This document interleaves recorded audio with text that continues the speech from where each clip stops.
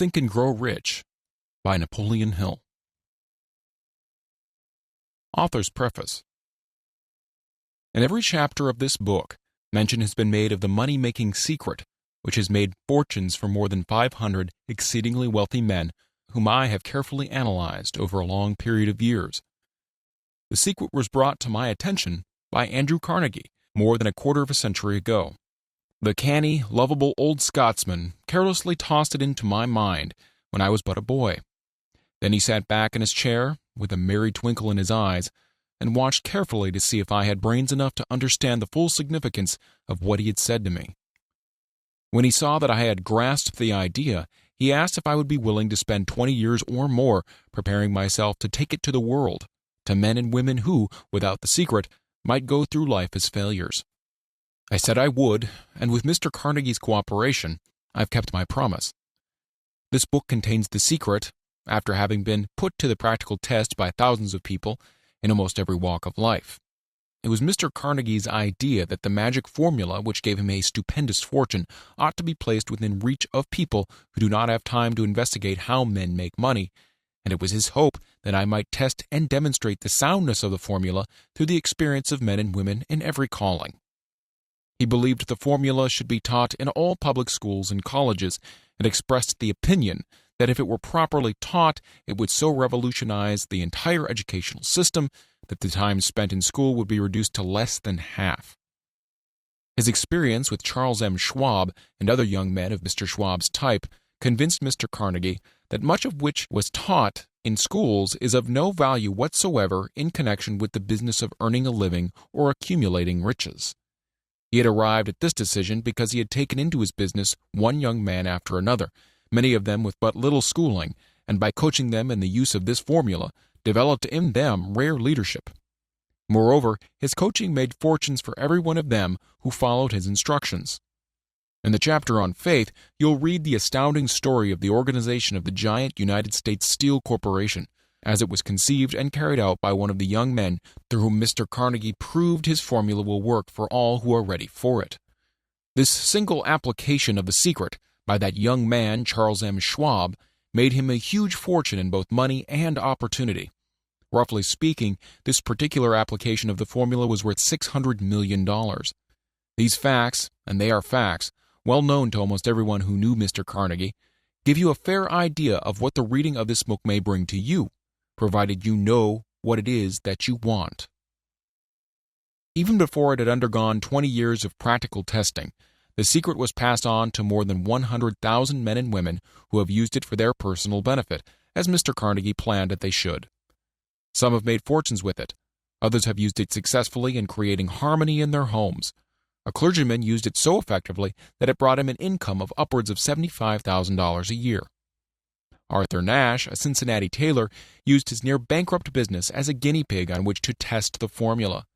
The business came to life and made a fortune for its owners, and it's still thriving, though Mr. Nash is gone. The experiment was so unique that newspapers and magazines gave it more than $1 million worth of laudatory publicity. The secret was passed on to Stuart Austin Weir of Dallas, Texas. He was ready for it, so ready that he gave up his profession and studied law. Did he succeed? That story is told too. I gave the secret to Jennings Randolph the day he graduated from college, and he has used it so successfully that he is now serving his third term as a member of Congress with an excellent opportunity to keep on using it until it carries him to the White House. While serving as an advertising manager of the LaSalle Extension University, when it was little more than a name, I had the privilege of seeing J.G. Chaplin, president of the university, use the formula so effectively that he has since made the LaSalle one of the great extension schools of the country. The secret to which I refer has been mentioned no fewer than 100 times throughout this book. It has not been named directly, for it seems to work more successfully when it is merely uncovered and left in sight, where those who are ready and searching for it may pick it up. This is why Mr. Carnegie tossed it to me so quietly, without giving me its specific name. If you are ready to put it to use, you will recognize this secret at least once in every chapter. I wish I might feel privileged to tell you how you will know if you are ready, but that would deprive you of much of the benefit you will receive when you make the discovery in your own way. While this book was being written, my own son, who was then finishing the last year of his college work, picked up the manuscript of Chapter 2, read it, and discovered the secret himself. He used the information so effectively that he went directly into a responsible position at the beginning salary greater than the average man ever earns. His story has been briefly described in Chapter 2. When you read it, perhaps you'll dismiss any feeling you may have had at the beginning of the book that it promised too much. And, too, if you have ever been discouraged, if you have had difficulties to surmount which took the very soul out of you, if you have tried and failed, if you were ever handicapped by illness or physical affliction, this story of my son's discovery and the use of the Carnegie formula may prove to be the oasis in the desert of lost hope for which you have been searching. This secret has extensively been used by President Woodrow Wilson during the World War. It is passed on to every soldier who fought in the war, carefully wrapped in the training received before going to the front. President Wilson told me it was a strong factor in raising the funds needed for the war. More than 20 years ago, Honorable Manuel L. Quezon, then resident commissioner of the Philippine Islands, was inspired by the secret to gain freedom for his people. He has gained freedom for the Philippines and is the first president of the Free State. A peculiar thing about the secret is that those who once acquire it and use it find themselves literally swept on to success with but little effort, and they never again submit to failure. If you doubt this, study the names of those who have used it, wherever they've been mentioned. Check their records for yourself and be convinced. There is no such thing as something for nothing. The secret to which I refer can be had without a price, although the price is far less than its value. It cannot be had at any price by those who are not intentionally searching for it. It cannot be given away. It cannot be purchased for money, for the reason that it comes in two parts. One part is already in possession of those who already are ready for it. The secret serves equally well all who are ready for it. Education has nothing to do with it. Long before I was born, the secret had found its way into the possession of Thomas Edison, and he used it so intelligently that he became the world's leading inventor, although he had but 3 months of schooling. The secret was passed on to a business associate of Mr. Edison.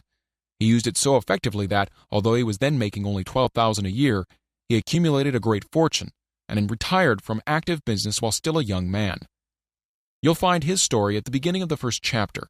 It should convince you that riches are not beyond your reach, that you can still be what you wish to be, that money, fame, recognition, and happiness can be had by all who are ready and determined to have these blessings.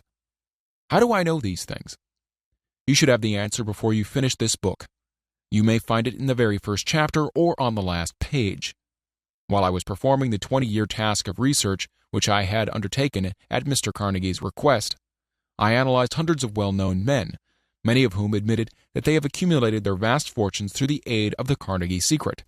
Among these men were Henry Ford, William Wrigley, Jr., John Wanamaker, James J. Hill, George S. Parker, E. M. Statler, Henry L. Doherty, Cyrus H. K. Curtis, George Eastman, Theodore Roosevelt, John W. Davis, Albert Hubbard, Wilbur Wright, William Jennings Bryan, J. Ogden Armour, Charles M. Schwab, Harris F. Williams, John D. Rockefeller, Thomas Edison, F. W. Woolworth, Woodrow Wilson, W. M. Howard Taft, Dr. Alexander Graham Bell, Arthur Nash, Clarence Darrow.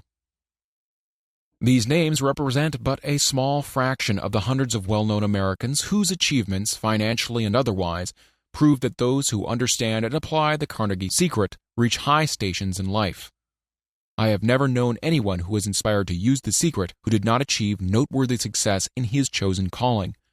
I have never known any person to distinguish himself or to accumulate riches of any consequence without possession of the secret. From these two facts, I draw the conclusion that the secret is more important as a part of the knowledge essential for self-determination than any which one receives through what is popularly known as education. What is education anyway? This has been answered in full detail. As far as schooling is concerned, many of these men had very little. John Wanamaker once told me that with what little schooling he had, he acquired very much the same manner as a modern locomotive takes on water, by scooping it up as it runs. Henry Ford never reached high school, let alone college. I'm not attempting to minimize the value of schooling, But I am trying to express my earnest belief that those who master and apply the secret will reach high stations, accumulate riches, and bargain with life on their own terms, even if their schooling has been meager. Somewhere, as you read, the secret to which I refer will jump from the page and stand boldly before you, if you're ready for it. When it appears, you'll recognize it. Whether you receive the sign in the first or last chapter, stop for a moment when it presents itself and turn down a glass, for that occasion will mark the most important turning point of your life.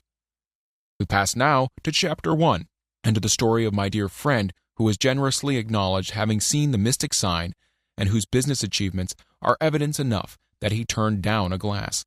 As you read his story and the others, remember that they deal with the important problems of life, such as all men experience, the problems arising from one's endeavor to earn a living, to find hope, courage, contentment, and peace of mind, to accumulate riches and to enjoy freedom of body and spirit.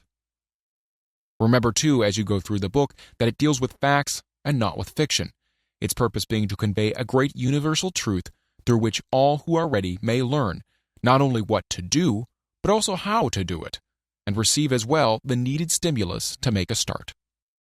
As a final word of preparation, before you begin the first chapter, may I offer one brief suggestion which may provide a clue by which the Carnegie secret may be recognized. It is this: all achievement, all earned riches have their beginning in an idea. If you are ready for the secret, you already possess one half of it. Therefore, will readily recognize the other half the moment it reaches your mind. The author. Chapter 1, Introduction. The man who thought his way into partnership with Thomas A. Edison. Truly, thoughts are things, and powerful things at that, when they are mixed with the definiteness of purpose, persistence, and a burning desire for their translation into riches or other material objects. A little more than 30 years ago, Edwin C. Barnes discovered how true it is that men really do think and grow rich. His discovery did not come out at one sitting, it came little by little, beginning with a burning desire to become a business associate of the great Edison. One of the great characteristics of Barnes's desire was that it was definite. He wanted to work with Edison, not for him. Observe carefully the description how he went about translating this desire into reality, and you'll have a better understanding of the 13 principles which lead to riches. When this desire, or impulse of thought, first flashed into his mind, he was in no position to act upon it. Two difficulties stood in his way. He didn't know Mr. Edison, and he did not have enough money to pay his railroad fare to Orange, New Jersey. These difficulties were sufficient to have discouraged the majority of men from making any attempt to carry out the desire. But this was no ordinary desire. He was so determined to find a way to carry out his desire that he finally decided to travel by blind baggage rather than to be defeated. To the uninitiated, this means he went to East Orange on a freight train. He presented himself at Mr. Edison's laboratory and announced he had come to go into business with the inventor. In speaking of the first meeting between Barnes and Edison years later, Mr. Edison said, "He stood there before me, looking like an ordinary tramp, but there was something in the expression of his face which conveyed the impression that he was determined to get what he had come after. I had learned from years of experience with men that when a man really desires a thing so deeply that he's willing to stake his entire future on a single turn of the wheel in order to get it, he's sure to win. I gave him the opportunity he asked for because I saw he had made up his mind to stand by until he succeeded. Subsequent events proved that no mistake was made." Just what young Barnes said to Mr. Edison on that occasion was far less important than that which he thought.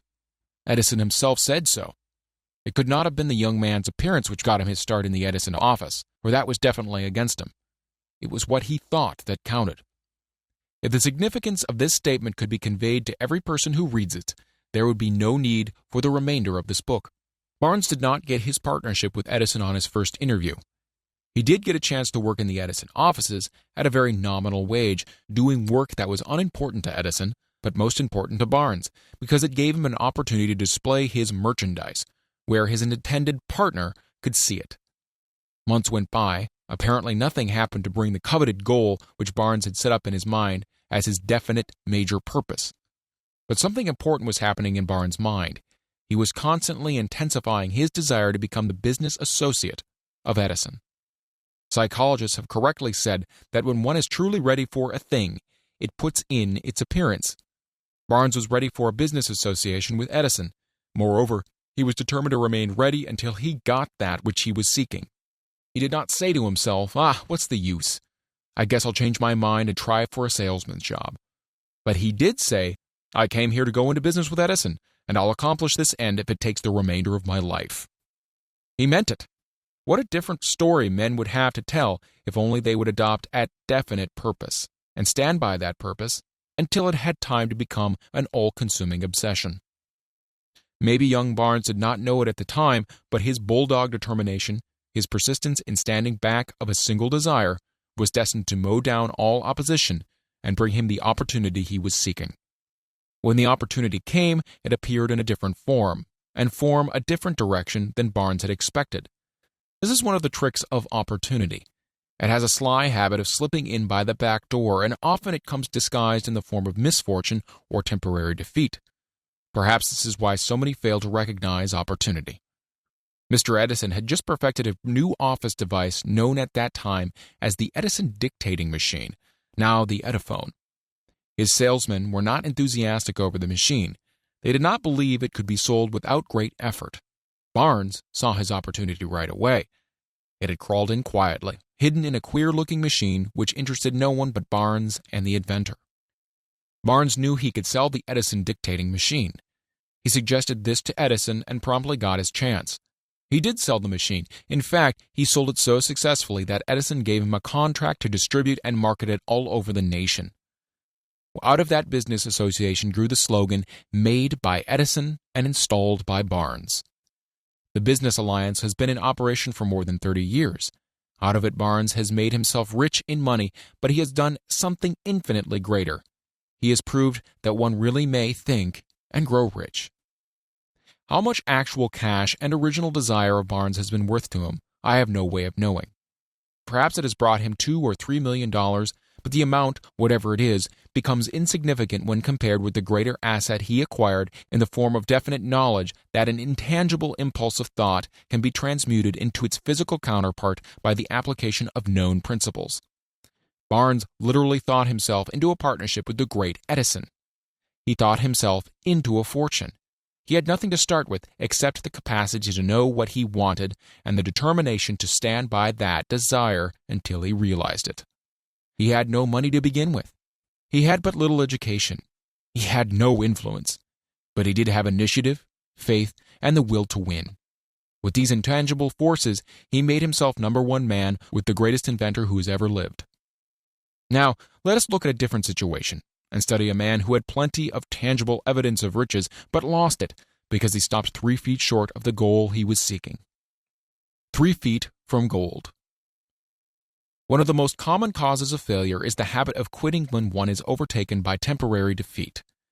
Every person is guilty of this mistake at one time or another. An uncle of R.U. Darby was caught by the gold fever in the gold rush days and went west to dig and grow rich.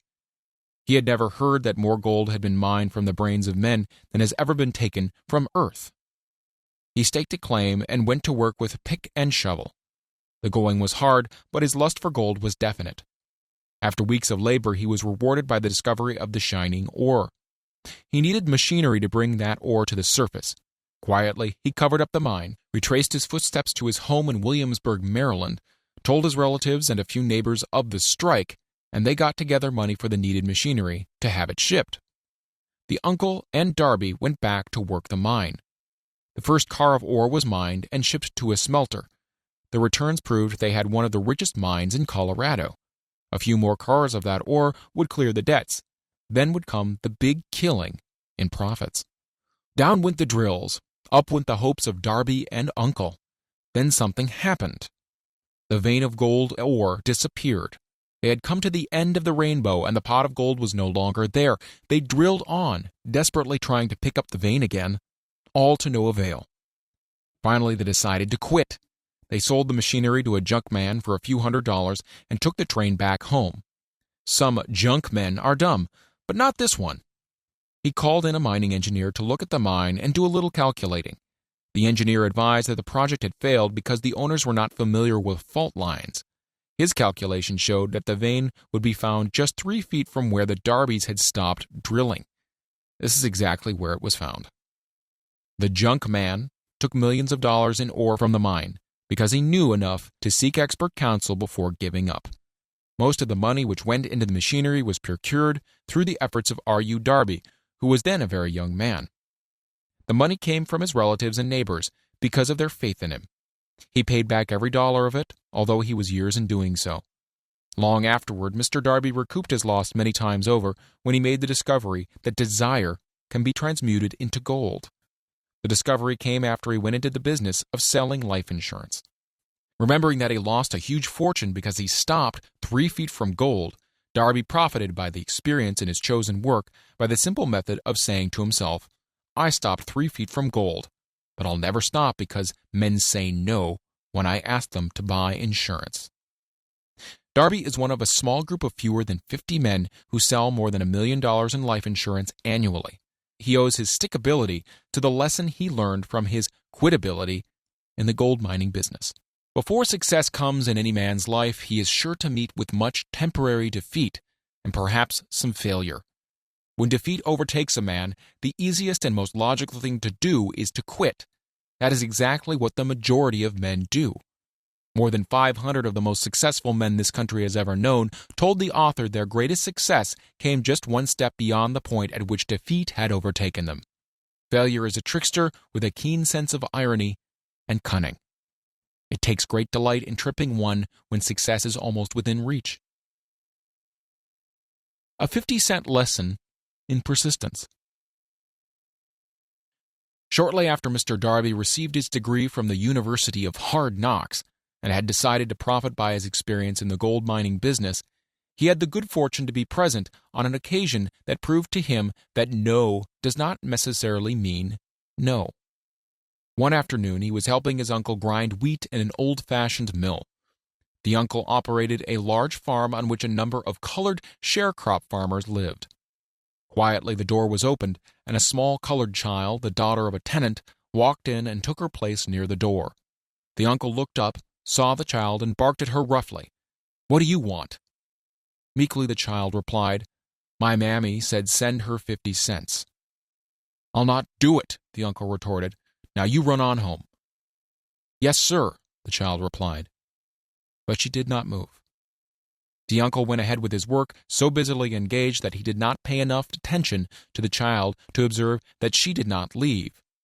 When he looked up and saw her still standing there, he yelled at her, "I told you to go home. Now go, or I'll take a switch to you." The little girl said, "Yes, sir," but she did not budge an inch. The uncle dropped a sack of grain he was about to pour into the mill hopper, picked up a barrel staff, and started toward the child with an expression on his face that indicated trouble. Darby held his breath. He was certain he was about to witness a murder. He knew his uncle had a fierce temper. He knew that colored children were not supposed to defy white people in that part of the country. When the uncle reached the spot where the child was standing, she quickly stepped forward one step, looked into his eyes, and screamed at the top of her shrill voice, "My mammy's got to have that 50 cents. The uncle stopped, looked at her for a minute, then slowly laid the barrel staff down on the floor, put his hand in his pocket, took out $50 and gave it to her. The child took the money and slowly backed towards the door, never taking her eyes off the man whom she had just conquered.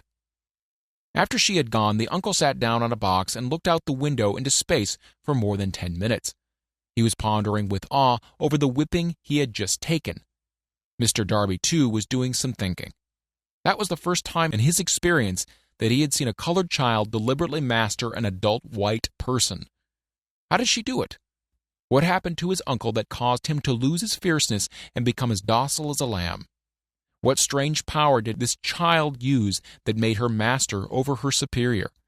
These and other similar questions flashed into Darby's mind, but he did not find the answer until years later when he told me the story. Strangely, the story of this unusual experience was told to the author in the old mill on the very spot where the uncle took his whipping. Strangely, too, I had devoted nearly a quarter of a century to the study of the power which enabled an ignorant, illiterate colored child to conquer an intelligent man. As we stood there in that musty old mill, Mr. Darby repeated the story of the unusual conquest and finished by asking, "What can you make of it? What strange power did that child use that so completely whipped my uncle?"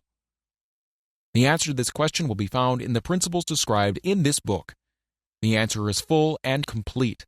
It contains details and instructions sufficient to enable anyone to understand and apply the same force which the little girl accidentally stumbled upon. Keep your mind alert, and you'll observe exactly what strange power came to the rescue of the child. You will catch a glimpse of this power in the next chapter. Somewhere in the book, you'll find an idea that will quicken your receptive powers and place at your command, for your own benefit, the same irresistible power. The awareness of this power may come to you in the first chapter, or it may flash into your mind in some subsequent chapter. It may come in the form of a single idea, or it may come in the nature of a plan or a purpose. Again, it may cause you to go back into your past experience of failure or defeat and bring to the surface the same lesson by which you can regain all that you lost through defeat. After I had described to Mr. Darby the power unwittingly used by the colored girl, he quickly retraced his 30 years of experience as a life insurance salesman, and frankly acknowledged that his success in that field was due in no small degree to the lesson he had learned from the child. Mr. Darby pointed out, "Every time a prospect tried to bow me out without buying, I saw that child standing there in the old mill, her big eyes glaring in defiance, and I said to myself, I've got to make this sale.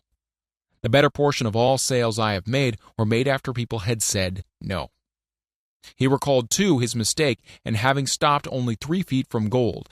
But, he said, that experience was a blessing in disguise.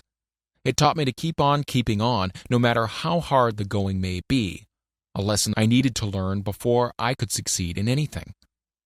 This story of Mr. Darby and his uncle, the colored girl and the gold mine, doubtless will be read by hundreds of men who make their living by selling life insurance. And to all of these, the author wishes to offer the suggestion that Darby owes to these 2 experiences his ability to sell more than $1 million of life insurance every year.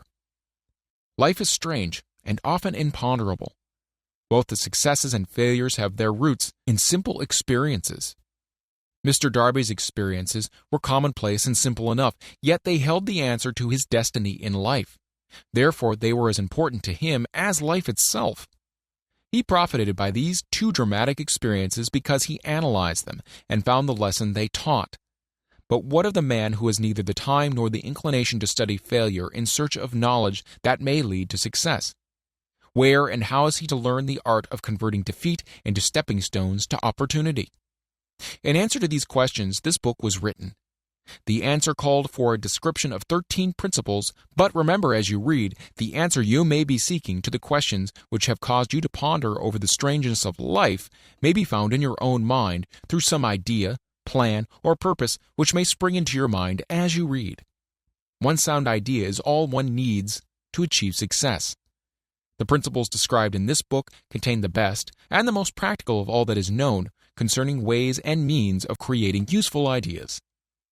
Before we may go any further in our approach to the description of these principles, we believe you are entitled to receive this important suggestion. When riches begin to come, they come so quickly in such great abundance that one wonders where they have been hiding during all those lean years. This is an astounding statement, and all the more so when we take into consideration the popular belief that riches come only to those who work hard and long.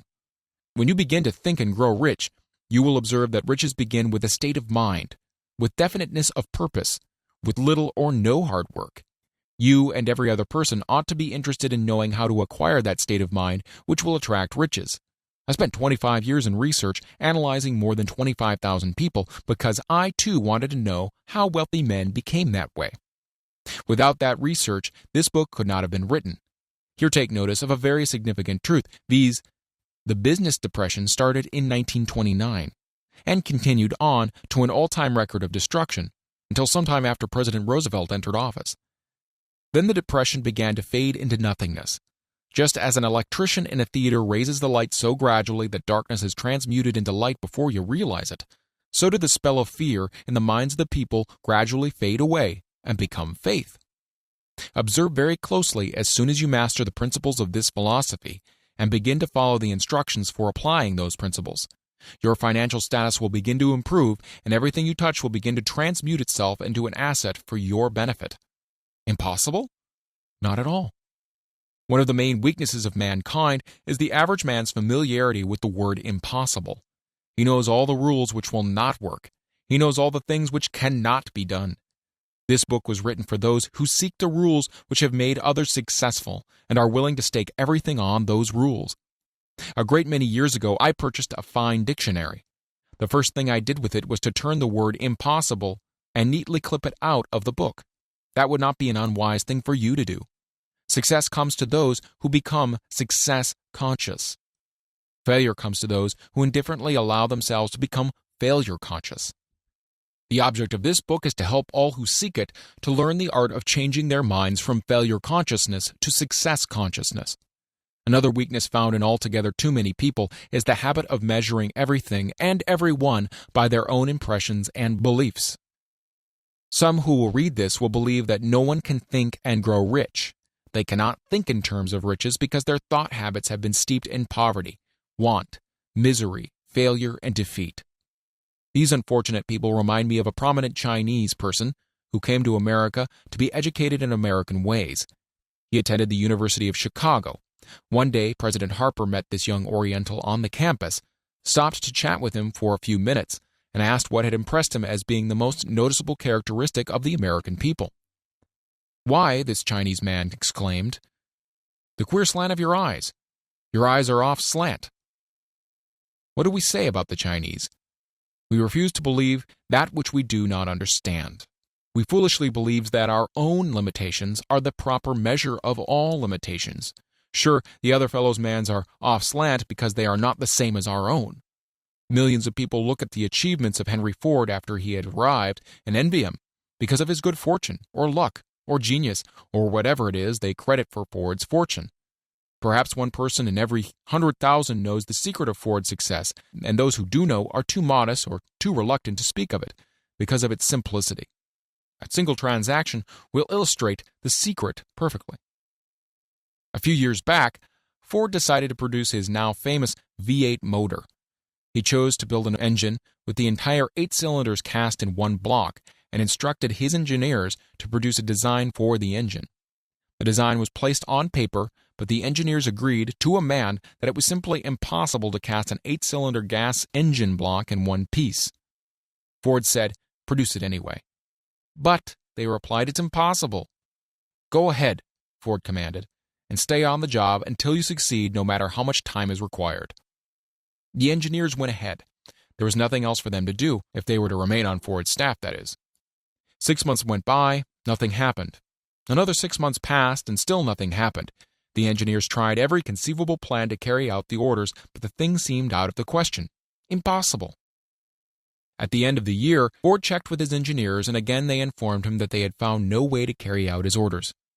"Go right ahead," said Ford. "I want it, and I'll have it." They went ahead, and then, as if by a stroke of magic, the secret was discovered. The Ford determination had won once more. This story may not be described with minute accuracy, but the sum and substance of it is correct. You who wish to think and grow rich, the secret of the Ford millions, if you can.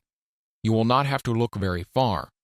Henry Ford is a success because he understands and applies the principles of success. One of these is desire, knowing what one wants.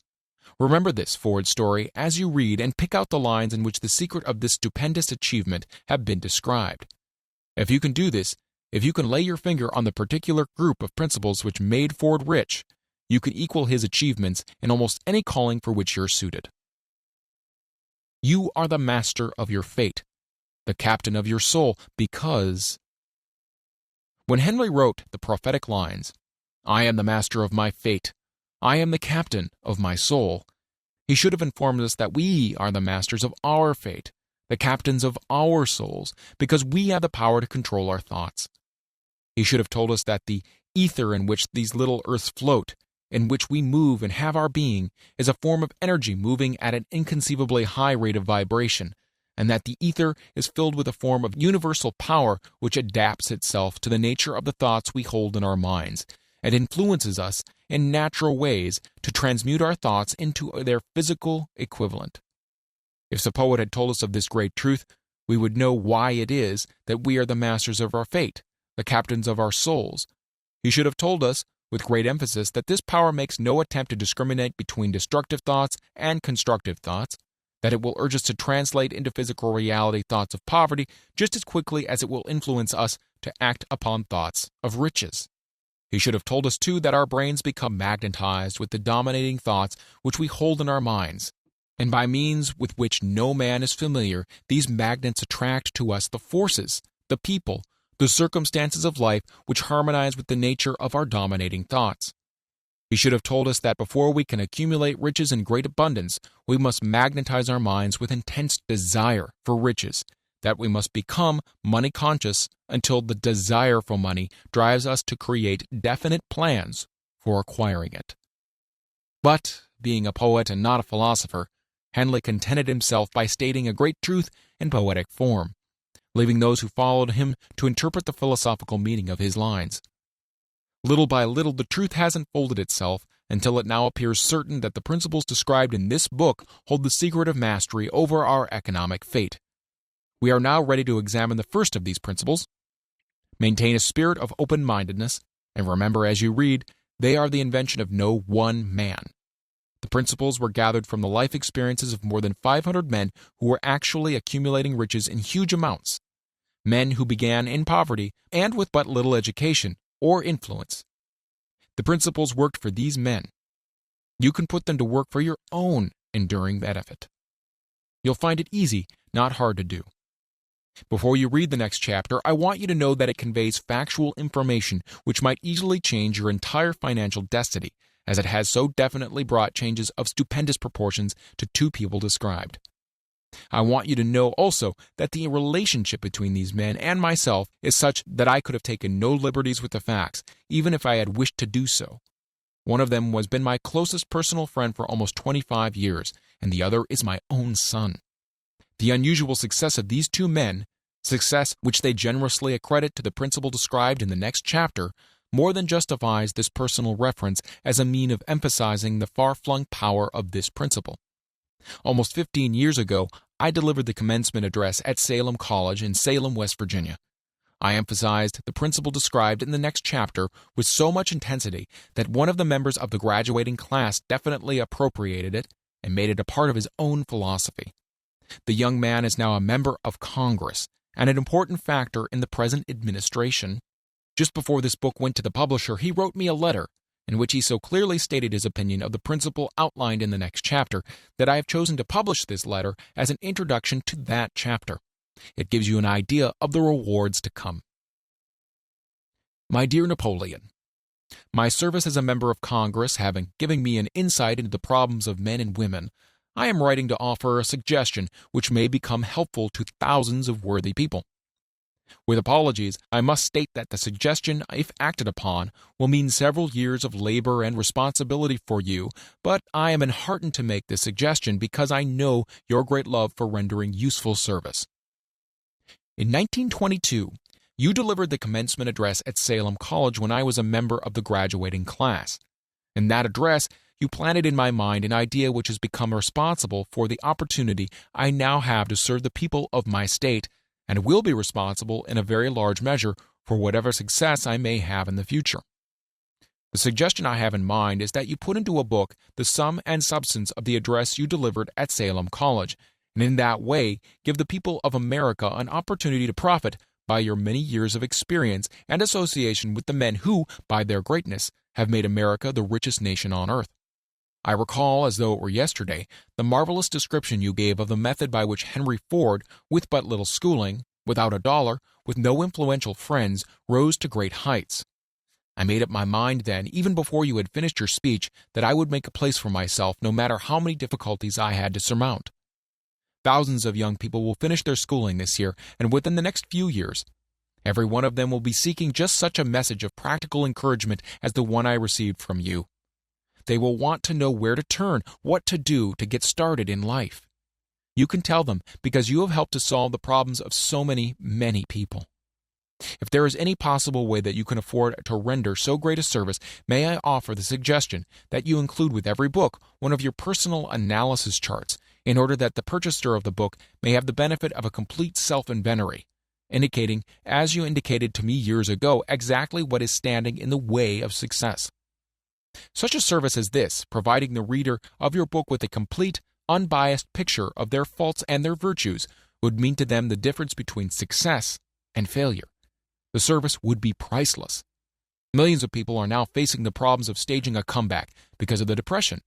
And I speak from personal experience when I say I know these earnest people would welcome the opportunity to tell you their problems and to receive your suggestions for the solution. You know the problems of those who face the necessity of beginning all over again. There are thousands of people in America today who would like to know how they can convert ideas into money. People who must start at scratch, without finances, and recoup their losses. If anyone can help them, you can. If you publish this book, I would like to own the first copy that comes from the press, personally autographed by you. With best wishes, believe me, cordially yours, Jennings Randolph.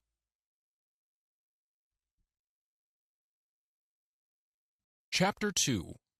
Desire, the starting point of all achievement. The first step toward riches. When Edwin C. Barnes climbed down in Orange, New Jersey, more than 30 years ago, he may have resembled a tramp, but his thoughts were those of a king. As he made his way from the railroad tracks to Thomas A. Edison's office, his mind was at work. He saw himself standing in Edison's presence. He heard himself asking Mr. Edison for an opportunity to carry out that one consuming obsession of his life, a burning desire to become the business associate of the great inventor. Barnes' desire was not a hope. It was not a wish. It was a keen, pulsating desire which transcended everything else. It was definite. The desire was not new when he approached Edison. It had been Barnes' dominating desire for a long time. In the beginning, when the desire first appeared in his mind, it may have been, or probably was, only a wish, but it was no mere wish when he appeared before Edison with it. A few years later, Edwin C. Barnes again stood before Edison in the same office where he first met the inventor. This time his desire had been translated into a reality. He was in business with Edison. The dominating dream of his life had become a reality. Today, people who know Barnes envy him because of the break life yielded him. They see him in the days of his triumph without taking the trouble to investigate the cause of his success. Barnes succeeded because he chose a definite goal, placed all his energy, all his willpower, all his effort, everything back of that goal. He did not become the partner of Edison the day he arrived.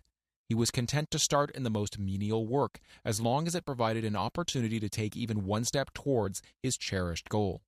5 years passed before the chance he had been seeking made its appearance. During all those years, not one ray of hope, not one promise of attainment of his desire had been held out to him. To everyone except himself, he appeared just another cog in the Edison business wheel. But in his own mind, he was the partner of Edison every minute of that time, from the very day he first went to work there.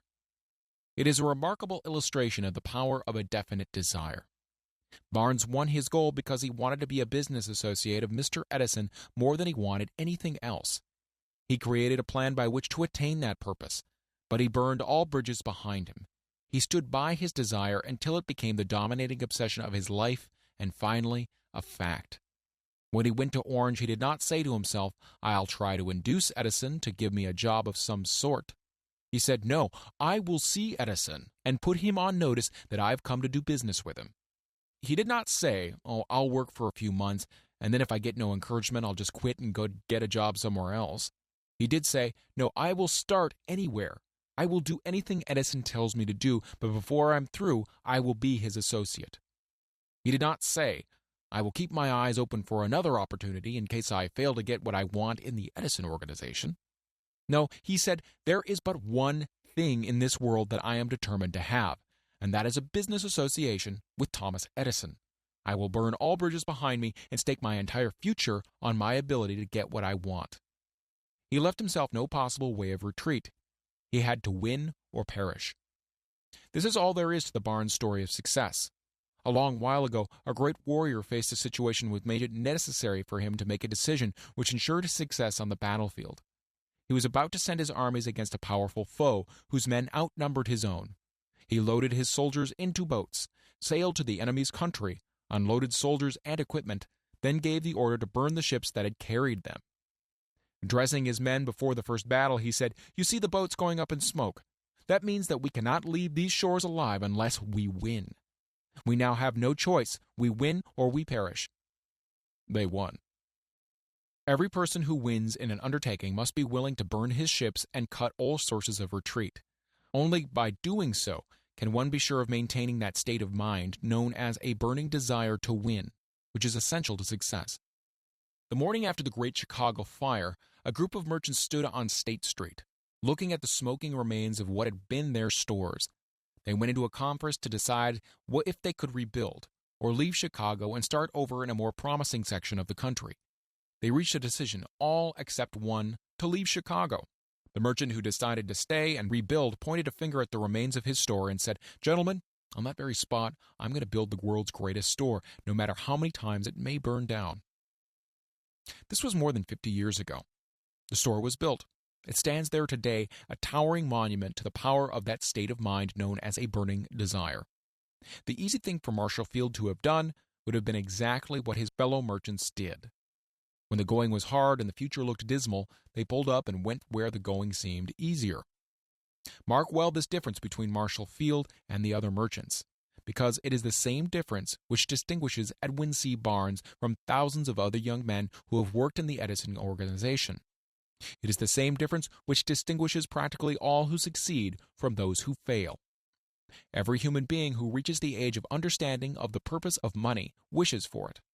Wishing will not bring riches, but desiring riches with a state of mind that becomes an obsession, then planning definite ways and means to acquire riches, and backing those plans with persistence, which does not recognize failure, will bring riches. The method by which desire for riches can be transmuted into its financial equivalent consists of 6 definite practical steps. These: first, fix in your mind the exact amount of money you desire. It is not sufficient merely to say, "I want plenty of money." First, be definite as to the amount. There is a psychological reason for definiteness, which will be described in a subsequent chapter. Second, determine exactly what you intend to give in return for the money you desire. There is no such reality as something for nothing. Third, establish a definite date when you intend to possess the money you desire. Fourth, create a definite plan for carrying out your desire and begin at once, whether you are ready or not, to put this plan into action. Fifth, write out a clear, concise statement of the amount of money you intend to acquire. Name the time limit for its acquisition, state what you intend to give in return for the money, and describe clearly the plan through which you intend to accumulate it. Sixth, read your written statement aloud twice daily, once just before retiring at night and once after arising in the morning.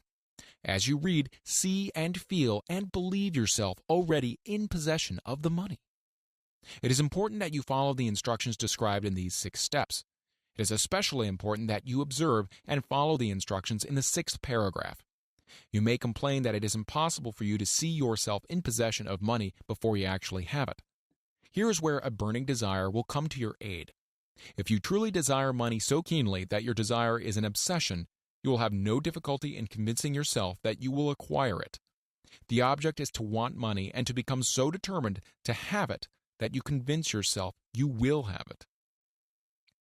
Only those who become money conscious ever accumulate great riches. Money consciousness means that the mind has become so thoroughly saturated with the desire for money that one can see one's self already in possession of it.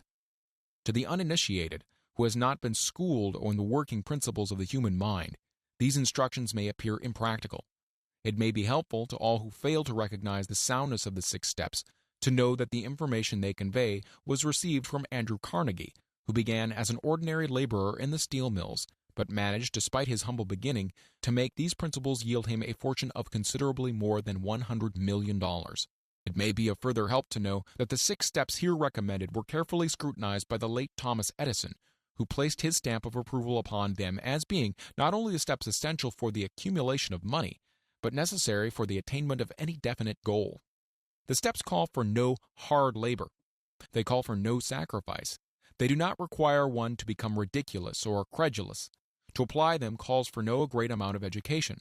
But the successful application of these 6 steps does call for sufficient imagination to enable one to see and to understand that accumulation of money cannot be left to chance, good fortune, and luck.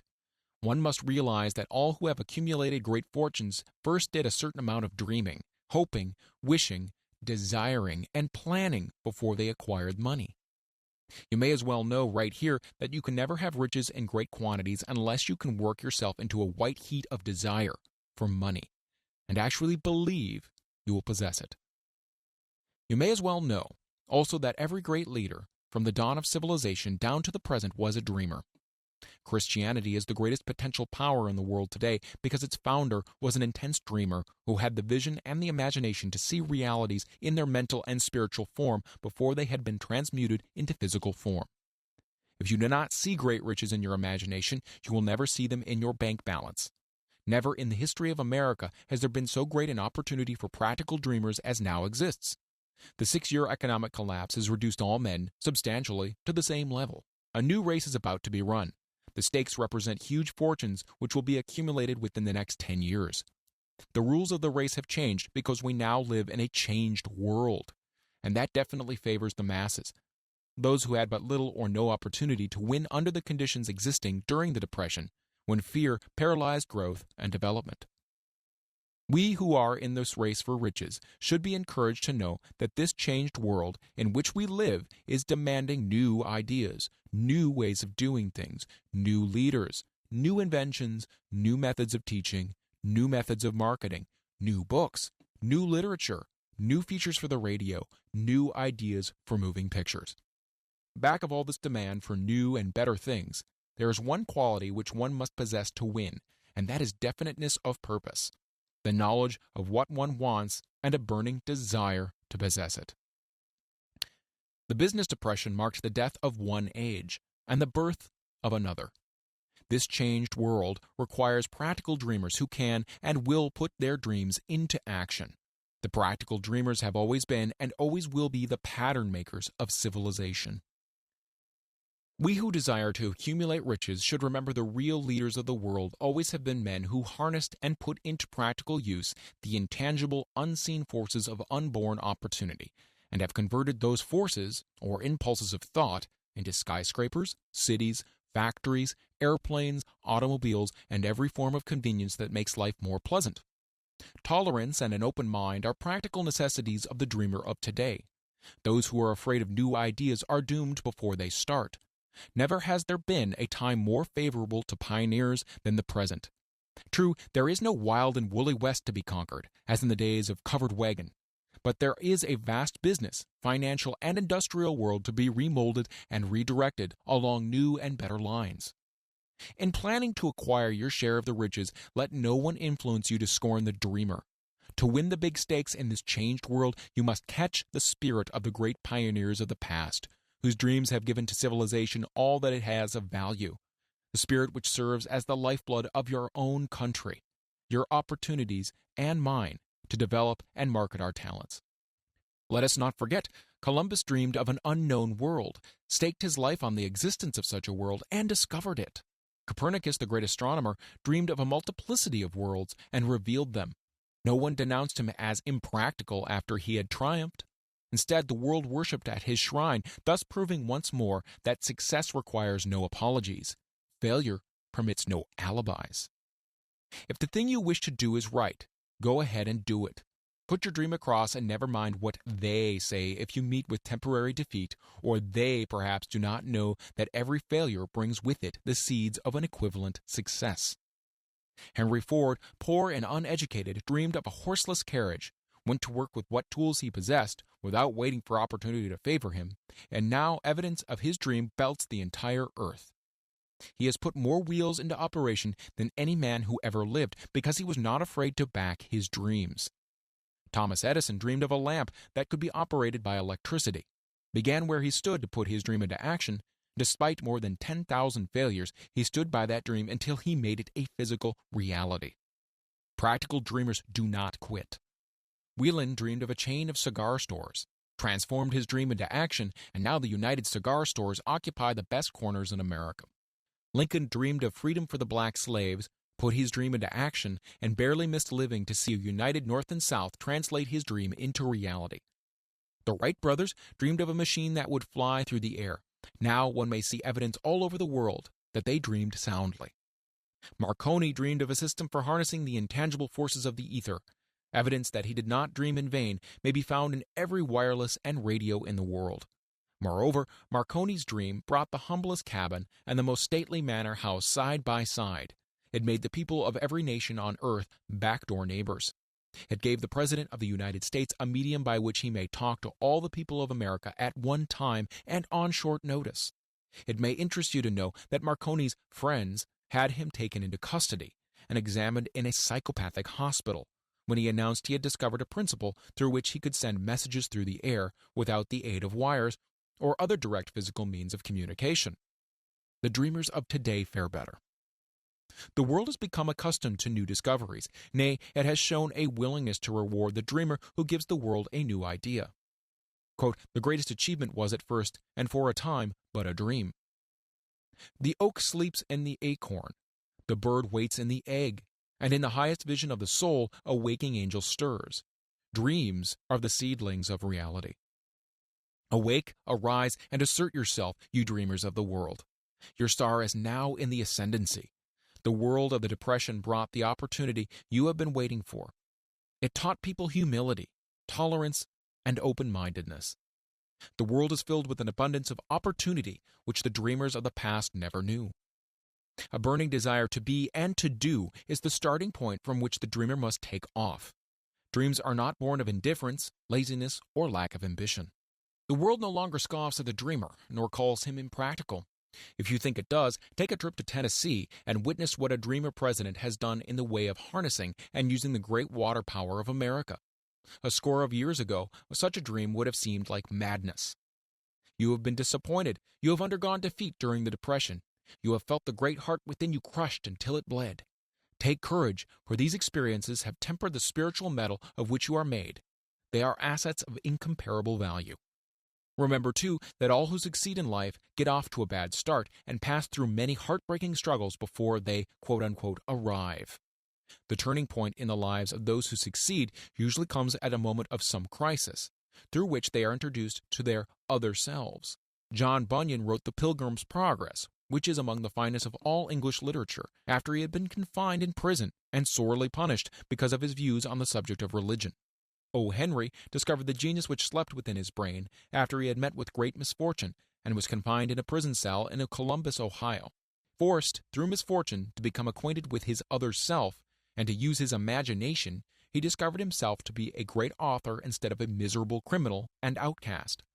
Strange and varied are the ways of life, and stranger still are the ways of infinite intelligence, through which men are sometimes forced to undergo all sorts of punishment before discovering their own brains and their own capacity to create useful ideas through imagination. Edison, the world's greatest inventor and scientist, was a quote-unquote tramp telegraph operator. He failed innumerable times before he was driven finally to the discovery of the genius which slept within his brain.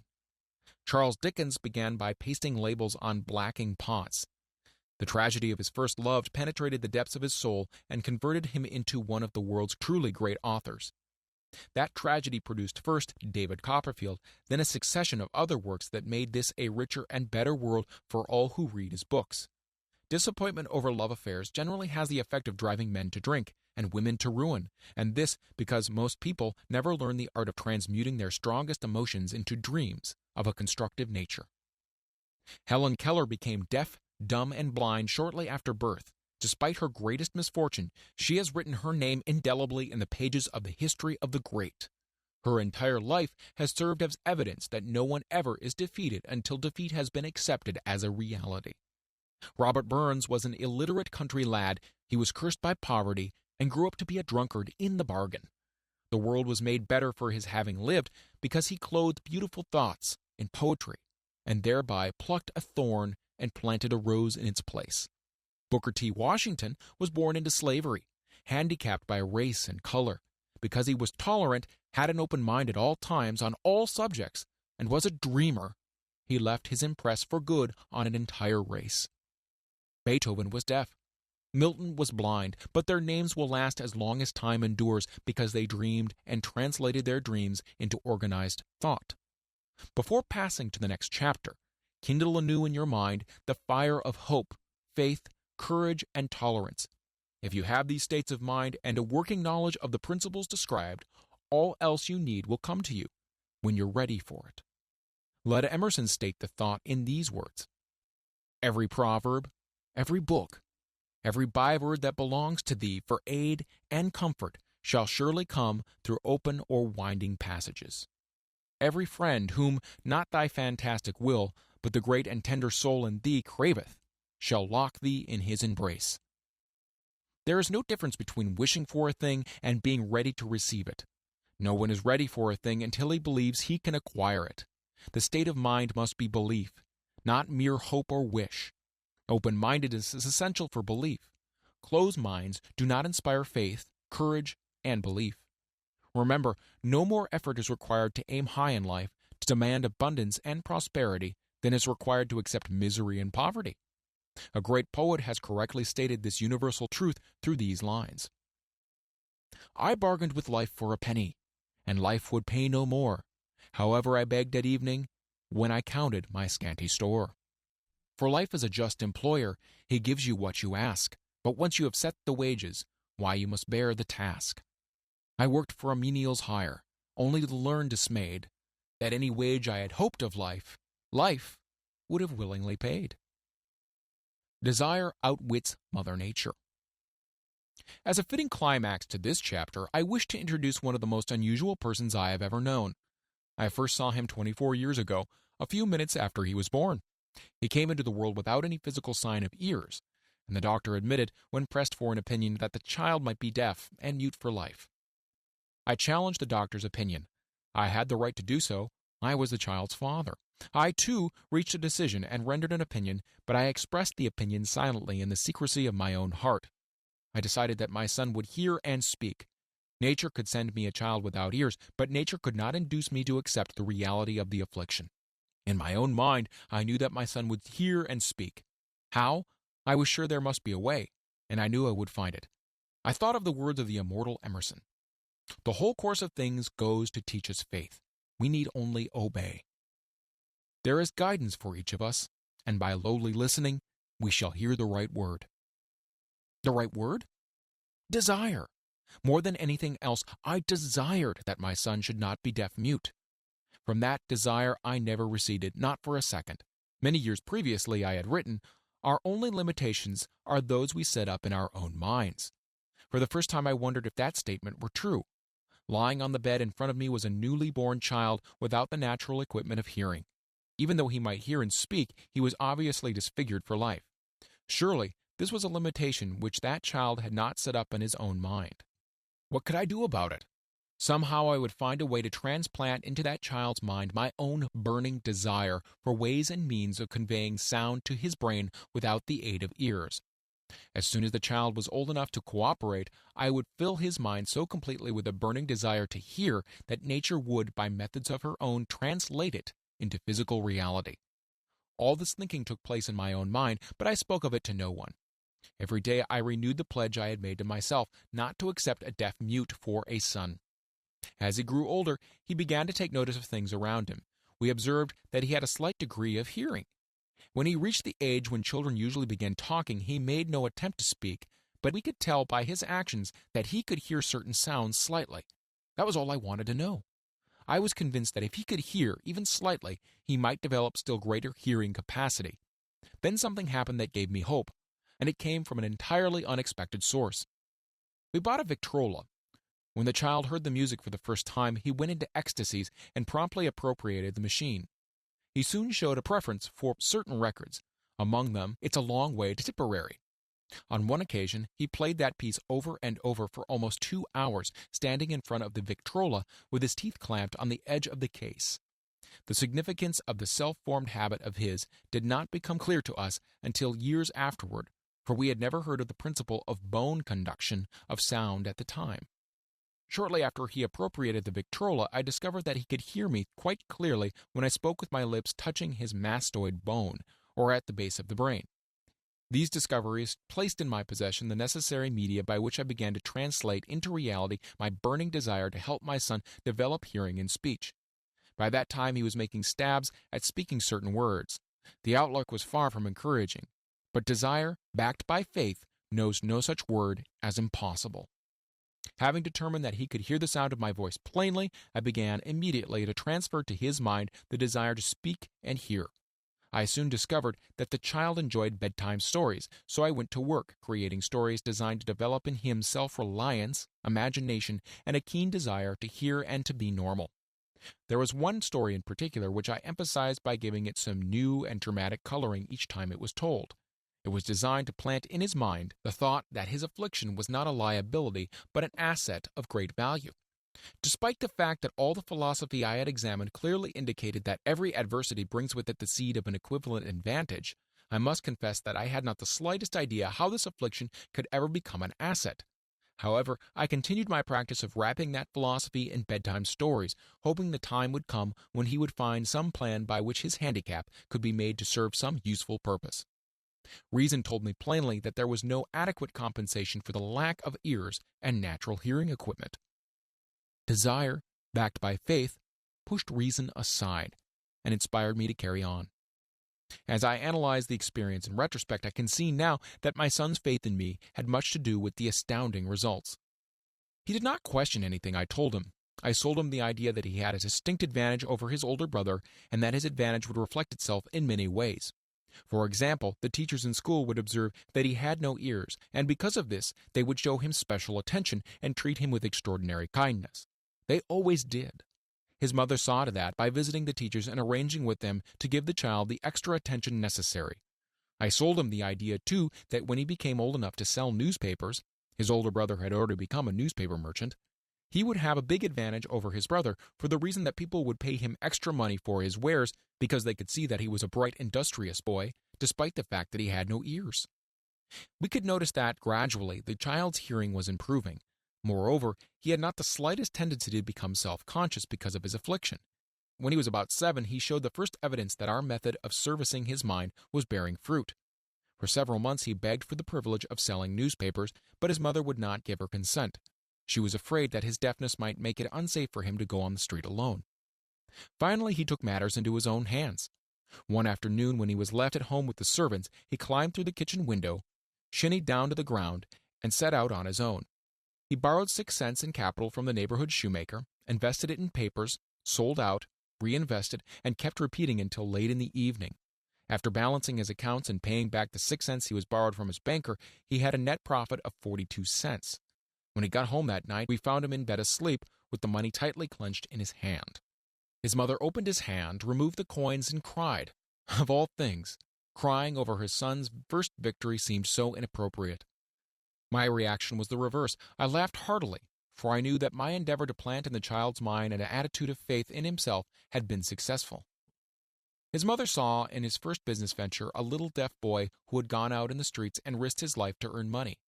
I saw a brave, ambitious, self-reliant little businessman whose stock in himself had been increased 100% because he had gone into business on his own initiative and had won. The transaction pleased me because I knew he had given evidence of a trait of resourcefulness that would go with him through life. Later events proved this to be a virtue. When his older brother wanted something, he would lie down on the floor, kick his feet in the air, cry for it, and get it. When the little deaf boy wanted something, he would plan a way to earn the money, then buy it for himself. He still follows that plan. Truly, my son has taught me that handicaps can be converted into stepping stones on which one may climb towards some worthy goal, unless they are accepted as obstacles and used as alibis. The little deaf boy went through the grades, high school, and college without being able to hear his teachers, excepting when they shouted loudly at close range. He did not go to a school for the deaf. We would not permit him to learn the sign language. We were determined that he would live a normal life and associate with normal children, and we stood by that decision, although it cost us many heated debates with school officials. While he was in high school, he tried an electric hearing aid, but it was of no value to him, due, we believed, to a condition that was disclosed when the child was 6 by Dr. J. Gordon Wilson of Chicago, when he operated on one side of the boy's head and discovered that there was no sign of natural hearing equipment.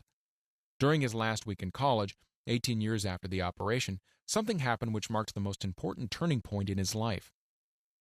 Through what seemed to be mere chance, he came into possession of another electrical hearing device, which was sent to him on a trial. He was slow about testing it, due to his disappointment with a similar device.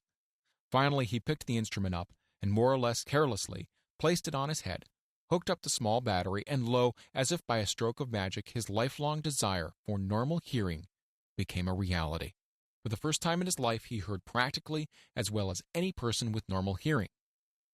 God moves in mysterious ways, his wonders to perform. Overjoyed because of the changed world which had been brought to him through this hearing device, he rushed to the telephone, called his mother, and heard her voice perfectly. The next day, he plainly heard the voices of his professors in class for the first time in his life. Previously, he could hear them only when they shouted at short range. He heard the radio, he heard the talking pictures. For the first time in his life, he could converse freely with other people without the necessity of their having to speak loudly. Truly, he had come into possession of a changed world. We had refused to accept nature's error, and by persistent desire, we had induced nature to correct that error through the only practical means available. Desire had commenced to pay dividends, but the victory was not yet complete. The boy still had to find a definite and practical way to convert his handicap into an equivalent asset.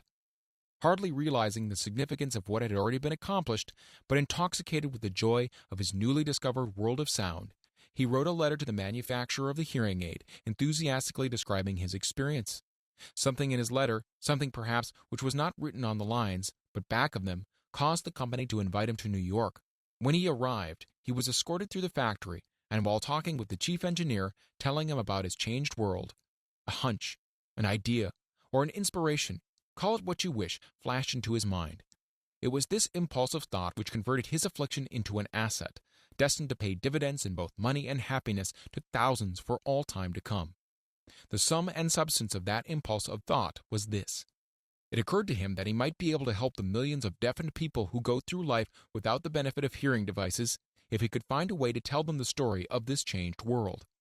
Then and there, he reached a decision to devote the remainder of his life to rendering useful service to the hard of hearing. For an entire month, he carried on an intensive research, during which he analyzed the entire marketing systems of the manufacturer of the hearing device and created ways and means of communicating with the hard of hearing all over the world for the purpose of sharing with them his newly discovered, changed world.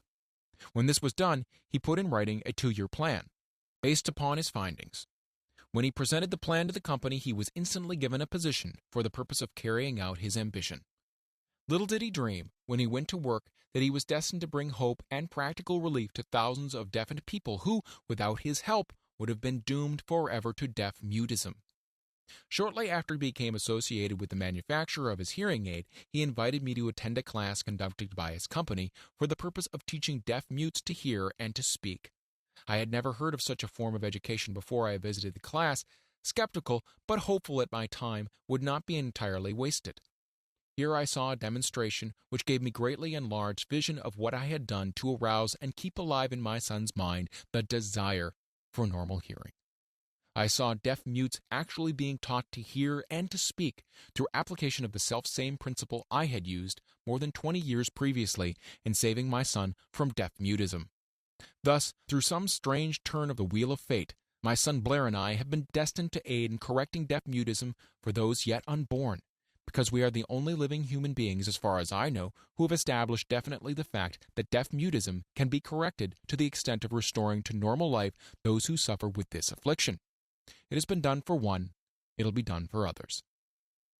There is no doubt in my mind that Blair would have been a deaf mute all his life if his mother and I had not managed to shape his mind as we did. The doctor who attended at his birth told us confidentially the child might never hear or speak. A few weeks ago, Dr. Irving Voorhees, a noted specialist on such cases, examined Blair very thoroughly. He was astounded when he learned how well my son now hears and speaks, and said his examination indicated that theoretically the boy should not be able to hear at all. But the lad does hear, despite the fact that X-ray pictures show there is no opening in the skull whatsoever from where his ears should be to the brain. When I planted in his mind the desire to hear and talk and live as a normal person, there went with the impulse some strange influence which caused nature to become a bridge builder, and span the gulf of silence between his brain and the outer world by some means which the keenest medical specialists have not been able to interpret. It would be sacrilege for me to even conjecture as to how nature performed this miracle. It would be unforgivable if I neglected to tell the world as much as I know of the humble part I assumed in the strange experience. It is my duty and a privilege to say I believe, and not without reason, that nothing is impossible to the person who backs desire with enduring faith. Verily, a burning desire has devious ways of transmuting itself into its physical equivalent. Blair desired normal hearing. Now he has it. He was born with a handicap which might easily have sent one with less defined desire to a street with a bundle of pencils and a tin cup. That handicap now promises to serve as the medium by which he will render useful service to many millions of hard of hearing, also to give him useful employment at adequate financial compensation for the remainder of his life. The little white lies I planted in his mind when he was a child by leading him to believe his affliction would become a great asset which he could capitalize has justified itself. Verily, there is nothing, right or wrong, which belief plus burning desire cannot make real. These qualities are free to everyone. In all my experience in dealing with men and women who had personal problems, I never handled a single case which more definitely demonstrates the power of desire. Authors sometimes make the mistake of writing of subjects of which they have not but superficial or very elementary knowledge. It has been my good fortune to have had the privilege of testing the soundness of the power of desire through the affliction of my own son. Perhaps it was providential that the experience came as it did, for surely no one is better prepared than he to serve as an example of what happens when desire is put to the test. If Mother Nature bends to the will of desire, is it logical that mere men can defeat a burning desire? Strange and imponderable is the power of the human mind. We do not understand the method for which it uses every circumstances, every individual, every physical thing within its reach as a mean of transmuting desire into its physical counterpart. Perhaps science will uncover this secret. I planted in my son's mind the desire to hear and to speak as any normal person hears and speaks. That desire has now become a reality. I planted in his mind the desire to convert his greatest handicap into his greatest asset. That desire has been realized. The modus operandi by which the astounding result was achieved is not hard to describe. It consisted of three very definite facts. First, I mixed faith with the desire for normal hearing, which I passed on to my son. Second, I communicated my desire to him in every conceivable way available, through persistent, continuous effort over a period of years. Third, he believed me. As this chapter was being completed, news came of the death of Madame Schumann-Heink. One short paragraph of the news dispatch gives the clue to this unusual woman's stupendous success as a singer. I quote the paragraph because the clue it contains is none other than desire. Early in her career, Madame Schumann-Heink visited the director of the Vienna Court Opera to have him test her voice. But he did not test it. After taking one look at the awkward and poorly dressed girl, he exclaimed none too gently, "With such a face, and with no personality at all, how can you ever expect to succeed in opera? My good child, give up the idea. Buy a sewing machine and go to work. You can never be a singer." Never is a long time. The director of the Vienna Court Opera knew much about the technique of singing. He knew little about the power of desire when it assumes the proportion of an obsession. If he had known more of that power, he would have not made the mistake of condemning genius without giving it an opportunity. Several years ago, one of my business associates became ill. He became worse as time went on, and finally was taken to the hospital for an operation. Just before he was wheeled into the operating room, I took a look at him and wondered how anyone as thin and emaciated as he could possibly go through a major operation successfully. The doctor warned me that there was little of any chance of me ever seeing him alive again. But that was the doctor's opinion. It was not the opinion of the patient. Just before he was wheeled away, he whispered feebly, "Don't be disturbed, Chief. I'll be out of here in a few days." The attending nurse looked at me with pity, but the patient did come through safely. After it was all over, his physician said, "Nothing but his own desire to live saved him. He would never have pulled through if he had not refused to accept the possibility of death." I believe in the power of desire, backed by faith, because I have seen this power lift men from lowly beginnings to places of power and wealth. I have seen it rob the grave of its victims. I have seen it serve as the medium by which men stage a comeback after having been defeated in 100 different ways. I have seen it provide my own son with a normal, happy, successful life, despite nature's having sent him into a world without ears. How can one harness and use the power of desire? This has been answered through this and the subsequent chapters of this book. This message is going out to the world at the end of the longest and perhaps the most devastating depression America has ever known. It is reasonable to presume that the message may come to the attention of many who have been wounded by the depression, those who have lost their fortunes, others who have lost their positions, and great numbers who must recognize their plans and stage a comeback. To all these, I wish to convey the thought that all achievement, no matter what may be its nature or its purpose, must begin with an intense, burning desire for something definite. Through some strange and powerful principle of mental chemistry which she has never divulged, nature wraps up in the impulse of strong desire that something, quote-unquote, which recognizes no such word as impossible and accepts no such reality as failure. Chapter 3.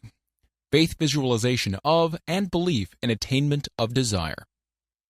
The second step toward riches. Faith is the head chemist of the mind. When faith is blended with the vibration of thought, the subconscious mind instantly picks up the vibration, translates it into spiritual equivalents, and transmits it to the infinite intelligence, as in the case of prayer. The emotions of faith, love, and sex are the most powerful of all the major positive emotions. When the three are blended, they have the effect of coloring the vibration of thought in such a way that it instantly reaches the subconscious mind, where it is changed into its spiritual equivalent, the only form that induces a response from the infinite intelligence. Love and faith are psychic, related to the spiritual side of man. Sex is purely biological and related only to the physical. The mixing or blending of these three emotions has the effect of opening a direct line of communication between the finite, thinking mind of man and infinite intelligence. How to develop faith. There comes now a statement which will give a bigger or better understanding of the importance the principle of autosuggestion assumes in the transmutation of desire into its physical or monetary equivalent. Namely, faith is a state of mind which may be induced or created by affirmation or repeated instructions to the subconscious mind through the principle of autosuggestion. As an illustration, consider the purpose for which you are presumably reading this book. The object is naturally to acquire the ability to transmute the intangible thought impulse of desire into its physical counterpart, money. By following the instructions laid down in the chapters on autosuggestion and the subconscious mind, as summarized in the chapter on autosuggestion, you may convince the subconscious mind that you believe you will receive that for which you ask, and it will act upon that belief, which your subconscious mind passes back to you in the form of faith, followed by definite plans for procuring that which you desire. The method by which one develops faith where it does not already exist is extremely difficult to describe, almost as difficult, in fact, as it would be to describe the color of red to a blind man who has never seen color and has nothing with which to compare what you describe to him. Faith is a state of mind which you may develop at will after you have mastered the 13 principles, because it is a state of mind which develops voluntarily through application and use of these principles. Repetition of affirmation of orders to your subconscious mind is the only known method of voluntary development of the emotion of faith. Perhaps the meaning may be made clearer through the following explanation as to the way men sometimes become criminals. Stated in the words of a famous criminologist, when men first come into contact with crime, they abhor it. If they remain in contact with crime for a time, they become accustomed to it and endure it. When they remain in contact with it for long enough, they finally embrace it and become influenced by it. This is the equivalent of saying that any impulse of thought which is repeatedly passed on to the subconscious mind is, finally, accepted and acted upon by the subconscious mind, which proceeds to translate that impulse into its physical equivalent by the most practical procedure available. In connection with this, consider again the statement, all thoughts which have been emotionalized, given feeling, and mixed with faith, begin immediately to translate themselves into their physical equivalent or counterpart. The emotions, or the feeling portion of thoughts, are the factors which give thoughts vitality, life, and action. The emotions of faith, love, and sex, when mixed with any thought impulse, give it greater action than any of these emotions can do singly. Not only thought impulses which have been mixed with faith, but those which have been mixed with any of the positive emotions or any of the negative emotions may reach and influence the subconscious mind. From this statement, you will understand that the subconscious mind will translate into its physical equivalent a thought impulse of a negative or destructive nature, just as readily as it will act upon the thought impulses of a positive or constructive nature. This accounts for the strange phenomenon so many millions of people experience, referred to as misfortune or bad luck. There are millions of people who believe themselves doomed to poverty and failure because of some strange force over which they believe they have no control. They are the creators of their own misfortunes because of this negative belief, which is picked up by the subconscious mind and translated into its physical equivalent. This is an appropriate place at which to suggest again that you may benefit by passing on to your subconscious mind any desire which you wish translated into its physical or monetary equivalent, in a state of expectancy or belief that transmutation will actually take place. Your belief or faith is the element which determines the action of your subconscious mind. There is nothing to hinder you from deceiving your subconscious mind when giving it instructions through autosuggestion, just as I deceived, quote-unquote, my son's subconscious mind. To make this deceit more realistic, conduct yourself just as you would if you were already in possession of the material thing which you are demanding when you call upon your subconscious mind. The subconscious mind will transmute into its physical equivalent by the most direct and practical media available any order which is given to it in a state of belief or faith that the order will be carried out. Surely, enough has been stated to give a starting point from which one may, through experiment and practice, acquire the ability to mix faith with any order given to the subconscious mind. Perfection will come through practice. It cannot come by merely reading instructions. If it be true that one may become a criminal by association with crime, and this is a known fact, it's equally true that one may develop faith by voluntarily suggesting to the subconscious mind that one has faith. The mind comes finally to take on the nature of the influences which dominate it. Understand this truth, and you will know why it is essential for you to encourage the positive emotions as dominating forces of your mind, and discourage and eliminate negative emotions.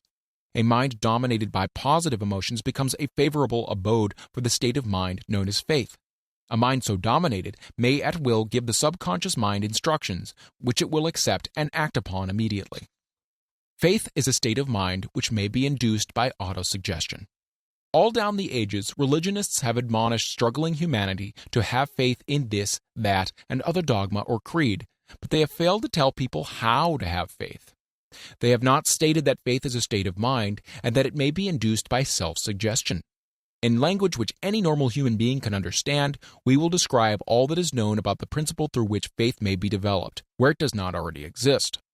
Have faith in yourself, faith in the infinite. Before we begin, you should be reminded again that faith is the eternal elixir which gives life, power, and action to the impulse of thought. The foregoing sentence is worth reading a second time, and a third, and a fourth. It is worth reading aloud. Faith is the starting point of all accumulation of riches. Faith is the basis of all miracles and all mysteries which cannot be analyzed by the rules of science. Faith is the only known antidote for failure. Faith is the element, the chemical, which, when mixed with prayer, gives one direct communication with infinite intelligence. Faith is the element which transforms the ordinary vibration of thought created by the finite mind of man into the spiritual equivalent. Faith is the only agency through which the cosmic force of infinite intelligence can be harnessed and used by man. Every one of the foregoing statements is capable of proof. The proof is simple and easily demonstrated. It is wrapped up in the principle of autosuggestion. Let us center our attention, therefore, upon the subject of self-suggestion and find out what it is and what it is capable of achieving. It is a well-known fact that one comes finally to believe whatever one repeats to oneself, whether the statement be true or false. If a man repeats a lie over and over, he will eventually accept the lie as truth. Moreover, he will believe it to be the truth. Every man is what he is because of the dominating thoughts which he permits to occupy his mind. Thoughts which a man deliberately places in his own mind and encourages with sympathy, and with which he mixes any one or more of the emotions, constitute the motivating forces which direct and control his every movement, act, and deed. Comes now a very significant statement of truth. Thoughts, which are mixed with any of the feeling of emotions, constitute a magnetic force which attracts, from the vibrations of the ether, other similar or related thoughts. A thought thus magnetized with emotion may be compared to a seed which, when planted in fertile soil, germinates, grows, and multiplies itself over and over again until that which was originally one small seed becomes countless millions of seeds of the same brand. The ether is a great cosmic mass of eternal forces of vibration. It is made up of both destructive vibrations and constructive vibrations. It carries at all times vibrations of fear, poverty, disease, failure, misery, and vibrations of prosperity, health, success, and happiness, just as surely as it carries the sound of hundreds of orchestrations of music and hundreds of human voices, all of which maintain their own individuality and means of identification through the medium of radio. From the great storehouse of the ether, the human mind is constantly attracting vibrations which harmonize with that which dominates the human mind. Any thought, idea, plan, or purpose which one holds in one's mind attracts, from the vibrations of the ether, a host of its relatives, adds these relatives to its own force, and grows until it becomes the dominating, motivating master of the individual in whose mind it has been housed. Now let us go back to the starting point and become informed as to how the original seed of an idea, plan, or purpose may be planted in the mind. The information is easily conveyed. Any plan, idea, or purpose may be placed in the mind through repetition of thought. This is why you are asked to write out a statement of your major purpose, or definite chief aim, commit it to memory, and repeat it in audible words day after day until these vibrations of sound have reached your subconscious mind. We are what we are because of the vibrations of thought which we pick up and register through the stimuli of our daily environment. Resolve to throw off the influences of any unfortunate environment and to build your own life to order. Taking inventory of mental assets and liabilities, you will discover that your greatest weakness is a lack of self-confidence. This handicap can be surmounted and timidity translated into courage through the aid of the principle of autosuggestion. The application of this principle may be made through a simple arrangement of positive thought impulses stated in writing, memorized, and repeated until they become a part of the working equipment of the subconscious faculty of your mind. Self-confidence formula.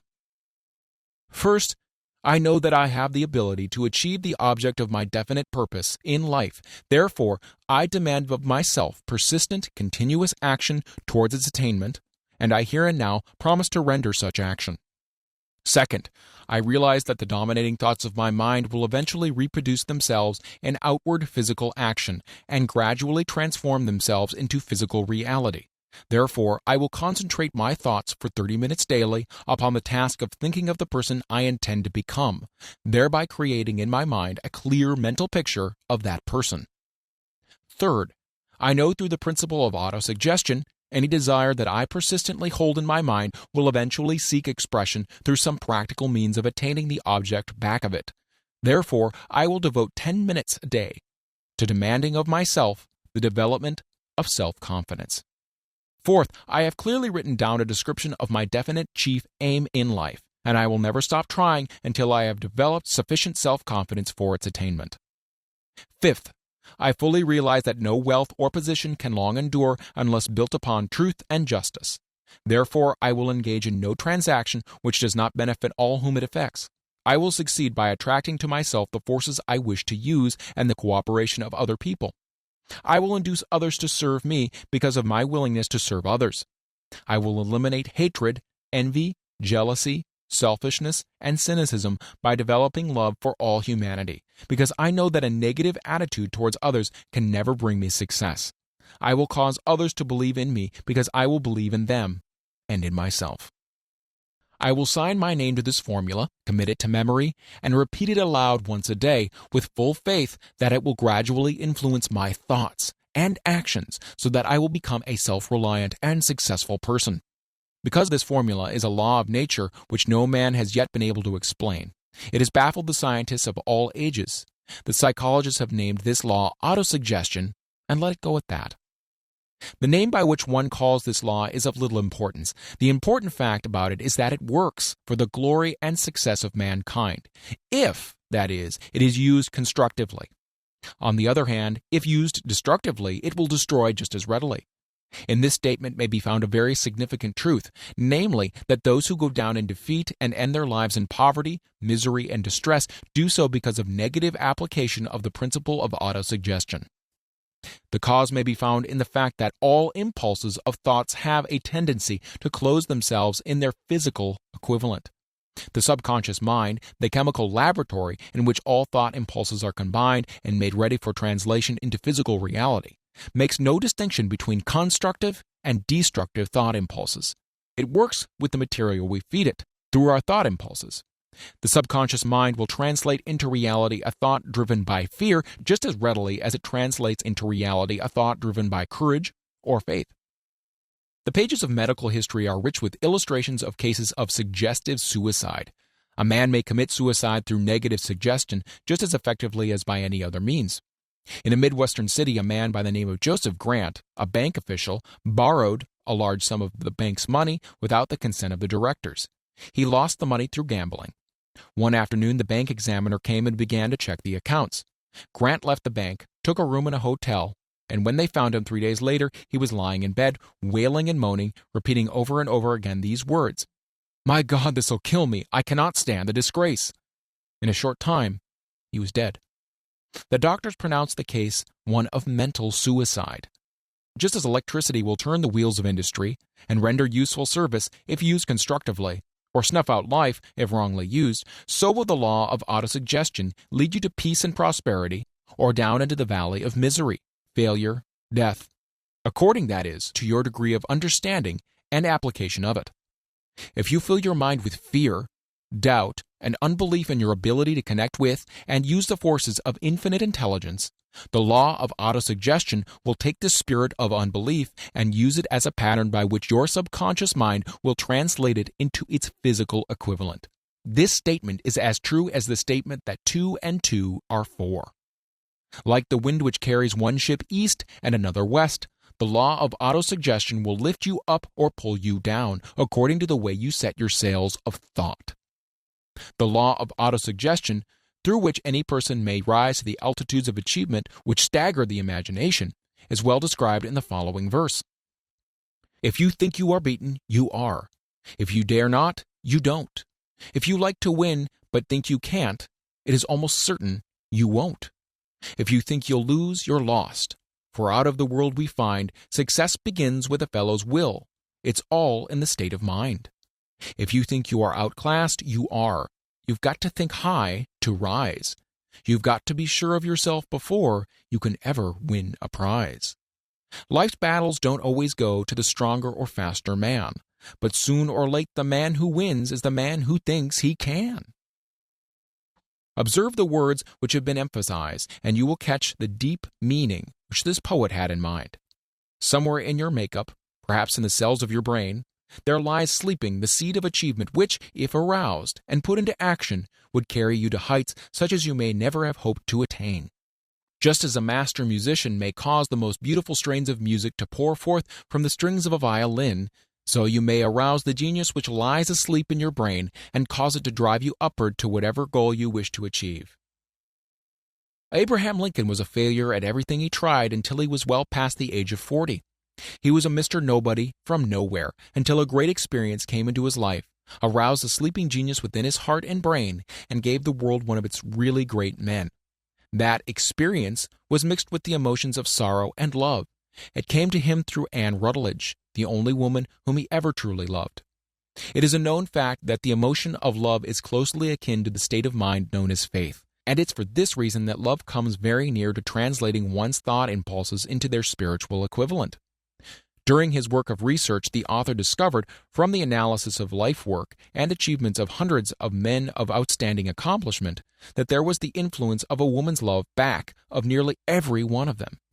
The emotion of love in the human heart and brain creates a favorable field of magnetic attraction which causes an influx of the higher and finer vibrations which are afloat in the ether. If you wish evidence of the power of faith, study the achievements of men and women who have employed it. At the head of the list comes the Nazarene. Christianity is the greatest single force which influences the minds of men.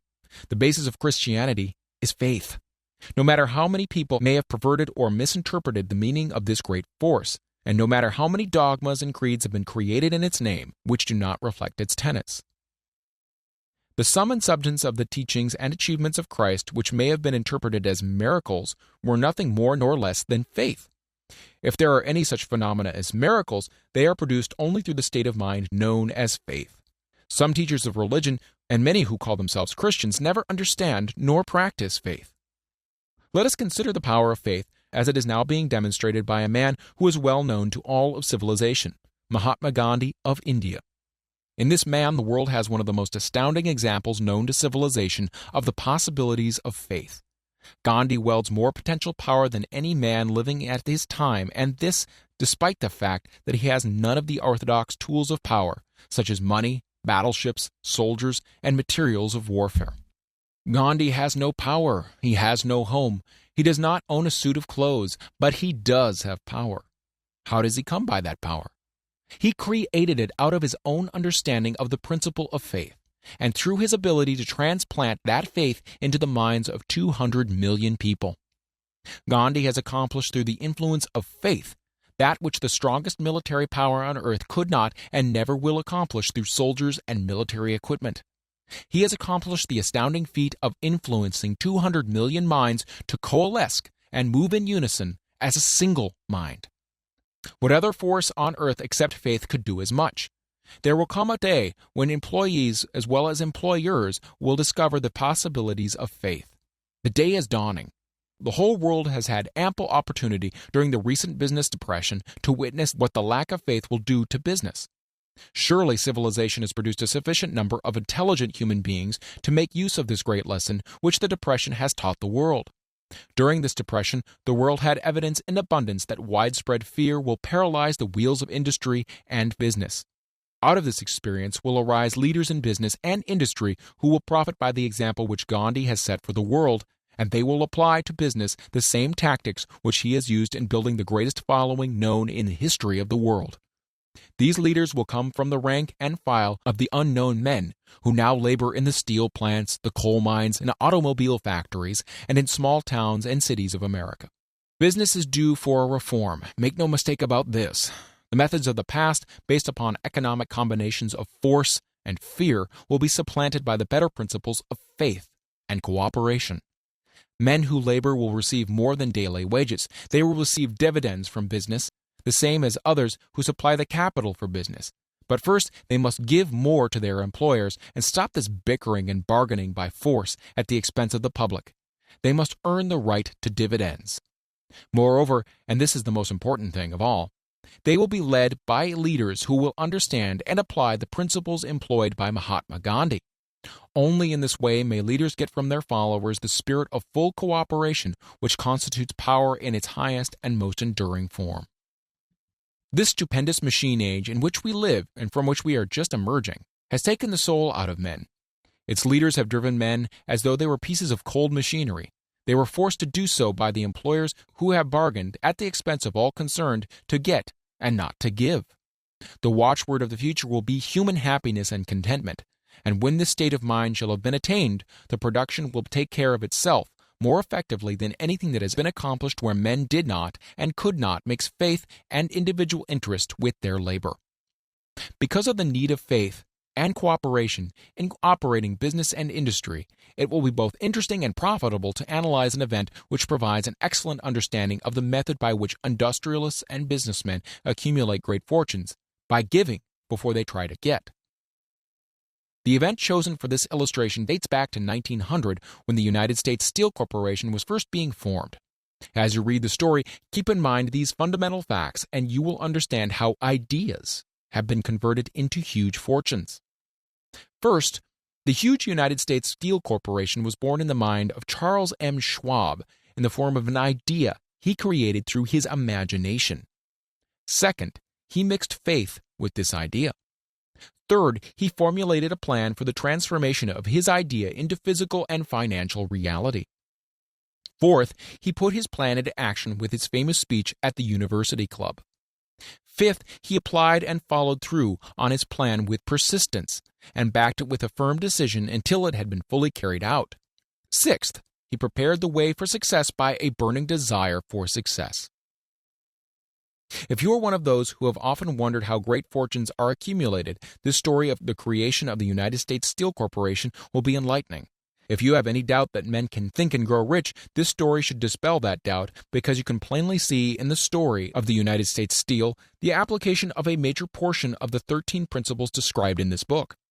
This astounding description of the power of an idea was dramatically told by John Lowell in the New York World Telegram, with whose courtesy it is here reprinted. A pretty after-dinner speech for $1 billion.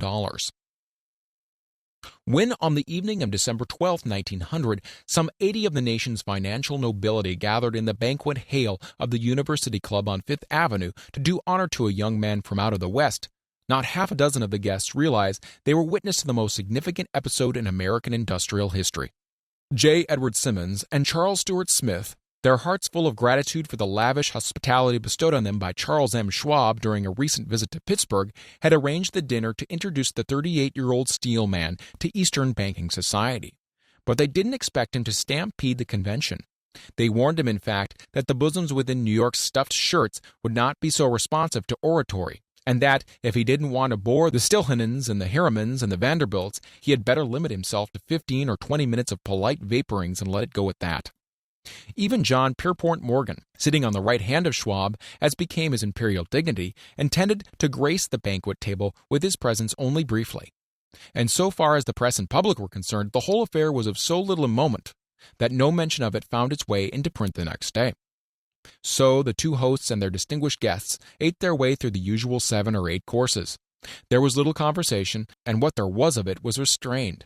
Few of the bankers and brokers had met Schwab, whose career had flowered along the banks of the Monongahela, and none knew him well. But before the evening was over, they, and with them Money Master Morgan, were to be swept off their feet, and $1 million baby, the United States Steel Corporation, was to be conceived. It is perhaps unfortunate for the sake of history that no record of Charlie Schwab's speech at the dinner was ever made. He repeated some parts of it at a later dinner during a similar meeting of Chicago bankers. And still later, when the government brought suit to dissolve the Steel Trust, he gave his own version, from the witness stand, of the remarks that stimulated Morgan into a frenzy of financial activity.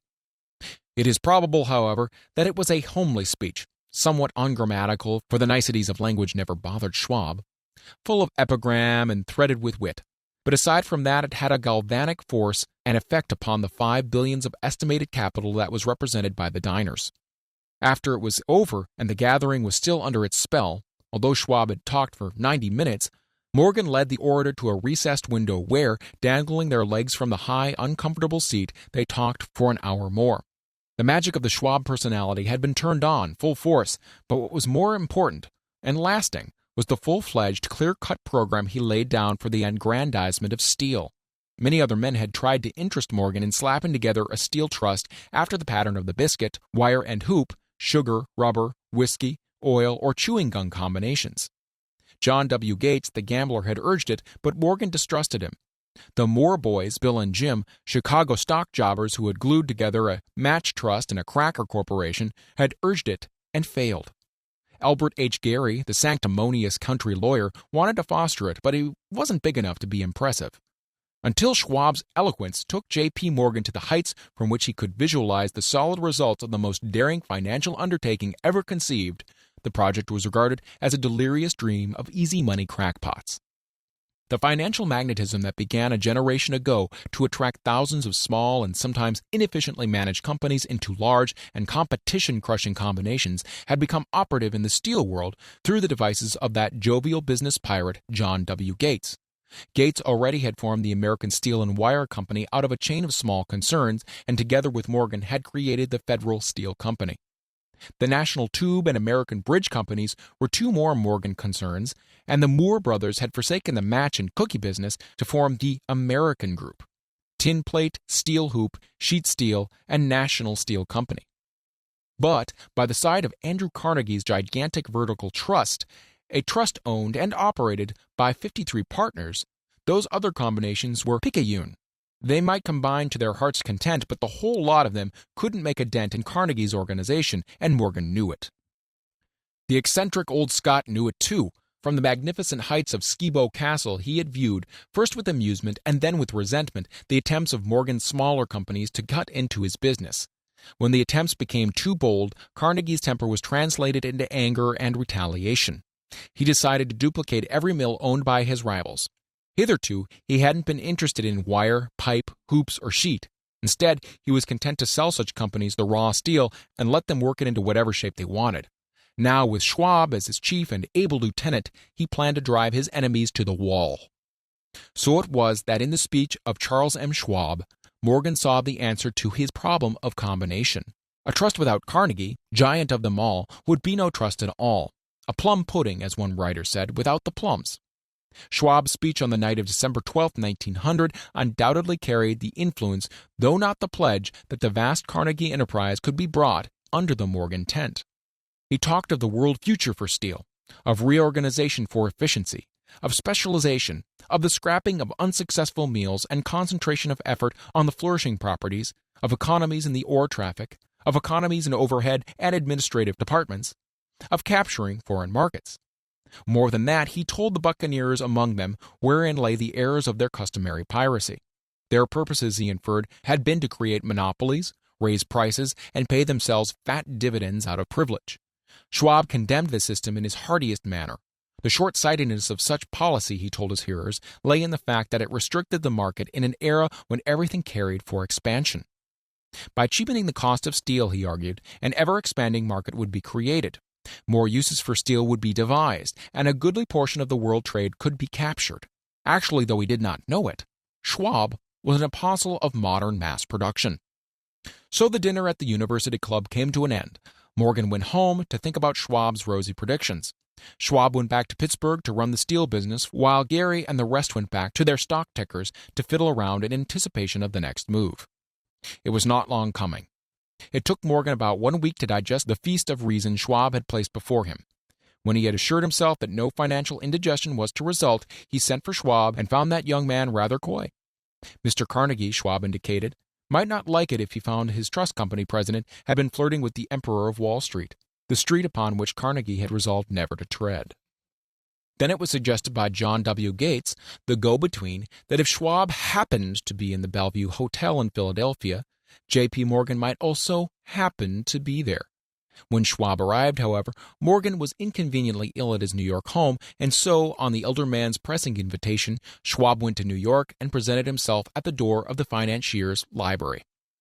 Now, certain economic historians have professed the belief that from the beginning to the end of the drama, the stage was set by Andrew Carnegie, that the dinner to Schwab, the famous speech, the Sunday night conferences between Schwab and the Money King were events arranged by the Kenny Scott.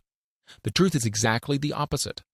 When Schwab was called in to consummate the deal, he didn't even know whether the little boss, as Andrew was called, would so much as listen to an offer to sell, particularly to a group of men whom Andrew regarded as being endowed with something less than holiness.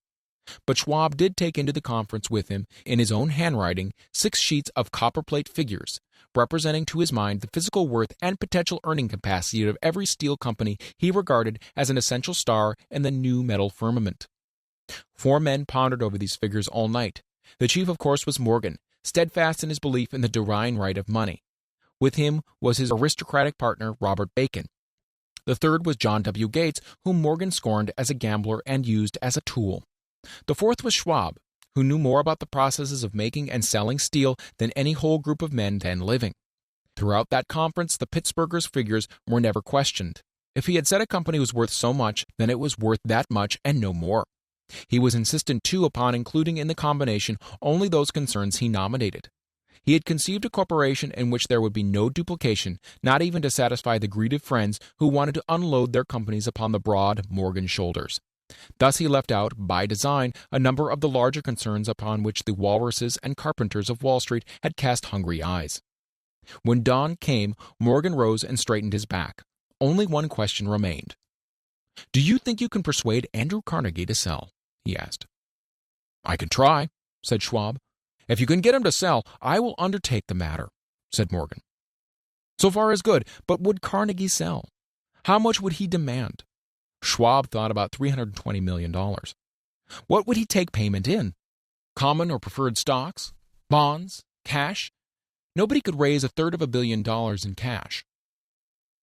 There was a golf game in January on the frost-cracking heath of the St. Andrews Links in Westchester, with Andrew bundled up in sweaters against the cold and Charlie talking volubly as usual to keep his spirits up.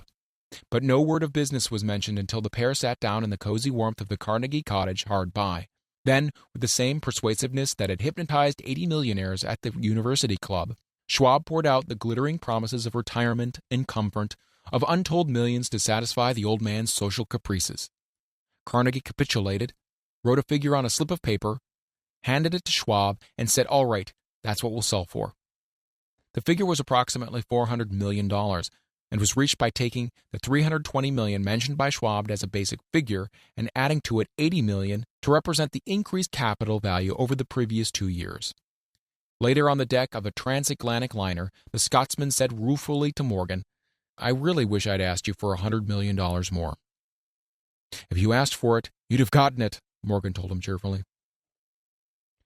There was an uproar, of course.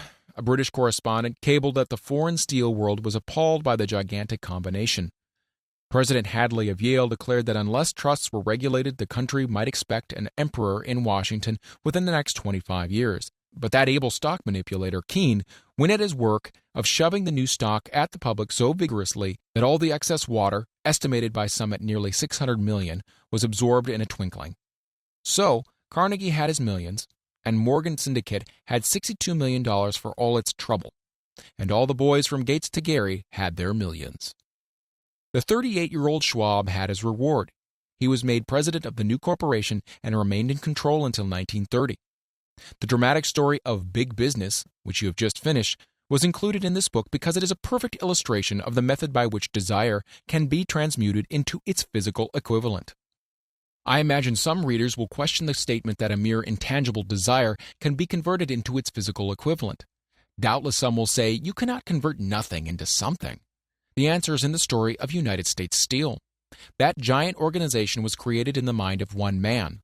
The plan by which the organization was provided with the steel mills that gave it financial stability was created in the mind of the same man. His faith, his desire, his imagination, his persistence were the real ingredients that went into United States Steel. The steel mills and mechanical equipment acquired by the corporation after it had been brought into legal existence were incidental, but careful analysis will disclose the fact that the appraised value of the properties acquired by the corporation increased in value by an estimated $600 million, just by the mere transaction which consolidated them into one management. In other words, Charles M. Schwab's idea, plus the faith with which he conveyed it in the minds of J.P. Morgan and the others, was marketed for a profit of approximately $600 million. That is not an insignificant sum for a single idea. What happened to some of the men who took their share of the millions of dollars of profit made by this transaction is a matter with which we are not now concerned. The important feature of the astounding achievement is that it serves as unquestionable evidence of the soundness of the philosophy described in this book, because this philosophy was the warp and the woof of the entire transaction. Moreover, the practicability of the philosophy has been established by the fact that the United States Steel Corporation prospered and became one of the richest and most powerful corporations in America, employing thousands of people, developing new uses for steel, and opening new markets, thus proving that the $600 million in profit which the Schwab idea produced was earned. Riches begin in the form of thought. The amount is limited only by the persons in whose mind the thought is put into motion. Faith removes limitations. Remember this when you are ready to bargain with life for whatever it is that you ask as your price for having passed this way. Remember also that the man who created the United States Steel Corporation was practically unknown at the time. He was merely Andrew Carnegie's Man Friday until he gave birth to his famous idea. After that, he quickly rose to a position of power, fame, and riches. There are no limitations to the mind except those we acknowledge. Both poverty and riches are the offspring of thought. Chapter 4. Autosuggestion, the medium for influencing the subconscious mind. The third step towards riches. Autosuggestion is a term which applies to all suggestions and all self-administered stimuli which reach one's mind through the five senses. Stated in another way, autosuggestion is self-suggestion. It is the agency of communication between that part of the mind where conscious thought takes place and that which serves as the seat of action for the subconscious mind. Through the dominating thoughts which one permits to remain in the conscious mind, whether these thoughts be negative or positive is immaterial, the principle of autosuggestion voluntarily reaches the subconscious mind and influences it with these thoughts. No thought, whether it be negative or positive, can enter the subconscious mind without the aid of the principle of autosuggestion, with the exception of thoughts picked up from the ether. Stated differently, all sense impressions, which are perceived through the five senses, are stopped by the conscious thinking mind, and may be either passed on to the subconscious mind or rejected at will. The conscious faculty serves, therefore, as an outer guard to the approach of the subconscious. Nature has so built man that he has absolute control over the material which reaches his subconscious mind through his five senses, although this is not meant to be construed as a statement that man always exercises this control. In the great majority of instances, he does not exercise it, which explains why so many people go through life in poverty. Recall what has been said about the subconscious mind resembling a fertile garden spot, in which weeds will grow in abundance if the seeds of more desirable crops are not sown therein. Autosuggestion is the agency of control through which an individual may voluntarily feed his subconscious mind on thoughts of a creative nature, or, by neglect, permit thoughts of a destructive nature to find their way into the rich garden of the mind. You were instructed in the last of the 6 steps described in the chapter on desire to read aloud twice daily the written statement of your desire for money, and to see and feel yourself already in possession of the money. By following these instructions, you communicate the object of your desire directly to your subconscious mind in a spirit of absolute faith.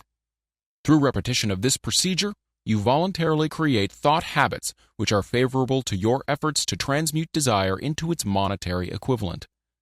Go back to these 6 steps described in Chapter 2 and read them again very carefully before you proceed further. Then, when you come to it, read very carefully the 4 instructions for the organization of your master mind group, described in the chapter on organized planning. By comparing these 2 sets of instructions with that which has been stated on autosuggestion, you, of course, will see that the instructions involve the application of the principle of autosuggestion. Remember, therefore, when reading aloud the statement of your desire, through which you are endeavoring to develop a money consciousness, that the mere reading of the words is of no consequence unless you mix emotion or feeling with your words. If you repeat 1,000,000 times the famous Emile Coué formula, day by day and every way I'm getting better and better, without mixing emotion and faith with your words, you will experience no desirable results. Your subconscious mind recognizes and acts upon only thoughts which have been well mixed with the emotion or feeling. This is a fact of such importance as to warrant repetition in practically every chapter, because the lack of understanding of this is the main reason the majority of people who try to apply the principle of autosuggestion get no desirable results. Plain, unemotional words do not influence the subconscious mind. You will get no appreciable results until you learn to reach your subconscious mind with thoughts or spoken words which have been well emblazoned with belief. Do not be discouraged if you cannot control and direct your emotions the first time you try to do so. Remember, there is no such possibility as something for nothing. Ability to reach and influence your subconscious mind has its price, and you must pay that price. You cannot cheat, even if you desire to do so. The price of ability to influence your subconscious mind is everlasting persistence in applying the principles described here. You cannot develop the desired ability for a lower price. You and you alone must decide whether or not the reward for which you are striving, the money consciousness, is worth the price you must pay for it in effort. Wisdom and cleverness alone will not attract and retain money except in very rare instances where the law of averages favors the attraction of money through these sources. The method of attracting money described here does not depend upon the law of averages. Moreover, the method plays no favorites. It will work for one person as effectively as it will for another. Where failure is experienced, it is the individual, not the method, which has failed. If you try and fail, make another effort and still another until you succeed. Your ability to use the principle of autosuggestion will depend very largely upon your capacity to concentrate upon a given desire until the desire becomes a burning obsession. When you begin to carry out the instructions in connection with the 6 steps described in the 2nd chapter, it will be necessary for you to make use of the principle of concentration.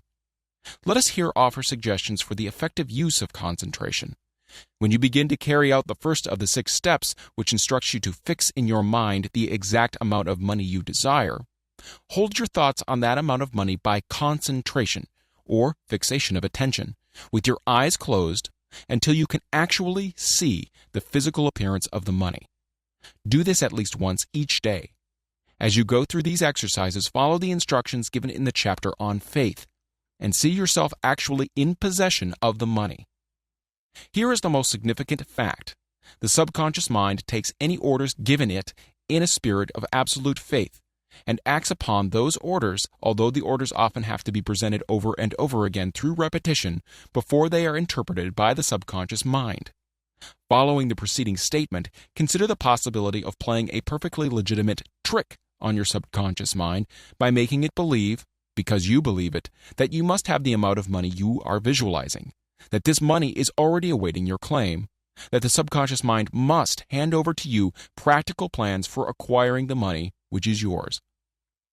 Hand over the thought suggested in the preceding paragraph to your imagination and see what your imagination can or will do to create practical plans for the accumulation of money through transmutation of your desire. Do not wait for a definite plan through which you intend to exchange services or merchandise in return for the money you are visualizing, but begin at once to see yourself in possession of the money, demanding and expecting, meanwhile, that your subconscious mind will hand over the plan or plans you need. Be on the alert for these plans, and when they appear, put them into action immediately. When the plans appear, they will probably flash into your mind through the 6th sense in the form of an inspiration. This inspiration may be considered a direct telegram or message from infinite intelligence. Treat it with respect and act upon it as soon as you receive it. Failure to do this will be fatal to your success. In the 4th of the 6 steps, you were instructed to create a definite plan for the carrying out your desire and begin at once to put this plan into action. You should follow this instruction in the manner described in the preceding paragraph. Do not trust to your reason when creating your plan for accumulating money through the transmutation of desire. Your reason is faulty. Moreover, your reasoning faculty may be lazy, and if you depend entirely upon it to serve you, it may disappoint you. When visualizing the money you intend to accumulate with closed eyes, see yourself rendering the service or delivering the merchandise you intend to give in return for this money. This is important. Summary of instructions. The fact that you are reading this book is an indication that you earnestly seek knowledge. It is also an indication that you are a student of this subject. If you are only a student, there is a chance that you may learn much that you did not know, but you will learn only by assuming an attitude of humility. If you choose to follow some of the instructions, but neglect or refuse to follow others, you will fail. To get satisfactory results, you must follow all instructions in a spirit of faith. The instructions given in connection with the 6 steps in the 2nd chapter will now be summarized and blended with principles covered by this chapter as follows. First, go into some quiet spot, preferably in bed at night, where you will not be disturbed or interrupted. Close your eyes and repeat aloud, so you may hear your own words, the written statement of the amount of money you intend to accumulate, the time limit for its accumulation, and a description of the service or merchandise you intend to give in return for the money. As you carry out these instructions, see yourself already in possession of the money. For example, suppose that you intend to accumulate $50,000 by the 1st of January 5 years hence, that you intend to give personal service in return for the money in the capacity of a salesman. Your written statement of your purpose should be similar to the following. By the 1st day of January, such and such year, I will have in my possession $50,000, which will come to me in various amounts from time to time during the interim. In return for this money, I will give the most efficient service of what I am capable, rendering the fullest possible quantity and the best possible quality of service in the capacity of salesman of describe the service or merchandise you intend to sell. I believe that I will have this money in my possession. My faith is so strong that I can now see this money before my eyes. I can touch it with my hands. It is now awaiting transfer to me at the time and in the proportion that I deliver the service I intend to render in return for it. I am awaiting a plan by which to accumulate this money, and I will follow that plan when it is received. Second, repeat this program night and morning until you can see, in your imagination, the money you intend to accumulate. Third, place a written copy of your statement where you can see it night and morning, and read it before retiring and upon arising until it has been memorized. Remember, as you carry out these instructions, that you are applying the principle of autosuggestion for the purpose of giving orders to your subconscious mind. Remember also that your subconscious mind will act only upon instructions that are emotionalized and handed over to it with feeling. Faith is the strongest and most productive of the emotions. Follow the instructions given in the chapter on faith. These instructions may at first seem abstract. Do not let this disturb you. Follow the instructions no matter how abstract or how impractical they may at first appear to be. The time will soon come, if you do as you've been instructed, in spirit as well in act, when a whole new universe of power will enfold to you. Skepticism in connection with all new ideas is characteristic of all human beings. But if you follow the instructions outlined, your skepticism will soon be replaced by belief, and this in turn will soon become crystallized into absolute faith. Then you will have arrived at the point where you may truly say, I am the master of my fate. I am the captain of my soul. Many philosophers have made the statement that man is the master of his own earthly destiny, but most of them have failed to say why he is the master.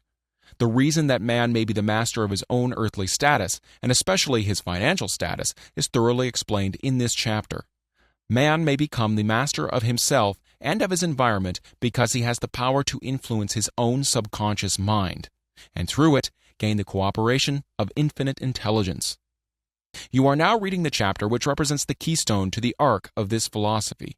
The instructions contained in this chapter must be understood and applied with persistence if you are to succeed in transmuting desire into money.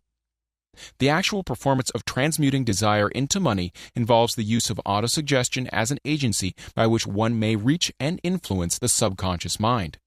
The other principles are simply tools with which to apply autosuggestion. Keep this thought in mind, and you will at all times be conscious of the important part the principle of autosuggestion is to play in your efforts to accumulate money through the methods described in this book. Carry out these instructions as though you were a small child. Inject into your efforts something of the faith of a child. The author has been most careful to see that no impractical instructions were included because of his sincere desire to be helpful. After you have read the entire book, come back to this chapter and follow in spirit and in action this instruction. Read the entire chapter aloud once every night until you become thoroughly convinced that the principle of autosuggestion is sound, that it will accomplish for you all that has been claimed for it. As you read, underscore with a pencil every sentence which impresses you favorably. Follow the foregoing instruction to the letter, and it will open the way for complete understanding and mastery of the principles of success.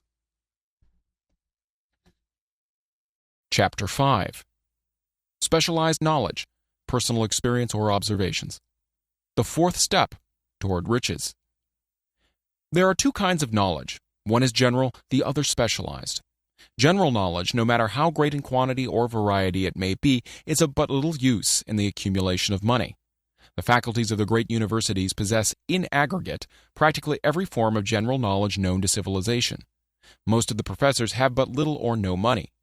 They specialize on teaching knowledge, but they do not specialize on the organization or the use of knowledge.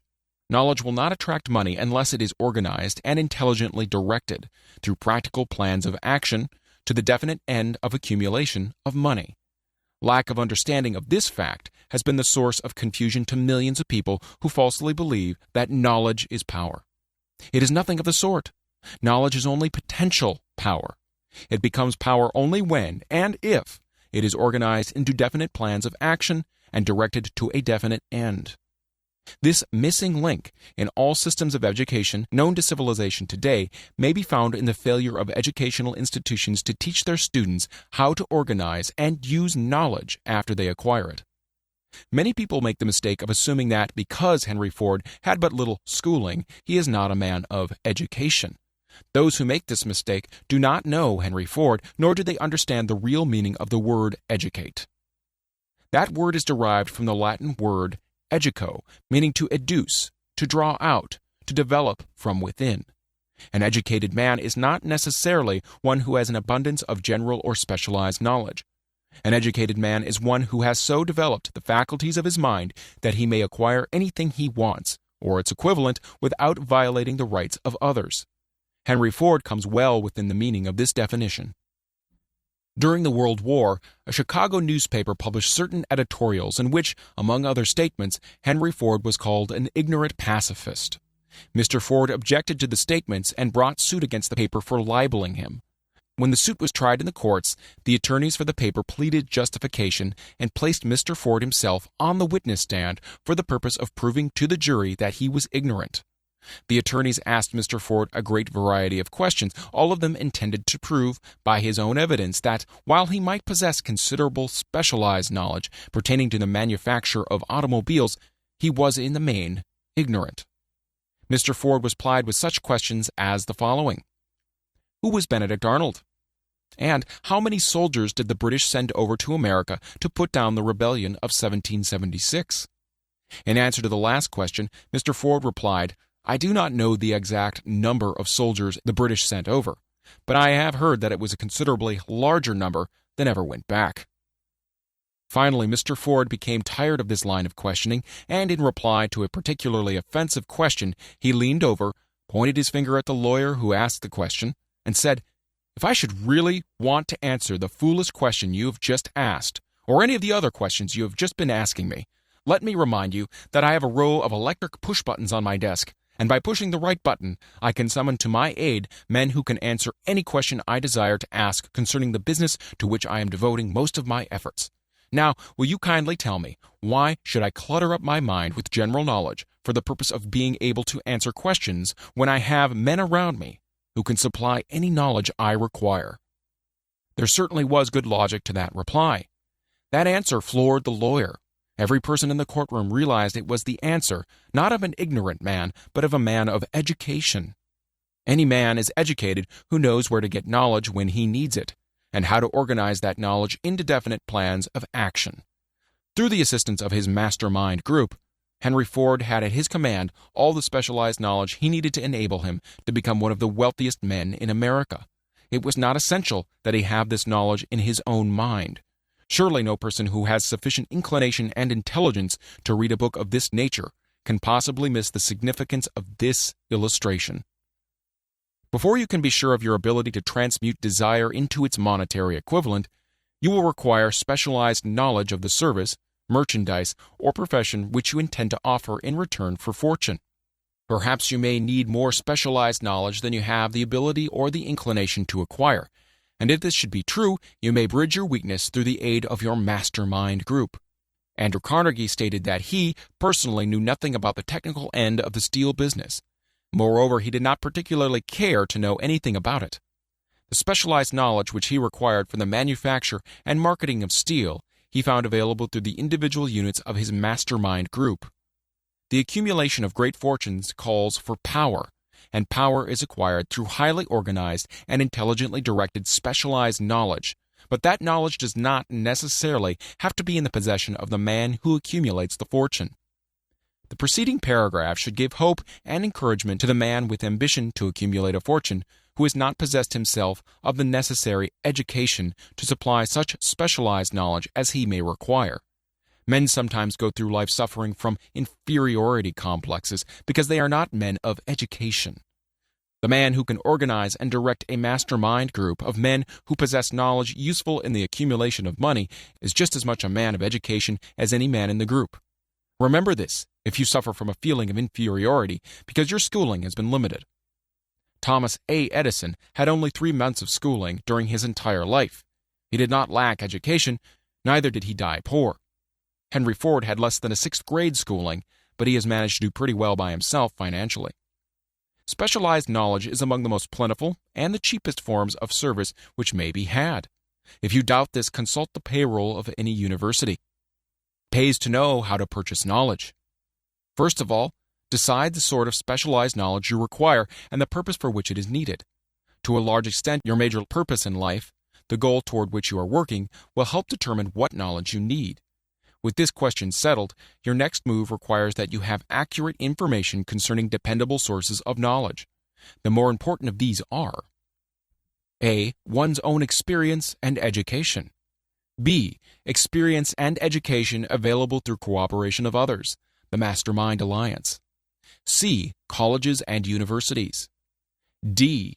Public libraries, through books and periodicals in which may be found all the knowledge organized by civilization. E. Special training courses, through night schools and home study schools in particular. As knowledge is acquired, it must be organized and put into use for a definite purpose through practical plans. Knowledge has no value except that which can be gained from its application toward some worthy end. This is one reason why college degrees are not valued more highly. They represent nothing but miscellaneous knowledge. If you contemplate taking additional schooling, first determine the purpose for which you want the knowledge you are seeking, then learn where this particular sort of knowledge can be obtained from reliable sources. Successful men in all callings never stop acquiring specialized knowledge related to their major purpose, business, or profession. Those who are not successful usually make the mistake of believing that the knowledge acquiring period ends when one finishes school. The truth is that schooling does but little more than to put one in the way of learning how to acquire practical knowledge. With this changed world which began at the end of the economic collapse came also astounding changes in educational requirements. The order of the day is specialization. This truth was emphasized by Robert P. Moore, Secretary of Appointments of Columbia University. Specialists most sought after. Particularly sought after by employing companies are candidates who have specialized in some field business school, graduates with training in accounting and statistics, engineers of all varieties, journalists, architects, chemists, and also outstanding leaders and activity men of the senior class. The man who has been active on the campus, whose personality is such that he gets along with all kinds of people and who has done an adequate job with his studies, has a most decided edge over the strictly academic student. Some of these, because of their all-around qualifications, have received several offers of positions, a few of them as many as 6. In departing from the conception that the straight-A student was invariably the one to get the choice of the better jobs, Mr. Moore said that most companies look not only to academic records but to activity records and personalities of the students. One of the largest industrial companies, the leader in its field, in writing to Mr. Moore concerning prospective seniors at the college, said, "We're interested primarily in finding men who can make exceptional progress in management work. For this reason, we emphasize qualities of character, intelligence, and personality far more than specific educational background." Apprenticeship proposed. Proposing a system of apprenticing students in offices, stores, and industrial occupations during the summer vacation, Mr. Moore asserts that after the first 2 or 3 years of college, every student should be asked to choose a definite future course and to call a halt if he has been merely pleasantly drifting without purpose through an unspecialized academic curriculum. Colleges and universities must face the practical consideration that all professions and occupations now demand specialists, urging that educational institutions accept more direct responsibility for vocational guidance. One of the most reliable and practical sources of knowledge available to those who need specialized schooling is the night schools operated in most large cities.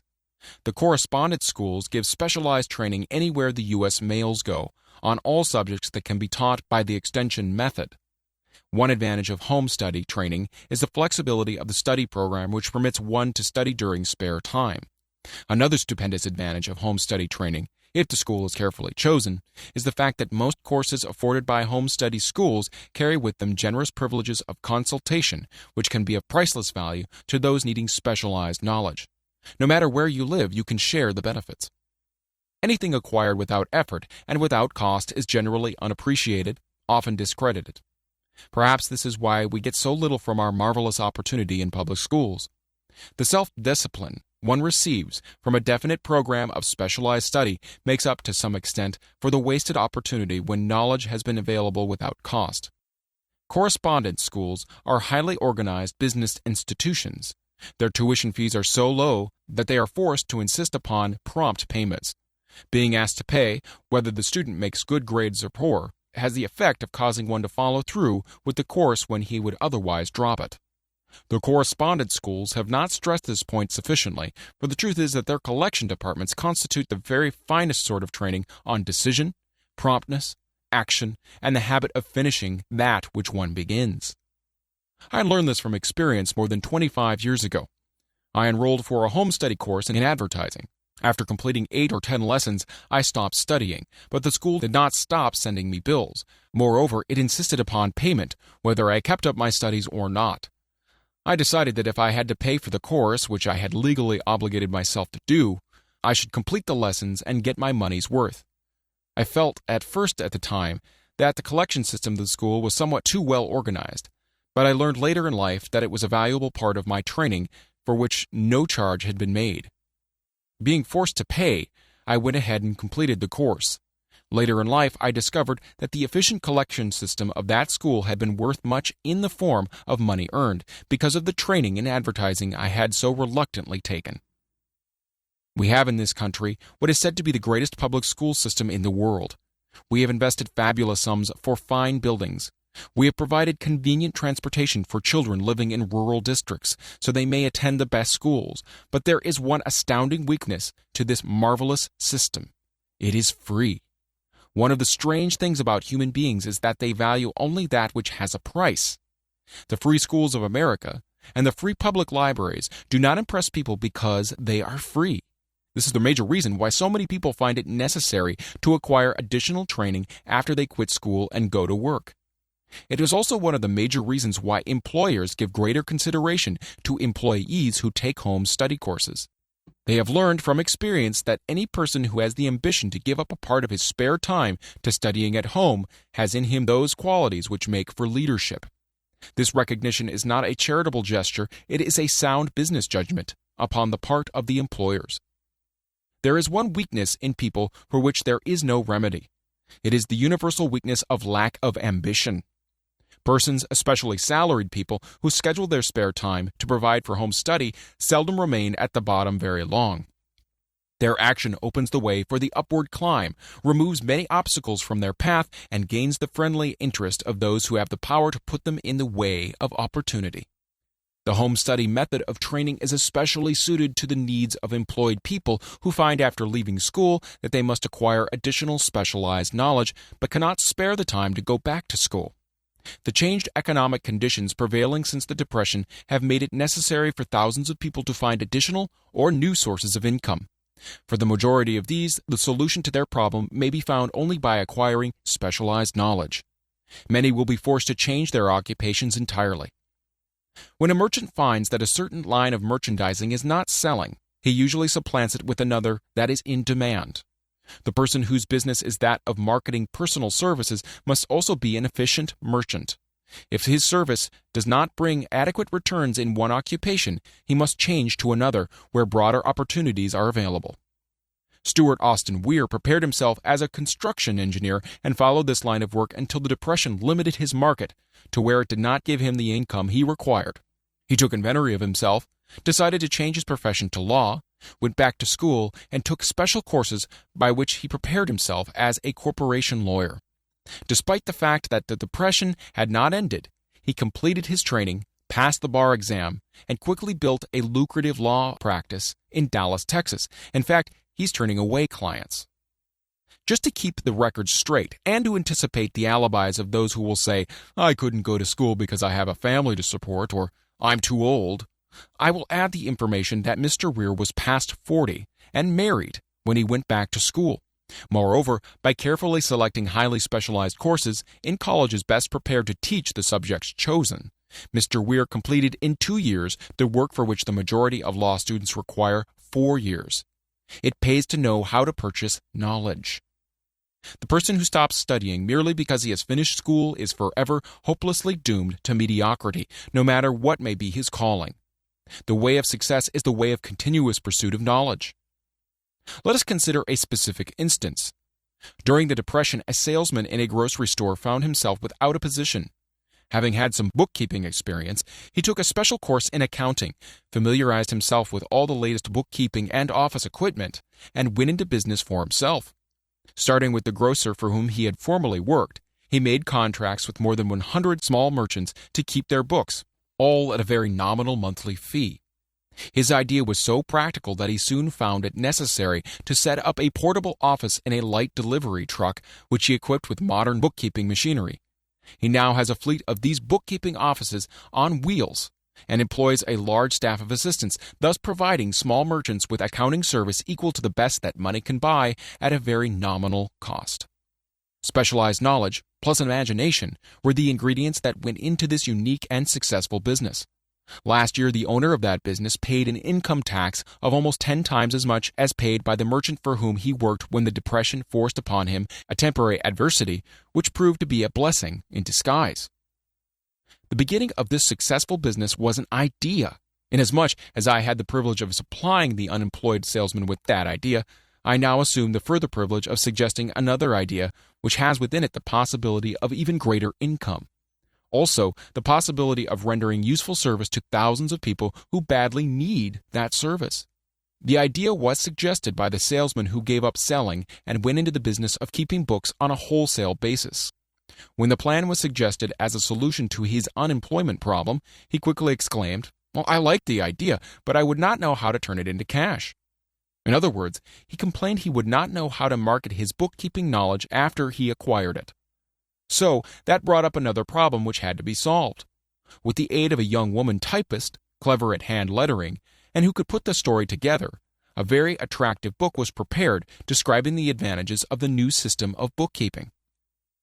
The page was neatly typed and pasted in an ordinary scrapbook, which was used as a silent salesman through which the story of this new business was so effectively told that its owner soon had more accounts than he could handle.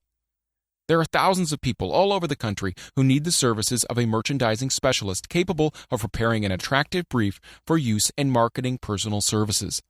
The aggregate annual income from such a service might easily exceed that received by the largest employment agency, and the benefits of that service might be made far greater to the purchaser than to any obtained from an employment agency. The idea here described was born of necessity, to bridge an emergency which had to be covered. But it did not stop by merely serving one person. The woman who created the idea has a keen imagination. She saw in her newly born brainchild the making of a new profession, one that is destined to render valuable services to thousands of people who need practical guidance in marketing personal services.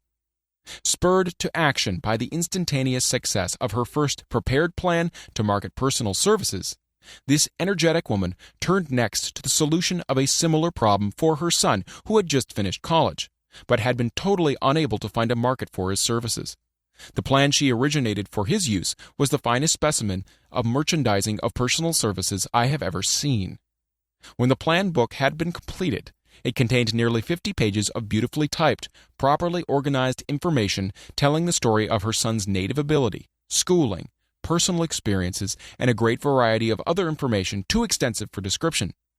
The plan book also contained a complete description of the position her son desired, together with a marvelous word picture of the exact plan he would use in filling the position. The preparation of the plan book required several weeks' labor, during which time its creator sent her son to the public library almost every day to procure data needed in selling his services to best advantage. She sent him also to all the competitors of his prospective employer and gathered from them vital information concerning their business methods, which was of great value in the formation of the plan he intended to use in filling the position he sought. When the plan had been finished, it contained more than half a dozen very fine suggestions for the use and benefit of the prospective employer. The suggestions were put into use by that company. One may be inclined to ask, why go to all this trouble just to secure a job? The answer is straight and to the point. Also, it is dramatic, because it deals with a subject which assumes the proportion of a tragedy with millions of men and women whose sole source of income is personal services. The answer is, doing a thing well never is trouble. The plan prepared by this woman for the benefit of her son helped him get the job for which he applied at the first interview, at a salary fixed by himself. Moreover, and this too is important, the position did not require the young man to start at the bottom. He began as a junior executive at an executive's salary.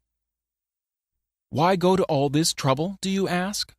Well, for one thing, the planned presentation of this young man's application for a position clipped off no less than 10 years of time he would have required to get where he began had he started at the bottom and worked his way up. This idea of starting at the bottom and working one's way up may appear to be sound, but the major objection to it is this. Too many of those who begin at the bottom never manage to lift their heads high enough to be seen by opportunity, so they remain at the bottom. It should be remembered also that the outlook from the bottom is not so very bright or encouraging. It has a tendency to kill off ambition. We call it getting into a rut, which means that we accept our fate because we form the habit of daily routine, a habit that finally becomes so strong we cease to throw it off. And that is another reason why it pays to start 1 or 2 steps above the bottom. By so doing, one forms the habit of looking around, of observing how others get ahead, of seeing opportunity, and of embracing it without hesitation. Dan Halpin is a splendid example of what I mean. During his college days, he was the manager of a famous 1930 national championship Notre Dame football team, when it was under the direction of the late Knute Rockne. Perhaps he was inspired by the great football coach to aim high, and not mistake temporary defeat for failure, just as Andrew Carnegie, the great industrial leader, inspired his young business lieutenants to set high goals for themselves. At any rate, young Halpin finished college at a mighty unfavorable time when the Depression had made jobs scarce. So, after a fling at investment banking and motion pictures, he took the first opening with a potential future he could find, selling electrical hearing aids on a commission basis. Anyone could start in that sort of job, and Halpin knew it, but it was enough to open the door of opportunity to him. For almost 2 years he continued in a job not to his liking, and he would never have risen above that job if he had not done something about his dissatisfaction. He aimed at first at the job of assistant sales manager of this company, and got the job. That one step upward placed him high enough above the crowd to enable him to see still greater opportunity. Also, it placed him where opportunity could see him. He made such a fine record selling hearing aids that A.M. Andrews, chairman of the board of the Dictograph Products Company, a business competitor of the company for which Halpin worked, wanted to know something about that man Dan Halpin, who was taking big sales away from the long-established Dictograph Company. He sent for Halpin. When the interview was over, Halpin was the new sales manager in charge of the Acousticon division. Then, to test young Halpin's mettle, Mr. Andrews went away to Florida for 3 months, leaving him to sink or swim in his new job. He didn't sink. Knute Rockne's spirit of all the world loves a winner and has no time for a loser inspired him to put so much into his job that he was recently elected vice president of the company and general manager of Acousticon and silent radio divisions, a job which most men would be proud to earn through 10 years of loyal effort. Halpin turned this trick in little more than 6 months. It is difficult to say whether Mr. Andrews or Mr. Halpin is more deserving of eulogy, for the reason that both showed evidence of having an abundance of that very rare quality known as imagination. Mr. Andrews deserves credit for seeing in young Halpin a go-getter of the highest order. Halpin deserves credit for refusing to compromise with life by accepting and keeping a job he did not want. And that is one of the major points I'm trying to emphasize through this entire philosophy, that we rise to high positions or remain at the bottom because of conditions we can control if we desire to control them. I'm also trying to emphasize another point, namely that both success and failure are largely the results of habit. I have not the slightest doubt that Dan Halpin's close association with the greatest football coach America ever knew planted in his mind the same brand of desire to excel which made the Notre Dame football team world famous. Truly, there is something to the idea that hero worship is helpful, provided one worships a winner. Halpin tells me that Rockne was one of the world's greatest leaders of men in all history. My belief in the theory that business associations are vital factors both in failure and in success were recently demonstrated when my son Blair was negotiating with Dan Halpin for a position. Mr. Halpin offered him a beginning salary of about 1/2 that he could have gotten from a rival company. I brought parental pressure to bear and induced him to accept the place with Mr. Halpin because I believe that close association with one who refuses to compromise with circumstances he does not like is an asset that can never be measured in terms of money. The bottom is a monotonous, dreary, unprofitable place for any person. That is why I've taken the time to describe how lowly beginnings may be circumvented by proper planning. Also, that is why so much space has been devoted to a description of this new profession, created by a woman who was inspired to do a fine job of planning because she wanted her son to have a favorable break. With the changed conditions ushered in by the world economic collapse came also the need for newer and better ways of marketing personal services. It is hard to determine why someone had not previously discovered this stupendous need, in view of the fact that more money changes hands in return for personal services than for any other purpose. The same paid out monthly to people who work for wages and salaries is so huge that it runs into hundreds of millions, and the annual distribution amounts to billions. Perhaps some will find in the idea here briefly described the nucleus of the riches they desire. Ideas with much less merit have been the seedlings from which great fortunes have grown. Woolworth's 5 and 10 cent store idea, for example, had far less merit, but it piled up a fortune for its creator. Those seeing opportunity lurking in this suggestion will find valuable aid in the chapter on organized planning. Incidentally, an efficient merchandiser of personal services would find a growing demand for his services wherever there are men and women who seek better markets for their services. By applying the mastermind principle, a few people with a suitable talent could form an alliance and have a paying business very quickly. One would need to be a fair writer with a flair for advertising and selling, one handy at typing and hand lettering, and one should be a first-class business getter who would let the world know about the service. If one person possessed all these abilities, he might carry on the business alone until it outgrew him. The woman who prepared the personal service sales plan for her son now receives requests from all parts of the country for her cooperation in preparing similar plans for others who desire to market their personal services for more money. She has a staff of expert typists, artists, and writers who have the ability to dramatize the case history so effectively that one's personal services can be marketed for much more money than the prevailing wages for similar services. She is so confident of her ability that she accepts as the major portion of her fee a percentage of the increased pay she helps her clients to earn. It must not be supposed that her plan merely consists of clever salesmanship, by which she helps men and women to demand and receive more money for the same services they formerly sold for less pay. No, she looks after the interests of the purchaser as well as the seller of personal services, and so prepares her plans that the employer receives full value for the additional money he pays.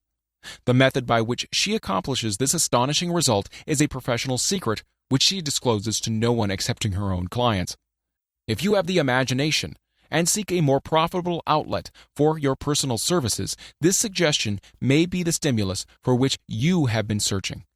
The idea is capable of yielding an income far greater than that of the average doctor, lawyer, or engineer whose education required several years in college.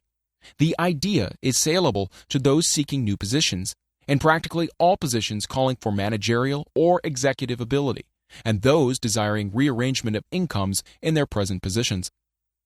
There is no fixed price for sound ideas. Back of all ideas is specialized knowledge.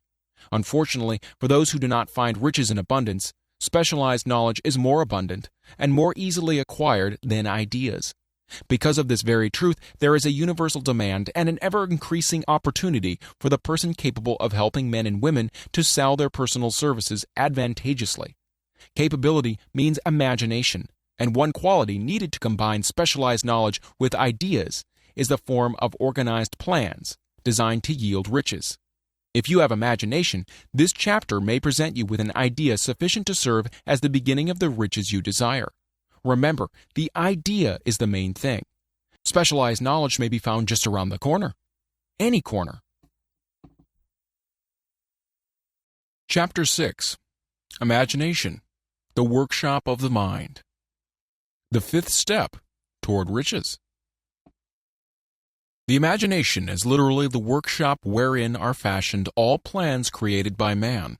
The impulse, the desire, is given shape, form, and action through the aid of the imaginative faculty of the mind. It has been said that man can create anything which he can imagine. Of all the ages of civilization, this is the most favorable for the development of the imagination because it is an age of rapid change. On every hand, one may contact stimuli which develop the imagination. Through the aid of his imaginative faculty, man has discovered and harnessed more of nature's forces during the past 50 years than during the entire history of the human race previous to that time. He has conquered the air so completely that the birds are a poor match for him in flying. He has harnessed the ether and made it serve as a means of instantaneous communication with any part of the world. He has analyzed and weighed the sun at a distance of millions of miles and has determined through the aid of imagination the elements of which it consists. He has discovered that his own brain is both a broadcasting and a receiving station for the vibration of thought, and he is beginning now to learn how to make practical use of this discovery. He has increased the speed of locomotion until he may now travel at a speed of more than 300 miles an hour. The time will soon come when a man may breakfast in New York and lunch in San Francisco. Man's only limitation, within reason, lies in his development and use of his imagination. He has not yet reached the apex of development in the use of his imaginative faculty. He has merely discovered that he has an imagination and has commenced to use it in a very elementary way. Two forms of imagination. The imaginative faculty functions in two forms. One is known as synthetic imagination and the other as creative imagination. Synthetic imagination. Through this faculty, one may arrange old concepts, ideas, or plans into new combinations. The faculty creates nothing. It merely works with the material of experience, education, and observation with which it is fed. It is the faculty used most by the inventor, with the exception of those who draw upon the creative imagination when he cannot solve his problem through synthetic imagination. Creative imagination. Through the faculty of creative imagination, the finite mind of man has direct communication with infinite intelligence. It is the faculty through which hunches and inspirations are received. It is by this faculty that all basic or new ideas are handed over to man. It is through this faculty that thought vibrations from the minds of others are received. It is through this faculty that one individual may tune in or communicate with the subconscious mind of other men. The creative imagination works automatically in the manner described in subsequent pages. This faculty functions only when the conscious mind is vibrating at an exceedingly rapid rate, as for example, when the conscious mind is stimulated through the emotion of a strong desire. The creative faculty becomes more alert, more receptive to vibrations from the sources mentioned in proportion to its development through use. This statement is significant. Ponder over it before passing on. Keep in mind as you follow these principles that the entire story of how one may convert desire into money cannot be told in one statement. The story will be complete only when one has mastered, assimilated, and begun to make use of all the principles. The great leaders of business, industry, finance, and the great artists, musicians, poets, and writers became great because they developed the faculty of creative imagination. Both the synthetic and creative faculties of imagination become more alert with use, just as any muscle or organ of the body develops through use. Desire is only a thought, an impulse. It is nebulous and ephemeral. It is abstract and of no value until it has been transformed into its physical counterpart. While the synthetic imagination is the one which will be used more frequently, in the process of transforming the impulse of desire into money, you must keep in mind the fact that you may face circumstances and situations which demand use of the creative imagination as well. Your imaginative quality may have become weak through inaction. It can be revived and made alert through use. This faculty does not die, though it may become quiescent through lack of use. Center your attention for the time being on the development of the synthetic imagination because this is the faculty which you will use more often in the process of converting desire into money. Transformation of the intangible impulse of desire into the tangible reality of money calls for the use of a plan or plans. These plans must be formed with the aid of the imagination, and mainly with the synthetic faculty. Read the entire book through, then come back to this chapter and begin at once to put your imagination to work on the building of a plan or plans for the transformation of your desire into money. Detailed instructions for the building of plans has been given in almost every chapter. Carry out the instructions best suited to your needs. Reduce your plan to writing if you have not already done so. The moment you complete this, you will have definitely given concrete form to the intangible desire. Read the preceding sentence once more. Read it aloud, very slowly, as you do so. Remember that the moment you reduce the statement of your power and a plan for its realization to writing, you have actually taken the first of a series of steps which will enable you to convert the thought into its physical counterpart. The earth on which you live, you yourself, and every other material thing are the result of evolutionary change, through which microscopic bits of matter have been organized and arranged in an orderly fashion. Moreover, and this statement is of stupendous importance, this earth, every one of the billions of individual cells of your bodies, and every atom of matter began as an intangible form of energy. Desire is thought impulse. Thought impulses are forms of energy. When you begin with the thought impulse, desire, to accumulate money, you are drafting into your service the same stuff that nature used in creating this earth and in every material form in the universe, including the body and brain in which the thought impulses function. As far as science has been able to determine, the entire universe consists of but two elements, matter and energy. Through the combination of energy and matter has been created everything perceptible to man, from the largest star which floats in the heavens down to and including himself. You are now engaged in the task of trying to profit by nature's method. You are sincerely and earnestly, we hope, trying to adapt yourself to nature's laws by endeavoring to convert desire into its physical or monetary equivalent. You can do it. It has been done before. You can build a fortune through the aid of laws which are immutable, but first you must become familiar with these laws and learn to use them. Through the repetition and by approaching the description of these principles from every conceivable angle, the author hopes to reveal to you the secret through which every great fortune has been accumulated. Strange and paradoxical as it may seem, the secret is not a secret. Nature herself advertises it in the earth on which we live, the stars, the planets suspended within our view, in the elements above and around us, in every blade of grass, and every form of life within our vision. Nature advertises this secret in terms of biology, in the conversion of a tiny cell so small that it may be lost on the point of a pin, into the human being now reading this line. The conversion of desire into its physical equivalent is certainly no more miraculous. Do not become discouraged if you do not fully comprehend all that has been stated.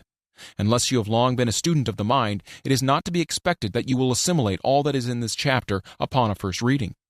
But you will in time make good progress. The principles which follow will open the way for understanding of imagination. Assimilate that which you understand as you read this philosophy for the first time. Then, when you reread and study it, you will discover that something has happened to clarify it and give you a broader understanding of the whole. Above all, do not stop, nor hesitate in your study of these principles until you have read the book at least 3 times, for then you'll not want to stop.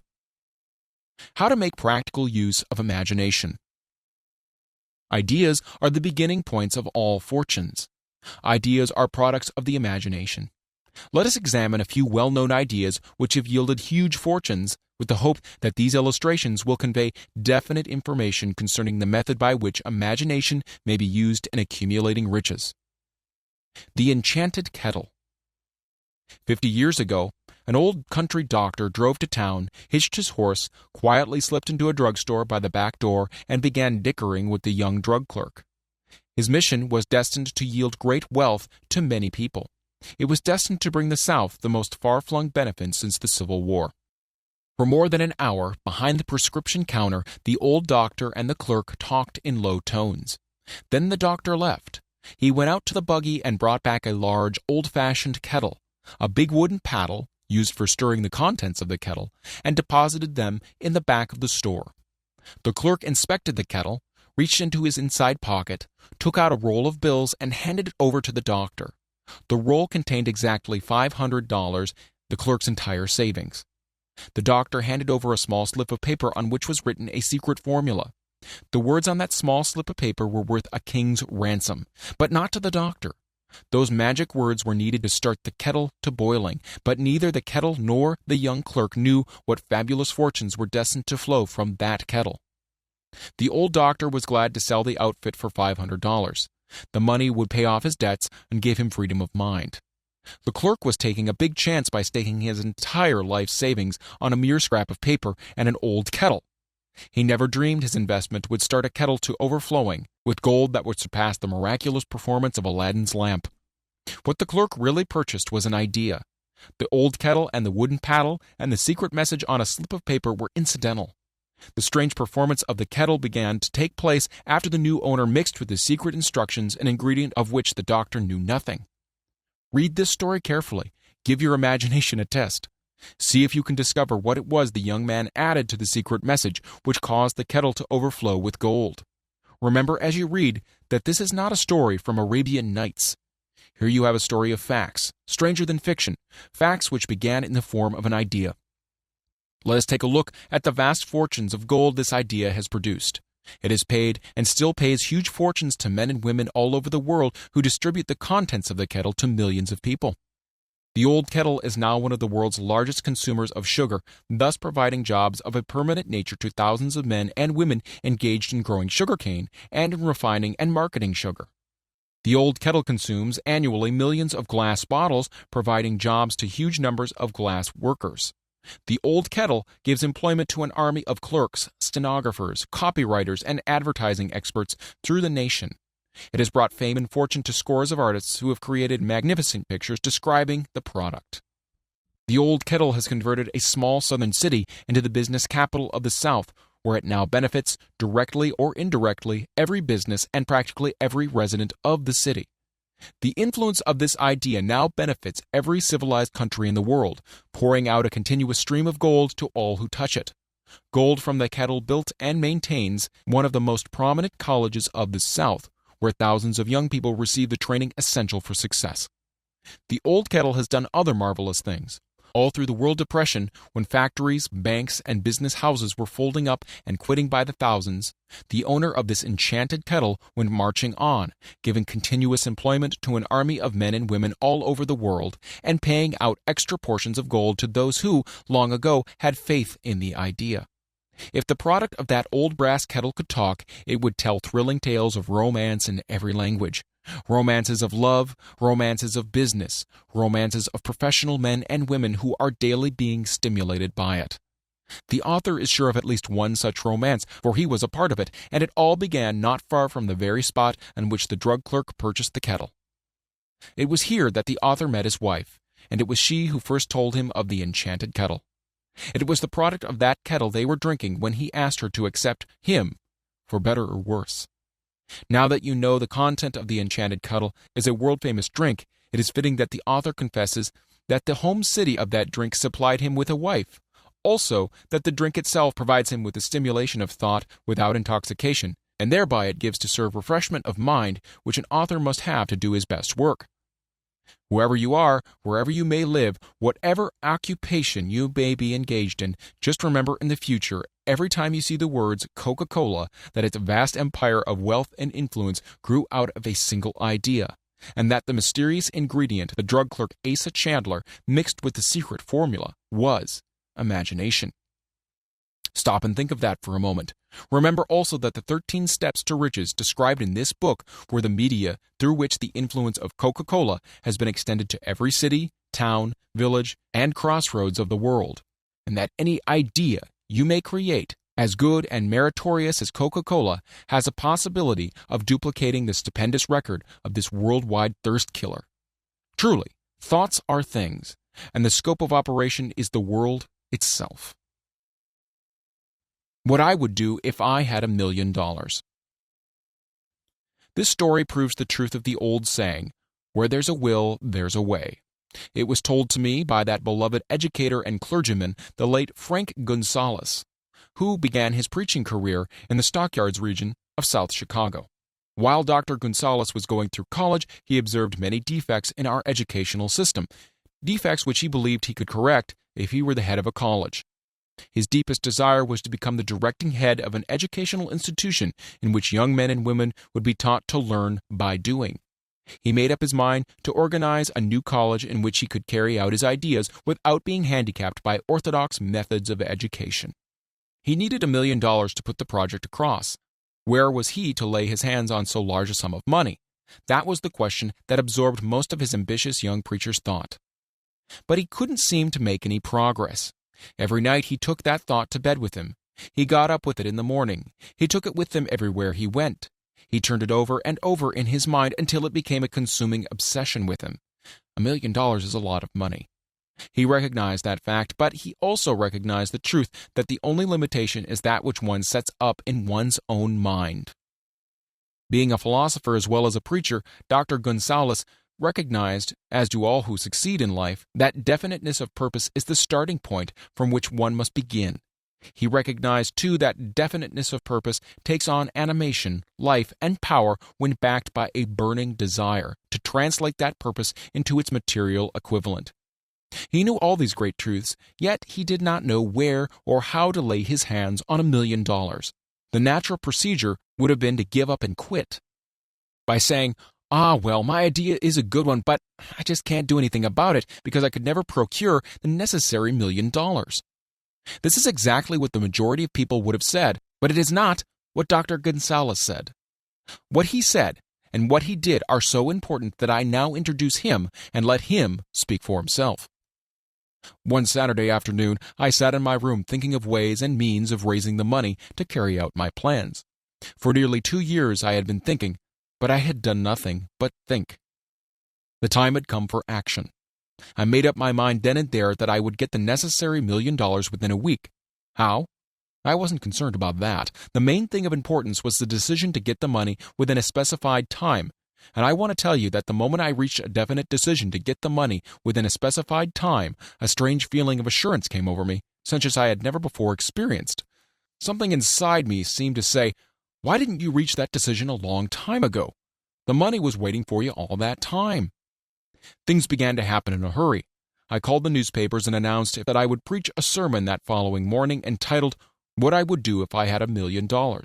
I went to work on the sermon immediately, but I must tell you frankly, the task was not difficult because I had been preparing that sermon for almost 2 years.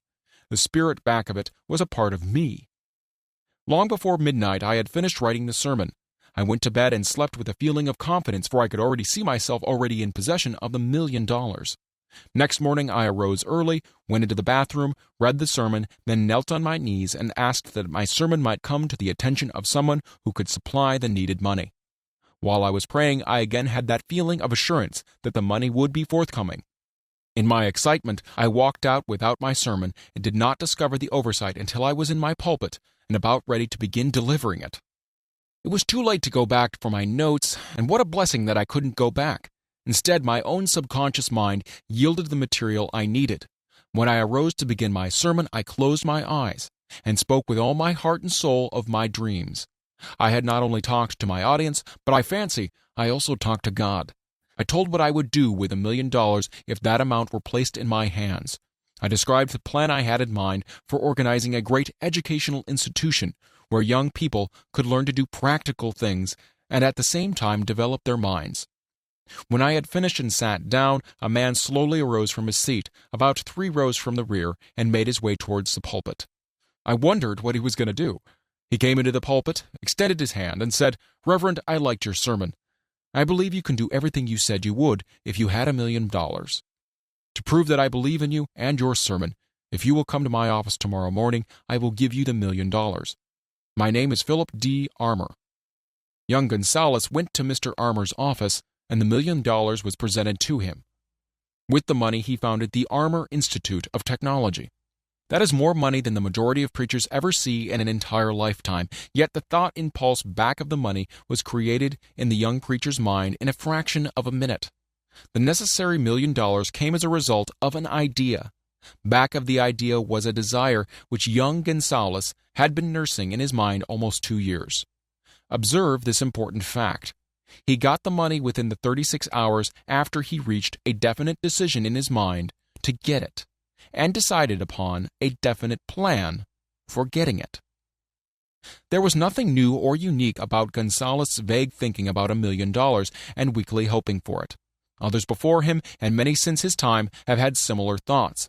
But there was something very unique and different about the decision he reached on that memorable Saturday when he put vagueness into the background and definitely said, "I will get that money within a week."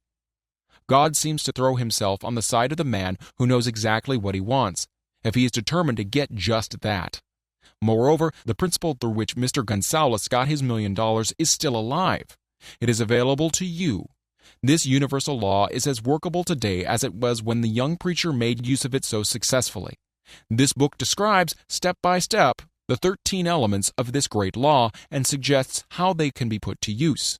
Observe that Asa Chandler and Dr. Frank Gonzalez had one characteristic in common. Both knew the astounding truth that ideas can be transmuted into cash through the power of definite purpose, plus definite plans.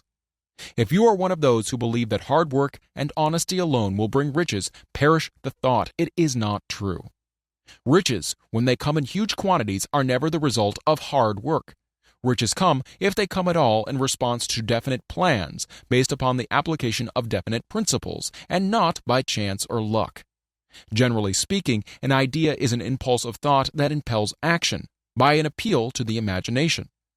All master salesmen know that ideas can be sold where merchandise cannot. Ordinary salesmen do not know this. That is why they're ordinary. A publisher of books, which sell for a nickel, made a discovery that should be worth much to publishers generally. He learned that many people buy titles and not contents of books. By merely changing the name of one book that was not moving, his sales on the book jumped upward more than 1 million copies. The inside of the book was not changed in any way. He merely ripped off the cover bearing the title that did not sell and put on a new cover with a title that had box office value. That, as simple as it may seem, was an idea. It was imagination. There is no standard price on ideas. The creator of ideas makes his own price, and if he is smart, gets it. The moving picture industry created a whole flock of millionaires. Most of them were men who couldn't create ideas, but they had the imagination to recognize ideas when they saw them. The next flock of millionaires will probably grow out of the radio business, which is new and not overburdened with men of keen imagination. The money will be made by those who discover or create new and more meritorious radio programs and have the imagination to recognize merit, and to give the radio listeners a chance to profit by it. The sponsor, that unfortunate victim who now pays the cost of all radio entertainment, soon will become idea conscious and demand something for his money. The man who beats the sponsor to the draw and supplies programs that render useful service is the man who will become rich in this new industry. Crooners and light chatter artists who now pollute the air with wisecracks and silly giggles will go the way of light timbers, and their places will be taken by real artists who interpret carefully planned programs which have been designed to service the minds of men as well as provide entertainment. Here is a wide-open field of opportunity screaming its protest at the way it is being butchered because of lack of imagination and begging for rescue at any price. Above all, the thing that radio needs is new ideas. If this new field of opportunity intrigues you, perhaps you might profit by the suggestion that the successful radio programs of the future will give more attention to creating buyer audiences and less attention to listener audiences. Stated more plainly, the builder of radio programs who succeeds in the future must find practical ways to convert listeners into buyers. Moreover, the successful producer of radio programs in the future must key his features so that he can definitely show its effect upon the audience. Sponsors are becoming a bit wary of buying glib, selling talks based upon statements grabbed out of thin air. They want, and in the future will demand, indisputable proof that the Who's It program not only gives millions of people the silliest giggle ever, but that the silly giggler can sell merchandise.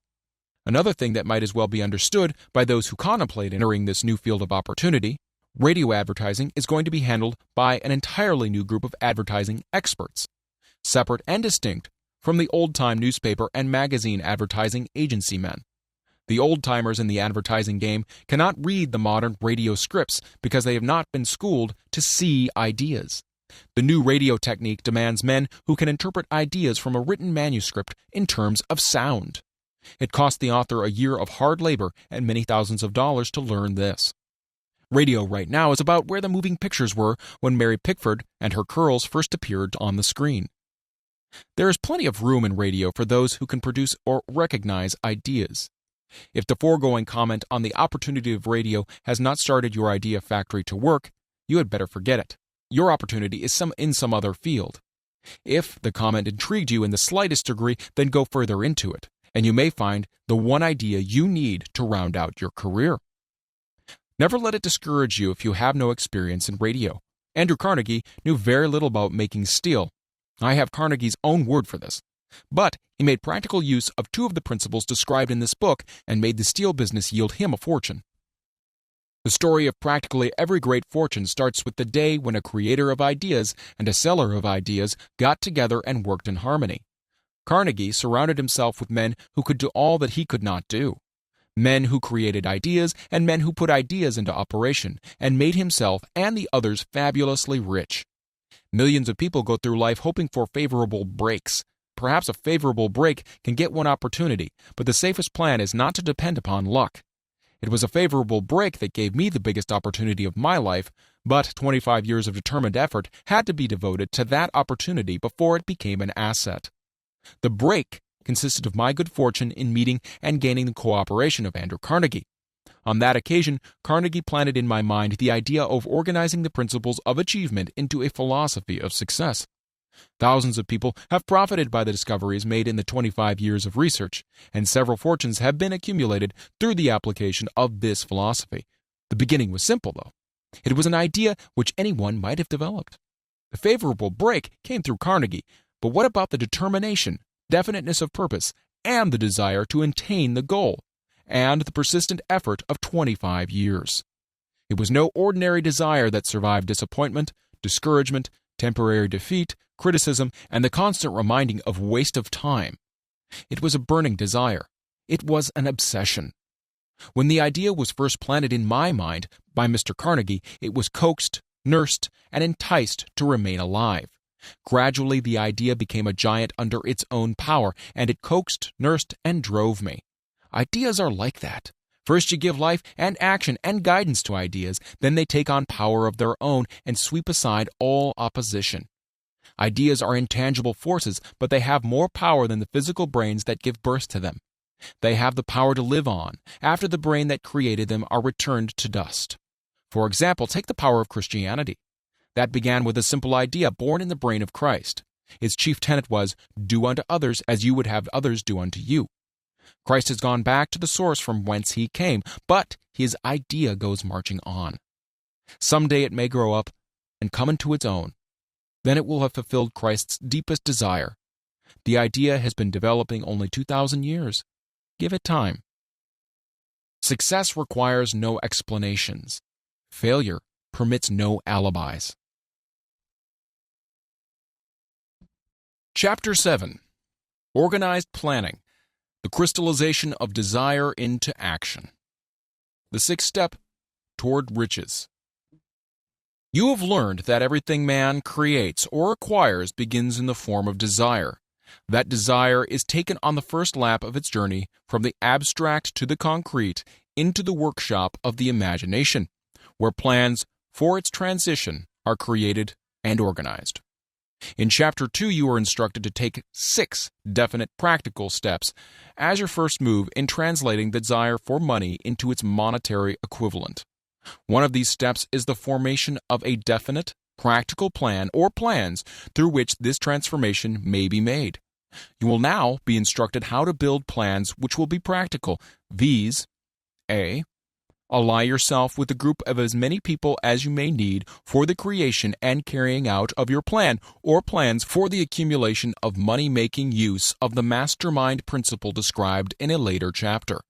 Compliance with this instruction is absolutely essential. Do not neglect it. B. Before forming your mastermind alliance, decide what advantages and benefits you may offer the individual members of your group in return for their cooperation. No one will work indefinitely without some form of compensation.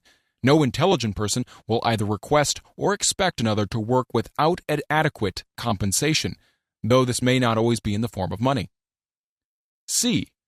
Arrange to meet with the members of your mastermind group at least twice a week, and more often if possible, until you have jointly perfected the necessary plan or plans for the accumulation of money. D. Maintain perfect harmony between yourself and every member of your mastermind group. If you fail to carry out this instruction to the letter, you may expect to meet with failure. The mastermind principle cannot obtain where perfect harmony does not prevail. Keep in mind these facts. First, You are engaged in an undertaking of major importance to you. To be sure of success, you must have plans which are faultless. Second, you must have the advantage of the experience, education, native ability, and imagination of other minds.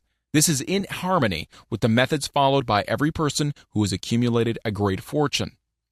No individual has sufficient experience, education, native ability, and knowledge to ensure the accumulation of a great fortune without the cooperation of other people. Every plan you adopt in your endeavor to accumulate wealth should be the joint creation of yourself and every other member of your mastermind group.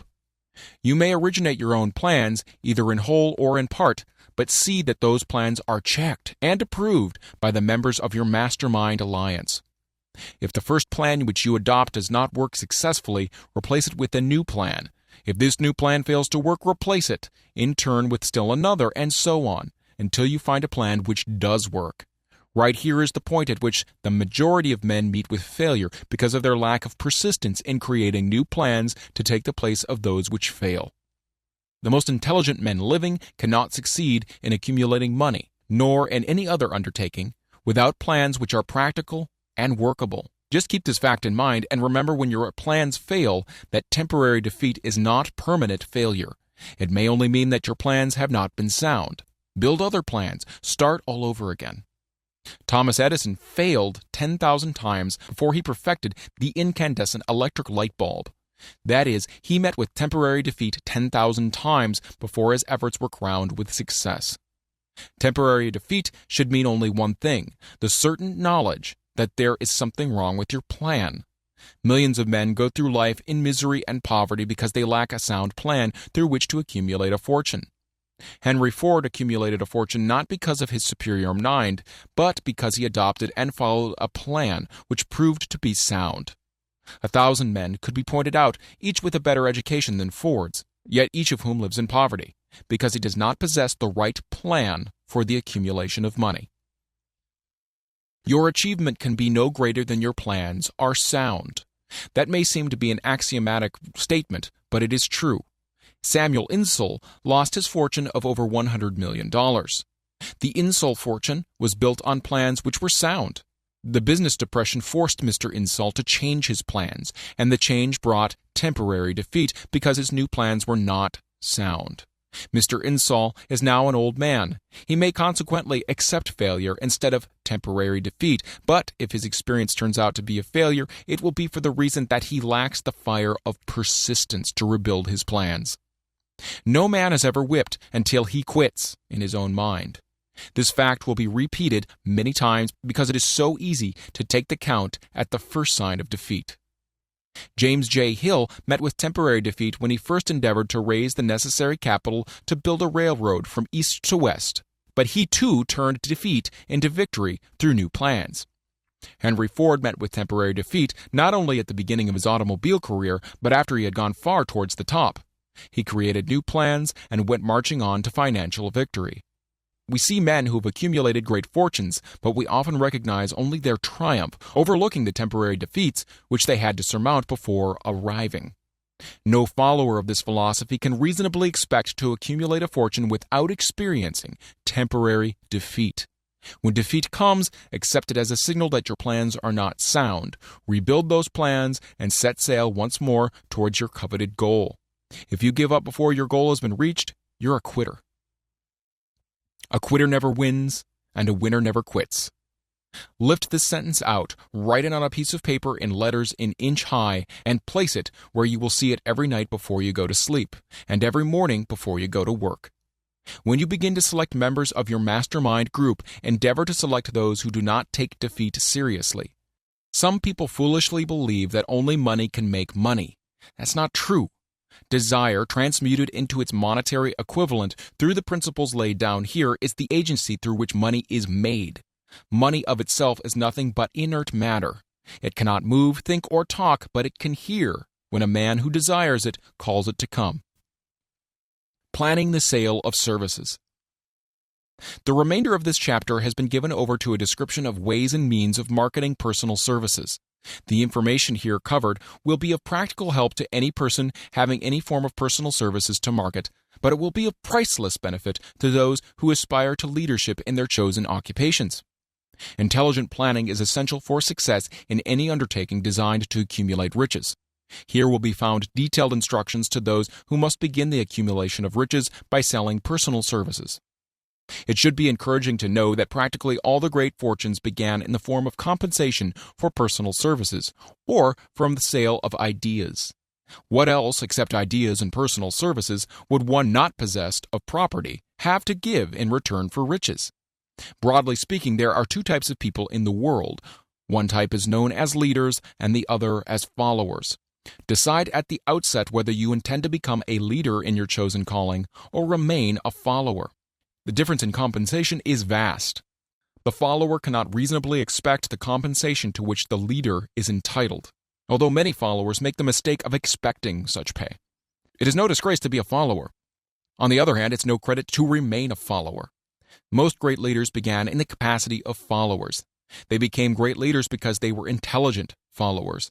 With few exceptions, the man who cannot follow a leader intelligently cannot become an efficient leader. The man who can follow a leader most efficiently is usually the man who develops into leadership most rapidly. An intelligent follower has many advantages, among them the opportunity to acquire knowledge from his leader. The major attributes of leadership. The following are important factors of leadership. 1. Unwavering courage based upon knowledge of self and of one's occupation. No follower wishes to be dominated by a leader who lacks self-confidence and courage. No intelligent follower will be dominated by such a leader very long. 2. Self-control. The man who cannot control himself can never control others. Self-control sets a mighty example for one's followers, which the more intelligent will emulate. 3. A keen sense of justice. Without a sense of fairness and justice, no leader can command and retain the respect of his followers. 4. Definiteness of decision. The man who wavers in his decisions shows that he is not sure of himself.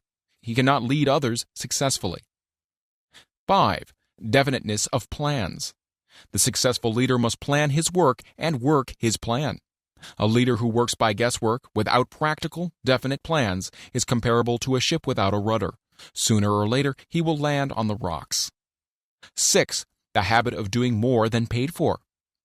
One of the penalties of leadership is the necessity of willingness upon the part of the leader to do more than he requires of his followers.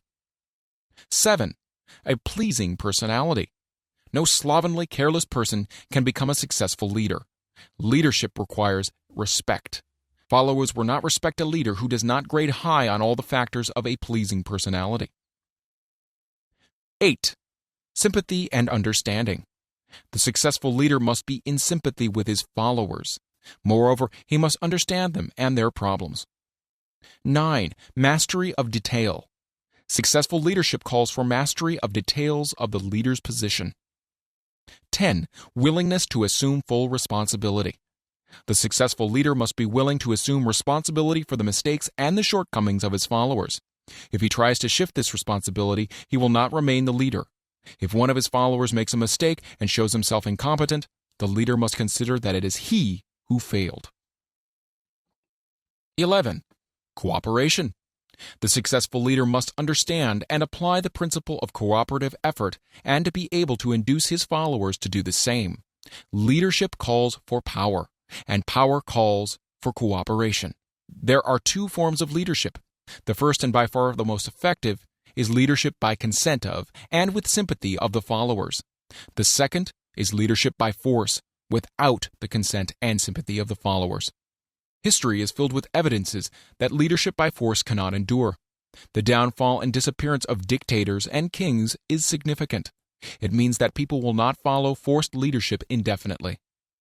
The world has just entered a new era of relationship between leaders and followers, which very clearly calls for new leaders and a new brand of leadership in business and industry. Those who belong to the old school of leadership by force must acquire an understanding of the new brand of leadership, cooperation, or be relegated to the rank and file of the followers. There is no other way out for them. The relationship of employer and employee, or of leader and follower in the future, will be one of mutual cooperation, based upon an equitable division of the profits of business. In the future, the relationship of employer and employee will be more like a partnership than it has been in the past. Napoleon, Kaiser Wilhelm of Germany, the Tsar of Russia, and the King of Spain were examples of leadership by force. Their leadership passed. Without much difficulty, one might point to the prototypes of these ex-leaders among the business, financial, and labor leaders of America who have been dethroned or slated to go. Leadership by consent of the followers is the only brand which can endure. Men may follow the forced leadership temporarily, but they will not do so willingly. The new brand of leadership will embrace the 11 factors of leadership described in this chapter, as well as some other factors. The man who makes these the basis of his leadership will find abundant opportunity to lead in any walk of life. The Depression has prolonged, largely because the world lacked leadership of the new brand. At the end of the Depression, the demand for leaders who are competent to apply the new methods of leadership has greatly exceeded the supply. Some of the old type of leaders will reform and adapt themselves to the new brand of leadership, but, generally speaking, the world will have to look for a new timber for its leadership. This necessity may be your opportunity. The 10 major causes of failure in leadership. We come now to the major faults of leaders who fail, because it is just as essential to know what not to do as it is to know what to do. 1. Inability to organize details. Efficient leadership calls for ability to organize and master details. No genuine leader is ever too busy to do anything which may be required of him in his capacity as leader. When a man, whether he is a leader or a follower, admits that he is too busy to change his plans or to give attention to any emergency, he admits his inefficiency. The successful leader must be the master of all details connected with his position. That means, of course, that he must acquire the habit of relegating details to capable lieutenants. 2. Unwillingness to render humble service. Truly great leaders are willing, when occasion demands, to perform any sort of labor which they would ask another to perform. The greatest among ye shall be the servant of all, is a truth which all able leaders observe and respect. 3. Expectation of pay for what they know instead of what they do with that which they know. The world does not pay men for that which they know. It pays them for what they do or induce others to do. 4. Fear of competition from followers. The leader who fears that one of his followers may take his position is practically sure to realize that fear sooner or later. The able leader trains understudies to whom he may delegate at will any of the details of his position. Only in this way may a leader multiply himself and prepare himself to be at many places and give attention to many things at one time. It is an eternal truth that men receive more money for their ability to get others to perform than they could possibly earn by their own efforts. An efficient leader may, through his knowledge of his job and the magnetism of his personality, greatly increase the efficiency of others and induce them to render more service and better service than they could render without his aid. 5. Lack of imagination. Without imagination, the leader is incapable of meeting emergencies and of creating plans by which to guide his followers efficiently. 6. Selfishness. The leader who claims all the honor for the work of his followers is sure to be met by resentment. The really great leader claims none of the honors. He is contented to see the honors, when there are any, to go to his followers, because he knows that most men will work harder for commendation and recognition than they will for money alone. 7. Intemperance. Followers do not respect an intemperate leader. Moreover, intemperance in any of its various forms destroys the endurance and the vitality of all who indulge in it. 8. Disloyalty. Perhaps this should have come at the head of the list. The leader who is not loyal to his trust and to his associates, those above him, and those below him, cannot long maintain his leadership. Disloyalty marks one as being less than the dust of the earth, and brings down on one's head the contempt he deserves. Lack of loyalty is one of the major causes of failure in every walk of life. 9. Emphasis of the authority of leadership.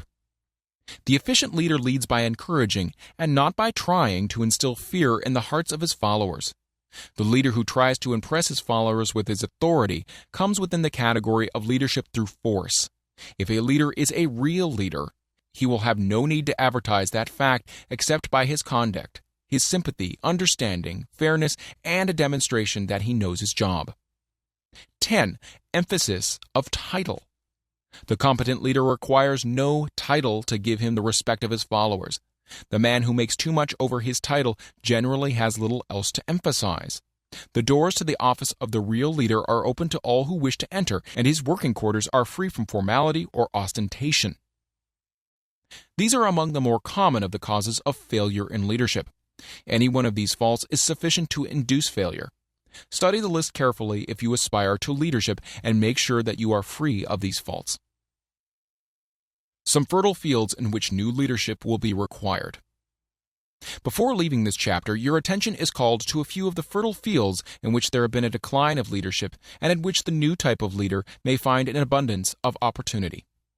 First, in the field of politics, there is a most insistent demand for new leaders, a demand which indicates nothing less than an emergency. The majority of politicians have seemingly become high-grade, legalized racketeers. They have increased taxes and debauched the machinery of industry and business until the people can no longer stand the burden. Second, the banking business is undergoing a reform. The leaders in this field have almost entirely lost the confidence of the public. Already the bankers have sensed the need of reform, and they have begun it. Third, industry calls for new leaders. The old type of leaders thought and moved in terms of dividends instead of thinking and moving in terms of human equations. The future leader in industry, to endure, must regard himself as a quasi-public official whose duty it is to manage his trust in such a way that it will work hardship on no individual or group of individuals. Exploitation of working men is a thing of the past. Let the man who aspires to leadership in the field of business, industry, and labor remember this. Fourth, the religious leader of the future will be forced to give more attention to the temporary needs of his followers in the solution of their economic and personal problems of the present, and less attention to the dead past and yet unborn future. Fifth, in the professions of law, medicine, and education, a new brand of leadership, and to some extent, new leaders will become a necessity. This is especially true in the field of education.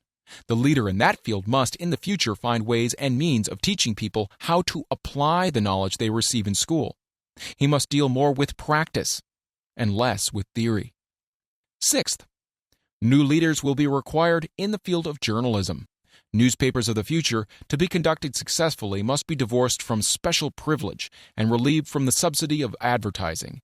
They must cease to be organs of propaganda for the interests which patronize their advertising columns. The type of newspaper which publishes scandal and lewd pictures will eventually go the way of all forces which debauch the human mind. These are but a few of the fields in which opportunities for new leaders and new brands of leadership are now available. The world is undergoing a rapid change. This means that the media through which the changes in human habits are promoted must be adapted to the changes. The media here described are the ones which, more than any others, determine the trends of civilization. When and how to apply for a position. The information described here is the net result of many years of experience during which thousands of men and women were helped to market their services effectively. It can therefore be relied upon as sound and practical. Media through which services may be marketed. Experience has proved that the following media offer the most direct and effective methods of bringing the buyer and seller of personal services together. 1. Employment bureaus. Care must be taken to select only reputable bureaus, the management of which can show adequate records of achievement of satisfactory results. There are comparatively few such bureaus. 2. Advertising in newspapers, trade journals, magazines, and radio. Classified advertising may usually be relied upon to produce satisfactory results in the case of those who apply for clerical or ordinary salaried positions. Display advertising is more desirable in the case of those who seek executive connections.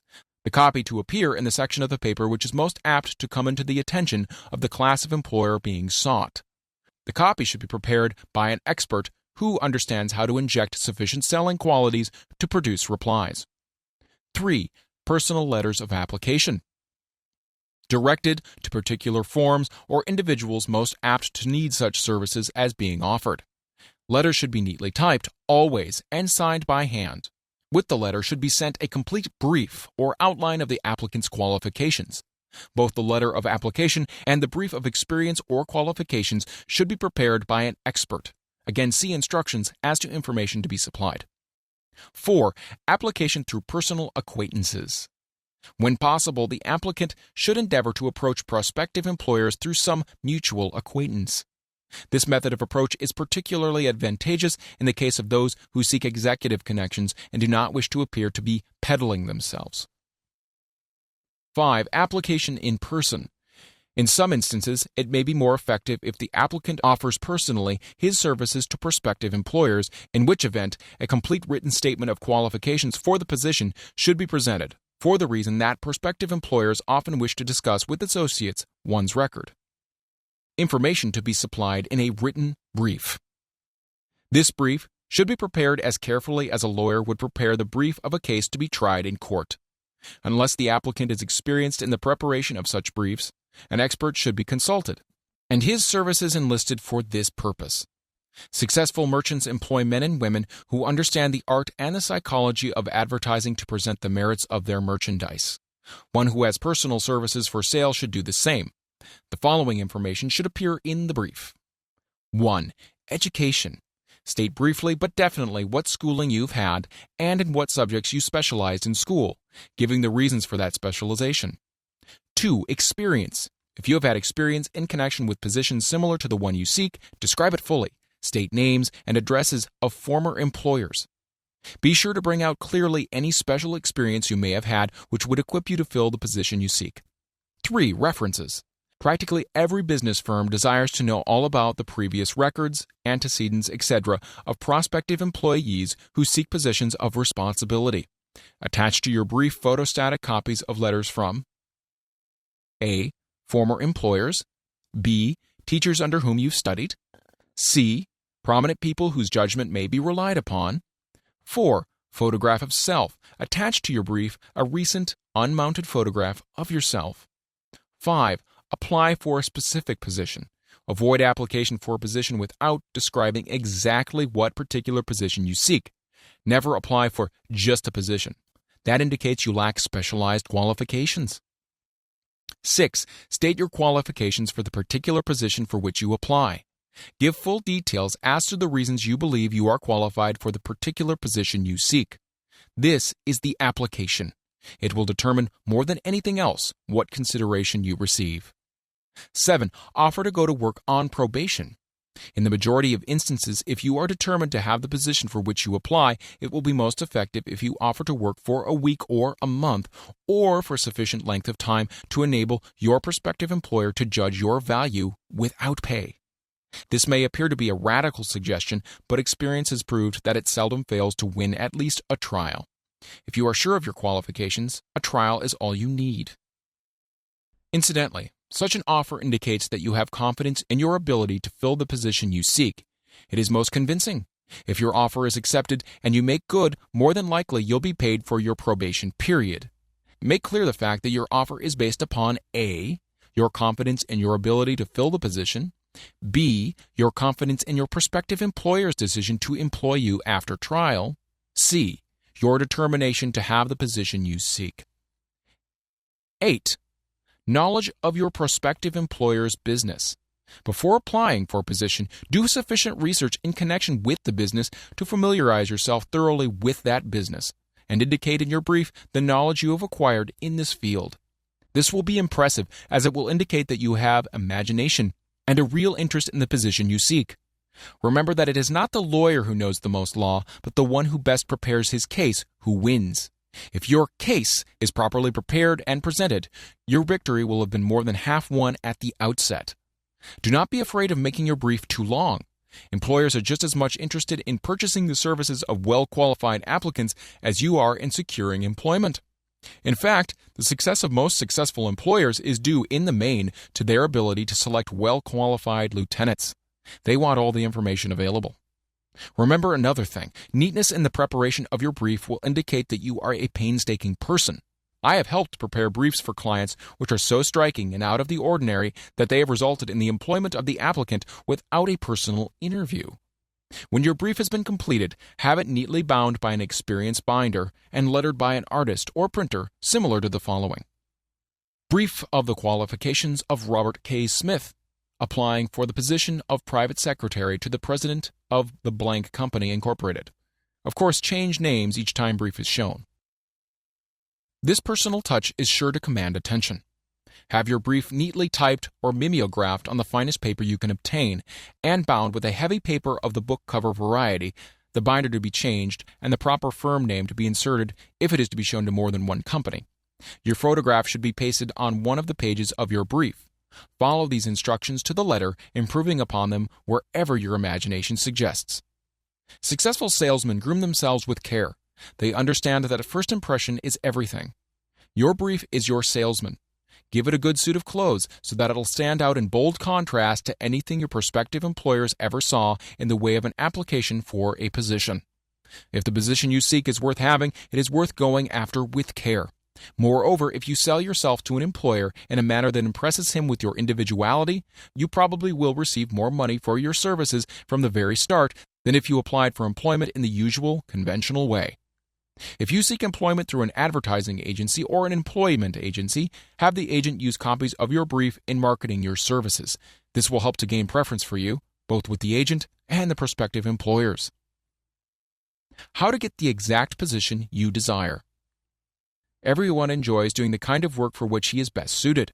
An artist loves to work with paints, a craftsman with his hands, a writer loves to write.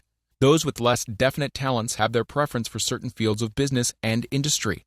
If America does anything well, it offers a full range of occupations: tilling the soil, manufacturing, marketing, and the professions. First, decide exactly what kind of job you want. If the job doesn't already exist, perhaps you can create it. Second, choose the company or individual for whom you wish to work. Third, study your prospective employer as to policies, personnel, and chances of advancement. Fourth, by analysis of yourself, your talents and capabilities, figure out what you can offer and plan ways and means of giving advantages, services, developments, and ideas that you believe you can successfully deliver. Fifth, forget about a job. Forget whether or not there is an opening. Forget the usual routine of "have you got a job for me?" Concentrate rather on what you can give. Sixth, once you have your plan in mind, arrange with an experienced writer to put it in paper in neat form and in full detail. Seventh, present it to the proper person with authority, and he will do the rest. Every company is looking for men who can give something of value, whether it be ideas, services, or connections.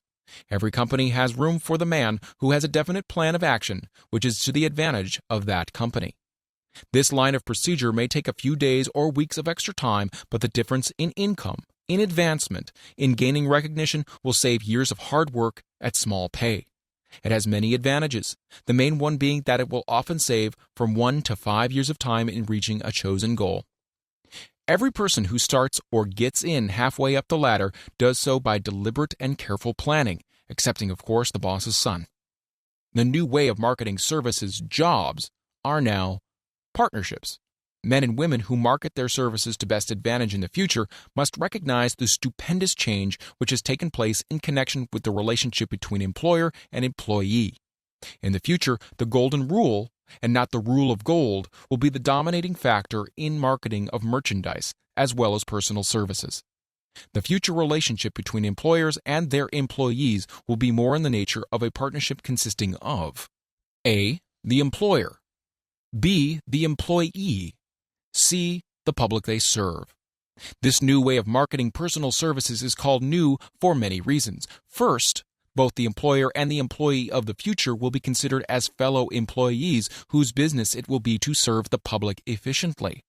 In times past, employers and employees have bartered among themselves, driving the best bargains they could with one another, not considering that in the final analysis they were in reality bargaining at the expense of the third party, the public they served.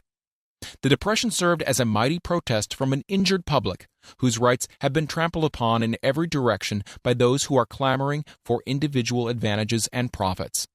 When the debris of the Depression shall have cleared away and business shall have been once again restored to balance, both employers and employees will recognize that they are no longer privileged to drive bargains at the expense of those whom they serve. The real employer of the future will be the public.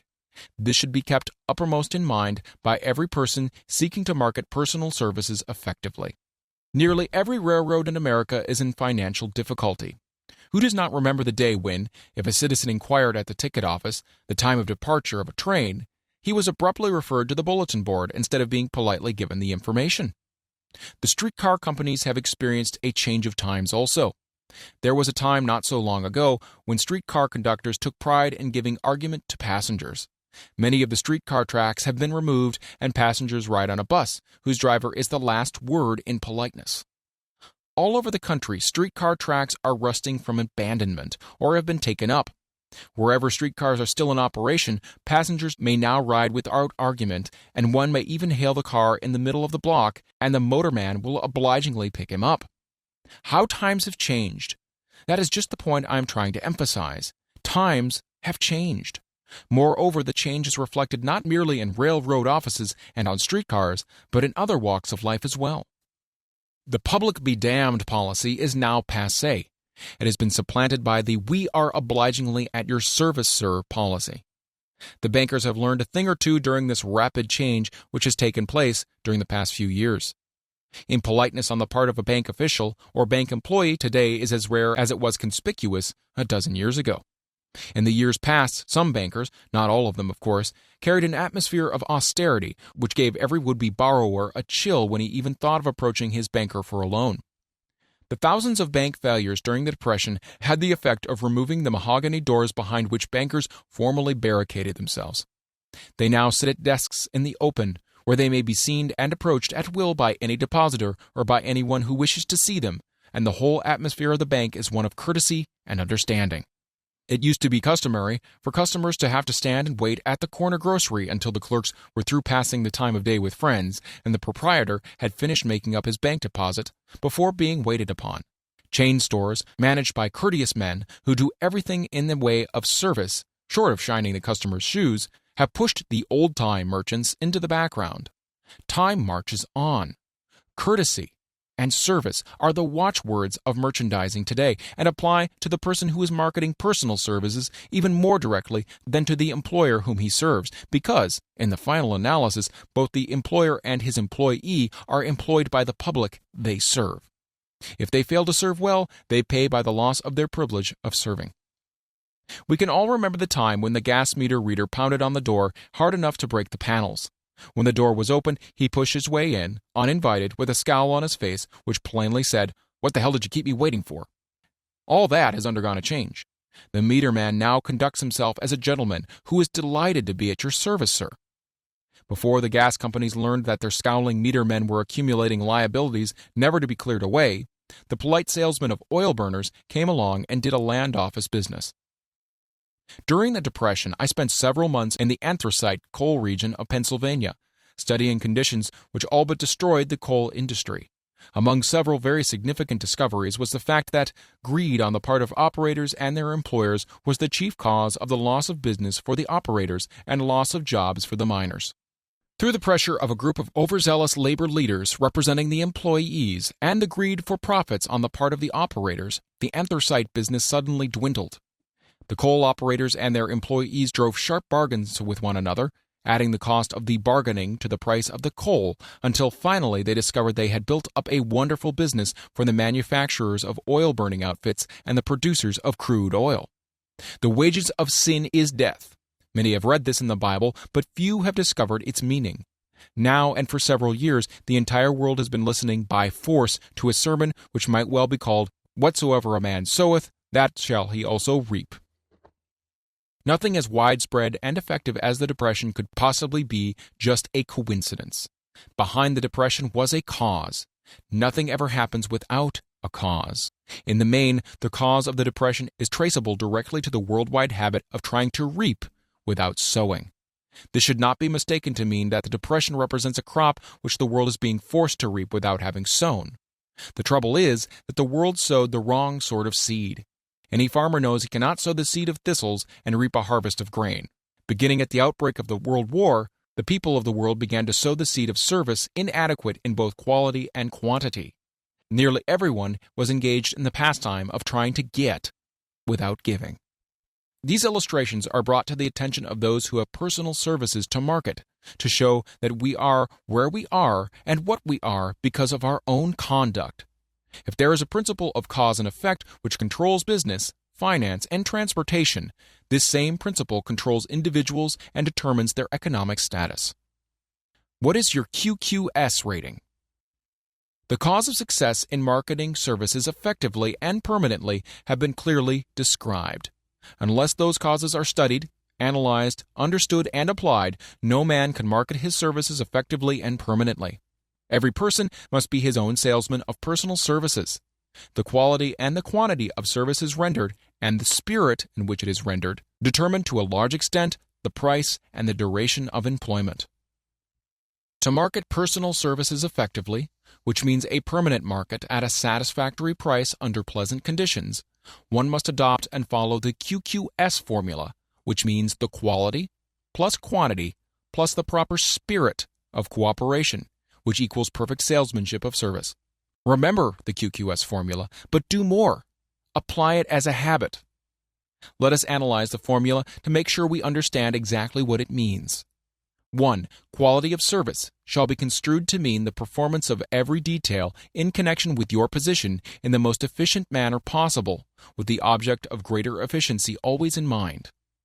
2. Quantity of service shall be understood to mean the habit of rendering all the service of which you are capable at all times with the purpose of increasing the amount of service rendered as greater skill is developed through practice and experience. Emphasis is again placed on the word habit.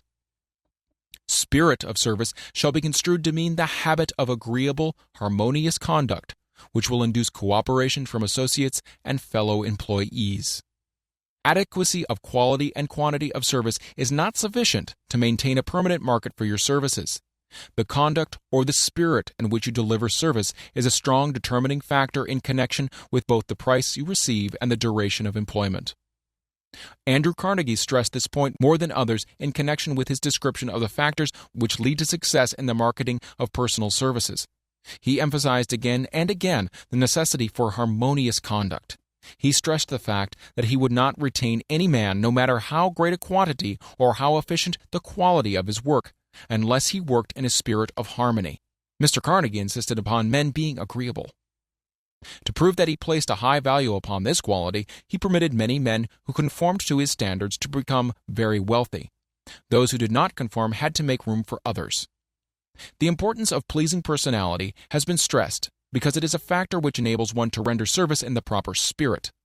If one has a personality which pleases and renders service in a spirit of harmony, these assets often make up for deficiencies in both the quality and the quantity of services one renders. Nothing, however, can be successfully substituted for pleasing conduct. The capital value of your services. The person whose income is derived entirely from the sale of personal services is no less a merchant than the man who sells commodities.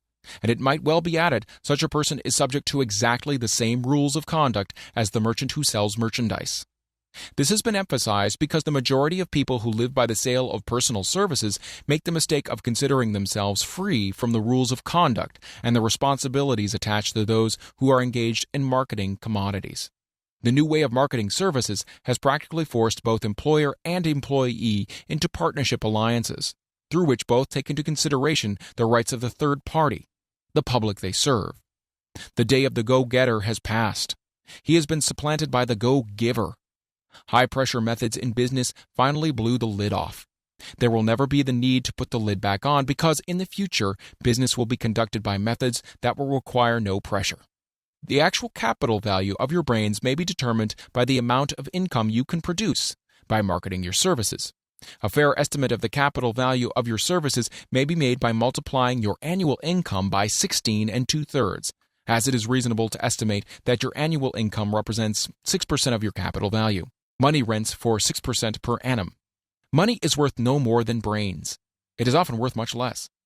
Competent brains, if effectively marketed, represent a much more desirable form of capital than that which is required to conduct a business dealing in commodities, because brains are a form of capital which cannot be permanently depreciated through depressions, nor can this form of capital be stolen or spent.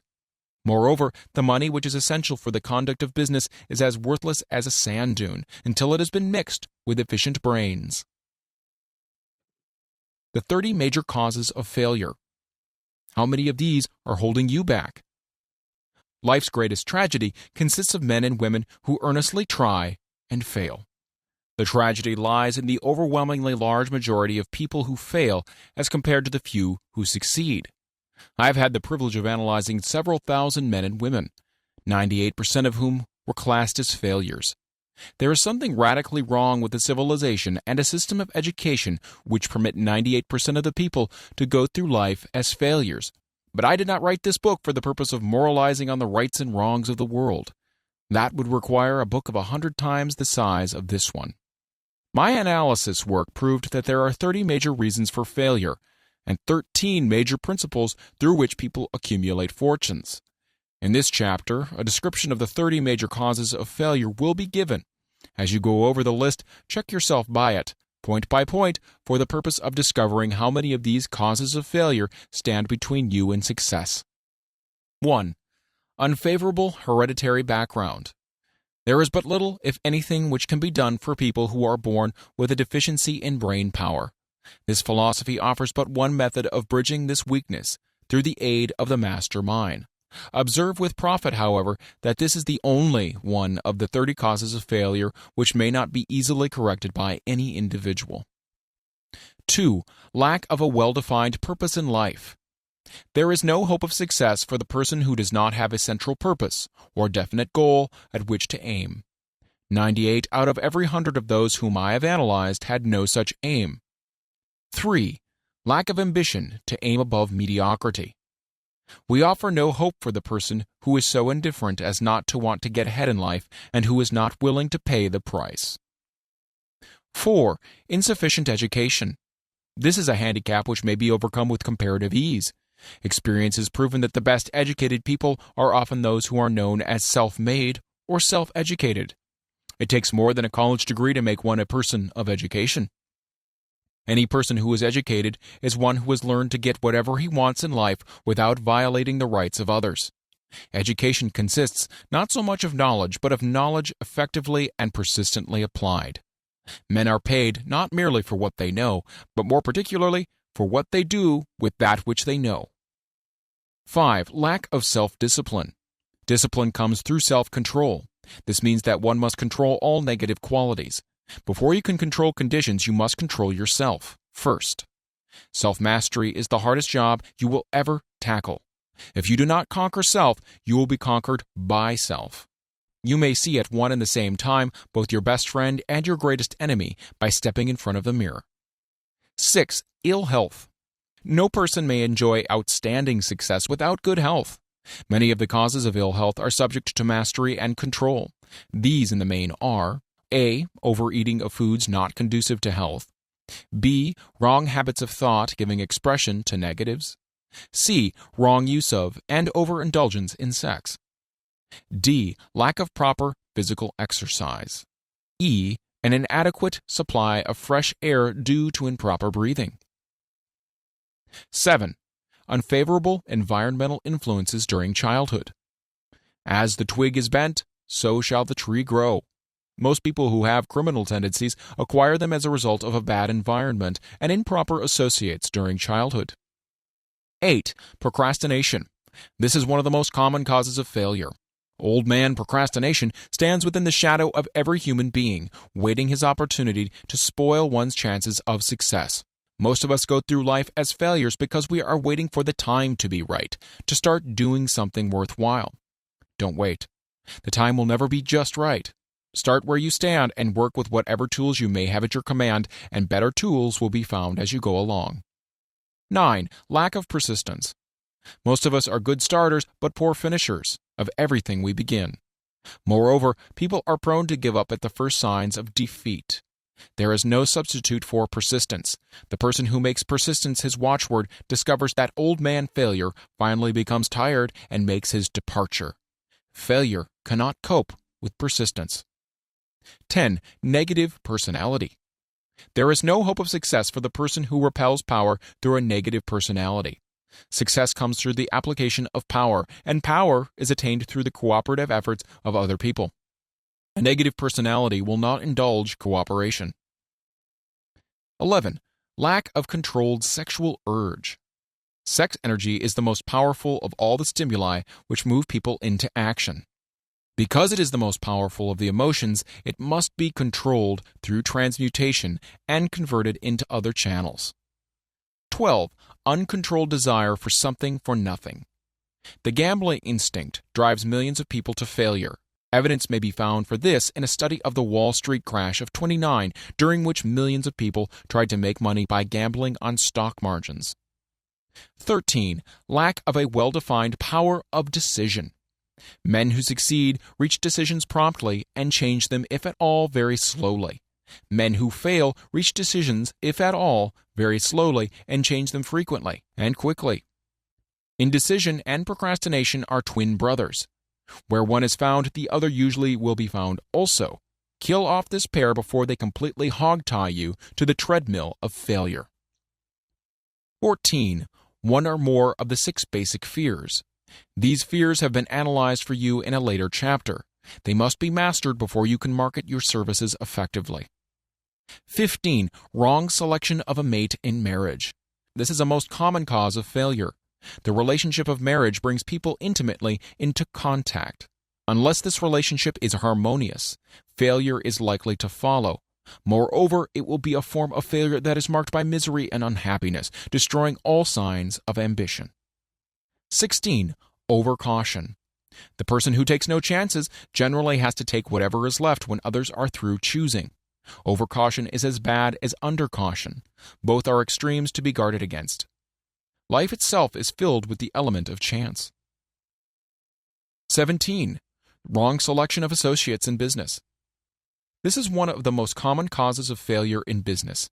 In marketing personal services, one should use great care to select an employer who will be an inspiration and who is himself intelligent and successful. We emulate those with whom we associate most closely. Pick an employer who is worth emulating. 18. Superstition and prejudice. Superstition is a form of fear. It is also a sign of ignorance. Men who succeed keep open minds and are afraid of nothing. 19. Wrong selection of a vocation. No man can succeed in a line of endeavor which he does not like.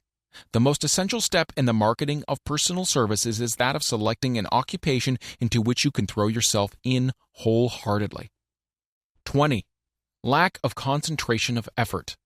The jack of all trades seldom is good at any. Concentrate all of your efforts on the definite chief aim. 21. The habit of indiscriminate spending. The spendthrift cannot succeed mainly because he stands eternally in fear of poverty. Form the habit of systematic saving by putting aside a definite percentage of your income. Money in the bank gives one a very safe foundation of courage when bargaining for the sale of personal services. Without money, one must take what one is offered and be glad to get it. 22. Lack of enthusiasm. Without enthusiasm, one cannot be convincing. Moreover, enthusiasm is contagious, and the person who has it under control is generally welcome in any group of people. 23. Intolerance. The person with a closed mind on any subject seldom gets ahead. Intolerance means that one has stopped acquiring knowledge. The most damaging forms of intolerance are those connected with religious, racial, and political differences of opinion. 24. Intemperance. The most damaging forms of intemperance are connected with eating, strong drink, and sexual activities. Overindulgence in any of these is fatal to success. 25. Inability to cooperate with others. Most people lose their positions and their big opportunities in life because of this fault than for all other reasons combined. It is a fault which no well-formed businessman or leader will tolerate. 26. Possession of power that was not acquired through self-effort. Sons and daughters of wealthy men and others who inherit money which they did not earn. Power in the hands of one who did not acquire it gradually is often fatal to success. Quick riches are more dangerous than poverty. 27. Intentional dishonesty. There is no substitute for honesty. One may be temporarily dishonest by force of circumstances over which one has no control without permanent knowledge. But there is no hope for the person who is dishonest by choice. Sooner or later, his deed will catch up with him, and he will pay by loss of reputation, and perhaps even loss of liberty. 28. Egotism and vanity. These qualities serve as red lights which warn others to keep away. They are fatal to success. 29. Guessing instead of thinking. Most people are too indifferent or lazy to acquire facts with which to think accurately. They prefer to act on opinions created by guesswork or snap judgments. 30. Lack of capital. This is a common cause of failure among those who start out in business for the first time, without sufficient reserve of capital to absorb the shock of their mistakes and to carry them over until they have established a reputation. 31. Under this, name any particular cause of failure from which you have suffered that has not been included in the foregoing list. In these 30 major causes of failure is found a description of the tragedy of life, which obtains for practically every person who tries and fails. It will be helpful if you can induce someone who knows you well to go over this list with you and help to analyze you by the 30 causes of failure. It may be beneficial if you try this alone. Most people cannot see themselves as others see them. You may be one who can't. The oldest of admonition is man, know thyself. If you market merchandise successfully, you must know the merchandise. The same is true in marketing personal services. You should know all of your weaknesses in order that you may either bridge them or eliminate them entirely. You should know your strength in order that you may call attention to it when selling your services. You can know yourself only through accurate analysis. The folly of ignorance in connection with self was displayed by a young man who applied to the manager of a well-known business for a position. He made a very good impression until the manager asked him what salary he expected. He replied that he had no fixed sum in mind, which is a lack of a definite aim. The manager then said, "We'll pay you all you're worth after we try you out for a week." "I will not accept it," the applicant replied, "because I'm getting more than that where I am now employed." Before you even start to negotiate for a readjustment of your salary in your present position or to seek employment elsewhere, be sure that you are worth more than you now receive. It is one thing to want money. Everyone wants more, but it is something entirely different to be worth more. Many people mistake their wants for their just dues. Your financial requirements or wants have nothing whatever to do with your worth. Your value is established entirely by your ability to render useful service or your capacity to induce others to render such service. Take inventory of yourself. 28 questions you should answer. Annual self-analysis is an essential in the effective marketing of personal services, as is annual inventory in merchandising. Moreover, the yearly analysis should disclose a decrease in faults and an increase in virtues. One goes ahead, stands still, or goes backward in life. One's subject should be, of course, to go ahead.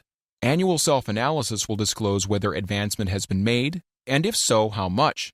It will also disclose any backward steps one may have made. The effective marketing of personal services requires one to move forward even if the progress is slow.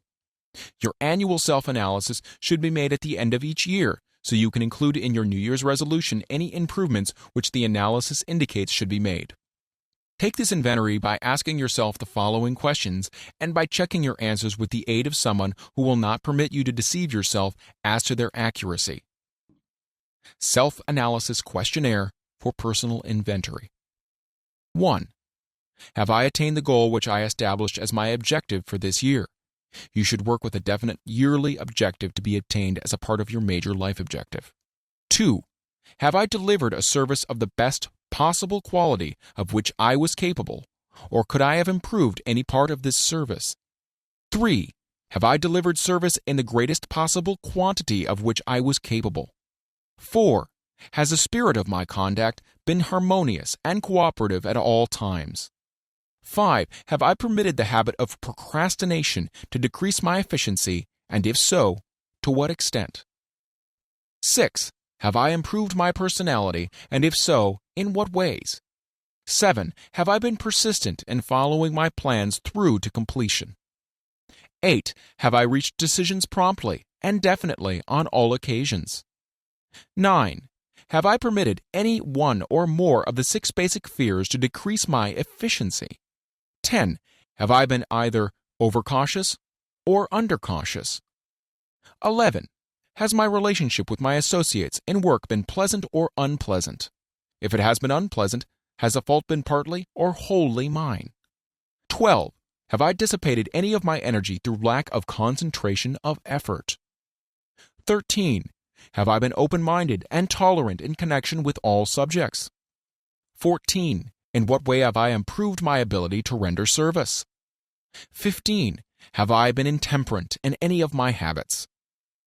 16. Have I expressed, either openly or secretly, any form of egotism? 17. Has my conduct towards my associates been such that it has induced them to respect me? 18. Have my opinions and decisions been based upon guesswork or accuracy of analysis and thought? 19. Have I followed the habit of budgeting my time, my expenses, and my income, and have I been conservative in these budgets? 20. How much time have I devoted to unprofitable effort, which I might have used to better advantage? 21. How may I rebudget my time and change my habits so I will be more efficient during the coming year? 22. Have I been guilty of any conduct which has not been approved by my conscience? 23. In what ways have I rendered more service and better service than I was paid to render? 24. Have I been unfair to anyone, and if so, in what way? 25. If I had been the purchaser of my own services for the year, would I be satisfied with my purchase? 26. Am I in the right vocation, and if not, why not? 27. Has the purchaser of my services been satisfied with the service I have rendered, and if not, why not? 28. What is my present rating on the fundamental principles of success? Make this rating fairly and frankly, and have it checked by someone who is courageous enough to do it accurately. Having read and assimilated the information conveyed throughout this chapter, you are now ready to create a practical plan for marketing your personal services.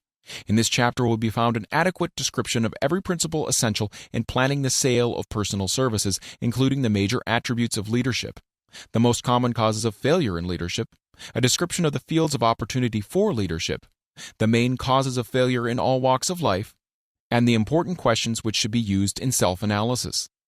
This extensive and detailed presentation of accurate information has been included because it will be needed by all who must begin the accumulation of riches by marketing personal services. Those who have lost their fortunes and those who are just beginning to earn money have nothing but personal services to offer in return for riches. Therefore, it is essential that they have available the practical information needed to market services to best advantage. The information contained in this chapter will be of great value to all who aspire to attain leadership in any calling. It will be particularly helpful to those aiming to market their services as business or industrial executives. Complete assimilation and understanding of the information here conveyed will be helpful in marketing one's own services, and it will also help one to become more analytical and capable of judging people.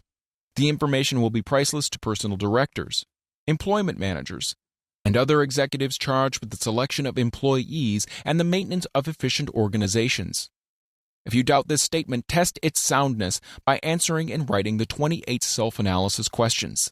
That might be both interesting and profitable, even though you do not doubt the soundness of the statement. Where and how one may find opportunities to accumulate riches. Now that we have analyzed the principles by which riches may be accumulated, we naturally ask, where may one find favorable opportunities to apply these principles? Well, very well. Let us take inventory and see what the United States of America offers the person seeking riches, great or small. To begin with, let us remember, all of us, that we live in a country where every law-abiding citizen enjoys freedom of thought and freedom of deed unequaled anywhere in the world. Most of us have never taken inventory of the advantages of this freedom. We have never compared our unlimited freedom with the curtailed freedom in other countries.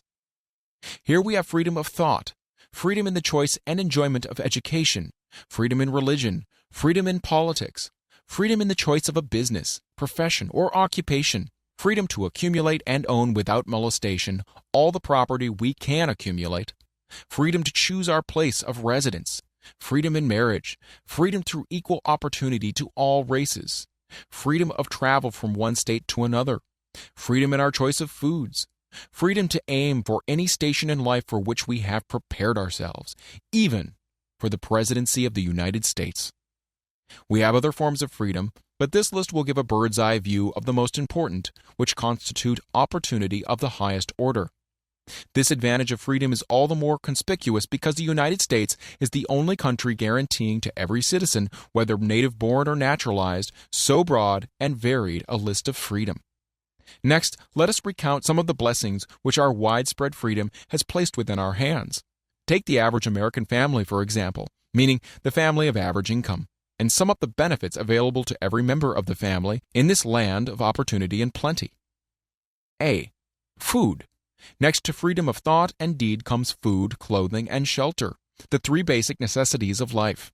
Because of our universal freedom, the average American family has available at its very door the choicest selection of food to be found anywhere in the world, and at prices within its financial range. A family of two living in the heart of the Times Square district of New York City, far removed from the sources of production of foods, took careful inventory of the cost of a simple breakfast with this astonishing result. Articles of food. Cost at the breakfast table. Grapefruit juice from Florida, 2 cents. Rippled wheat breakfast food from a Kansas farm, 2 cents.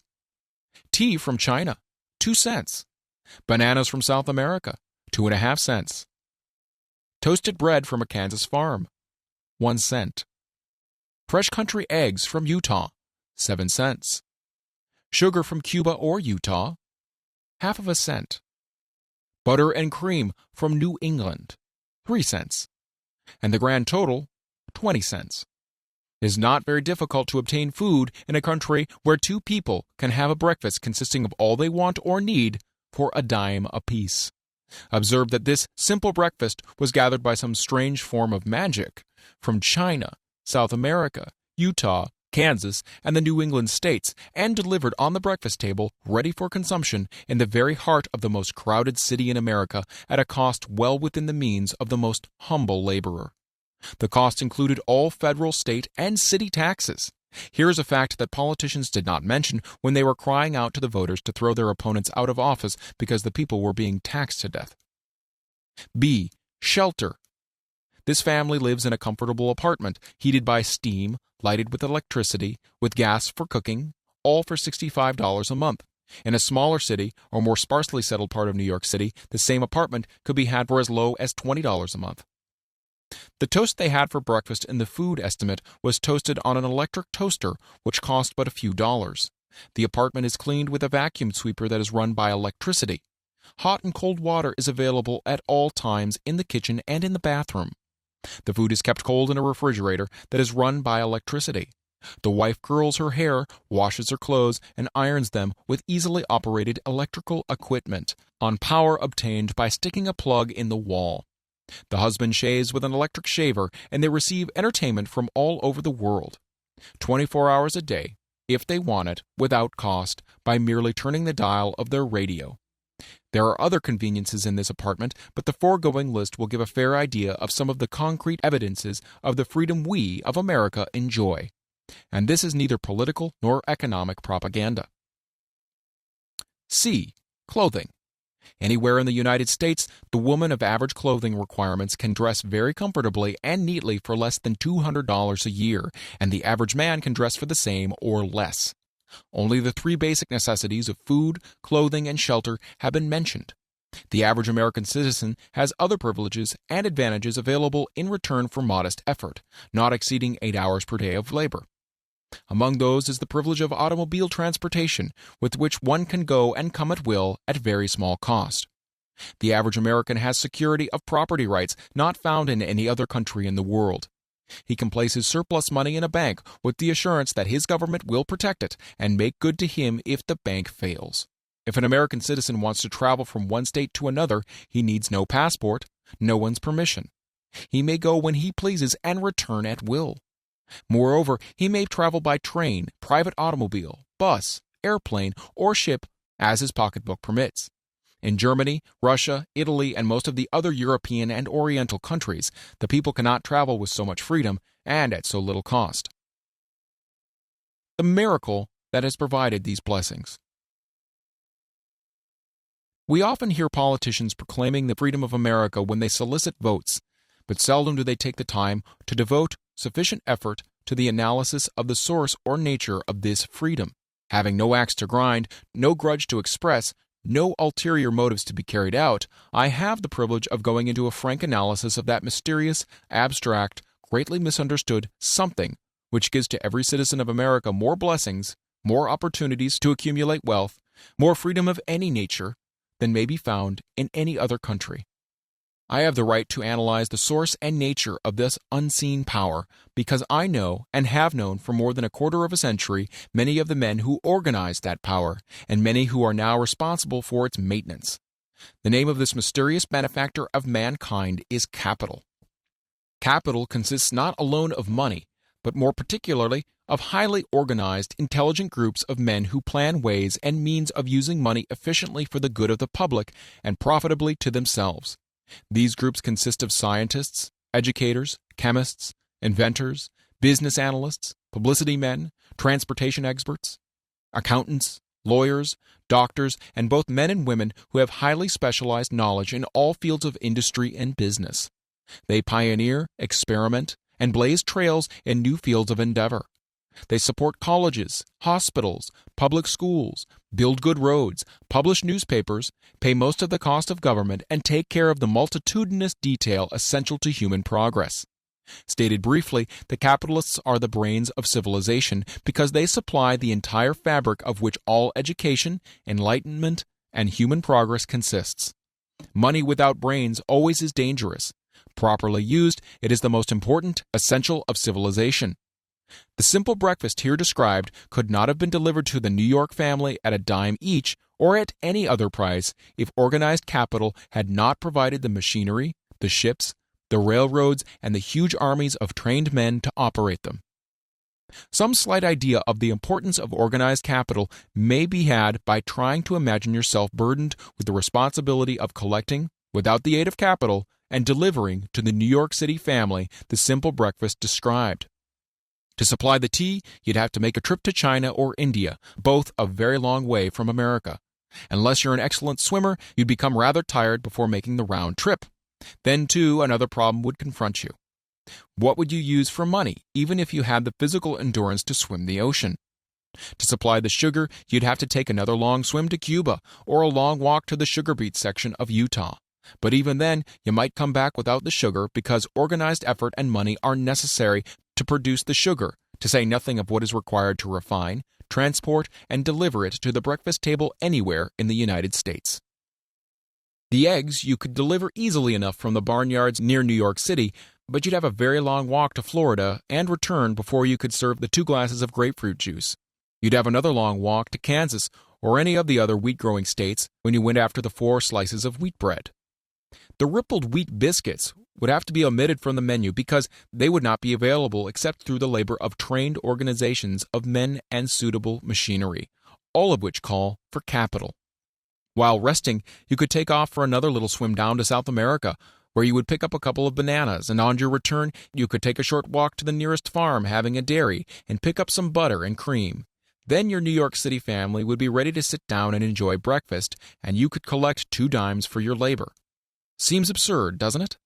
Well, the procedure described would be the only possible way these simple items of food could be delivered to the heart of New York City if we had no capitalistic system. The sum of money required for the building and maintenance of the railroads and steamships used in the delivery of that simple breakfast is so huge that it staggers one's imagination. It runs into hundreds of millions of dollars, not to mention the armies of trained employees required to man the ships and trains. But transportation is only a part of the requirement of modern civilization in capitalistic America. Before there can be anything to haul, something must be grown from the ground, or manufactured and prepared for market.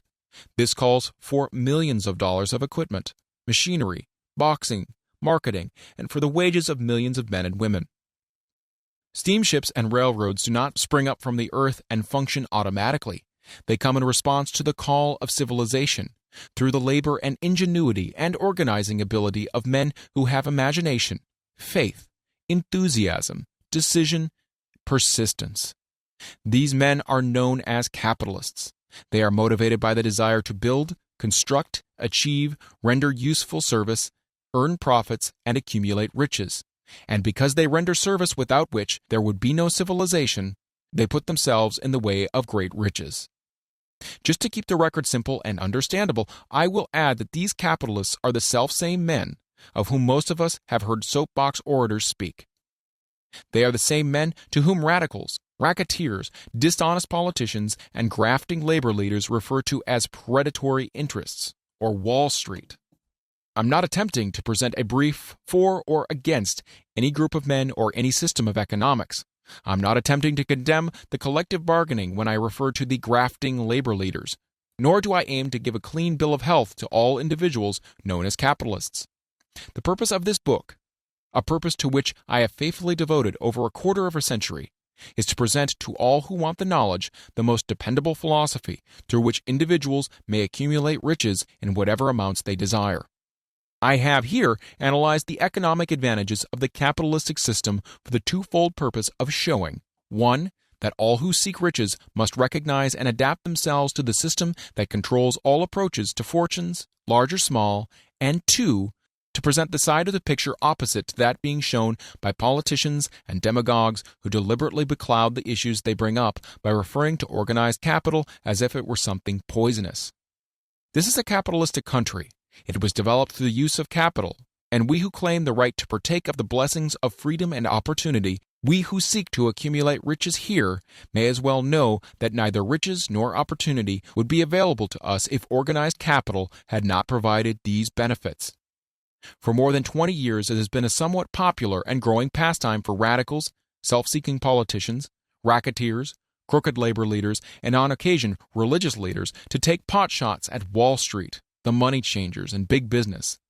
The practice became so general that we witnessed during the business depression the unbelievable sight of high government officials lining up with the cheap politicians and labor leaders with the openly avowed purpose of throttling the system which had made industrial America the richest country on earth. The lineup was so general and so well organized that it prolonged the worst depression America has ever known. It cost millions of men their jobs because those jobs were inseparably a part of the industrial and capitalistic system which form the very backbone of the nation.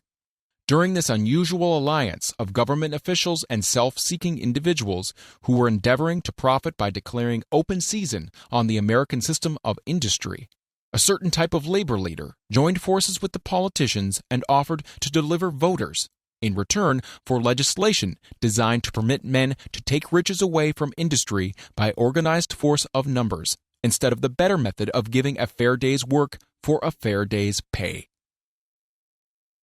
Millions of men and women throughout the nation are still engaged in this popular pastime of trying to get without giving. Some of them are lined up with labor unions, where they demand shorter hours and more pay. Others do not take the trouble to work at all. They demand government relief and are getting it. Their idea of their rights of freedom was demonstrated in New York City, where a violent complaint was registered with the postmaster by a group of relief beneficiaries, so-called, because the postman awakened them at 7:30 a.m. to deliver government relief checks. They demanded that the time of delivery be set up to 10 o'clock. If you are one of those who believe that riches can be accumulated by the mere act of men who organize themselves into groups and demand more pay for less service, if you're one of those who demand government relief without early morning disturbance when the money is delivered to you, if you are one of those who believe in trading their votes to politicians in return for the passing of laws which permit the raiding of the public treasury, you may rest securely on your belief with certain knowledge that no one will disturb you, because this is a free country, where every man may think as he pleases, where nearly everyone can live with but little effort, where many may live well without doing any work whatsoever. However, you should know the full truth concerning this freedom, of which so many people boast and so few understand. As great as it is, as far as it reaches, as many privileges as it provides, it does not and cannot bring riches without effort.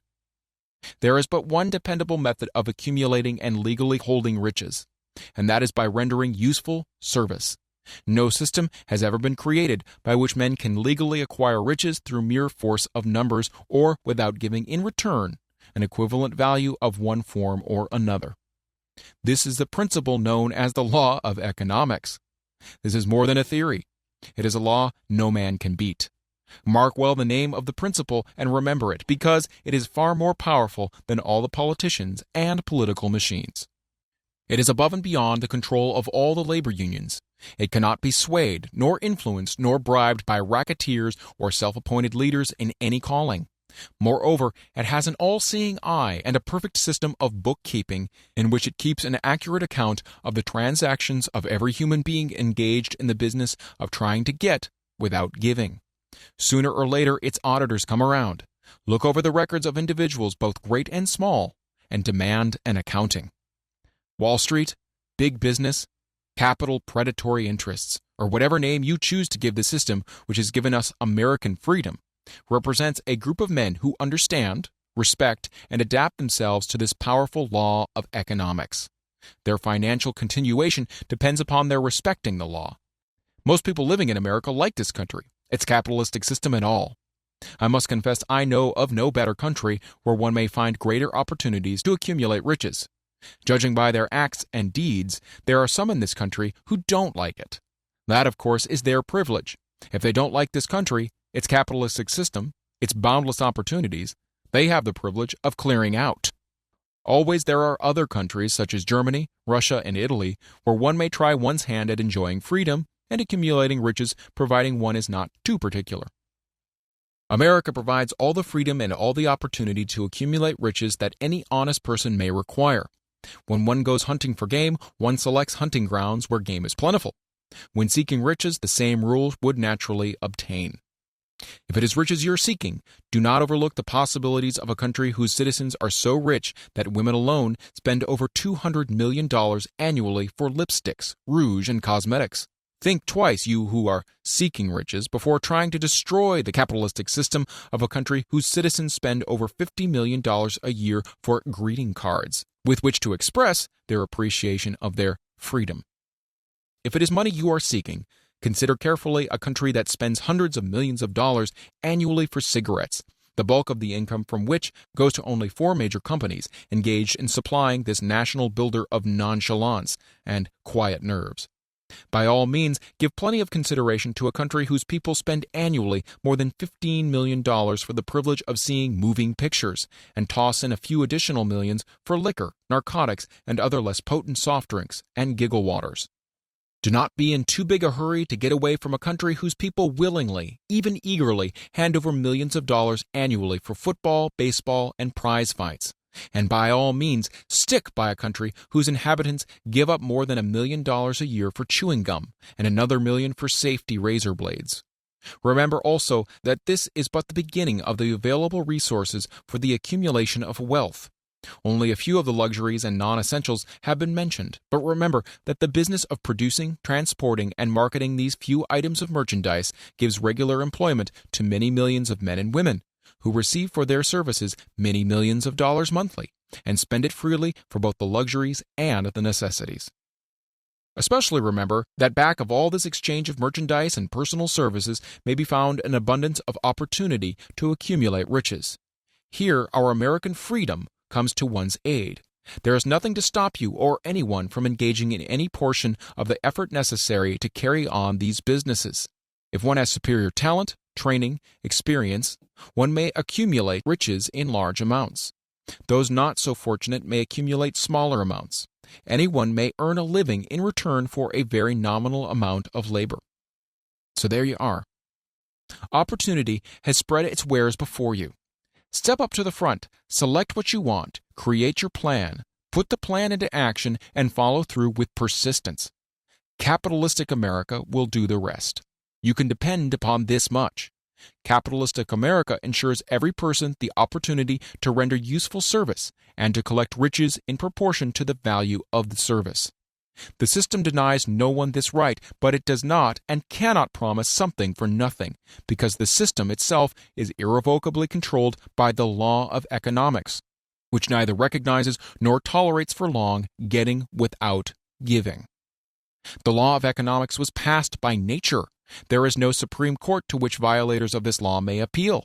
The law hands out both penalties for its violation and appropriate rewards for its observance, without interference or the possibility of interference by any human being. The law cannot be repealed.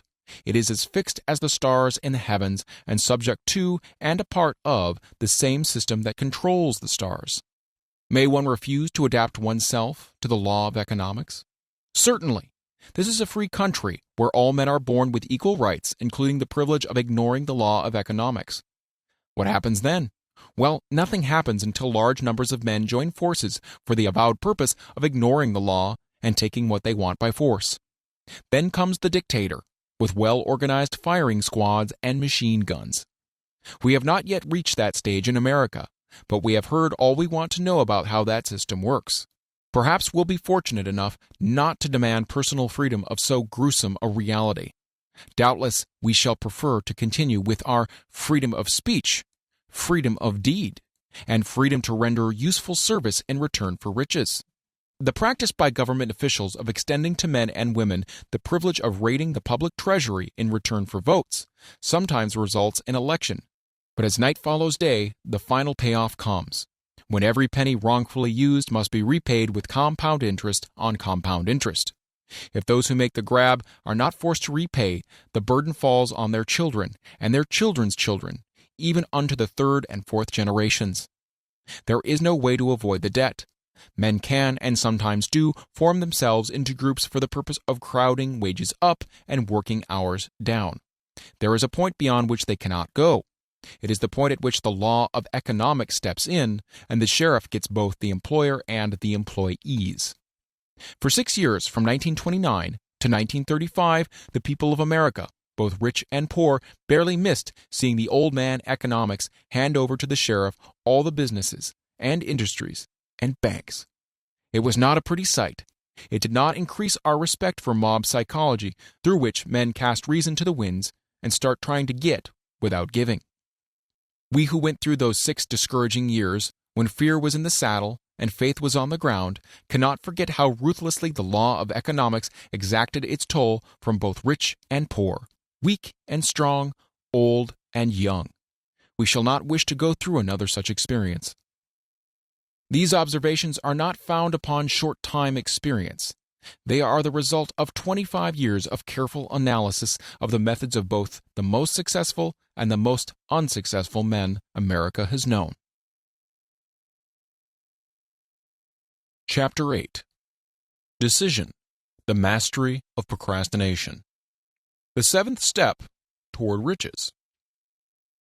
Accurate analysis of over 25,000 men and women who had experienced failure disclosed the fact that lack of decision was near the head of the list of the 30 major causes of failure.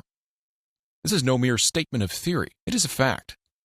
Procrastination, the opposite of decision, is a common enemy which practically every man must conquer. You'll have an opportunity to test your capacity to reach quick and definite decisions when you finish reading this book and are ready to begin putting into action the principles which it describes. Analysis of several hundred people who had accumulated fortunes well beyond the $1 million mark disclosed the fact that every one of them had the habit of reaching decisions promptly and of changing these decisions slowly, if and when they were changed. People who fail to accumulate money, without exception, have the habit of reaching decisions, if at all, very slowly, and of changing these decisions quickly and often. One of Henry Ford's most outstanding qualities is his habit of reaching decisions quickly and definitely and changing them slowly. This quality is so pronounced in Mr. Ford that it has given him the reputation of being obstinate.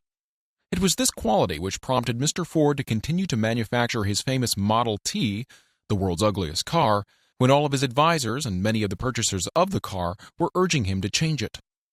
Perhaps Mr. Ford delayed too long in making the change, but the other side of the story is that Mr. Ford's firmness of decision yielded a huge fortune before the change in model became necessary. There is but little doubt that Mr. Ford's habit of definiteness of decision assumes the proportion of obstinacy, but this quality is preferable to slowness in reaching decisions and quickness in changing them. The majority of people who fail to accumulate money sufficient for their needs are generally easily influenced by the opinions of others. They permit the newspapers and gossiping neighbors to do their thinking for them. Opinions are the cheapest commodities on earth. Everyone has a flock of opinions ready to be wished upon anyone who will accept them. If you are influenced by opinions when you reach your decisions, you will not succeed in any undertaking, much less that of transmuting your own desire into money. If you're influenced by the opinions of others, you will have no desire of your own. Keep your own counsel when you begin to put into practice the principles described here by reaching your own decisions and following them. Take no one into your confidence except the members of your mastermind group, and be very sure in your selection of this group that you choose only those who will be in complete sympathy and harmony with your purpose.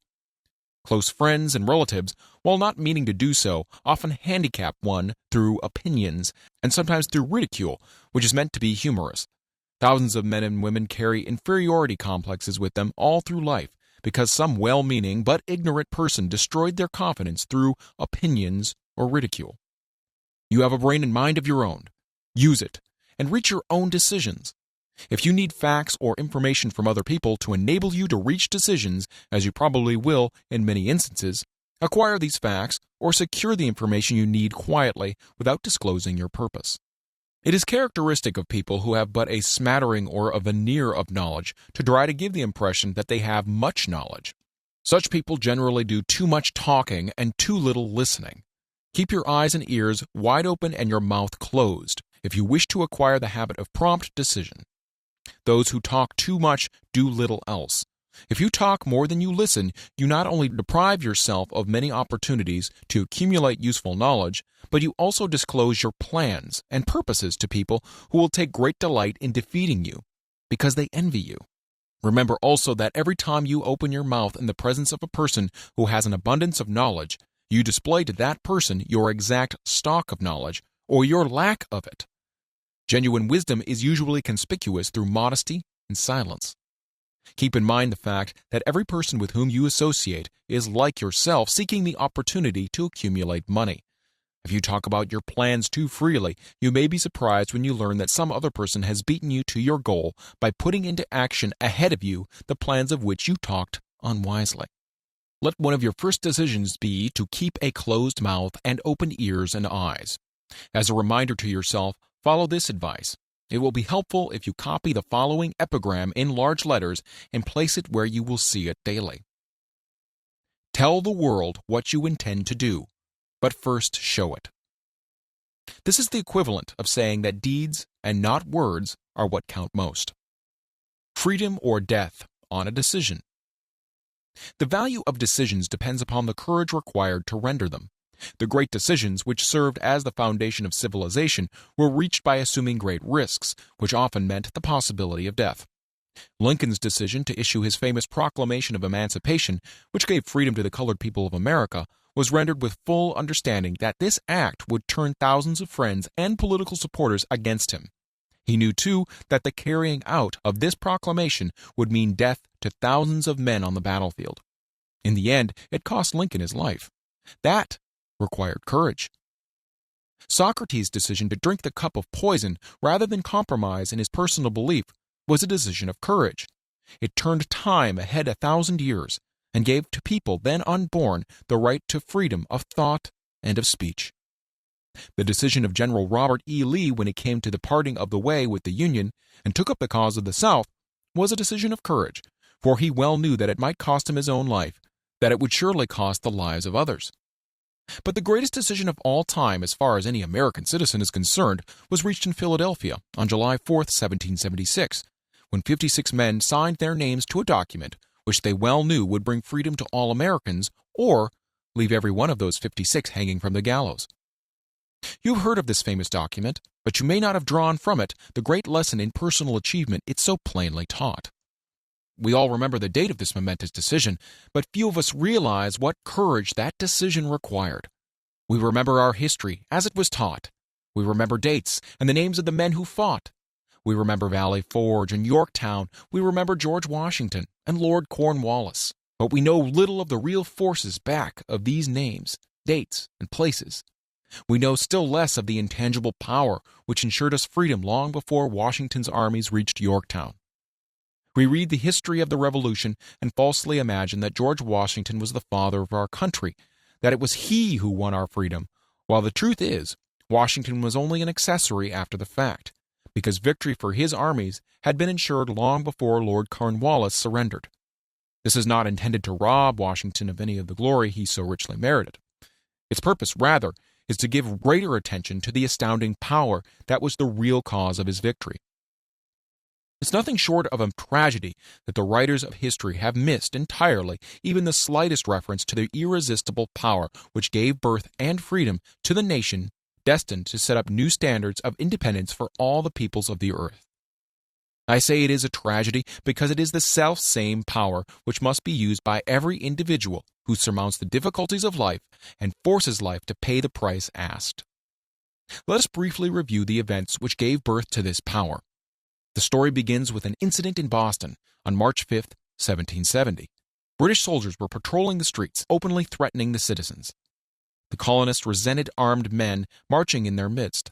They began to express their resentment openly, hurling stones as well as epithets at the marching soldiers until the commanding officer gave orders, fix bayonets, and charge. The battle was on. It resulted in the death and injury of many. The incident aroused such resentment that the Provincial Assembly, made up of prominent colonists, called a meeting for the purpose of taking definite action. Two of the members of this assembly were John Hancock and Samuel Adams. Long live their names. They spoke up courageously and declared that a move must be made to eject all British soldiers from Boston. Remember this. A decision in the minds of two men might properly be called the beginning of the freedom which we of the United States now enjoy.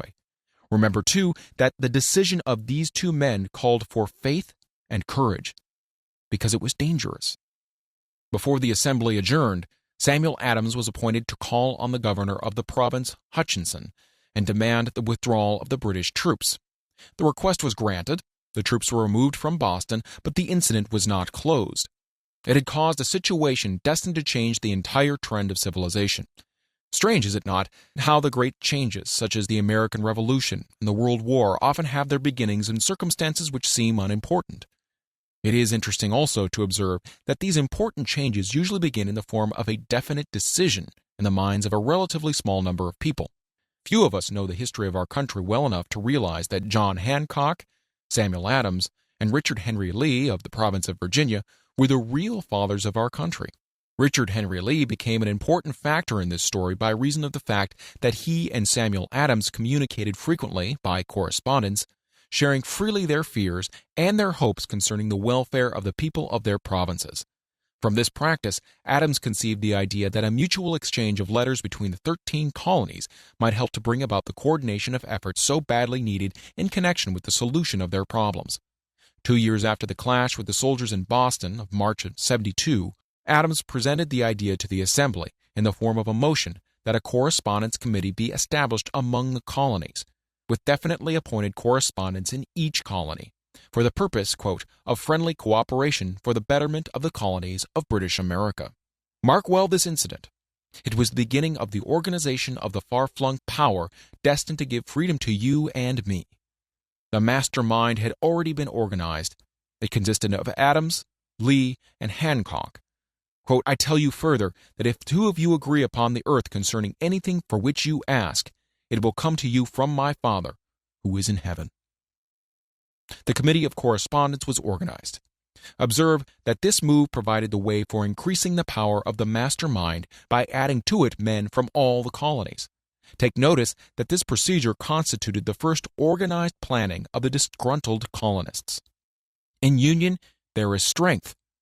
The citizens of the colonies had been waging disorganized warfare against the British soldiers through incidents similar to the Boston riot, but nothing of benefit had been accomplished. Their individual grievances had not been consolidated under one master mind. No group of individuals had put their minds, souls, and hearts and bodies together in one definite decision to settle their difficulty with the British once and for all, until Adams, Hancock, and Lee got together. Meanwhile, the British were not idle. They too were doing some planning and masterminding on their own account, with the advantage of having back of them money and organized soldiery. The Crown appointed Gage to supplant Hutchinson as the governor of Massachusetts. One of the new governor's first acts was to send a messenger to call on Samuel Adams for the purpose of endeavoring to stop his opposition by fear.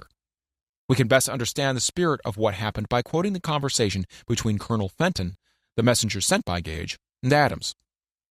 Colonel Fenton: I've been authorized by Governor Gage to assure you, Mr. Adams, that the governor has been empowered to confer upon you such benefits as would be satisfactory, endeavoring to win Adams by a promise of a bribe, upon the condition that you engage to cease in your opposition to the measures of the government.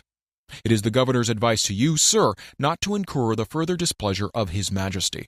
Your conduct has been such as makes you liable to penalties of an amount of Henry VIII, by which persons can be sent to England for trial for treason or misprision of treason, at the discretion of a governor of a province.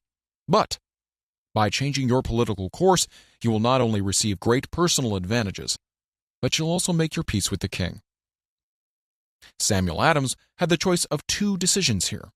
He could cease his opposition and receive personal bribes, or he could continue and run the risk of being hanged. Clearly, the time had come when Adams was forced to reach instantly a decision which could have cost him his life. The majority of men would have found it difficult to reach such a decision. The majority would have sent back an evasive reply, but not Adams. He insisted upon Colonel Fenton's word of honor that the colonel would deliver to the governor the answer exactly as Adams would give it to him.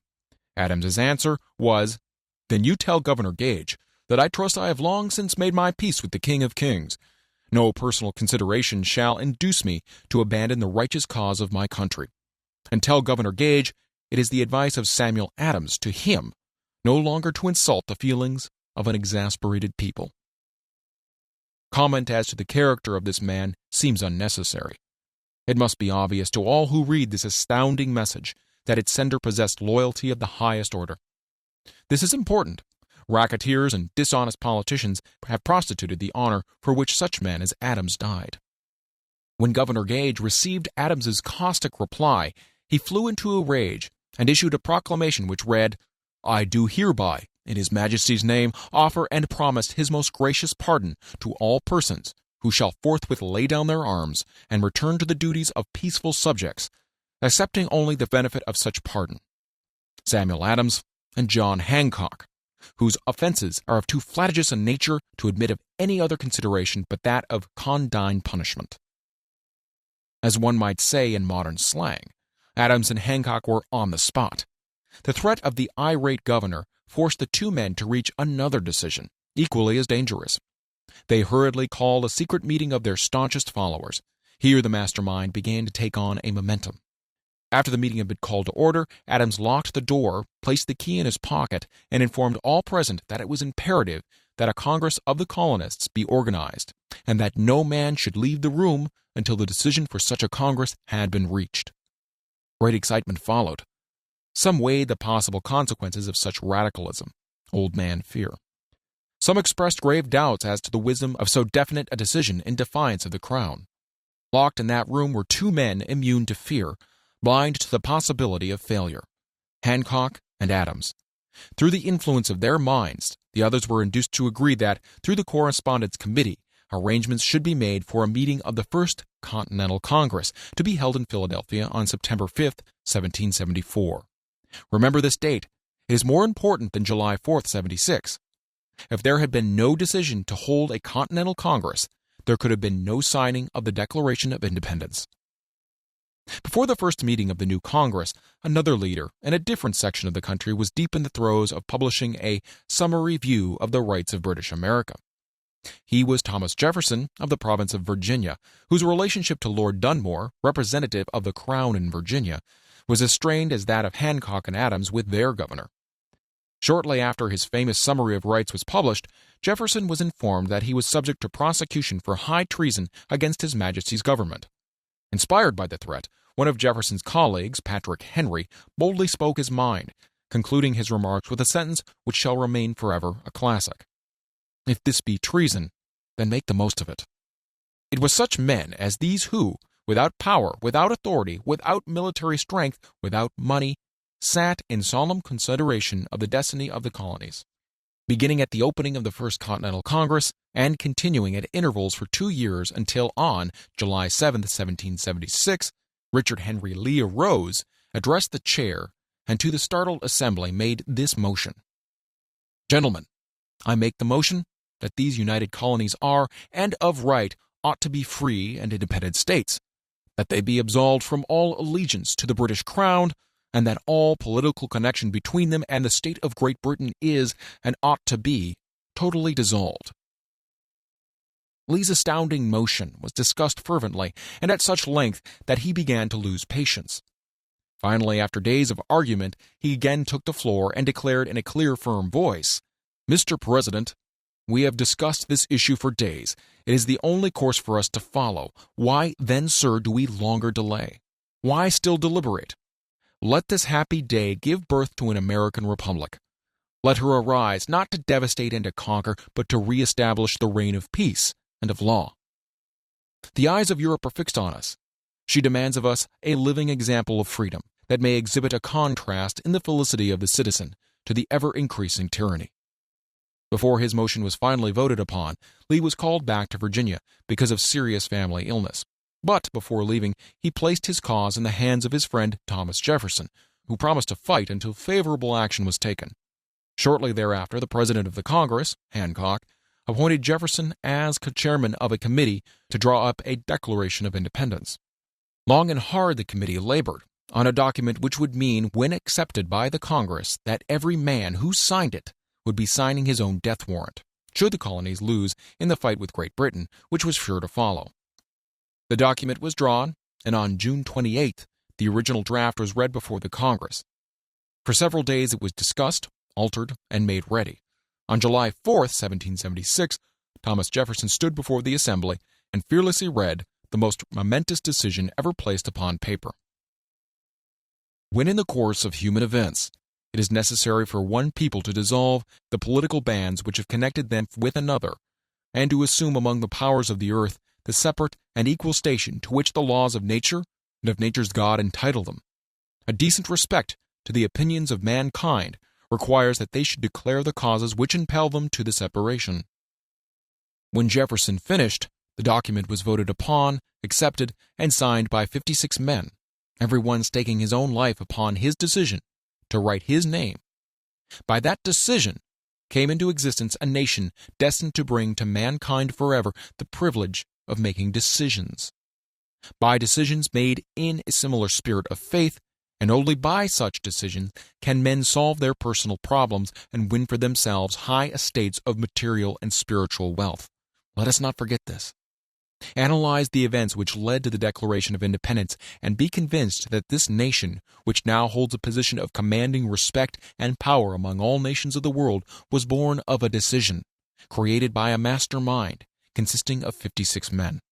Note well the fact that it was their decision that ensured the success of Washington's armies, because the spirit of that decision was in the heart of every soldier who fought with him, and served as spiritual power which recognizes no such thing as failure. Note also, with great personal benefit, that the power which gave this nation its freedom is the self-same power that must be used by every individual who becomes self-determining. This power is made up of the principles described in this book.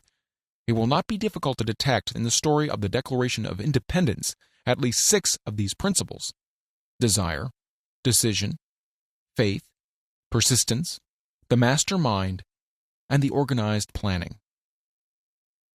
Throughout this philosophy will be found the suggestions that thought, backed by strong desire, has a tendency to transmute itself into its physical equivalent. Before passing on, I wish to leave you with the suggestion that one may find in this story, and in the story of the organization of the United States Steel Corporation, a perfect description of the method by which thought makes this astounding transformation. In your search for the secret of the method, do not look for a miracle, because you'll not find it. You'll find only the eternal laws of nature. These laws are available to every person who has the faith and the courage to use them. They may be used to bring freedom to a nation or to accumulate riches. There is no charge save the time necessary to understand and appropriate them. Those who reach decisions promptly and definitely know what they want, and generally get it. The leaders in every walk of life decide quickly and firmly. That is the major reason why they are leaders. The world has the habit of making room for the man whose words and actions show that he knows where he's going. Indecision is a habit which usually begins in youth.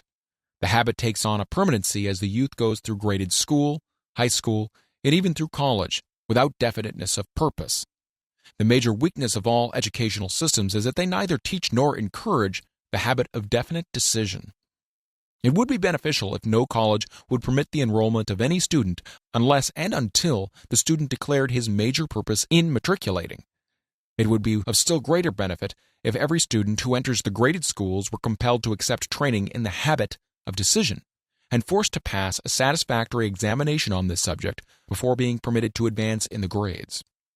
The habit of indecision acquired because of the deficiencies of our school system goes with the student into the occupation he chooses, if, in fact, he chooses an occupation. Generally, the youth just out of school seeks any job that can be found. He takes the first place he finds because he has fallen into the habit of indecision. 98 out of every 100 people working for wages today are in the positions they hold because they lacked the definiteness of decision to plan a definite position and the knowledge of how to choose an employer. Definiteness of decision always requires courage, sometimes very great courage. The 56 men who signed the Declaration of Independence staked their lives on the decision to affix their signatures to that document. The person who reaches a definite decision to procure the particular job and make life pay the price he asks does not stake his life on that decision. He stakes his economic freedom. Financial independence, riches, desirable business, and professional positions are not within reach of the person who neglects or refuses to expect, plan, and demand these things.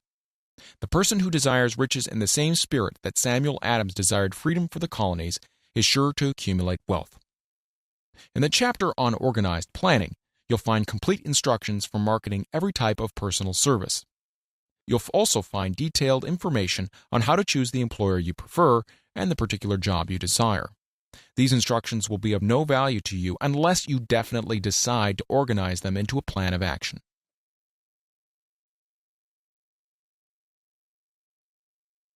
Chapter 9. Persistence, the sustained effort necessary to induce faith. The 8th step toward riches. Persistence is an essential factor in the procedure of transmuting desire into its monetary equivalent. The basis of persistence is the power of will. Willpower and desire, when properly combined, make an irresistible pair. Men who accumulate great fortunes are generally known as cold-blooded and sometimes ruthless. Often they are misunderstood. What they have is willpower, which they mix with persistence and place back of their desires to ensure the attainment of their objectives. Henry Ford has been generally misunderstood to be ruthless and cold-blooded. This misconception grew out of Ford's habit of following through in all of his plans with persistence. The majority of people are ready to throw their aims and purposes overboard and give up at the first sign of opposition or misfortune. A few carry on, despite all opposition, until they attain their goal. These few are the Fords, Carnegies, Rockefellers, and Edisons. There may be no heroic connotation to the word persistence, but the quality is to the character of man what carbon is to steel. The building of a fortune generally involves the application of the entire 13 factors of this philosophy. These principles must be understood. They must be applied with persistence by all who accumulate money. If you are following this book with the intention of applying the knowledge it contains, your first test is to your persistence. Your first test as to your persistence will come when you begin to follow the 6 steps described in the 2nd chapter. Unless you are one of the 2 out of every 100 who already have a definite goal at which you are aiming and a definite plan for its attainment, you may read the instructions and then pass on with your daily routine and never comply with those instructions. The author is checking you up at this point because lack of persistence is one of the major causes of failure. Moreover, experience with thousands of people has proved that lack of persistence is a weakness common to the majority of men.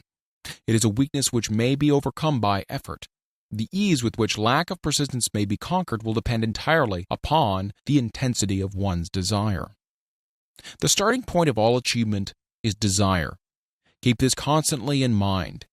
Weak desires bring weak results, just as a small amount of fire makes a small amount of heat. If you find yourself lacking in persistence, this weakness may be remedied by building a stronger fire under your desires. Continue to read through to the end, then go back to Chapter 2 and start immediately to carry out the instructions given in connection with the 6 steps.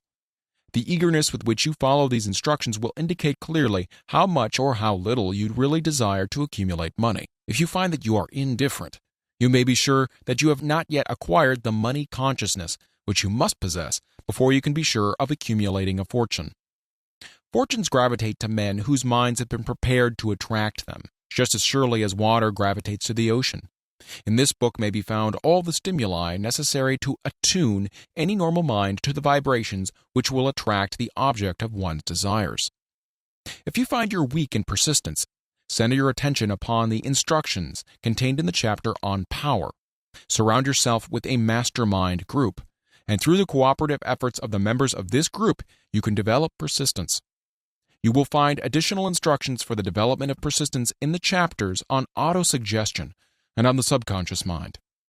Follow the instructions outlined in these chapters until your habit nature hands over to your subconscious mind a clear picture of the object of your desire. From that point on, you will not be handicapped by a lack of persistence. Your subconscious mind works continuously while you're awake and while you're asleep. Spasmodic or occasional effort to apply the rules will be of no value to you.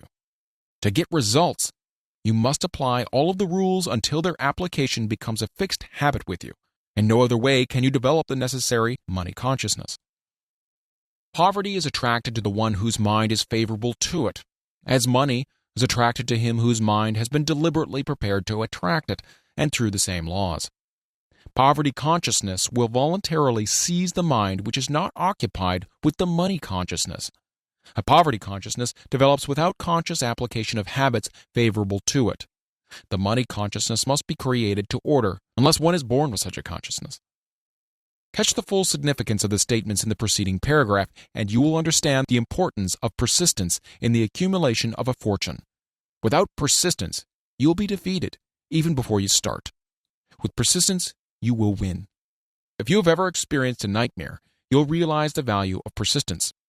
You're lying in bed, half awake, with a feeling that you're about to smother. You're unable to turn over or to move a muscle. You realize that you must begin to regain control over your muscles. Through persistent effort of willpower, you finally manage to move the fingers of one hand. By continuing to move your fingers, you extend your control to the muscles of one arm until you can lift it. Then you gain control of the other arm in the same manner. You finally gain control over the muscles of one leg and then extend it to the other leg. Then, with one supreme effort of will, you regain complete control over your muscular system and snap out of your nightmare. The trick has been turned step by step. You may find it necessary to snap out of your mental inertia through a similar procedure, moving slowly at first, then increasing your speed until you gain complete control over your will. Be persistent no matter how slowly you may at first have to move. With persistence will come success.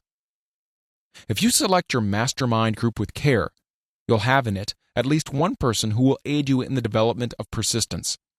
Some men who have accumulated great fortunes did so because of necessity. They developed the habit of persistence because they were so closely driven by circumstances that they had to become persistent. There's no substitute for persistence. It cannot be supplanted by any other quality. Remember this, and it will hearten you in the beginning when the going may seem difficult and slow. Those who have cultivated the habit of persistence seem to enjoy insurance against failure. No matter how many times they're defeated, they finally arrive up toward the top of the ladder. Sometimes it appears that there is a hidden guide whose duty is to test men through all sorts of discouraging experiences. Those who pick themselves up after defeat and keep on trying arrive, and the world cries, "Bravo, I knew you could do it." The hidden guide lets no one enjoy great achievement without passing the persistence test. Those who can't take it simply can't make the grade. Those who can take it are bountifully rewarded for their persistence. They receive as their compensation whatever goal they're pursuing. This is not all. They receive something infinitely more important than material compensation, the knowledge that every failure brings with it the seed of an equivalent advantage. There are exceptions to this rule. A few people know from experience the soundness of persistence. They are the ones who have not accepted defeat as being anything more than temporary. They are the ones whose desires are so persistently applied that defeat is finally changed into victory. We who stand on the sidelines of life see the overwhelmingly large number who go down in defeat, never to rise again. We see the few who take the punishment of defeat as an urge to greater effort. These fortunately never learn to accept life's reverse gear. But what we do not see, what most of us never suspect of existing, is the silent but irresistible power which comes to the rescue of those who fight on in the face of discouragement. If we speak of this power at all, we call it persistence, and let it go at that.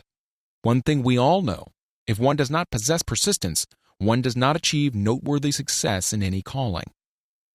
As these lines are being written, I look up from my work and see before me, less than a block away, the great mysterious Broadway, the graveyard of dead hopes, and the front porch of opportunity. From all over the world, people have come to Broadway, seeking fame, fortune, power, love, or whatever it is that human beings call success. Once in a great while, someone steps out from the long procession of seekers, and the world hears that another person has mastered Broadway. But Broadway is not easily nor quickly conquered. She acknowledges talent, recognizes genius, pays off in money only after one has refused to quit. Then we know he has discovered the secret of how to conquer Broadway. The secret is always inseparably attached to one word: persistence. The secret is told in the struggle of Fannie Hurst, whose persistence conquered the Great White Way. She came to New York in 1915 to convert writing into riches. The conversion did not happen quickly, but it came. For 4 years, Miss Hurst learned about the, quote, sidewalks of New York from first-hand experience. She spent her days laboring and her nights hoping. When hope grew dim, she did not say, "All right, Broadway, you win." She said, "Very well, Broadway, you may whip some, but not for me. I'm going to force you to give up."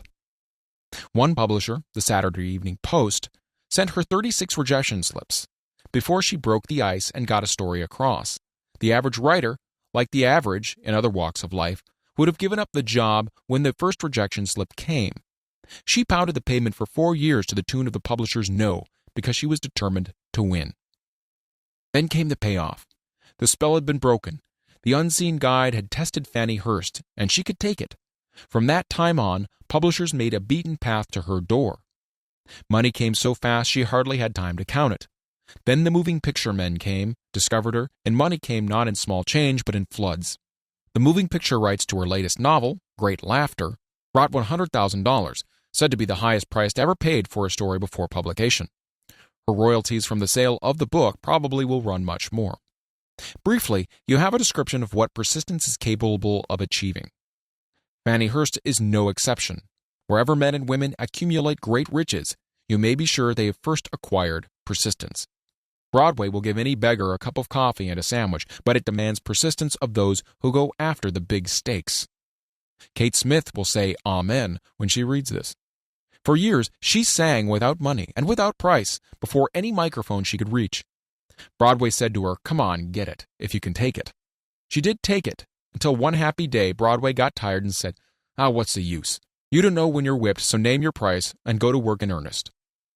Miss Smith named her price, and it was plenty, a way up in figures so high that 1 week's salary is far more than most people make in a whole year.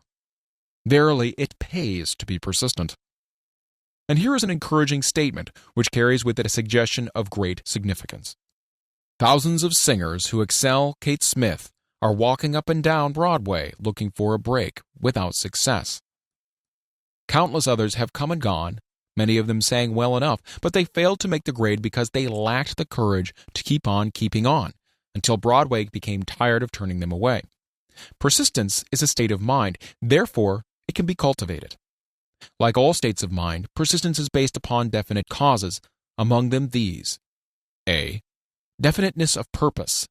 Knowing what one wants is the first and perhaps the most important step towards the development of persistence. A strong motive forces one to surmount many difficulties. B. Desire. It is comparably easy to acquire and to maintain persistence in pursuing the object of intense desire. C. Self-reliance. Belief in one's ability to carry out a plan encourages one to follow the plan through with persistence. Self-reliance can be developed through the principle described in the chapter on autosuggestion. D. Definiteness of plans.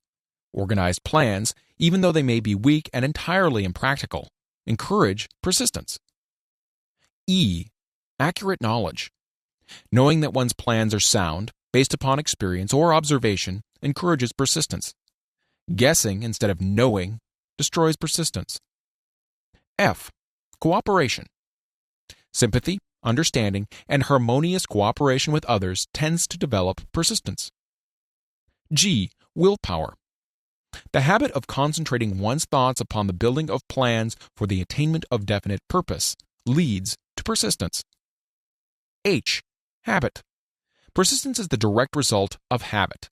The mind absorbs and becomes a part of the daily experiences upon which it feeds. Fear, the worst of all enemies, can be effectively cured by forced repetition of courage. Everyone who has seen active service in a war knows this.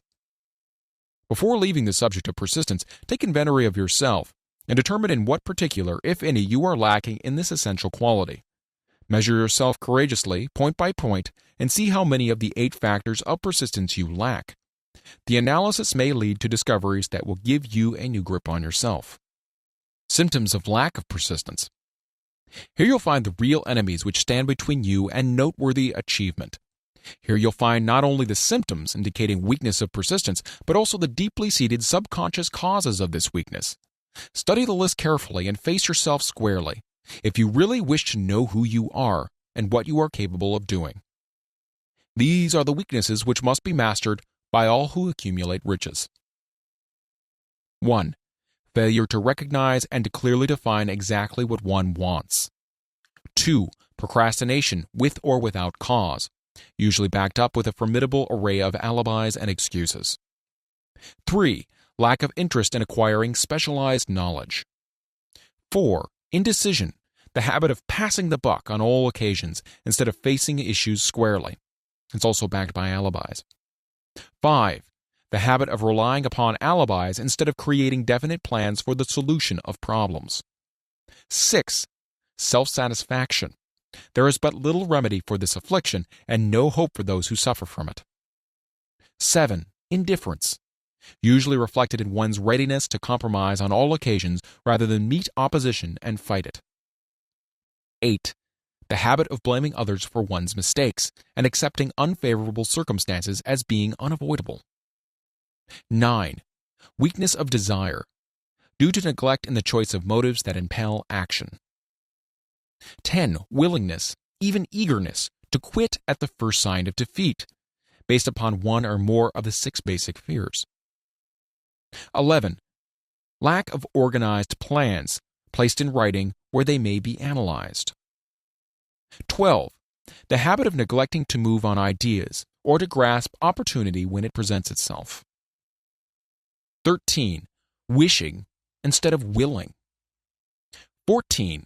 The habit of compromising with poverty instead of aiming at riches, generally absence of ambition to be, to do, and to own. 15. Searching for all the shortcuts to riches, trying to get without giving, a fair equivalent. Usually reflected in the habit of gambling, endeavoring to drive sharp bargains. 16. Fear of criticism. Failure to create plans and to put them into action because of what other people will think, do, or say. This enemy belongs at the head of the list because it generally exists in one's subconscious mind, where its presence is not easily recognized. See the 6 basic fears in a later chapter. Let us examine some of the symptoms of the fear of criticism.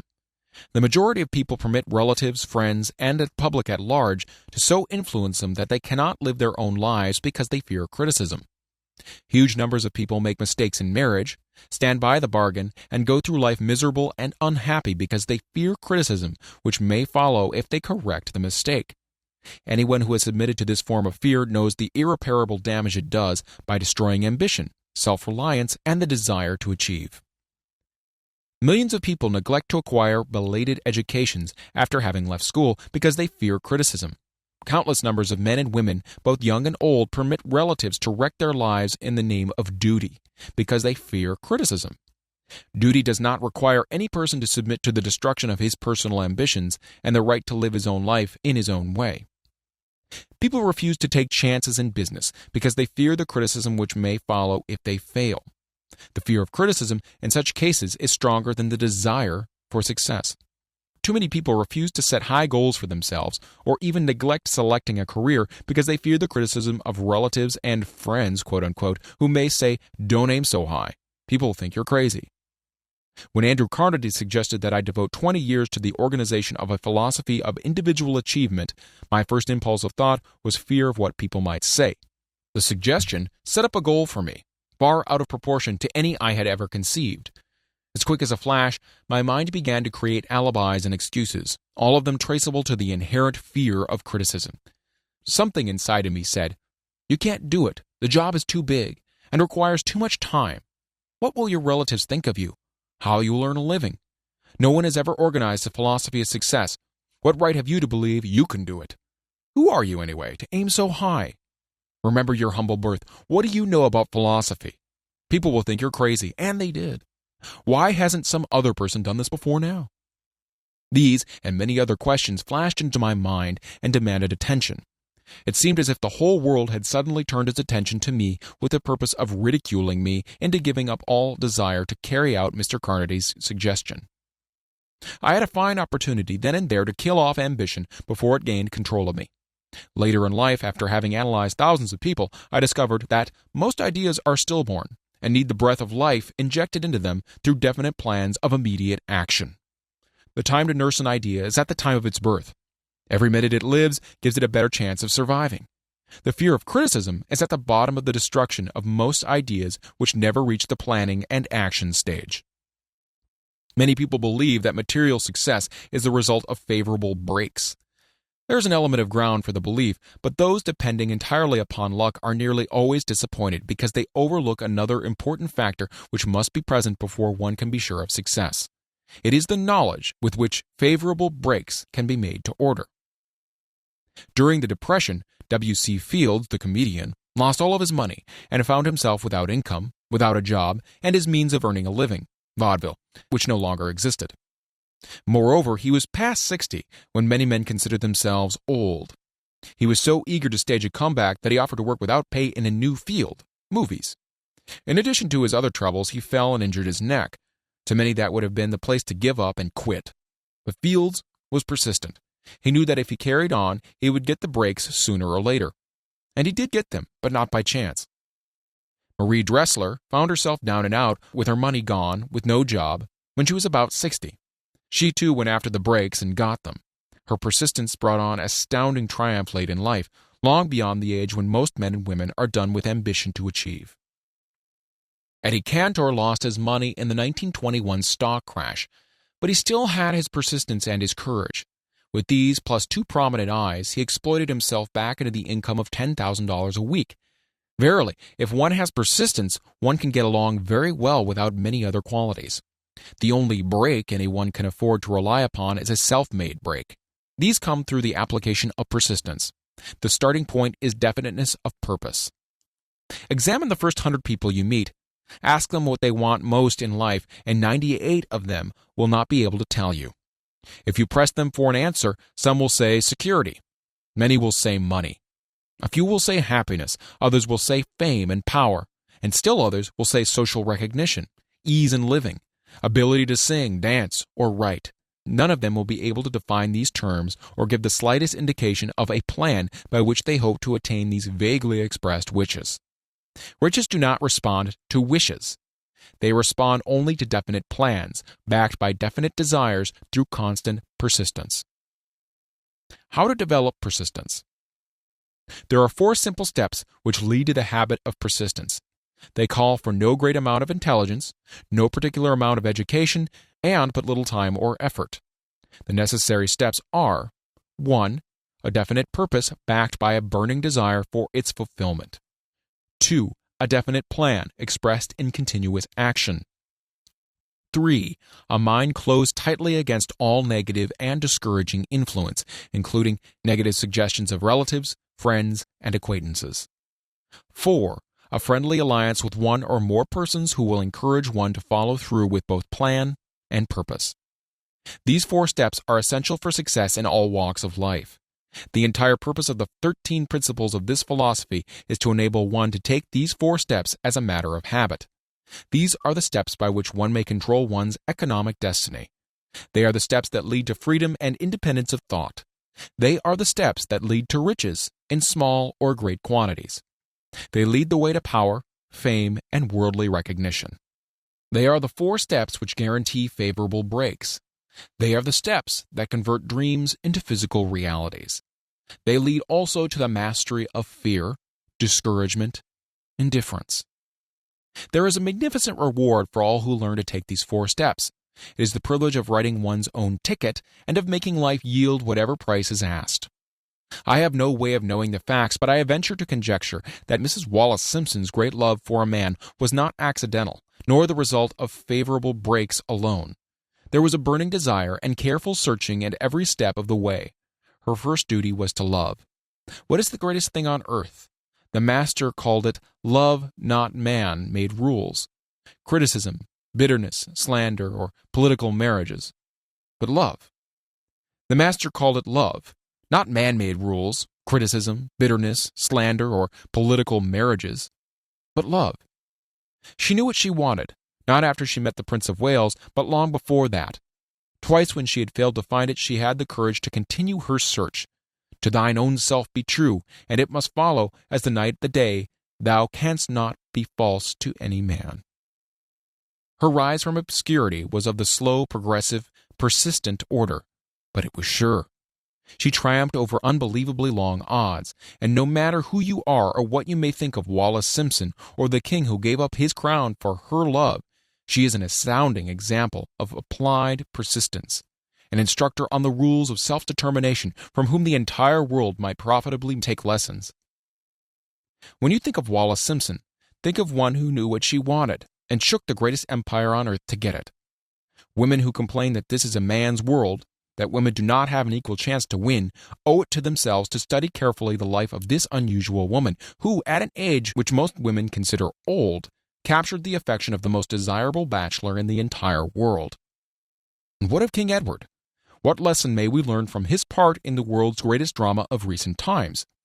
Did he pay too high a price for the affection of the woman of his choice? Surely no one but he can give the correct answer. The rest of us can only conjecture. This much we know: the king came into the world without his own consent. He was born to great riches without requesting them. He was persistently sought in marriage. Politicians and statesmen throughout Europe tossed dowagers and princesses at his feet. Because he was the firstborn of his parents, he inherited a crown, which he did not seek and perhaps did not desire. For more than 40 years he was not a free agent, could not live his life in his own way, but had little privacy, and finally assumed duties inflicted upon him when he ascended the throne. Some will say, with all these blessings, King Edward should have found peace of mind, contentment, and joy of living. The truth is that back of all the privileges of a crown, all the money, the fame, and the power inherited by King Edward, there was an emptiness which could be filled only by love. His greatest desire was for love. Long before he met Wallace Simpson, he doubtless felt this great universal emotion tugging at the strings of his heart, beating upon the door of his soul, and crying out for expression. But when he met a kindred spirit, crying out for the same holy privilege of expression, he recognized it, and without fear or apology, opened his heart and bade it enter. All the scandal-mongers in the world cannot destroy the beauty of this international drama, through which 2 people found love and had the courage to face open criticism, renounce all else, to give it holy expression. King Edward's decision to give up the crown of the world's most powerful empire for the privilege of going the remainder of the way through life with the woman of his choice was a decision that required courage. The decision also had a price, but who has the right to say the price was too great?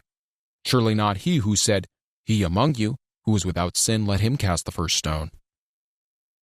As a suggestion to any evil-minded person who chooses to find fault with the Duke of Windsor because his desire was for love, and for openly declaring his love for Wallace Simpson, and giving up his throne for her, let it be remembered that the open declaration was not essential. He could have followed the custom of clandestine liaison which has prevailed in Europe for centuries, without giving up either his throne or the woman of his choice, and there would have been no complaint from either church or laity. But this unusual man was built of sterner stuff. His love was clean, it was deep and sincere. It represented the one thing which above all else he truly desired. Therefore, he took what he wanted and paid the price demanded.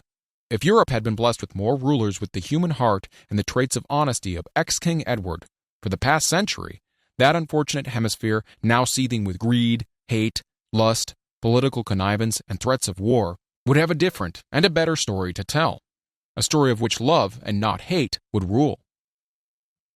In the words of Stuart Austin Weir, we raise our cup and drink this toast to ex-King Edward and Wallace Simpson. Blessed is the man who has come to know that our muted thoughts are our sweetest thoughts.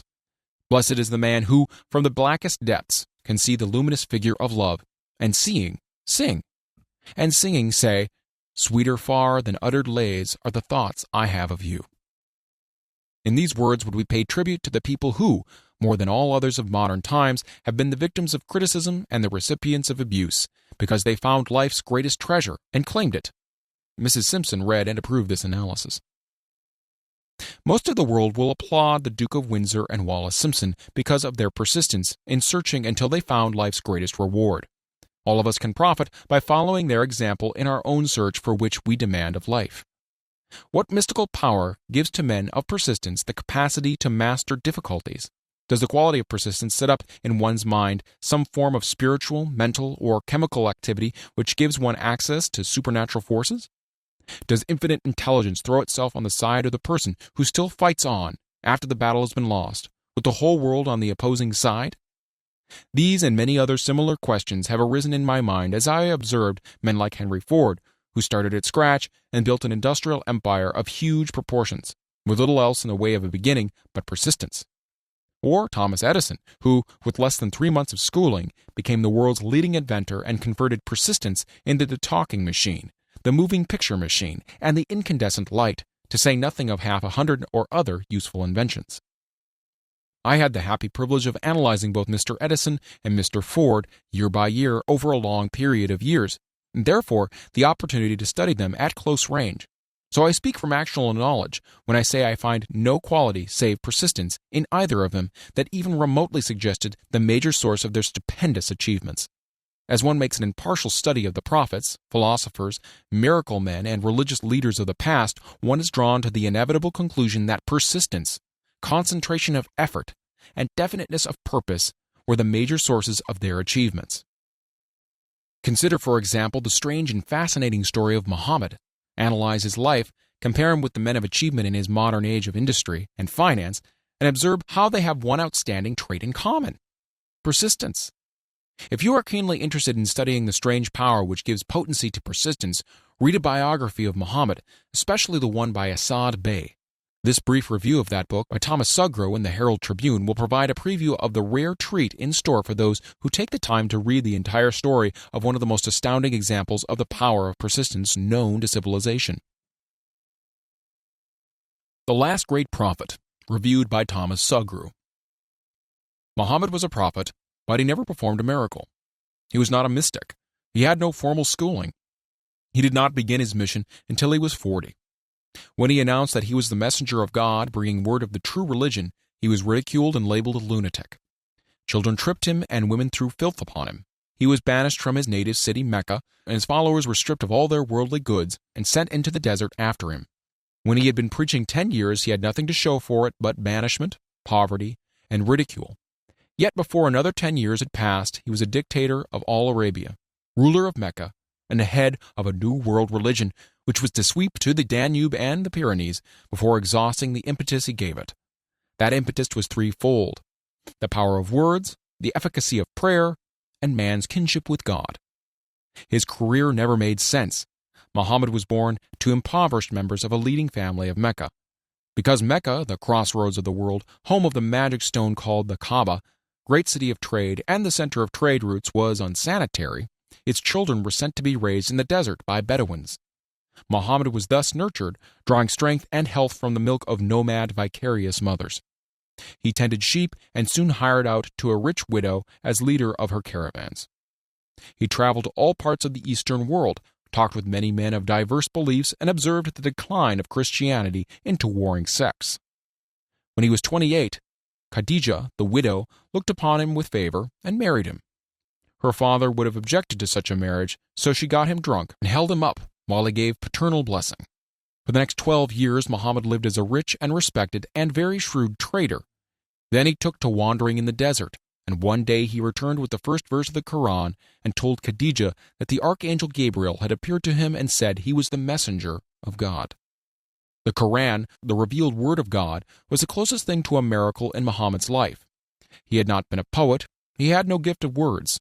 Yet the verses of the Quran, as he received them and recited them to the faithful, were better than any verses which the professional poets of the tribes could produce. This to the Arabs was a miracle. To them the gift of words was the greatest gift. The poet was all wonderful. In addition, the Quran said that all men were equal before God, that the world should be a democratic state, Islam.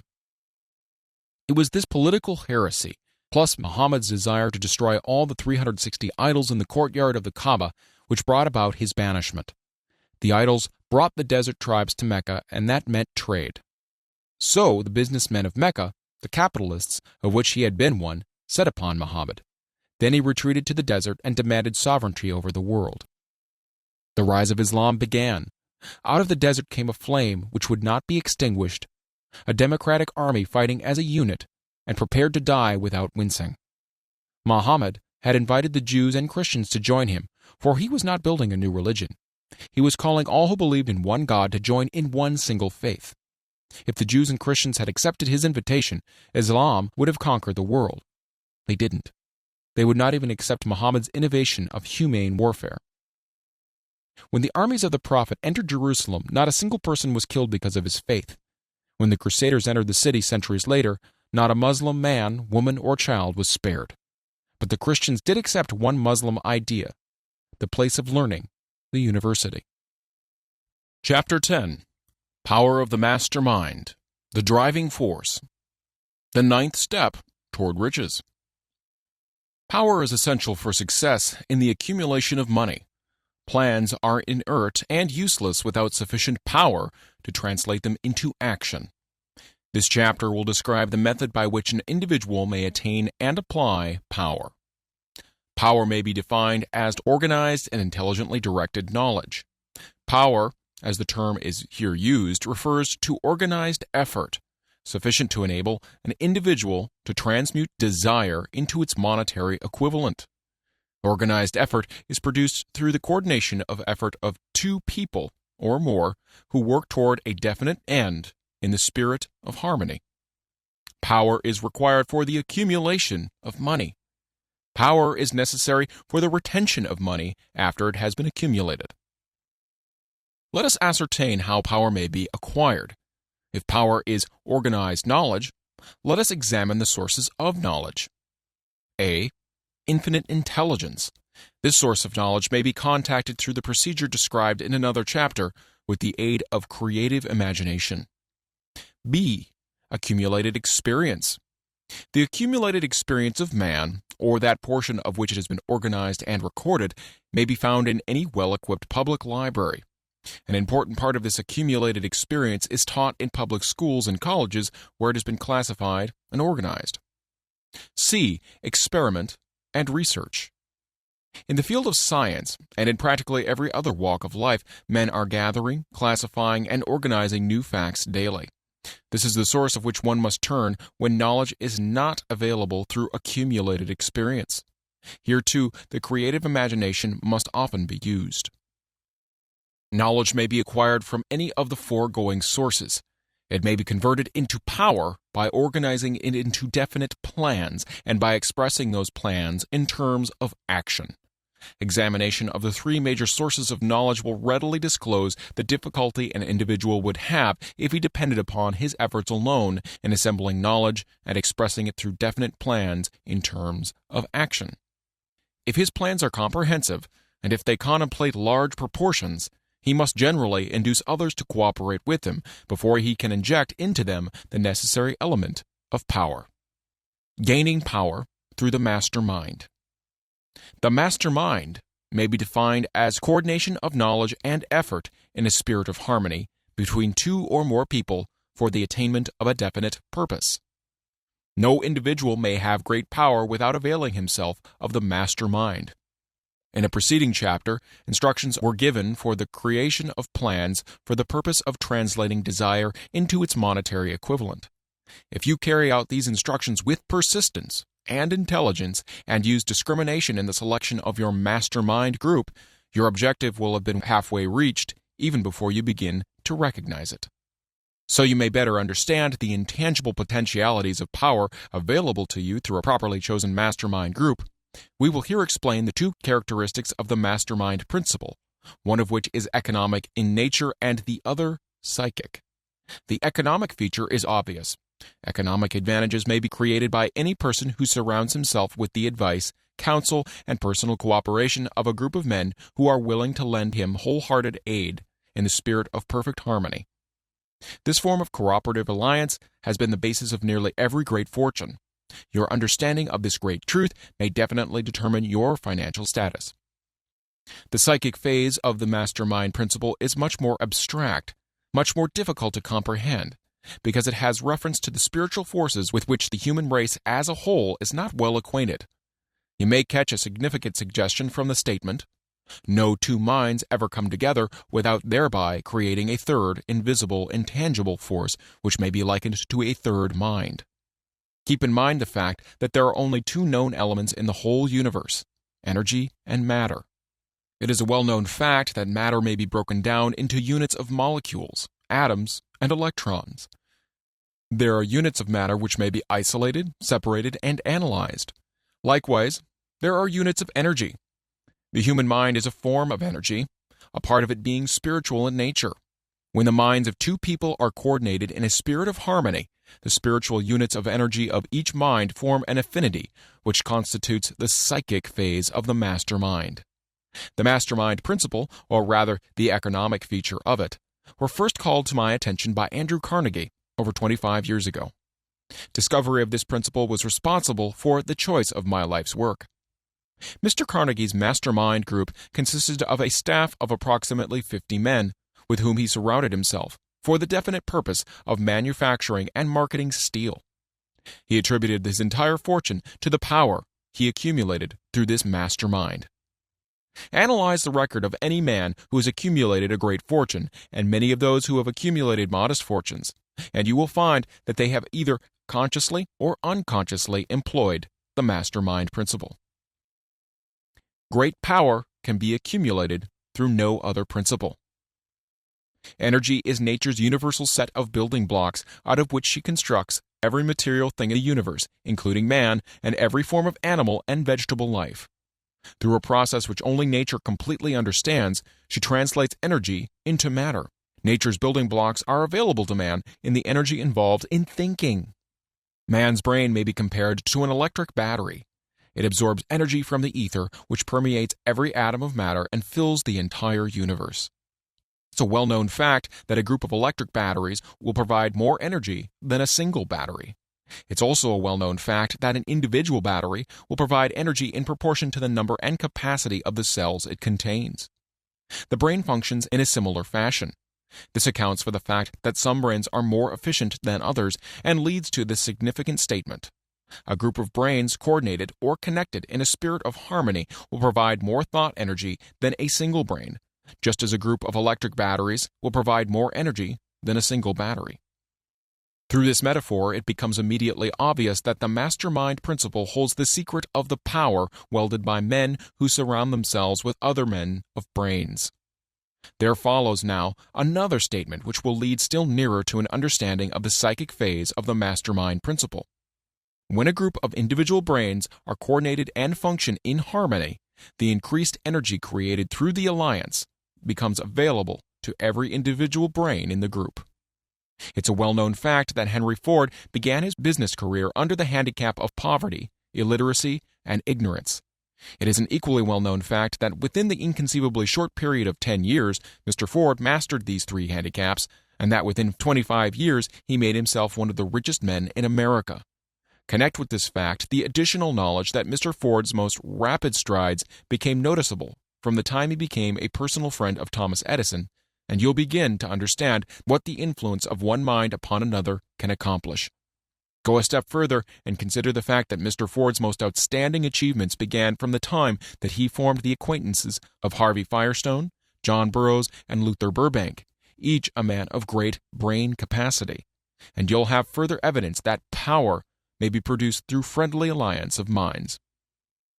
There is little, if any, doubt that Henry Ford is one of the best informed men in the business and industrial world. The question of his wealth needs no discussion. Analyze Mr. Ford's intimate personal friends, some of whom have already been mentioned, and you'll be prepared to understand the following statement. Men take on the nature and the habits and the power of thought of those with whom they associate, in a spirit of sympathy and harmony. Henry Ford whipped poverty, illiteracy, and ignorance by allying himself with great minds, whose vibrations of thought he absorbed into his own mind. Through his association with Edison, Burbank, Burroughs, and Firestone, Mr. Ford added to his own brain power the sum and substance of the intelligence, experience, knowledge, and spiritual forces of these four men. Moreover, he appropriated and made use of the mastermind principle through the methods of procedure described in this book. This principle is available to you. We have already mentioned Mahatma Gandhi. Perhaps the majority of those who have heard of Gandhi look upon him as merely an eccentric little man who goes around without formal wearing apparel and makes trouble for the British government. In reality, Gandhi is not eccentric, but he is the most powerful man now living, estimated by the number of his followers and their faith in their leader. Moreover, he is probably the most powerful man who has ever lived. His power is passive, but it is real. Let us study the method by which he attained his stupendous power. It may be explained in a few words. He came by power through inducing over 200 million people to coordinate, with mind and body, in a spirit of harmony and for a definite purpose. In brief, Gandhi has accomplished a miracle, for it is a miracle when 200 million people can be induced, not forced, to cooperate in a spirit of harmony for a limitless time. If you doubt that this is a miracle, try to induce any two people to cooperate in a spirit of harmony for any length of time. Every man who manages a business knows what a difficult matter it is to get employees to work together in a spirit even remotely resembling harmony. The list of the chief sources from which power may be attained is, as you have seen, headed by the infinite intelligence. When two or more people coordinate in a spirit of harmony and work towards a definite objective, they place themselves in position through that alliance to absorb power directly from the great universal storehouse of infinite intelligence. This is the greatest of all sources of power. It is the source to which the genius turns. It is the source to which every great leader turns, whether he may be conscious of that fact or not. The other two major sources from which the knowledge necessary for the accumulation of power may be obtained are no more reliable than the five senses of man. The senses are not always reliable. Infinite intelligence does not err. In subsequent chapters, the methods by which infinite intelligence may be most readily contacted will be adequately described. This is not a course on religion. No fundamental principle described in this book should be interpreted as being intended to interfere either directly or indirectly with any man's religious habits. This book has been confined exclusively to instructing the reader how to transmute the definite purpose of desire for money into its monetary equivalent. Read, think, and meditate as you read. Soon the entire subject will unfold, and you will see it in perspective. You are now seeing the detail of the individual chapters. Money is as shy and elusive as the old-time maiden. It must be wooed and won by methods not unlike those used by a determined lover in pursuit of the girl of his choice.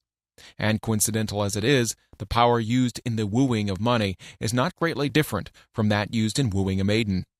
That power, when successfully used in the pursuit of money, must be mixed with faith. It must be mixed with desire. It must be mixed with persistence. It must be applied through a plan, and that plan must be set into action. When money comes in quantities known as the big money, it flows to the one who accumulates it as easily as water flows downhill. There exists a great unseen stream of power, which may be compared to a river, except that one side flows in one direction, carrying all who get into that side of the stream onward and upward to wealth, and the other side flows in the opposite direction, carrying all who are unfortunate enough to get into it, and not able to extricate themselves from it, downward, to misery and poverty. Every man who has accumulated a great fortune has recognized the existence of this stream of life. It consists of one's thinking process. The positive emotions of thought form the side of the stream which carries one to fortune. The negative emotions form the side which carries one down to poverty. This carries a thought of stupendous importance to the person who is following this book with the object of accumulating a fortune. If you are on the side of the stream of power which leads to poverty, this may serve as an oar by which you may propel yourself over into the other side of the stream. It could serve you only through application and use. Merely reading and passing judgment on it, either one way or another, will in no way benefit you. Some people undergo the experience of alternating between the positive and negative sides of the stream, being at times on the positive side and at times on the negative side. The Wall Street crash of '29 swept millions of people from the positive to the negative side of the stream. These millions are struggling, some of them in desperation and fear, to get back to the positive side of the stream. This book was written especially for these millions. Poverty and riches often change places. The crash taught the world this truth, although the world will not long remember the lesson. Poverty may, and generally does, voluntarily take the place of riches. When riches take the place of poverty, the change is usually brought out through well-conceived and carefully executed plans. Poverty needs no plan. It needs no one to aid it, because it's bold and ruthless. Riches are shy and timid. They have to be attracted. Anybody can wish for riches, and most people do, but only a few know that a definite plan, plus a burning desire for wealth, are the only dependable means of accumulating wealth. Chapter 11. The Mystery of Sex, Transmutation. The 10th step toward riches. The meaning of the word transmute is, in simple language, the changing or transferring of one element or form of energy into another. The emotion of sex brings into being a state of mind. Because of ignorance on the subject, this state of mind is generally associated with the physical, and because of improper influences, to which most people have been suggested, in acquiring knowledge of sex, things essentially physical have highly biased the mind. The emotion of sex has back of it the possibility of three constructive potentialities. They are: 1. The perpetuation of mankind; 2. The maintenance of health; as a therapeutic agency, it has no equal; 3. The transformation of mediocrity into genius through transmutation. Sex transmutation is simple and easily explained. It means the switching of the mind from thoughts of physical expression to thoughts of some other nature. Sex desire is the most powerful of human desires. When driven by this desire, men develop keenness of imagination, courage, willpower, persistence, and creative ability unknown to them at other times. So strong and impelling is the desire for sexual contact that men freely run the risk of life and reputation to indulge it. When harnessed and redirected along other lines, this motivating force maintains all of its attributes of keenness of imagination, courage, etc., which may be used as powerful creative forces in literature, art, or in any other profession or calling, including, of course, the accumulation of riches. The transmutation of sex energy calls for the exercise of willpower, to be sure, but the reward is worth the effort. The desire for sexual expression is inborn and natural. The desire cannot and should not be submerged or eliminated, but it should be given an outlet through forms of expression which enrich the body, mind, and spirit of man. If not given this form of outlet through transmutation, it will seek outlets through purely physical channels. A river may be dammed and its water controlled for a time, but eventually it will force an outlet. The same is true of the emotion of sex. It may be submerged and controlled for a time, but its very nature causes it to be ever seeking means of expression. If it is not transmuted into some creative effort, it'll find a less worthy outlet. Fortunate indeed is the person who has discovered how to give sex emotion an outlet through some form of creative effort, for he has, by that discovery, lifted himself to the state of a genius.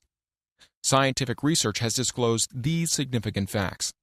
1. The men of greatest achievement are men with highly developed sex natures, men who have learned the art of sex transmutation. 2.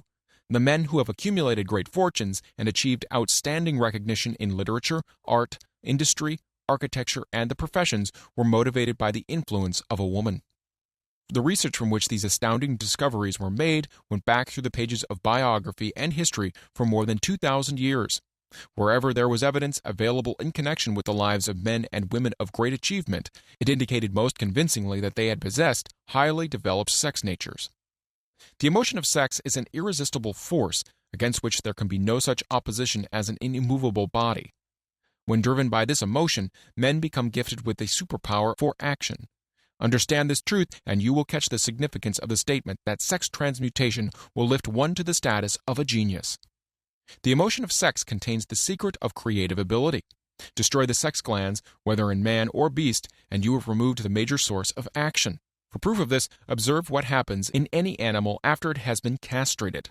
A bull becomes as docile as a cow after it has been altered sexually.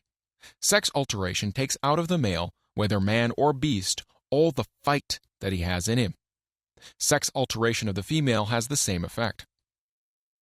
The 10 mind stimuli. The human mind responds to stimuli through which it may be keyed up to high rates of vibration, known as enthusiasm, creative imagination, intense desire, etc.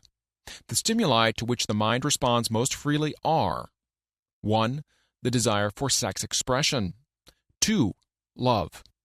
3. A burning desire for fame, power, or financial gain. Money. 4. Music. 5. Friendship between either those of the same sex or those of the opposite sex. 6. A mastermind alliance based upon the harmony of 2 or more people who ally themselves for spiritual or temporal advancement. 7. Mutual suffering such as that experienced by people who are persecuted. 8. Autosuggestion. 9. Fear. 10.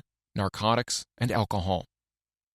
The desire for sex expression comes at the head of the list of stimuli, which most effectively step up the vibrations of the mind and start the wheels of physical action. 8 of these stimuli are natural and constructive. 2 are destructive. The list is here presented for the purpose of enabling you to make a comparative study of the major sources of mind stimulation. From this study, it will be readily seen that the emotion of sex is, by great odds, the most intense and powerful of all mind stimuli. This comparison is necessary as a foundation for proof of the statement that transmutation of sex energy may lift one to the status of a genius. Let us find out what constitutes a genius. Some wiseacre has said that a genius is a man who wears long hair, eats queer food, lives alone, and serves as a target for the joke makers. A better definition of a genius is a man who has discovered how to increase the vibrations of thought to the point where he can freely communicate with sources of knowledge not available through the ordinary rate of vibration of thought. The person who thinks will want to ask some questions concerning this definition of genius. The first question will be, how may one communicate with sources of knowledge which are not available through the ordinary rate of vibration of thought? The next question will be, are there known sources of knowledge which are available only to the genii? And if so, what are these sources, and exactly how may they be reached? We shall offer proof of the soundness of some of the more important statements made in this book, or at least we will offer evidence through which you may secure your own proof through experimentation, and in doing so, we shall answer both of these questions. Genius is developed through the sixth sense. The reality of a sixth sense has been fairly well established. This sixth sense is creative imagination. The faculty of creative imagination is one which the majority of people never use during an entire lifetime, and if used at all, it usually happens by mere accident. A relatively small number of people use, with deliberation and purpose, afterthought, the faculty of creative imagination. Those who use this faculty voluntarily and with understanding of its functions are genii. The faculty of creative imagination is the direct link between the finite mind of man and infinite intelligence. All so-called revelations referred to in the realm of religion and all discoveries of basic or new principles in the field of invention take place through the faculty of creative imagination. When ideas or concepts flash into one's mind through what is popularly called a hunch, they come from one or more of the following sources. 1. Infinite intelligence. 2. One's subconscious mind, wherein is stored every sense impression and thought impulse which ever reached the brain through any of the 5 senses. 3. From the mind of some other person who has just released the thought, or picture of the idea or concept through conscious thought. Or 4. From that other person's subconscious storehouse. There are no other known sources for which inspired ideas or hunches may be received. The creative imagination functions best when the mind is vibrating due to some form of mind stimulation at an exceedingly high rate. That is, when the mind is functioning at a rate of vibration higher than that of ordinary, normal thought. When brain action has been stimulated through one or more of the 10 mind stimulants, it has the effect of lifting the individual far above the horizon of ordinary thought and permits him to envision distance, scope, and quality of thoughts not available on the lower plane, such as that occupied while one is engaged in the solution of the problems of business and professional routine. When lifted to this higher level of thought, through any form of mind stimulation, an individual occupies, relatively, the same position as one who has ascended in an airplane to a height from which he may see over and beyond the horizon line which limits his vision while on the ground. Moreover, while on higher levels of thought, the individual is not hampered or bound by any of the stimuli which circumscribe and limit his vision while wrestling with the problems of gaining the 3 basic necessities of food, clothing, and shelter. He is in a world of thought in which the ordinary, workaday thoughts have been as effectively removed as are the hills and valleys and other limitations of physical vision when he rises in an airplane. While on this exalted plane of thought, the creative faculty of the mind is given freedom for action. The way has been cleared for the 6th sense to function. It becomes receptive to ideas which would not reach the individual under any other circumstances. This 6th sense is the faculty which marks the difference between a genius and an ordinary individual. The creative faculty becomes more alert and receptive to vibrations originating outside the individual's subconscious mind, and the more the individual relies upon it and makes demands upon it for thought impulses. This faculty can be cultivated and developed only through use. That which is known as one's conscience operates entirely through the faculty of the 6th sense. The great artists, writers, musicians, and poets became great because they acquire the habit of relying upon the still small voice which speaks from within, through the faculty of creative imagination. It is a fact well known to people who have keen imaginations that their best ideas come through so-called hunches. There is a great orator who does not attain to greatness until he closes his eyes and begins to rely entirely upon the faculty of creative imagination. When asked why he closed his eyes just before the climaxes of his oratory, he replied, "I do it because then I speak through ideas which come to me from within." One of America's most successful and best-known financiers followed the habit of closing his eyes for 2 or 3 minutes before making a decision. When asked why he did this, he replied, "With my eyes closed, I am able to draw upon a source of superior intelligence." The late Dr. Elmer R. Gates of Chevy Chase, Maryland, created more than 200 useful patents, many of them basic, through the process of cultivating and using the creative faculty. His method is both significant and interesting to one interested in attaining the status of genius, in which category Dr. Gates unquestionably belonged. Dr. Gates was one of the really great, though less publicized, scientists of the world. In his laboratory, he had what he called his personal communication room.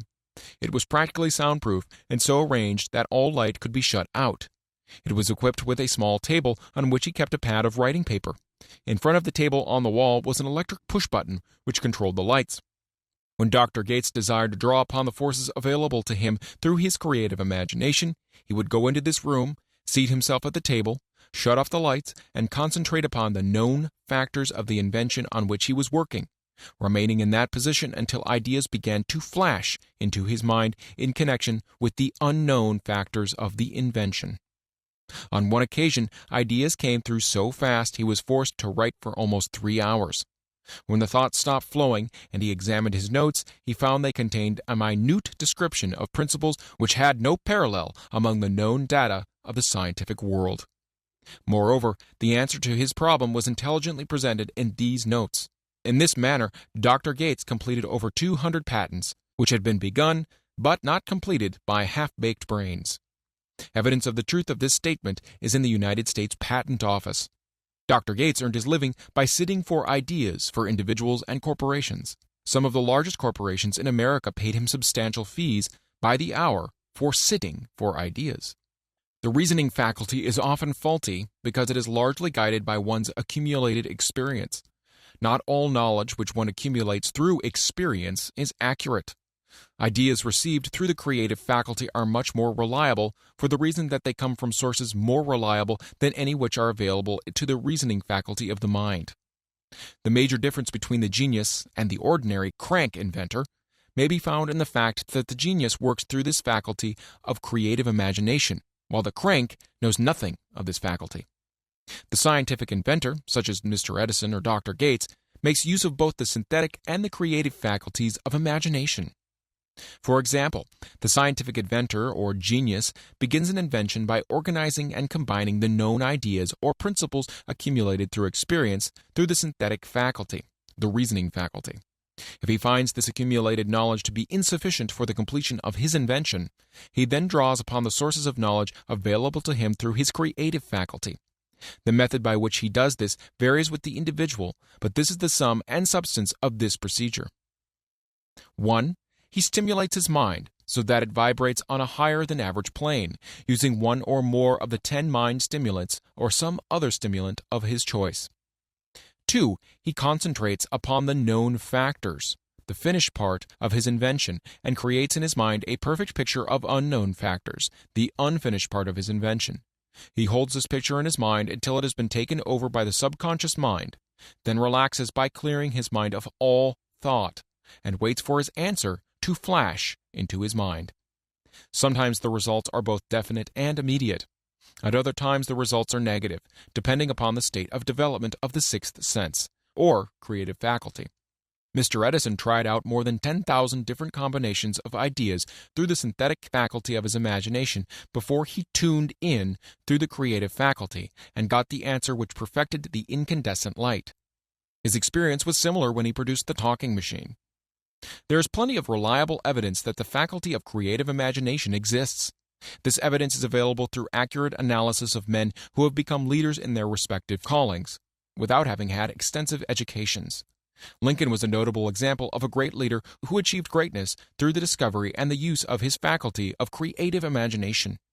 He discovered and began to use this faculty as a result of the stimulation of love which he experienced when he met Anne Rutledge, a statement of the highest significance in connection with the study of the source of genius.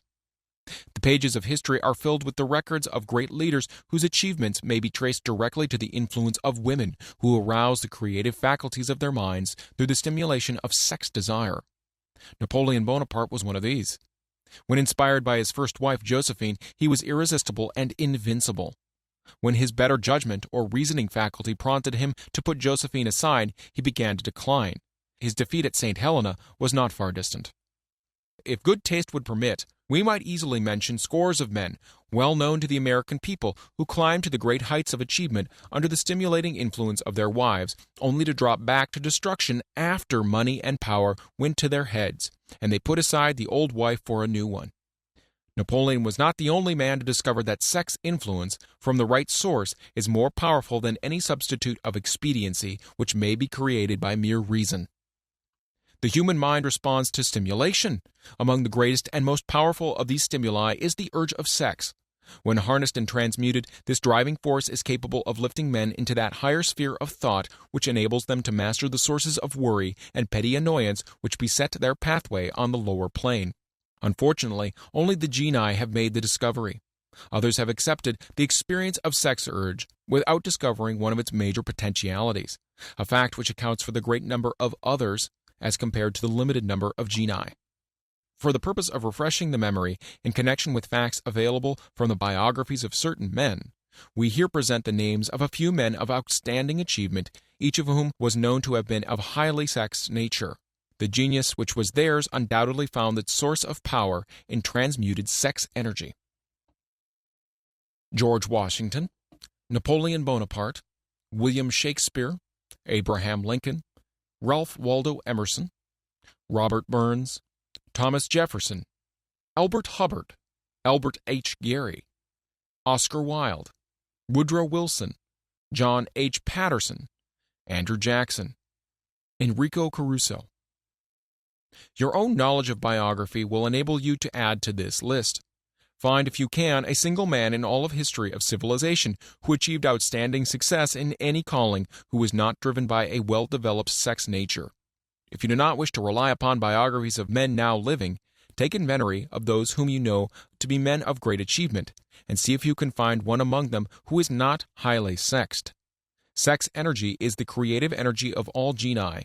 There has never been and never will be a great leader, builder, or artist lacking in this driving force of sex.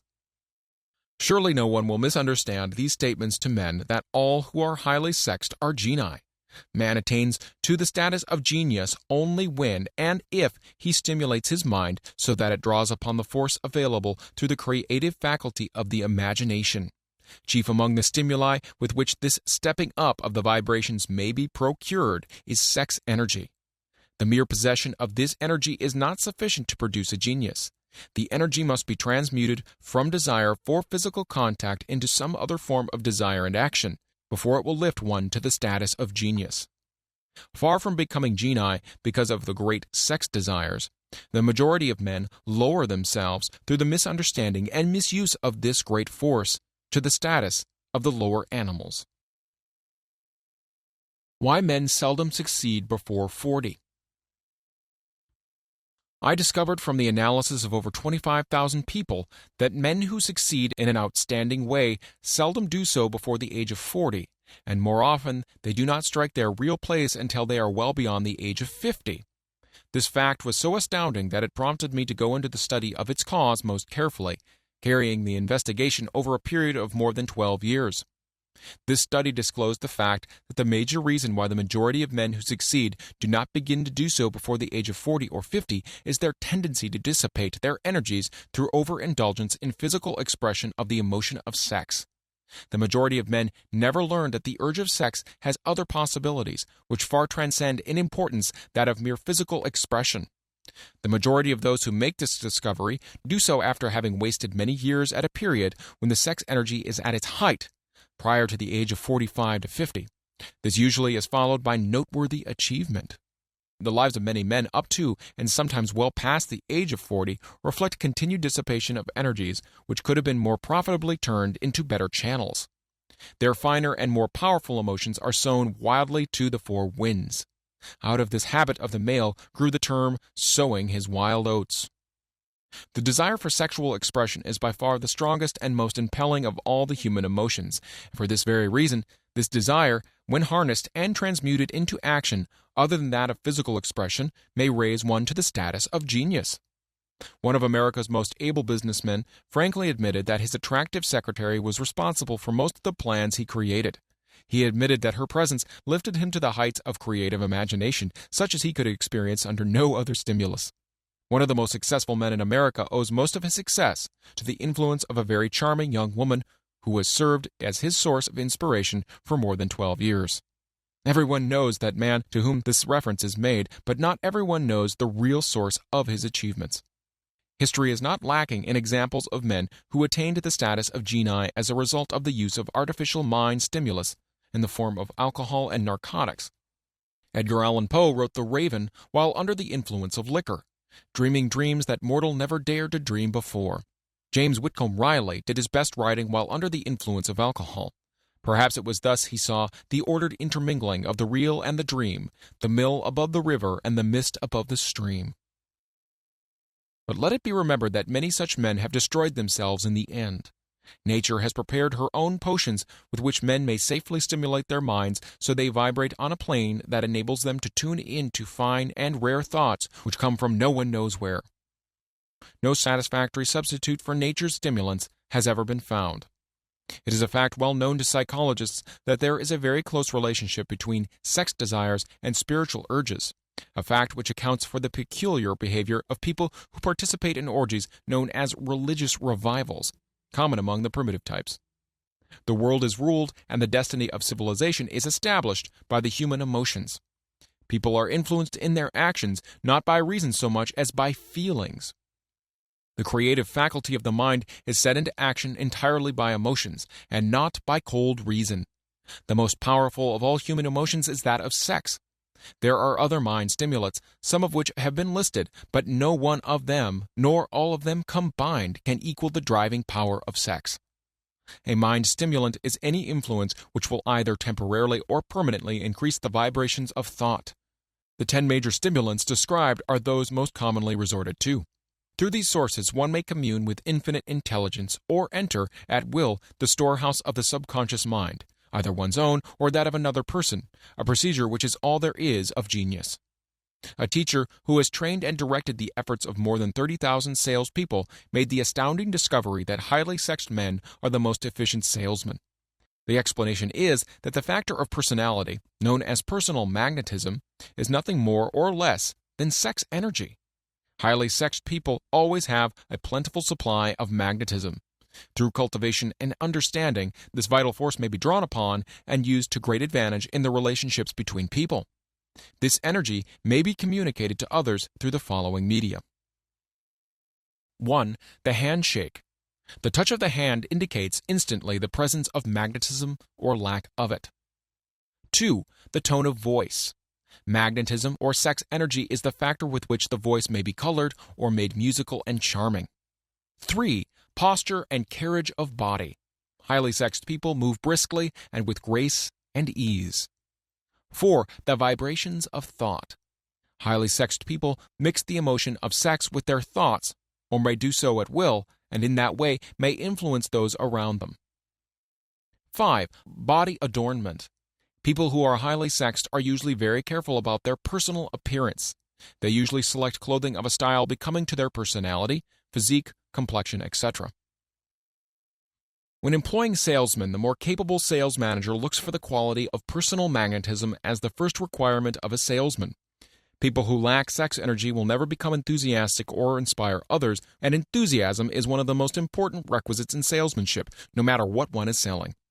The public speaker, orator, preacher, lawyer, or salesman who is lacking in sex energy is a flop as far as being able to influence others is concerned.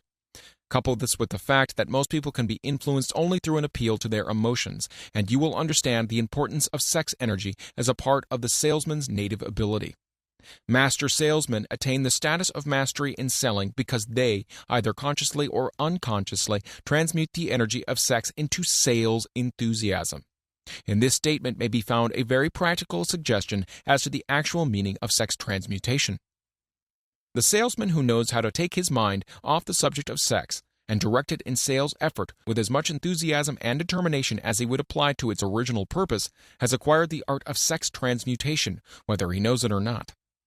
The majority of salesmen who transmute their sex energy do so without being in the least aware of what they are doing or how they're doing it.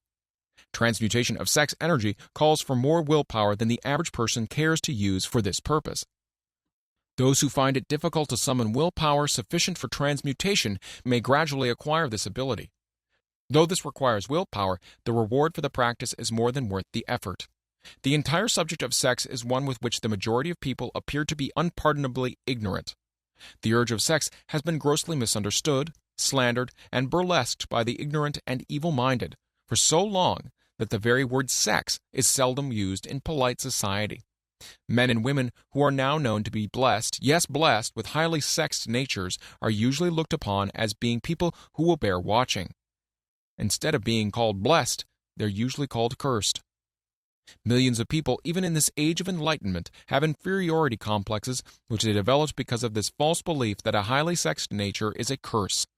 These statements of the virtue of sex energy should not be construed as justification for the libertine. The emotion of sex is a virtue only when used intelligently and with discrimination. It may be misused and often is to such an extent that it debases instead of enriches both body and mind. The better use of this power is the burden of this chapter. It seemed quite significant to the author when he made the discovery that practically every great leader whom he had the privilege of analyzing was a man whose achievements were largely inspired by a woman. In many instances, the woman in the case was a modest, self-denying wife of whom the public had heard but little or nothing. In a few instances, the source of inspiration has been traced to the other woman. Perhaps such cases may not be entirely unknown to you. Intemperance in sex habits is just as detrimental as intemperance in habits of drinking and eating. In this age in which we live, an age which began with the World War, intemperance in habits of sex is common. This orgy of indulgence may account for the shortage of great leaders. No man can avail himself of the forces of his creative imagination while dissipating them. Man is the only creature on earth which violates nature's purpose in this connection. Every other animal indulges its sex nature in moderation and with purpose which harmonizes with the laws of nature. Every other animal responds to the call of sex only in season. Man's inclination is to declare open season. Every intelligent person knows that stimulation in excess through alcoholic, drink, and narcotics is a form of intemperance which destroys the vital organs of the body, including the brain. Not every person knows, however, that overindulgence in sex expression may become a habit as destructive and as detrimental to creative effort as narcotics or liquor. A sex-mad man is not essentially different than a dope-mad man. Both have lost control over their faculties of reason and willpower. Sexual overindulgence may not only destroy reason and willpower, but it may also lead to either temporary or permanent insanity. Many cases of hypochondria, imaginary illness, grow out of habits developed in ignorance of the true function of sex. From these brief references to the subject, it may be readily seen that ignorance on the subject of sex transmutation forces stupendous penalties upon the ignorant on the one hand and withholds from them equally stupendous benefits on the other. Widespread ignorance on the subject of sex is due to the fact that the subject has been surrounded with mystery and beclouded by dark silence. The conspiracy of the mystery and silence has had the same effect upon the minds of young people that the psychology of prohibition had. The result has been increased curiosity and desire to acquire more knowledge on this verboten subject, and, to the shame of all lawmakers and most physicians, by training best qualified to educate youth on the subject, information has not been made easily available. Seldom does an individual enter upon highly creative efforts in any field of endeavor before the age of 40. The average man reaches the period of his greatest capacity to create between 40 and 60. These statements are based upon analysis of thousands of men and women who have been carefully observed. They should be encouraging to those who fail to arrive before the age of 40, and to those who become frightened at the encroachment of old age around the 40-year mark. The years between 40 and 50 are, as a rule, the most fruitful. Men should approach this age not with fear and trembling, but with hope and eager anticipation. If you want evidence that most men do not begin to do their best work before the age of 40, study the records of the most successful men known to the American people, and you'll find it. Henry Ford did not hit his pace of achievement until he had passed the age of 40. Andrew Carnegie was well past 40 before he began to reap the reward of his efforts. James J. Hill was still running a telegraph key at the age of 40. His stupendous achievements took place after that age. Biographies of American industrialists and financiers are filled with evidence that the period from 40 to 60 is the most productive age of man. Between the ages of 30 and 40, man begins to learn, if he ever learns, the art of sex transmutation. This discovery is generally accidental, and more often than otherwise, the man who makes it is totally unconscious of this discovery. He may observe that his powers of achievement have increased around the age of 35 to 40, but in most cases he isn't familiar with the cause of this change. That nature begins to harmonize the emotions of love and sex in the individual between the ages of 30 and 40, so that he may draw upon these great forces and apply them jointly as stimuli to action. Sex alone is a mighty urge to action, but its forces are like cyclones. They are often uncontrollable. When the emotion of love begins to mix itself with the emotion of sex, the result is calmness of purpose, poise, accuracy of judgment, and balance. What person who has attained the age of 40 is so unfortunate as to be unable to analyze these statements and to corroborate them by his own experience? When driven by his desire to please a woman based solely upon the emotion of sex, a man may be, and usually is, capable of great achievement, but his actions may be disorganized, distorted, and totally destructive. When driven by his desire to please a woman based upon the motive of sex alone, a man may steal, cheat, and even commit murder. But when the emotion of love is mixed with the emotion of sex, that same man will guide his actions with more sanity, balance, and reason. Criminologists have discovered that the most hardened criminals can be reformed through the influence of a woman's love. There is no record of a criminal having been reformed solely through the sex influence. These facts are well known, but their cause is not. Reformation comes, if at all, through the heart, or the emotional side of man, not through his head or reasoning side. Reformation means a change of heart. It does not mean a change of head. A man may, because of reason, make certain changes in his personal conduct to avoid the consequences of undesirable effects. But genuine reformation comes only through a change of heart, through a desire to change. Love, romance, and sex are all emotions capable of driving men to heights of superachievement. Love is the emotion which serves as a safety valve and ensures balance, poise, and constructive effort. When combined, these three emotions may lift one to an altitude of a genius. Those are genii, however, who know but little of the emotion of love. Most of them may be found engaged in some form of action which is destructive, or at least not based upon justice and fairness towards others. If good taste would permit, a dozen genii could be named in the field of industry and finance who ride ruthlessly over the rights of their fellow men. They seem totally lacking in conscience. The reader can easily supply his own list of such men. The emotions are states of mind. Nature has provided man with a chemistry of the mind which operates in a manner similar to the principles of chemistry of matter. It is a well-known fact that, through the aid of chemistry of matter, a chemist may create a deadly poison by mixing certain elements, none of which are in themselves harmful in the right proportions. This emotion may likewise be combined so as to create a deadly poison. The emotions of sex and jealousy, when mixed, may turn a person into an insane beast. The presence of any one or more of the destructive emotions in the human mind, through the chemistry of the mind, sets up a poison which may destroy one's sense of justice and fairness. In extreme cases, the presence of any combination of these emotions in the mind may destroy one's reason. The road to genius consists of the development, control, and use of sex, love, and romance.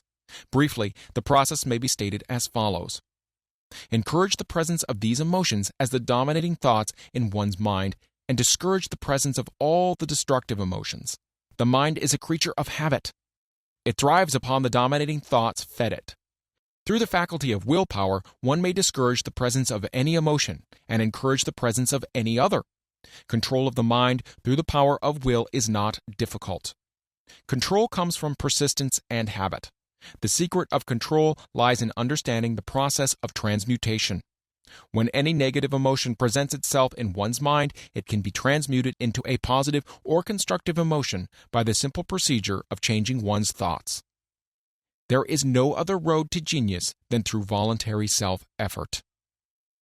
A man may attain to great heights of financial or business achievement solely by the driving force of sex energy, but history is filled with evidence that he may, and usually does, carry with him certain traits of character which rob him of the ability to either hold or enjoy his fortune.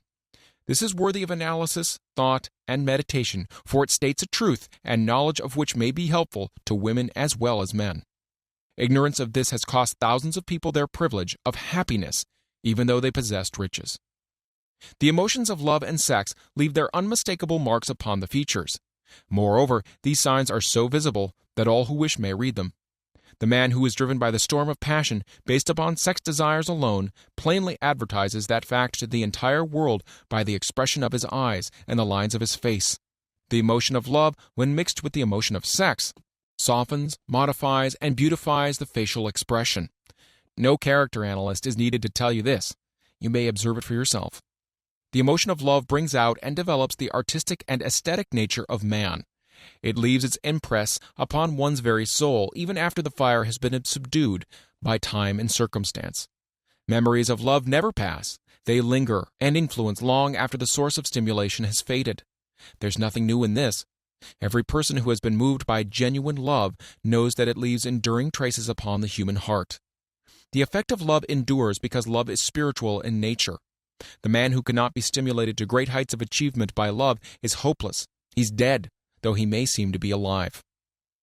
Even the memories of love are sufficient to lift one to a higher plane of creative effort.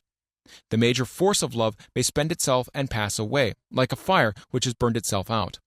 But it leaves behind incredible marks as evidence that it passed this way. Its departure often prepares the human heart for a still greater love. Go back into your yesterdays at times and bathe your mind in the beautiful memories of past love. It will soften the influence of the present worries and annoyances. It will give you a source of escape from the unpleasant realities of life, and maybe, who knows, your mind will yield to you ideas or plans which may change the entire financial or spiritual status of your life. If you believe yourself unfortunate because you have loved and lost, perish the thought. One who has loved truly can never lose entirely. Love is whimsical and temperamental. Its nature is ephemeral and transitory. It comes when it pleases, and goes away without warning. Accept and enjoy it while it remains, but spend no time worrying over its departure. Worry will never bring it back. Dismiss also the thought that love never comes but once.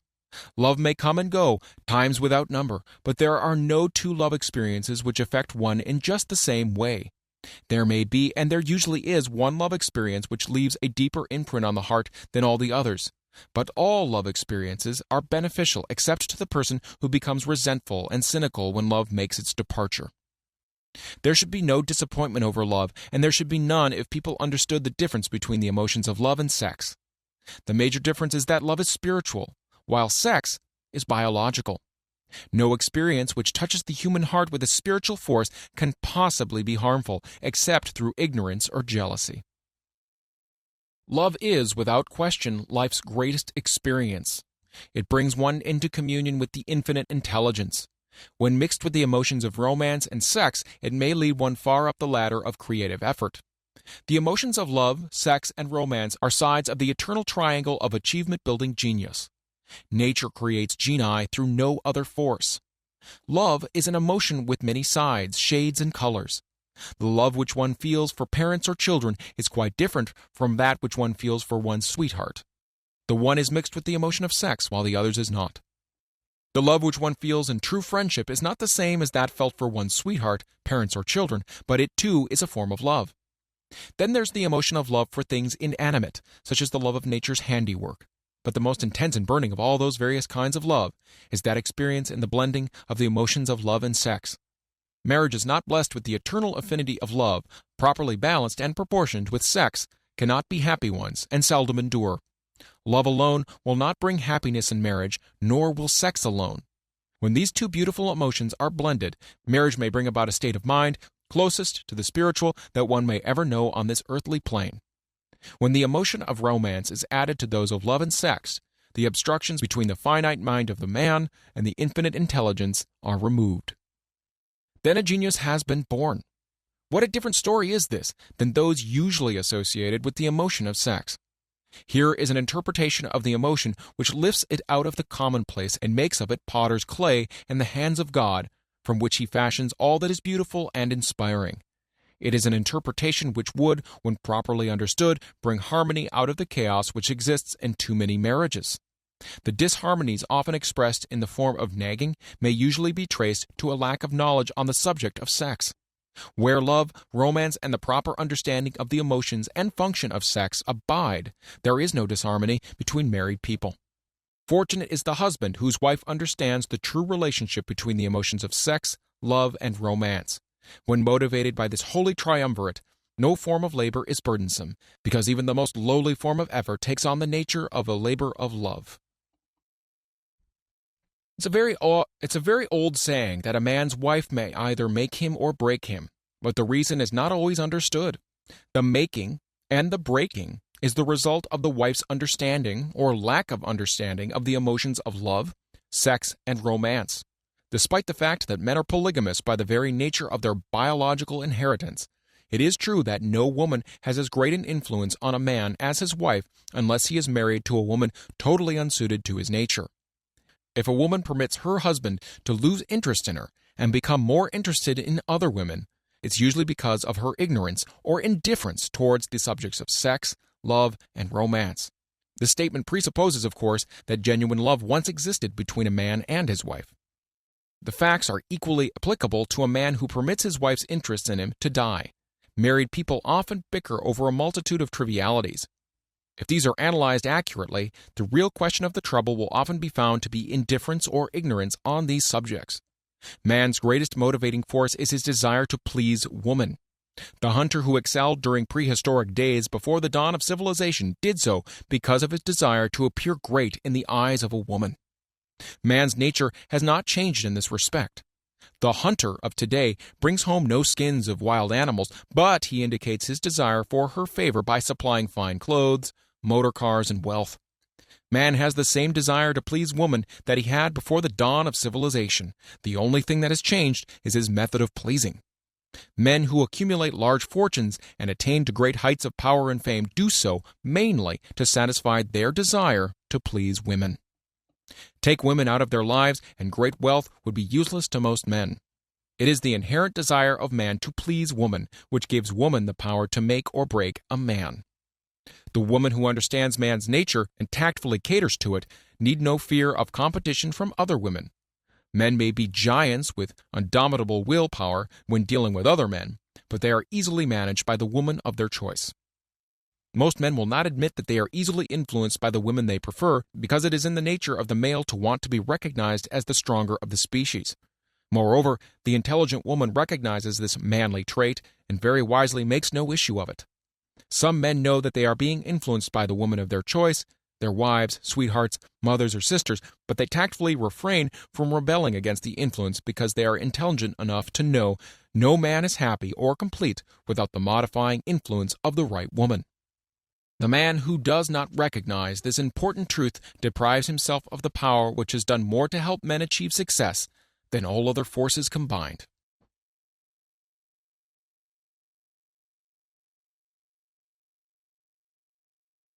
Chapter 12. The Subconscious Mind. The Connecting Link. The 11th Step Toward Riches. The subconscious mind consists of a field of consciousness in which every impulsive thought that reaches the objective mind through any of the five senses is classified and recorded, and from which thoughts may be recalled or withdrawn as letters may be taken from a filing cabinet. It receives and files sense impressions or thoughts regardless of their nature. You may voluntarily plant into your subconscious mind any plan, thought, or purpose which you desire to translate into its physical or monetary equivalent. The subconscious acts first on the dominating desires which have been mixed with emotional feeling, such as faith. Consider this in connection with the instructions given in the chapter on desire for taking the 6 steps there outlined, and the instructions given in the chapter on the building and execution of plans, and you will understand the importance of the thought conveyed. The subconscious mind works day and night. Through a method of procedure unknown to man, the subconscious mind draws upon the forces of infinite intelligence for the power with which it voluntarily transmutes one's desires into their physical equivalent, making use always of the most practical media by which this end may be accomplished. You cannot entirely control your subconscious mind, but you can voluntarily hand over to it any plan, desire, or purpose which you wish transformed into concrete form. Read again instructions for using the subconscious mind in the chapter on autosuggestion. There's plenty of evidence to support the belief that the subconscious mind is the connecting link between the finite mind of man and infinite intelligence. It is the intermediary through which one may draw upon the forces of infinite intelligence at will. It alone contains the secret process by which mental impulses are modified and changed into their spiritual equivalent. It alone is the medium through which prayer may be transmitted to the source capable of answering prayer. The possibilities of creative effort connected with the subconscious mind are stupendous and imponderable. They inspire one with awe. I never approach the discussion of the subconscious mind without a feeling of littleness and inferiority, due perhaps to the fact that man's entire stock of knowledge on this subject is so pitifully limited. The very fact that the subconscious mind is the medium of communication between the thinking mind of man and infinite intelligence is of itself a thought which most paralyzes one's reason. After you have accepted as a reality the existence of the subconscious mind and understand its possibilities as a medium for transmuting your desires into their physical or monetary equivalent, you will comprehend the full significance of the instructions given in the chapter on desire. You'll also understand why you have been repeatedly admonished to make your desires clear and to reduce them to writing. You will also understand the necessity of persistence in carrying out instructions. The 13 principles are the stimuli with which you acquire the ability to reach and to influence your subconscious mind. Do not become discouraged if you cannot do this upon the first attempt. Remember that the subconscious mind may be voluntarily directed only through habit under the directions given in the chapter on faith. You have not yet had time to master faith, but be patient and be persistent. A good many statements on the chapters on faith and autosuggestion will be repeated here for the benefit of your subconscious mind.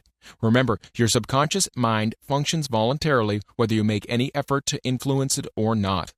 This naturally suggests to you that thoughts of fear and poverty and all native thoughts serve as stimuli to your subconscious mind unless you master these impulses and give it more desirable food upon which it may feed. The subconscious mind will not remain idle. If you fail to plant desires in your subconscious mind, it will feed upon the thoughts which reach it as a result of your neglect. We have already explained that thought impulses, both negative and positive, are reaching the subconscious mind continuously from the 4 sources which were mentioned in the chapter on sex transmutation. For the present, it's sufficient if you remember that you are living daily in the midst of all manner of thought impulses which are reaching your subconscious mind without your knowledge. Some of these impulses are negative and some are positive. You are now engaged in trying to help shut off the flow of negative impulses and to aid in voluntarily influencing your subconscious mind through positive impulses of desire. When you achieve this, you'll possess the key which unlocks the door to your subconscious mind. Moreover, you'll control that door so completely that no undesirable thought may influence your subconscious mind. Everything which man creates begins in the form of a thought impulse. Man can create nothing which he does not first conceive in thought. Through the aid of the imagination, thought impulses may be assembled into plans. The imagination, when under control, may be used for the creation of plans or purposes that lead to success in one's chosen occupation. All thought impulses intended for transmutation into their physical equivalent, voluntarily planted in the subconscious mind, must pass through the imagination and be mixed with faith. The mixing of faith with a plan or purpose intended for submission to the subconscious mind may be done only through the imagination.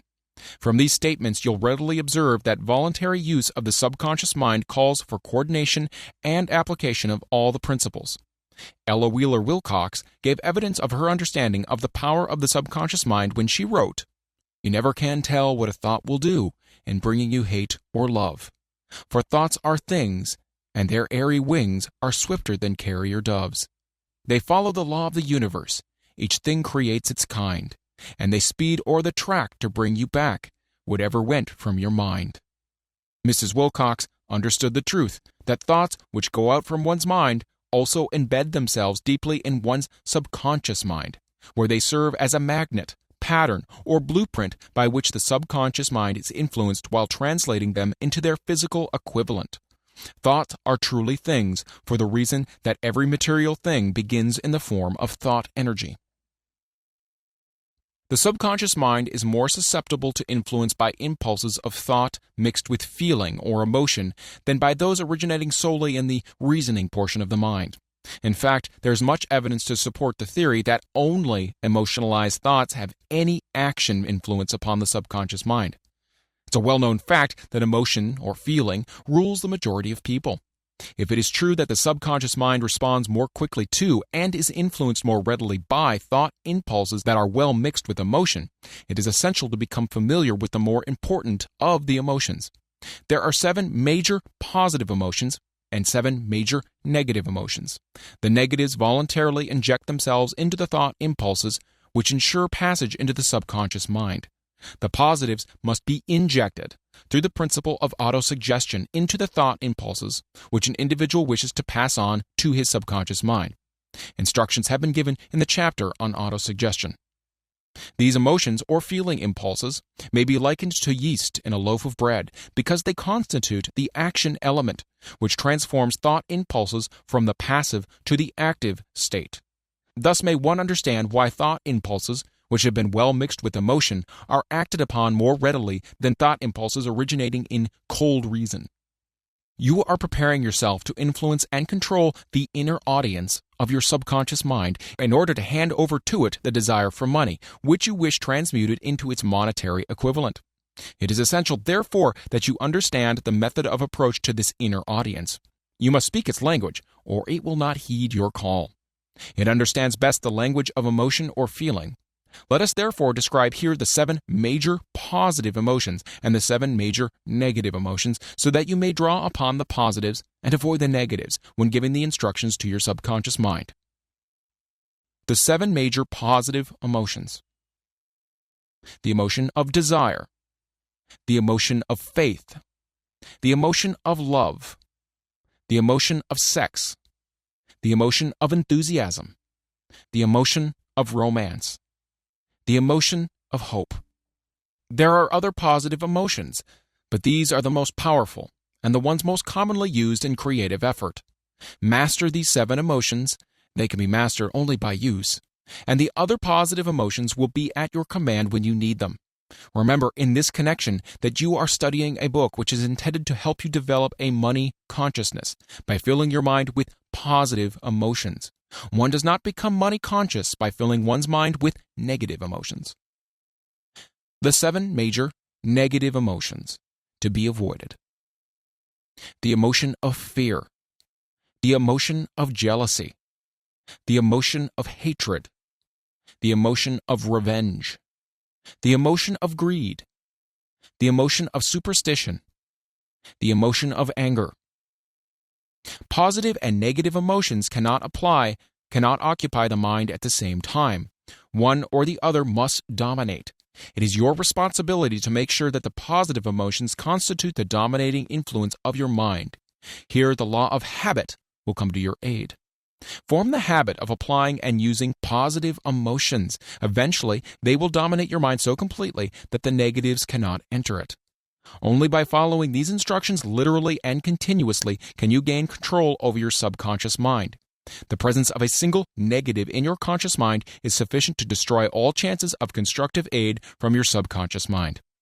If you are an observing person, you may have noticed that most people resort to prayer only after everything has failed, or else they pray by a ritual of meaningless words.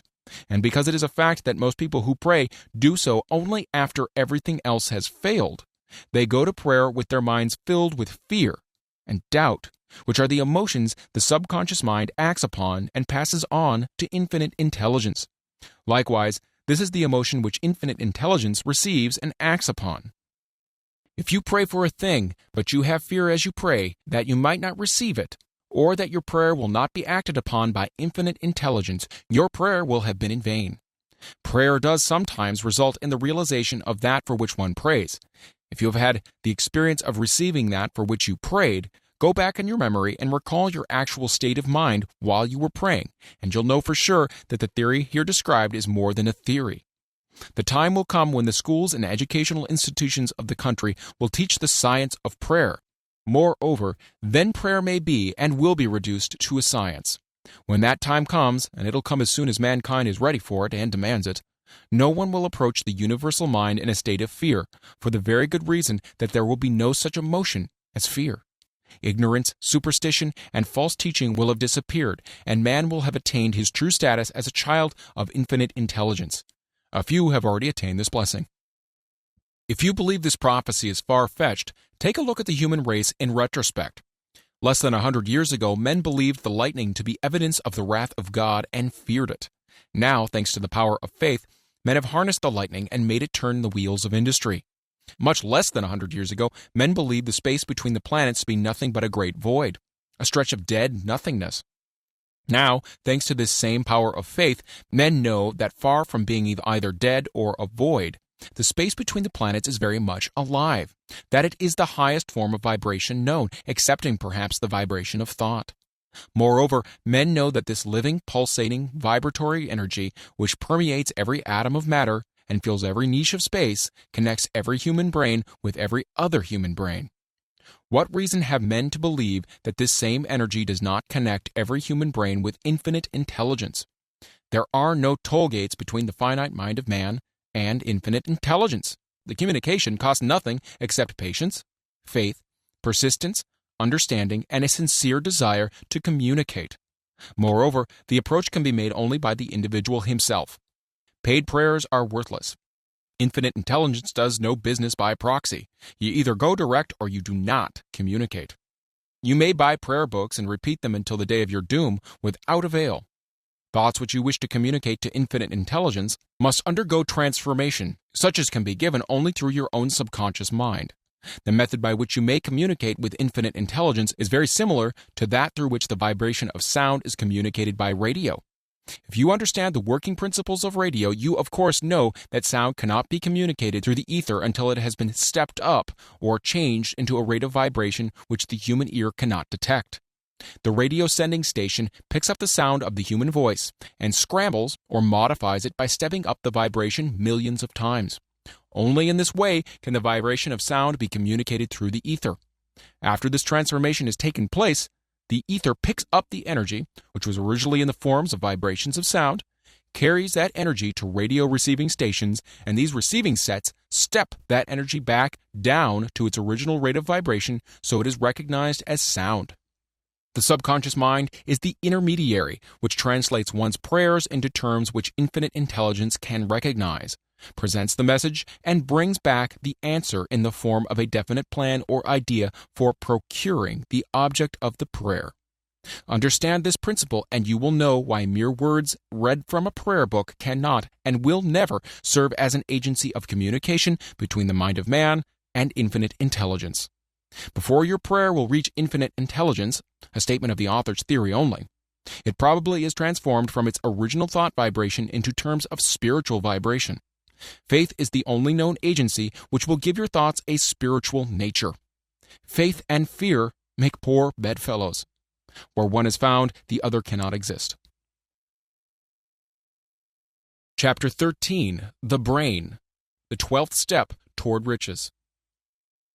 More than 20 years ago, the author, working in conjunction with the late Dr. Alexander Graham Bell and Dr. Elmer R. Gates, observed that every human brain is both a broadcasting and a receiving station for the vibration of thought. Through the medium of the ether, in a fashion similar to that employed by the radio broadcasting principle, every human brain is capable of picking up vibrations of thought which are being released by other brains. In connection with the statement in the preceding paragraph, compare and consider the description of the creative imagination, as outlined in the chapter on imagination.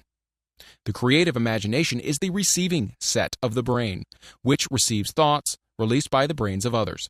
It is the agency of communication between one's conscious or reasoning mind and the four sources from which one may receive thought stimuli. When stimulated or stepped up to a high rate of vibration, the mind becomes more receptive to the vibration of thought which reaches it through the ether from outside sources. This stepping up process takes place through the positive or negative emotions. Through the emotions, the vibrations of thought may be increased. Vibrations of an exceedingly high rate are the only vibrations picked up and carried by the ether from one brain to another. Thought is energy traveling at an exceedingly high rate of vibration. Thought, which has been modified or stepped up by any of the major emotions, vibrates at a much higher rate than ordinary thought. And it is this type of thought which passes from one brain to another through the broadcasting machinery of the human brain. The emotion of sex stands at the head of human emotions as far as intensity and driving force are concerned. The brain which has been stimulated by the emotion of sex vibrates at a much more rapid rate than it does when that emotion is quiescent or absent. The result of sex transmutation is the increase of the rate of vibration of thoughts to such a pitch that the creative imagination becomes highly receptive to ideas which it picks up from the ether. On the other hand, when the brain is vibrating at a rapid rate, it not only attracts thoughts and ideas released by other brains through the medium of the ether, but it gives to one's own thoughts that feeling, which is essential before those thoughts will be picked up and acted upon by one's subconscious mind. Thus you'll see that the broadcasting principle is the factor through which you mix feeling or emotion with your thoughts and pass them on to your subconscious mind. The subconscious mind is the sending station of the brain, through which vibrations of thought are broadcast. The creative imagination is the receiving set, through which the vibrations of thought are picked up from the ether. Along with the important factors of the subconscious mind and the faculty of the creative imagination, which constitutes the sending and receiving sets of your mental broadcasting machinery, consider now the principle of autosuggestion, which is the medium by which you may put into operation your broadcasting station. Through the instructions described in the chapter on autosuggestion, you were definitely informed of the method by which desire may be transmuted into its monetary equivalent. Operation of your mental broadcasting station is a comparatively simple procedure. You have but three principles to bear in mind and to apply when you wish to use your broadcasting station: the subconscious mind, creative imagination, and autosuggestion. The stimuli through which you put these three principles into action have been described. The procedure begins with desire. The greatest forces are intangible. The Depression brought the world to the very borderline of understanding the forces which are intangible and unseen. Through the ages which have passed, man has depended too much upon his physical senses, and has limited his knowledge to physical things which he could see, touch, weigh, and measure. We are now entering the most marvelous of all ages, an age which will teach us something of the intangible forces of the world about us. Perhaps we shall learn as we pass through this age that the other self is more powerful than the physical self we see when we look into a mirror. Sometimes men speak lightly of the intangibles, the things that they cannot perceive through any of their five senses, and when we hear them, it should remind us that all of us are controlled by forces which are unseen and intangible. The whole of mankind has not the power to cope with nor to control the intangible force wrapped up in the rolling waves of the oceans. Man has not the capacity to understand the intangible force of gravity which keeps his little earth suspended into mid-air and keeps man from falling from it, much less the power to control that force. Man is entirely subservient to the intangible force which comes with a thunderstorm, and he is just as helpless in the presence of the intangible force of electricity. Nay, he does not even know what electricity is, where it comes from, or what its purpose is. Nor is this by any means the end of man's ignorance in connection with things unseen and intangible. He does not understand the intangible force and intelligence wrapped up in the soil of the earth, the force which provides him with every morsel of food he eats, every article of clothing he wears, and every dollar he carries in his pockets. The dramatic story of the brain.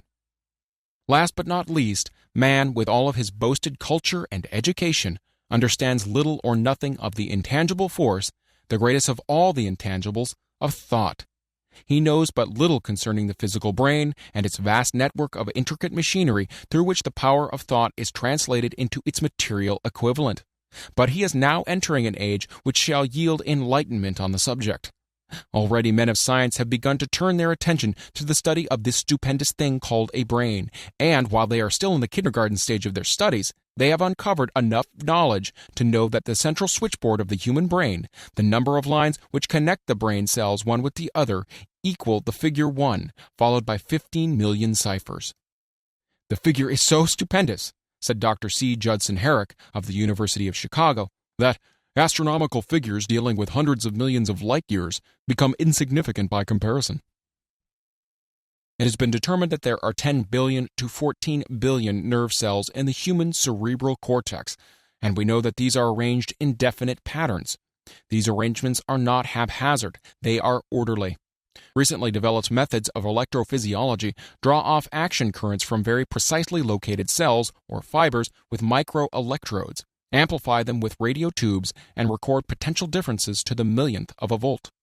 It is inconceivable that such a network of intricate machinery should be in existence for the sole purpose of carrying on the physical functions incidental to growth and maintenance of the physical body. Is it not likely that the same system which gives billions of brain cells the media of communication one with another provides also the means of communication with other intangible forces?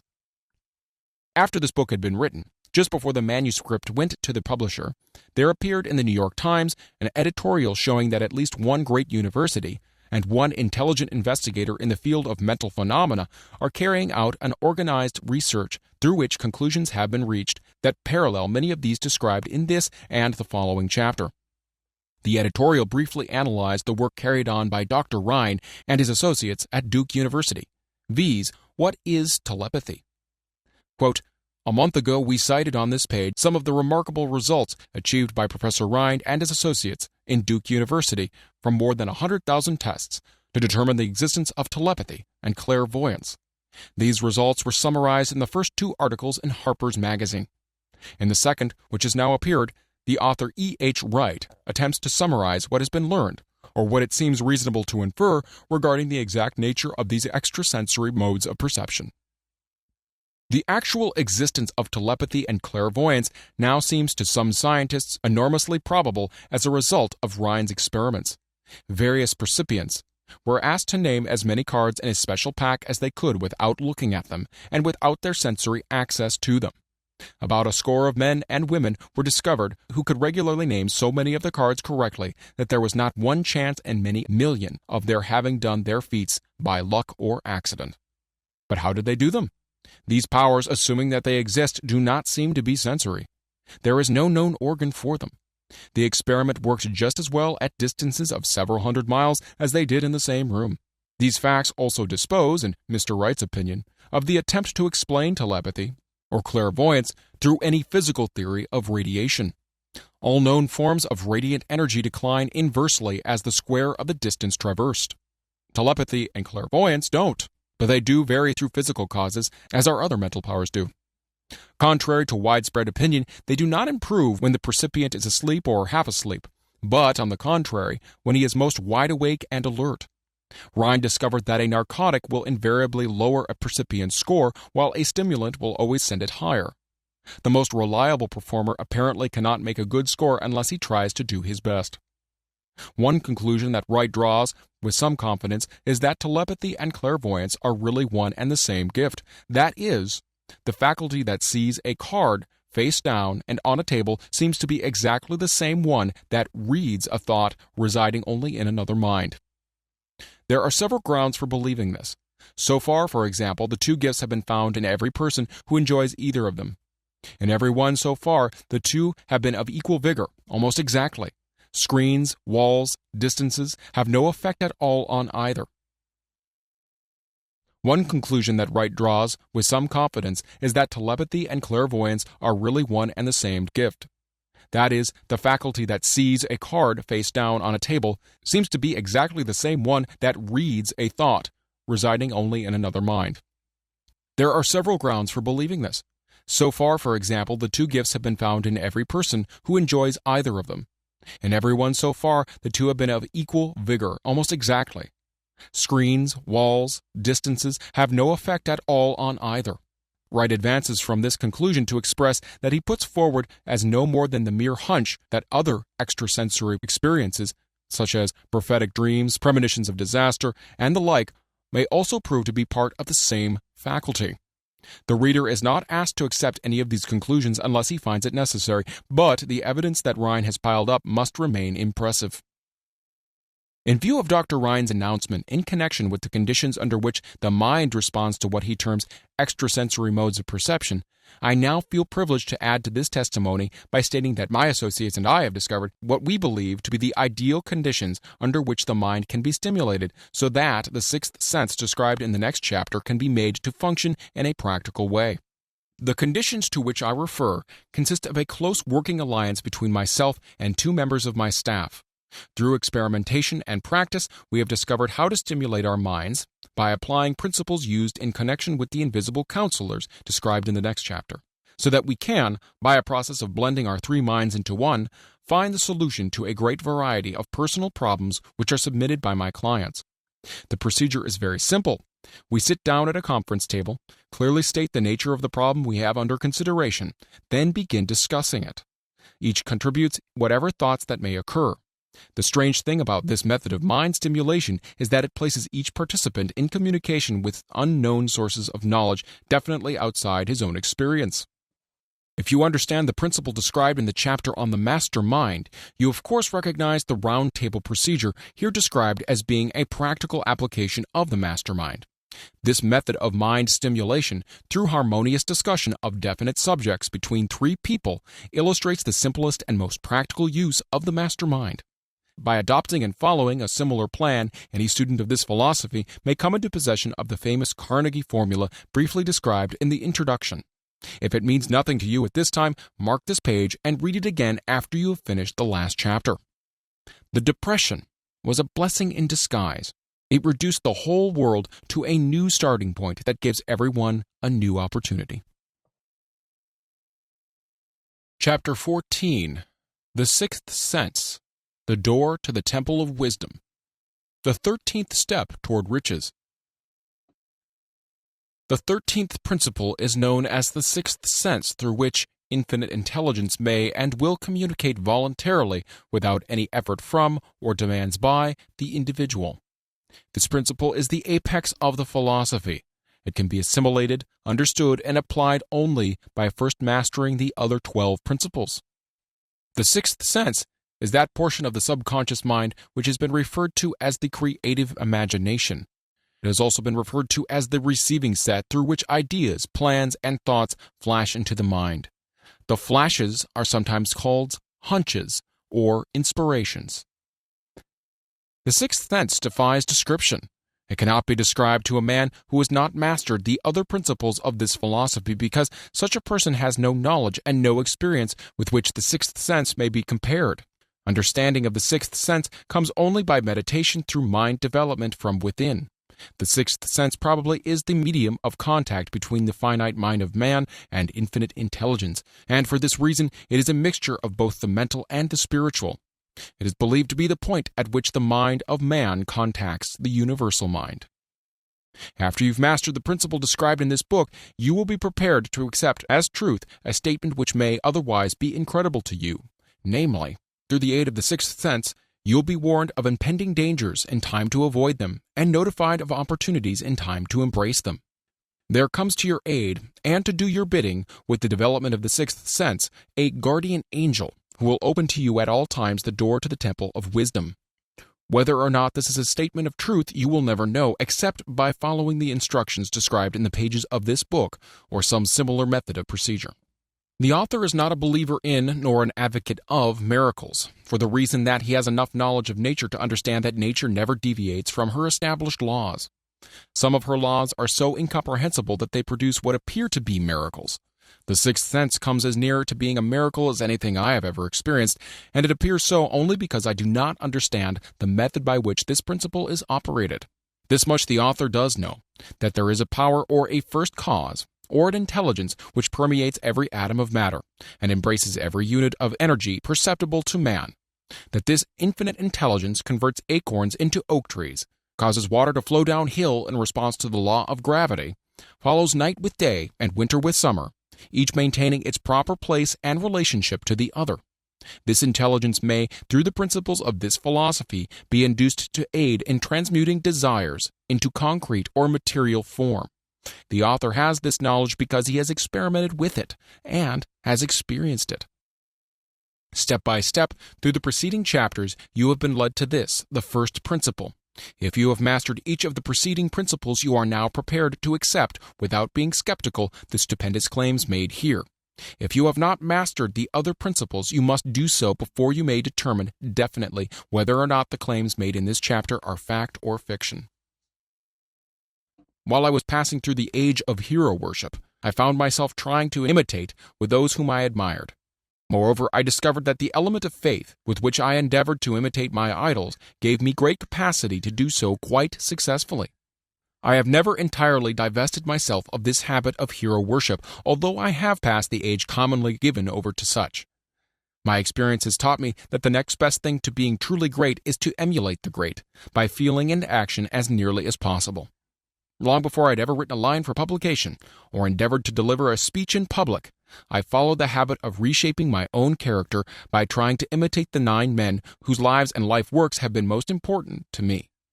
These 9 men were Emerson, Paine, Edison, Darwin, Lincoln, Burbank, Napoleon, Ford, and Carnegie. Every night, over a long period of years, I held an imaginary council meeting with this group whom I called my invisible counselors. The procedure was this. Just before going to sleep at night, I would shut my eyes and see in my imagination this group of men seated with me around my council table. Here, I had not only an opportunity to sit among these men, whom I considered to be great, but I actually dominated the group by serving as the chairman. I had a very definite purpose in indulging my imagination through these nightly meetings. My purpose was to rebuild my own character so it would represent a composite of the characters of my imaginary counselors. Realizing as I did early in life that I had to overcome the handicap of birth in an environment of ignorance and superstition, I desperately assigned myself the task of voluntary rebirth through the method here described. Building character through autosuggestion. Being an earnest student of psychology, I knew, of course, that all men have become what they are because of their dominating thoughts and desires. I knew that every deeply seated desire has the effect of causing one to seek outward expression through which that desire may be transmuted into reality. I knew that self-suggestion is a powerful factor in building character, that it is, in fact, the sole principle through which character is builded. With this knowledge of the principles of mind operation, I was fairly well armed with the equipment needed in rebuilding my character. In these imaginary council meetings, I called on my cabinet members for the knowledge I wished each to contribute, addressing myself to each member in audible words as follows. Mr. Emerson, I desire to acquire from you the marvelous understanding of nature which distinguished your life. I ask that you make an impress upon my subconscious mind of whatever qualities you possessed, which enabled you to understand and adapt yourself to the laws of nature. I ask that you assist me in reaching and drawing upon whatever sources of knowledge are available to this end. Mr. Burbank, I request that you pass on to me the knowledge which enabled you to so harmonize the laws of nature that you caused the cactus to shed its thorns and become an edible food. Give me access to the knowledge which enabled you to make 2 blades of grass grow where but one grew before, and helped you to blend the coloring of the flowers with more splendor and harmony, for you alone have successfully gilded the lily. Napoleon, I desire to acquire from you, by emulation, the marvelous ability you possess to inspire men, and to arouse them to greater and more determined spirits of action. Also to acquire the spirit of enduring faith, which enabled you to turn defeat into victory and to surmount staggering obstacles. Emperor of fate, king of chance, man of destiny, I salute you. Mr. Payne, I desire to acquire from you the freedom of thought and the courage and clarity with which to express convictions, which so distinguished you. Mr. Darwin, I wish to acquire from you the marvelous patience and ability to study cause and effect without bias or prejudice, so exemplified by you in the field of natural science. Mr. Lincoln, I desire to build into my own character the keen sense of justice, an untiring spirit of patience, the sense of humor, the human understanding, and the tolerance which were your distinguishing characteristics. Mr. Carnegie, I am already indebted to you for my choice of a life work, which has brought me great happiness and peace of mind.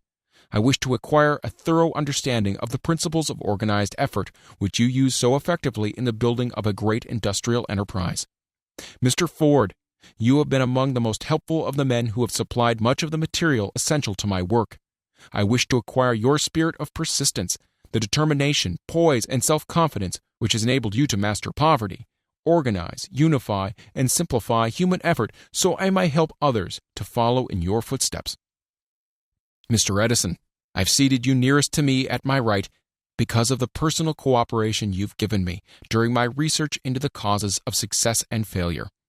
I wish to acquire from you the marvelous spirit of faith, with which you have uncovered so many of nature's secrets, the spirit of unremitting toil, with which you have so often wrested victory from defeat. My method of addressing the members of the imaginary cabinet would vary according to the traits of character in which I was for the moment most interested in acquiring. I studied the records of their lives with painstaking care. After some months of this nightly procedure, I was astounded by the discovery that these imaginary figures became apparently real. Each of these 9 men developed individual characteristics which surprised me. For example, Lincoln developed the habit of always being late when walking around in solemn parade. When he came, he walked very slowly with his hands clasped behind him, and once in a while he would stop as he passed and rest his hand momentarily upon my shoulder. He always wore an expression of seriousness upon his face. Rarely did I see him smile. The cares of a sundered nation made him grave. That was not true of the others. Burbank and Payne often indulged in witty repartee which seemed at times to shock the other members of the cabinet. One night Payne suggested that I prepare a lecture on the age of reason, and deliver it from the pulpit of a church which I formerly attended. Many around the table laughed heartily at the suggestion, but not Napoleon. He drew his mouth down at the corners and groaned so loudly that all turned and looked at him with amazement. To him the church was but a pawn of the state, not to be reformed, but to be used as a convenient inciter to mass activity by the people. On one occasion Burbank was late. When he came, he was excited with enthusiasm and explained that he had been late because of an experiment he was making, through which he hoped to be able to grow apples on any sort of tree. Payne chided him by reminding him that it was an apple which started all the trouble between man and woman. Darwin chuckled heartily as he suggested that Payne should watch out for little serpents when he went into the forest to gather apples, as they had the habit of growing into big snakes. Emerson observed, "No serpents, no apples," and Napoleon remarked, "No apples, no state." Lincoln developed the habit of always being the last one to leave the table after each meeting. On one occasion he leaned across the end of the table, his arms folded, and remained in that position for many minutes. I made no attempt to disturb him. Finally, he lifted his head slowly, got up and walked to the door, then turned around, came back, and laid his hand on my shoulder and said, "My boy, you will need much courage if you remain steadfast in carrying out your purpose in life. But remember, when difficulties overtake you, the common people have common sense. Adversity will develop it. One evening, Edison arrived ahead of all the others. He walked over and seated himself at my left, where Emerson was accustomed to sit, and said, "You are destined to witness the discovery of the secret of life. When the time comes, you will observe that life consists of great swarms of energy, or entities, each as intelligent as human beings think themselves to be. These units have differences of opinion, the same as human beings, and often fight among themselves. These meetings which you are conducting will be very helpful to you.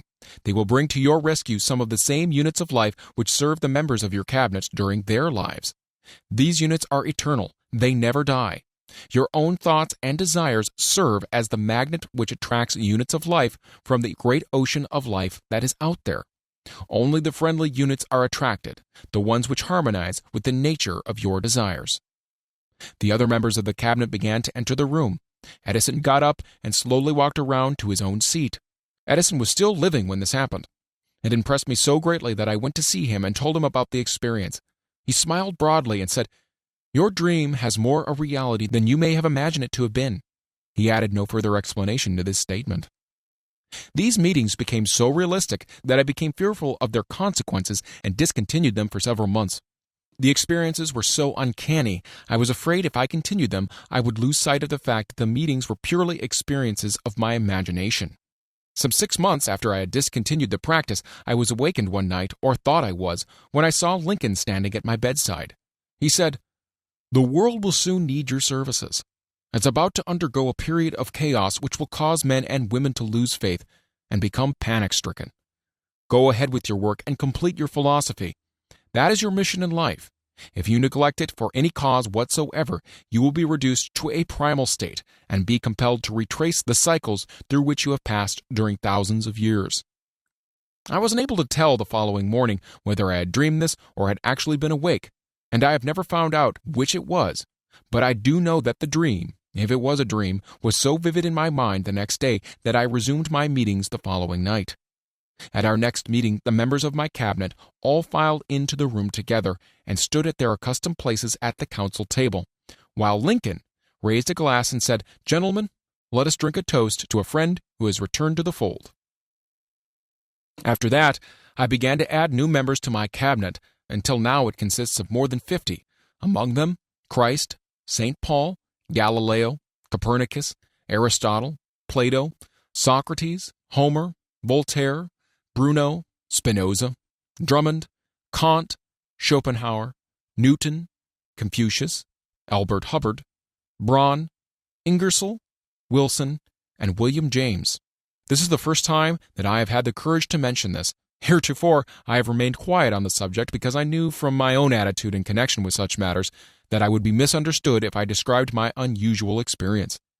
I have been emboldened now to reduce my experience to the printed page because I'm now less concerned about what they say than I was in the years that have passed. One of the blessings of maturity is that it sometimes brings one greater courage to be truthful, regardless of what those who do not understand may think or say. Lest I be misunderstood, I wish here to state more emphatically that I still regard my cabinet meetings as being purely imaginary, but I feel entitled to suggest that while the members of my cabinet may be purely fictional and the meetings existent only in my own imagination, they have led me into glorious paths of adventure, rekindled an appreciation of true greatness, encouraged creative endeavor, and emboldened the expression of honest thought.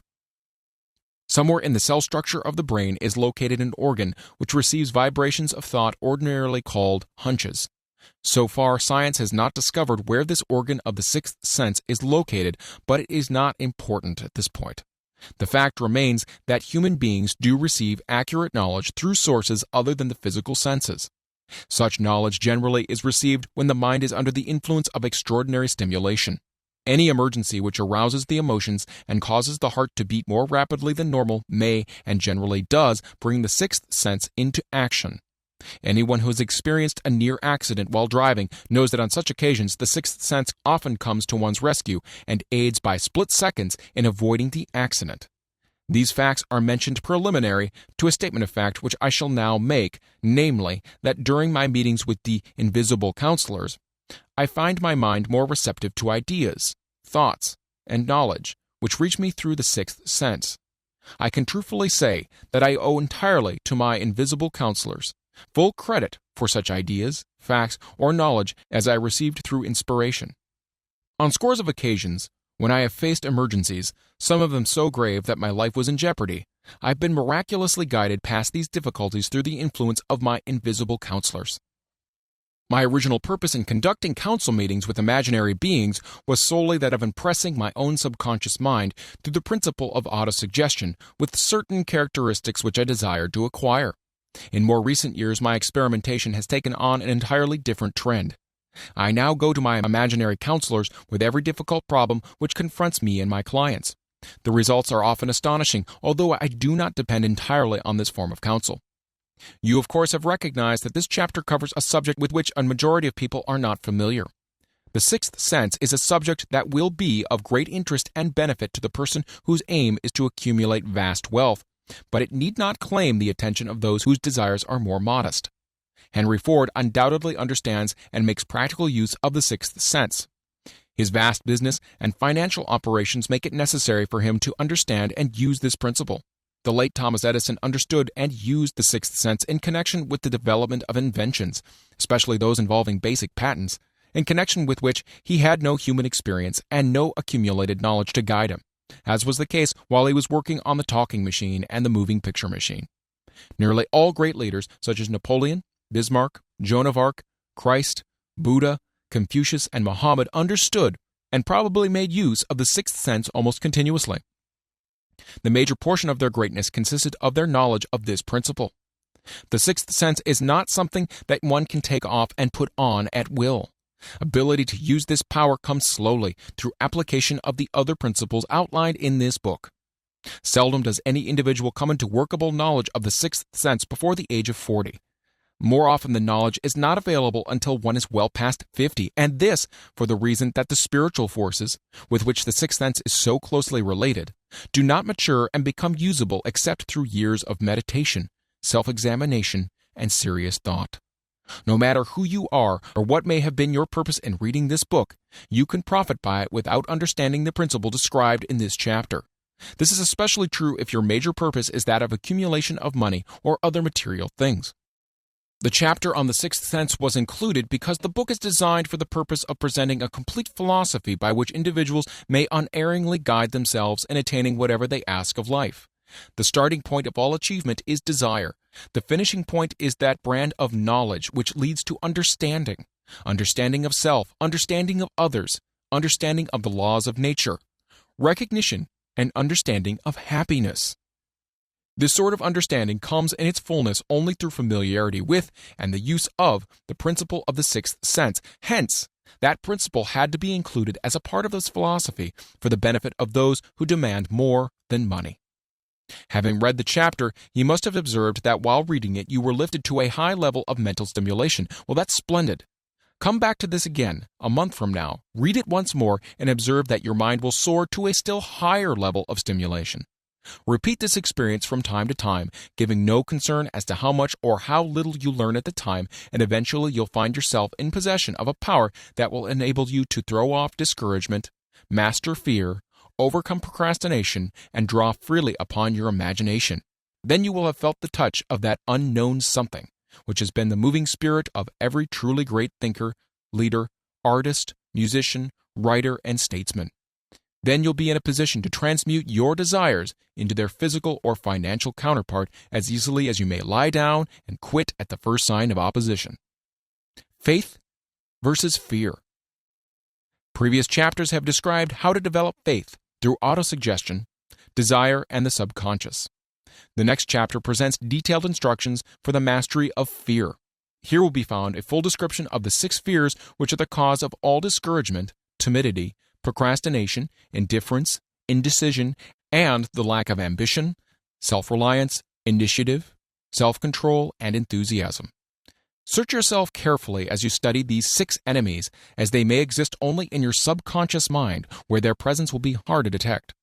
Remember, too, as you analyze the 6 ghosts of fear, that they are nothing but ghosts, because they exist only in one's mind.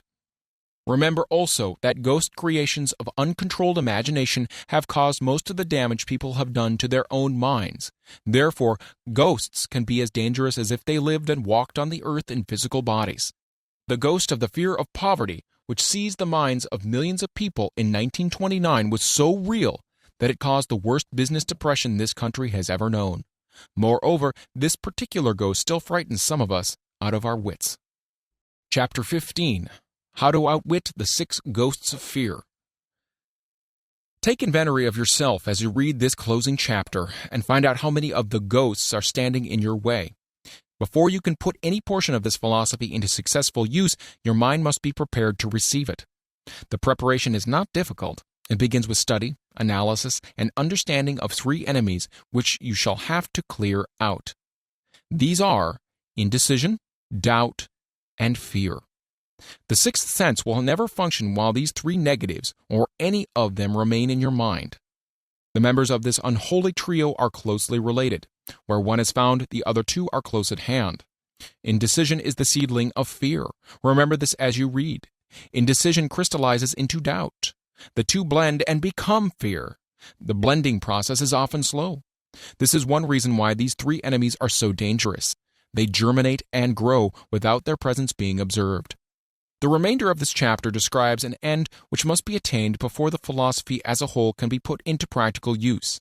It also analyzes a condition which has but lately reduced huge numbers of people to poverty, and it states a truth which must be understood by all who accumulate riches, whether measured in terms of money or a state of mind of far greater value than money.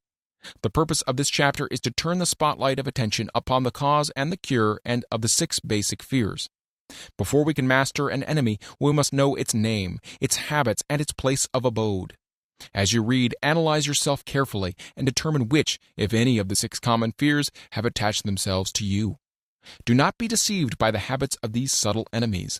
Sometimes they remain hidden in the subconscious mind where they are difficult to locate and still more difficult to eliminate. The 6 basic fears. There are 6 basic fears with some combination of which every human suffers at one time or another. Most people are fortunate if they do not suffer from the entire 6. Named in the order of the most common appearance, they are the fear of poverty, the fear of criticism, the fear of ill health, these last 2 most people worry about most of all, the fear of the loss of love of someone, the fear of old age, the fear of death. All other fears are of minor importance. They can be grouped under these 6 headings. The prevalence of these fears as a curse to the world runs in cycles. For almost 6 years, while the Depression was on, we floundered in the cycle of fear of poverty. During the World War, we were in the cycle of fear of death. Just following the war, we were in the cycle of the fear of ill health, as evidenced by the epidemic of disease which spread itself all over the world. Fears are nothing more than states of mind. One state of mind is subject to control and direction. Physicians, as everyone knows, are less subject to attack by disease than ordinary laymen, for the reason that physicians do not fear disease. The physicians, without fear or hesitation, have been known to physically contact hundreds of people daily who are suffering from such contagious diseases as smallpox without being infected. Their immunity against the disease consisted largely, if not solely, in their absolute lack of fear. Man can create nothing which he does not first conceive in the form of an impulse of thought. Following this statement comes another of still greater importance, namely, man's thought impulses begin immediately to translate themselves into their physical equivalent, whether those thoughts are voluntary or involuntary. Thought impulses which are picked up through the ether by mere chance, thoughts which have been released by other minds, may determine one's financial, business, professional, or social destiny just as surely as do the thought impulses which one creates by intent and design. We are here laying the foundation for the presentation of a fact of great importance to the person who does not understand why some people appear to be lucky, while others of equal or greater ability, training, experience, and brain capacity seem destined to ride with misfortune. This fact may be explained by the statement that every human being has the ability to completely control his own mind, and with this control, obviously, every person may open his mind to the tramp thought impulses which are being released by other brains, or close the doors tightly and admit only thought impulses of his own choice. Nature has endowed man with absolute control over but one thing, and that is thought. This fact, coupled with the additional fact that everything which man creates begins in the form of a thought, leads one very near to the principle by which fear may be mastered. If it is true that all thought has a tendency to clothe itself in its physical equivalent, and this is true beyond any reasonable room for doubt, it is equally true that thought impulses of fear and poverty cannot be translated into terms of courage and financial gain. The people of America began to think of poverty following the Wall Street crash of 1929.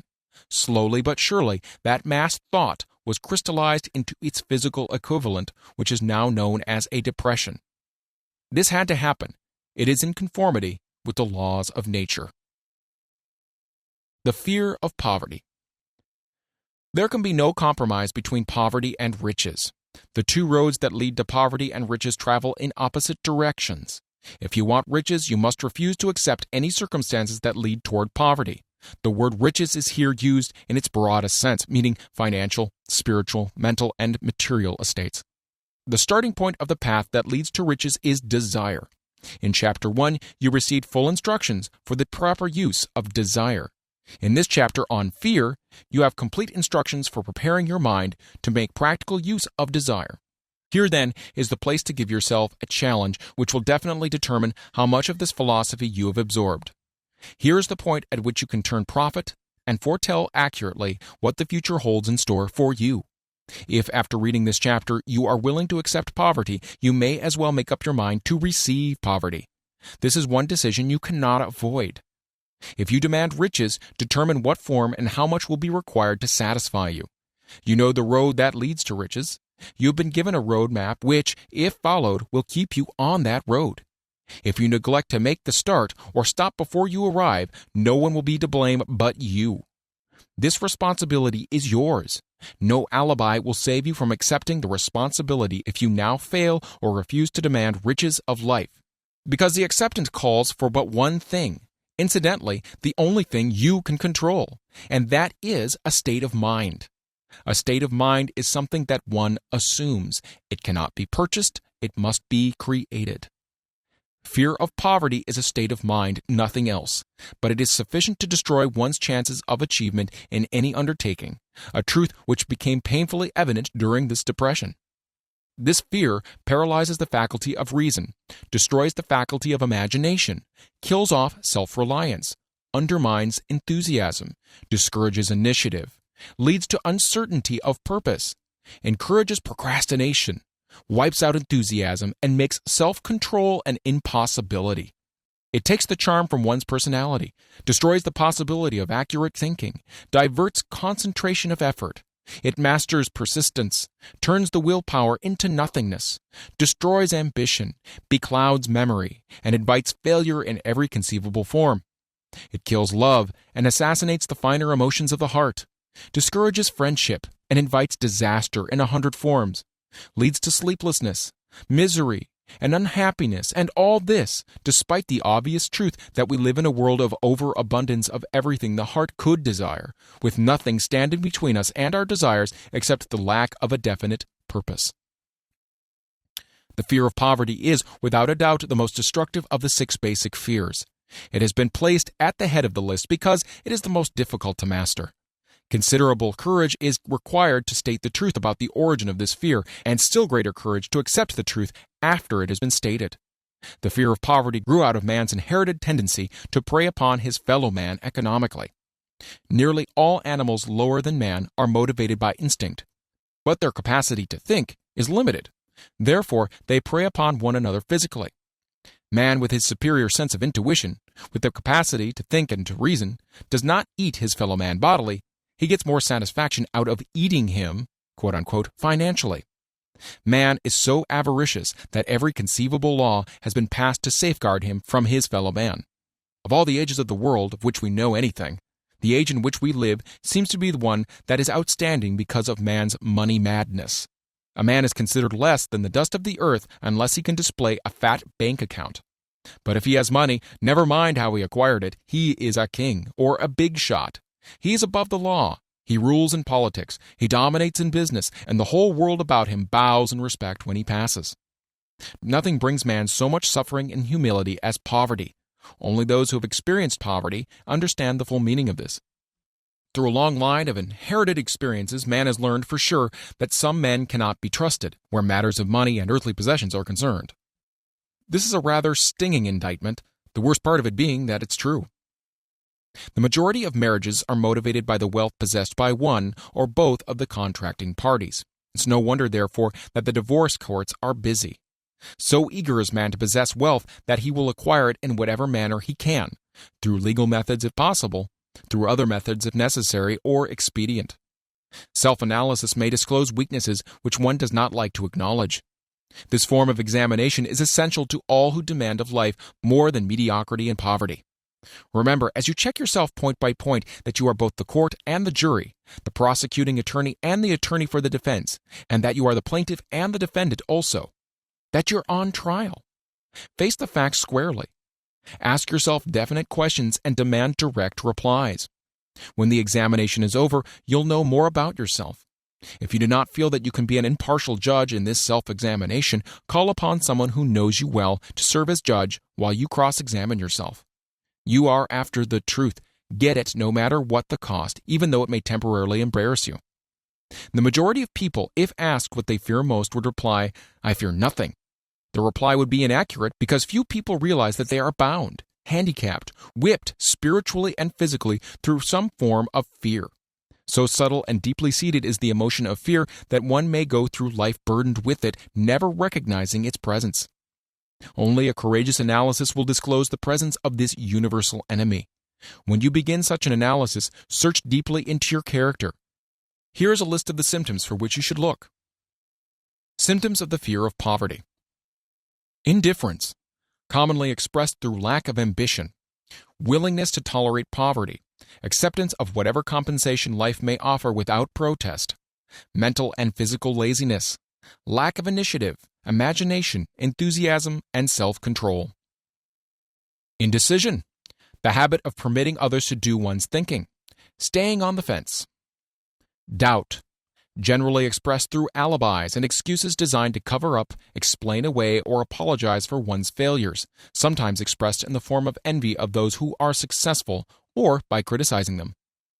Worry, usually expressed by finding fault with others, a tendency to spend beyond one's income, neglect of personal appearance, scowling and frowning, intemperance in the use of alcoholic drink, sometimes through the use of narcotics, nervousness, lack of poise, self-consciousness, and lack of self-reliance.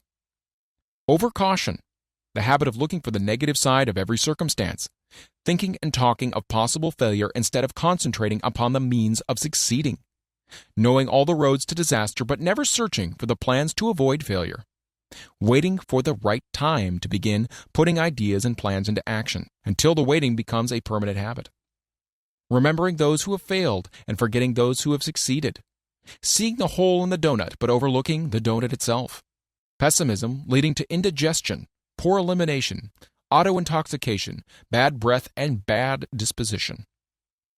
Procrastination, the habit of putting off until tomorrow that which should have been done last year, spending enough time in creating alibis and excuses to have done the job. This system is closely related to overcaution, doubt, and worry. Refusal to accept responsibility when it can be avoided. Willingness to compromise rather than to put up a stiff fight. Compromising with difficulties instead of harnessing and using them as stepping stones to advancement. Bargaining with life for a penny instead of demanding prosperity, opulence, riches, contentment, and happiness. Planning what to do if and when overtaken by failure instead of burning all bridges and making retreat impossible. Weakness of and often total lack of self-confidence, definiteness of purpose, self-control, initiative, enthusiasm, ambition, thrift, and sound reasoning ability. Expecting poverty instead of demanding riches. Association with those who accept poverty instead of seeking the company of those who demand and receive riches. Money talks. Some will ask, why did you write a book about money? Why measure riches in dollars alone? Some will believe, and rightly so, that there are other forms of riches more desirable than money. Yes, there are riches which cannot be measured in terms of dollars, but there are millions of people who will say, Give me all the money I need and I will find everything else I want. The major reason why I wrote this book on how to get money is the fact that the world has but lately passed through an experience that left millions of men and women paralyzed with the fear of poverty. What this sort of fear does to one was well described by Westbridge Pegler in the New York World Telegram, viz. Money is only clamshells or metal discs or scraps of paper, and there are treasures of the heart and soul which money cannot buy. But most people, being broke, are unable to keep this in mind and sustain their spirits. When a man is down and out and on the street, unable to get any job at all, something happens to his spirit which can be observed in the droop of his shoulders, the set of his hat, his walk, and his gaze. He cannot escape a feeling of inferiority among people with regular employment, even though he knows that they are definitely not his equals in character, intelligence, or ability. These people, even his friends, feel, on the other hand, a sense of superiority, and regard him, perhaps unconsciously, as a casualty. He may borrow for a time, but not enough to carry on in his accustomed way, and he cannot continue to borrow very long. But borrowing in itself, when a man is borrowing merely to live, is a depressing experience, and the money lacks the power of earned money to revive his spirits. Of course, none of this applies to bums or habitual never-do-wells, but only to men of normal ambition and self-respect. Women conceal despair. Women in the same predicament must be different. We somehow do not think of women at all in considering the down-and-outers. They are scarce in the breadlines, they're rarely seen begging on the streets, and they're not recognizable in crowds by the same plain signs which identify busted men. Of course, I do not mean the shuffling hags of the city streets who are opposite number of the confirmed male bums. I mean reasonably young, decent, and intelligent women. There must be many of them, but their despair is just not apparent. Maybe they kill themselves. When a man is down and out, he has time on his hands for brooding. He may travel miles to see a man about a job and discover that the job is filled, or that it is one of those jobs with no base pay, but only a commission on the sale of some useless knick-knack which nobody would buy except out of pity. Turning that down, he finds himself back on the street and nowhere to go but just anywhere. So he walks and walks. He gazes into store windows at luxuries which are not for him, and feels inferior and gives way to people who stop to look with an active interest. He wanders into the railroad station or puts himself down in the library to ease his legs and soak up a little heat, but that isn't looking for a job, so he gets going again. He may not know it, but his aimlessness would give him away even if the very lines of his figure did not. He may be well dressed in the clothes left over from the days in which he had a steady job, but the clothes cannot disguise the droop. Money makes difference. He sees thousands of other people, bookkeepers or clerks or chemists or wagon hands, busy at their work, and envies them from the bottom of his soul. They have their independence, their self-respect, and manhood, and he simply cannot convince himself that he is a good man too, though he argue it out and arrive at a favorable verdict hour after hour. It is just money which makes this difference in him. With a little money, he would be himself again. Some employers take the most shocking advantage of people who are down and out. Their agencies hang out little colored cards offering miserable wages to busted men, $12 a week, $15 a week. An $18 a week a job is a plum, and anyone with $25 a week to offer does not hang the job in front of an agency on a colored card. I have a want ad clipped from a local paper demanding a clerk, a good clean penman, to take telephone orders for a sandwich shop between 11 a.m. and 2 p.m. for $8 a month. Not $8 a week, $8 a month. The ad also says, state religion. Can you imagine the brutal effrontery of anyone who demands a good clean penman for 11 cents an hour inquiring into the victim's religion? But this is what busted people are offered. The fear of criticism. Just how man originally came by this fear, no one can state definitely. But one thing is certain, he has it in a highly developed form. Some believe that this fear made its appearance about the time that politics became a profession. Others believe it can be traced to the age when women first began to concern themselves with styles and wearing apparel. This author, being neither a humorist nor a prophet, is inclined to attribute the basic fear of criticism to that part of man's inherited nature which prompts him not only to take away his fellow man's goods and wares, but to justify his action by criticism of his fellow man's character. It is a well-known fact that a thief will criticize the man from whom he steals, that politicians seek office not by displaying their own virtues and qualifications, but by attempting to besmirch their opponents. The fear of criticism takes on many forms, the majority of which are petty and trivial. Bald-headed men, for example, are bald for no other reason than their fear of criticism. Heads become bald because of the tight-fitting bands of hats which cut off their circulation from the roots of the hair. Men wear hats not because they actually need them, but mainly because everyone is doing it. The individual falls into line and does likewise lest some other individual criticize him. Women seldom have bald heads or even thin hair because they wear hats which fit their heads loosely, the only purpose of the hats being adornment. But it must not be supposed that women are free from the fear of criticism. If any woman claims to be superior to man with references to this fear, ask her to walk down the street wearing a hat of the vintage of 1890. The astute manufacturers of clothing have not been slow to capitalize this basic fear of criticism with which all mankind has been cursed. Every season, the styles in many articles of wearing apparel change. Who establishes the styles? Certainly not the purchaser of clothing, but the manufacturer. Why does he change the style so often? The answer is obvious. He changes the style so he can sell more clothes. For the same reasons, the manufacturers of automobiles, with a few rare and very sensible exceptions, change the style of models every season. No man wants to drive an automobile which is not of the latest style, although the older model may actually be the better car. We've been describing the manner in which people behave under the influence of a fear of criticism as applied to the small and petty things of life. Let us now examine human behavior when this fear affects people in connection with the more important events of human relationship. Take, for example, practically any person who has reached the age of mental maturity, from about 35 to 40 years of age is general average. And if you could read the secret thoughts of his mind, you would find a very decided belief in most of the fables taught by the majority of the dogmatists and theologians a few decades back. Not often, however, will you find a person who has the courage to openly state his belief on this subject. Most people will, if pressed far enough, tell a lie rather than admit that they do not believe the stories associated with the form of religion which held people in bondage prior to the age of scientific discovery and education. Why does the average person, even in this day of enlightenment, shy away from denying his belief in the fables which were the basis of most of the religions a few decades ago? The answer is because of the fear of criticism. Men and women have been burned at the stake for daring to express disbelief in ghosts. It is no wonder we have inherited a consciousness which makes us fear criticism.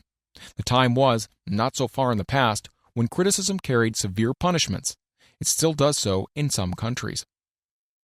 The fear of criticism robs man of his initiative, destroys his power of imagination, limits his individuality, takes away his self-defense, and does him damage in 100 other ways. Parents often do their children irreparable injury by criticizing them. The mother of one of my boyhood chums used to punish him with a switch almost daily, always completing the job with the statement, "You'll land in a penitentiary before you're 20. He was sent to a reformatory at the age of 17. Criticism is one form of service of which everyone has too much. Everyone has a stock of which is handed out gratis, whether called for or not. One's nearest relatives often are the worst offenders. It should be recognized as a crime, in reality it is a crime of the worst nature, for any parent to build inferiority complexes in the mind of a child through unnecessary criticism. Employers who understand human nature get the best there is in men, not by criticism, but by constructive suggestion. Parents may accomplish the same results with their children. Criticism will plant fear in the human heart or resentment, but it will not build love or affection. Symptoms of the fear of criticism. This fear is almost as universal as the fear of poverty, and its effects are just as fatal to personal achievement, mainly because this fear destroys initiative and discourages the use of imagination. The major symptoms of the fear are self-consciousness, generally expressed through nervousness, timidity in conversation and in meeting strangers, awkward movement of the hands, limbs, and shifting of the eyes, lack of poise, expressed through a lack of voice control, nervousness in the presence of others, poor posture of body, and poor memory. Personality, lacking in a firmness of decision, personal charm, and ability to express opinions definitely. The habit of sidestepping issues instead of meeting them squarely, agreeing with others without careful examination of their opinions. Inferiority complex, The habit of expressing self-approval by word of mouth and by actions as a means of covering up a feeling of inferiority. Using big words to impress others, often without knowing the real meaning of the words. Imitating others in dress, speech, and manners. Boasting of an imaginary achievement. This sometimes gives a surface appearance of a feeling of superiority. Extravagance. The habit of trying to keep up with the Joneses, spending beyond one's income. Lack of initiative. Failure to embrace opportunities for self-advancement. Fear to express opinions. Lack of confidence in one's own ideas. Giving evasive answers to questions asked by superiors. Hesitancy of manner and speech. Deceit in both words and deeds. Lack of ambition. Mental and physical laziness. Lack of self-assertion. Slowness in reaching decisions. Easily influenced by others. The habit of criticizing others behind their backs and flattering them to their faces. The habit of accepting defeat without protest. Quitting an undertaking when opposed by others. Suspicious of other people without cause. Lacking in tactfulness of manner and speech. Unwillingness to accept the blame for mistakes. The fear of ill health.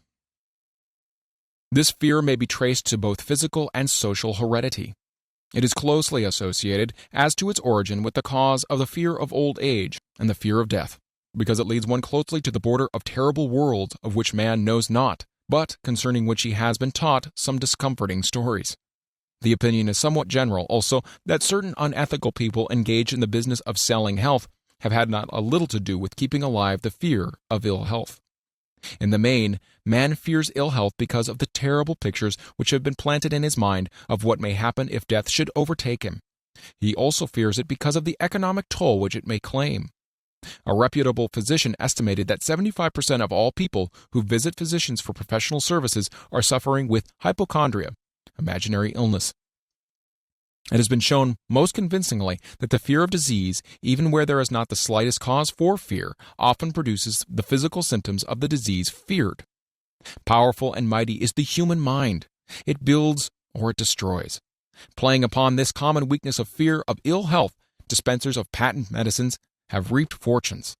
This form of imposition upon credulous humanity became so prevalent almost some 20 years ago that Collier's Weekly conducted a bitter campaign against some of the worst offenders in the patent medicine business. During the flu epidemic which broke out during the World War, the mayor of New York City took drastic steps to check the damage which people were doing themselves through their inherent fear of ill health. He called in the newspaper men and said to them, "Gentlemen, I feel it necessary to ask you not to publish any scare headlines concerning this flu epidemic. Unless you cooperate with me, we will have a situation which we cannot control." The newspapers quit publishing the stories about the flu, and within 1 month, the epidemic had been successfully checked. Through a series of experiments conducted some years ago, it was proved that people may be made ill by suggestion. We conducted the experiment by causing the 3 acquaintances to visit the victims, each of whom asked the question, "What ails you?" or "You look terribly ill." The first questioner usually provoked a grin and a nonchalant reply, which was usually something like, "Oh, nothing, I'm all right," from the victim. The second questioner usually was answered with the statement, "I don't know exactly, but I do feel badly." The third questioner was usually met with the frank admission that the victim was actually feeling ill. Try this on an acquaintance if you doubt that it will make him uncomfortable. But do not carry the experiment too far. There's a certain religious sect whose members take vengeance upon their enemies by the hexing method. They call it placing a spell on the victim. There is overwhelming evidence that disease sometimes begins in the form of negative thought impulse. Such an impulse may be passed from one's mind to another by suggestion or created by an individual in his own mind.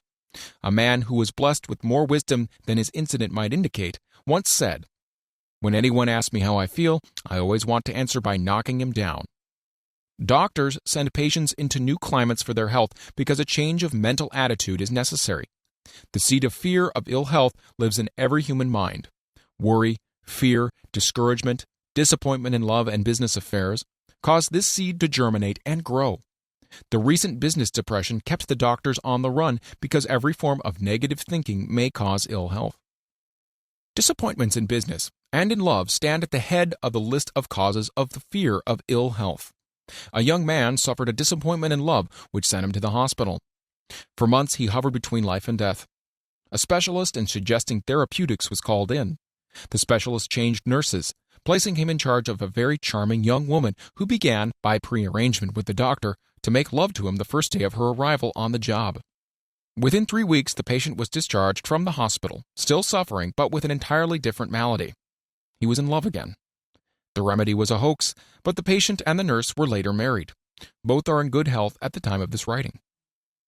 The symptoms of this almost universal fear are autosuggestion, the habit of negative use of self-suggestion by looking for and expecting to find the symptoms of all kinds of disease, enjoying imaginary illness and speaking of it as being real, the habit of trying all fads and isms recommended by others as having therapeutic value, talking to others of operations, accidents, and other forms of illness, experimenting with diets, physical exercises, reducing systems without professional guidance, trying home remedies, patent medicines, and quack remedies. Hypochondria, the habit of talking of illness, concentrating the mind upon disease, and expecting its appearance until a nervous break occurs. Nothing that comes in bottles can cure this condition. It is brought on by negative thinking, and nothing but positive thought can effect a cure. Hypochondria, a medical term for imaginary disease, is said to do as much damage on occasion as the disease one fears might do. Most so-called cases of nerves come from imaginary illness. Exercise. Fear of ill health often interferes with proper physical exercise and results in overweight by causing one to avoid outdoor life. Susceptibility. Fear of ill health breaks down nature's body resistance and creates favorable condition for any form of disease one may contact. The fear of ill health is often related to the fear of poverty, especially in the case of the hypochondriac, who constantly worries about the possibility of having to pay doctor's bills, hospital bills, etc. This type of person spends much time preparing for sickness, talking about death, saving money for cemetery lots and burial expenses and other things. Self-coddling. The habit of making a bid for sympathy, using imaginary illness as the lure. People often resort to this trick to avoid work. The habit of feigning illness to cover plain laziness or to serve as an alibi for lack of ambition. Intemperance. The habit of using alcohol or narcotics to destroy pains such as headaches, neuralgia, etc., instead of eliminating the cause. The habit of reading about illness and worrying about the possibility of being stricken by it. The habit of reading patent medicine advertisements. The fear of loss of love. The origin source of this inherent fear needs but little description because it obviously grew out of man's polygamous habit of stealing his fellow man's mate and his habit of taking liberties with her whenever he could. Jealousy and other similar forms of dementia grow out of a man's inherited fear of the loss of love of someone. This fear is the most painful of all the 6 basic fears. It probably plays more havoc with the body and mind than any of the other basic fears, as it often leads to permanent insanity. The fear of the loss of love probably dates back to the Stone Age, when men stole women by brute force.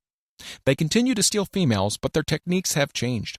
Instead of force, they now use persuasion, the promise of pretty clothes, motor cars, and other bait, much more effective than physical force. Man's habits are the same as they were at the dawn of civilization, but he expresses them differently now. Careful analysis has shown that women are more susceptible to this fear than men. This fact is easily explained. Women have learned from experience that men are polygamous by nature and that they are not to be trusted in the hands of rivals. Symptoms of the fear of the loss of love. The distinguishing symptoms of this fear are jealousy, the habit of being suspicious of friends and loved ones without any reasonable evidence of sufficient grounds. Jealousy is a form of dementia, which sometimes becomes violent without the slightest cause. The habit of accusing wife or husband of infidelity without grounds. General suspicion of everyone, absolute faith in no one. Fault-finding. The habit of finding fault with friends, relatives, business associates, and loved ones upon the slightest provocation, or without any cause whatsoever. Gambling. The habit of gambling, stealing, cheating, and otherwise taking hazardous chances to provide money for loved ones with the belief that love can be bought. The habit of spending beyond one's means, or incurring debts to provide gifts for loved ones with the object of making a favorable showing. insomnia, nervousness, lack of persistence, weakness of will, lack of self-control, lack of self-reliance, bad temper. The fear of old age. In the main, this fear grows out of two sources. First, the thought that old age may bring with it poverty. Secondly, and by far the most common source of origin, from false and cruel teachings of the past which have been well mixed with fire and brimstone and other bogies cunningly designed to enslave men through fear. In the basic fear of old age, man has two very sound reasons for his apprehension. One, growing out of his distrust of his fellow man, who may seize whatever worldly goods he may possess, and the other arising from the terrible pictures of the world beyond, which were planted in his mind through social heredity before he came into full possession of his mind. The possibility of ill health, which is more common as people grow older, is also a contributing cause of this common fear of old age. Eroticism also enters into the cause of the fear of old age, as no man cherishes the thought of diminishing sex attraction.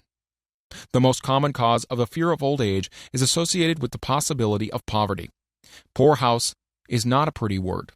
It throws a chill into the mind of every person who faces the possibility of having to spend his declining years on a poor farm. Another contributing cause of the fear of old age is the possibility of loss of freedom and independence, as old age may bring with it the loss of both physical and economic freedom.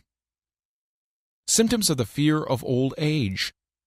The commonest symptoms of this fear are the tendency to slow down and develop an inferiority complex at the age of mental maturity, around the age of 40, falsely believing oneself to be slipping because of age. The truth is that man's most useful years, mentally and spiritually, are those between 40 and 60.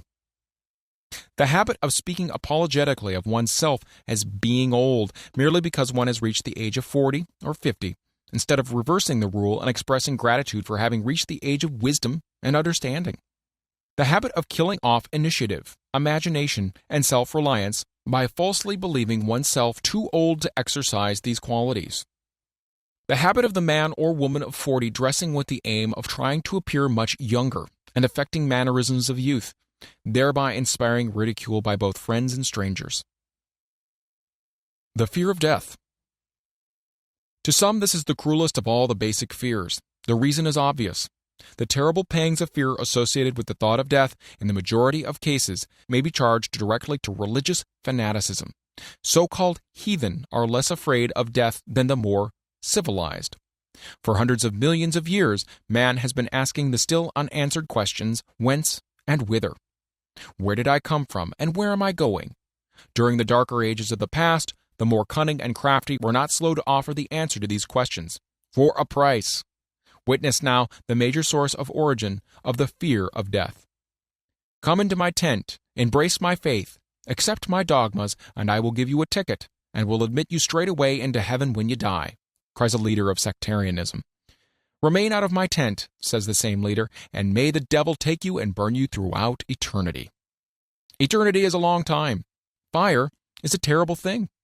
The thought of eternal punishment with fire not only causes man to fear death, it often causes him to lose his reason. It destroys interest in life and makes happiness impossible. During my research, I reviewed a book entitled A Catalogue of the Gods, in which were listed 30,000 gods which man has worshipped. Think of it, 30,000 of them, represented by everything from a crawfish to a man. It's little wonder that men have become frightened at the approach of death. While the religious leader may not be able to provide safe conduct into heaven, nor by lack of such provision allow the unfortunate to descend into hell, the possibility of the latter seems so terrible, and the very thought of it lays hold of the imagination in such a realistic way that it paralyzes reason and sets up the fear of death. In truth, no man knows, and no man has ever known, what heaven or hell is like, nor does any man know if either place actually exists. This very lack of positive knowledge opens the door of the human mind to the charlatan, so he may enter and control that mind with his stock of various brands of pious fraud and trickery. The fear of death is not as common now as it was during the age when there was no great colleges and universities. Men of science have turned the spotlight of truth upon the world, and this truth is rapidly freeing men and women from the terrible fear of death. The young men and young women who attend the colleges and universities are not so easily impressed by fire and brimstone. Through the aid of biology, astronomy, geology, and other related sciences, the fears of the Dark Ages which gripped the minds of men and destroyed their reason have now been dispelled. Insane asylums are filled with men and women who have gone mad because of the fear of death. This fear is useless. Death will come no matter what anyone may think about it. Accept it as a necessity and pass the thought out of your mind. It must be a necessity, or it would not come at all. Perhaps it's not as bad as it's been pictured. The entire world is made up of only two things: energy and matter. In elementary physics, we learn that neither matter nor energy, the only two realities known to man, can be created nor destroyed. Both matter and energy can be transformed, but neither can be destroyed. Life is energy, if it's anything. If neither energy nor matter can be destroyed, then of course life can't be destroyed. Life, like other forms of energy, may be passed through various processes of transition or change, but it can't be destroyed. Death is a mere transition. If death is not mere change or transition, then nothing comes after death except a long, eternal, peaceful sleep, and sleep is nothing to be feared. Thus you may wipe out forever the fear of death. Symptoms of the fear of death.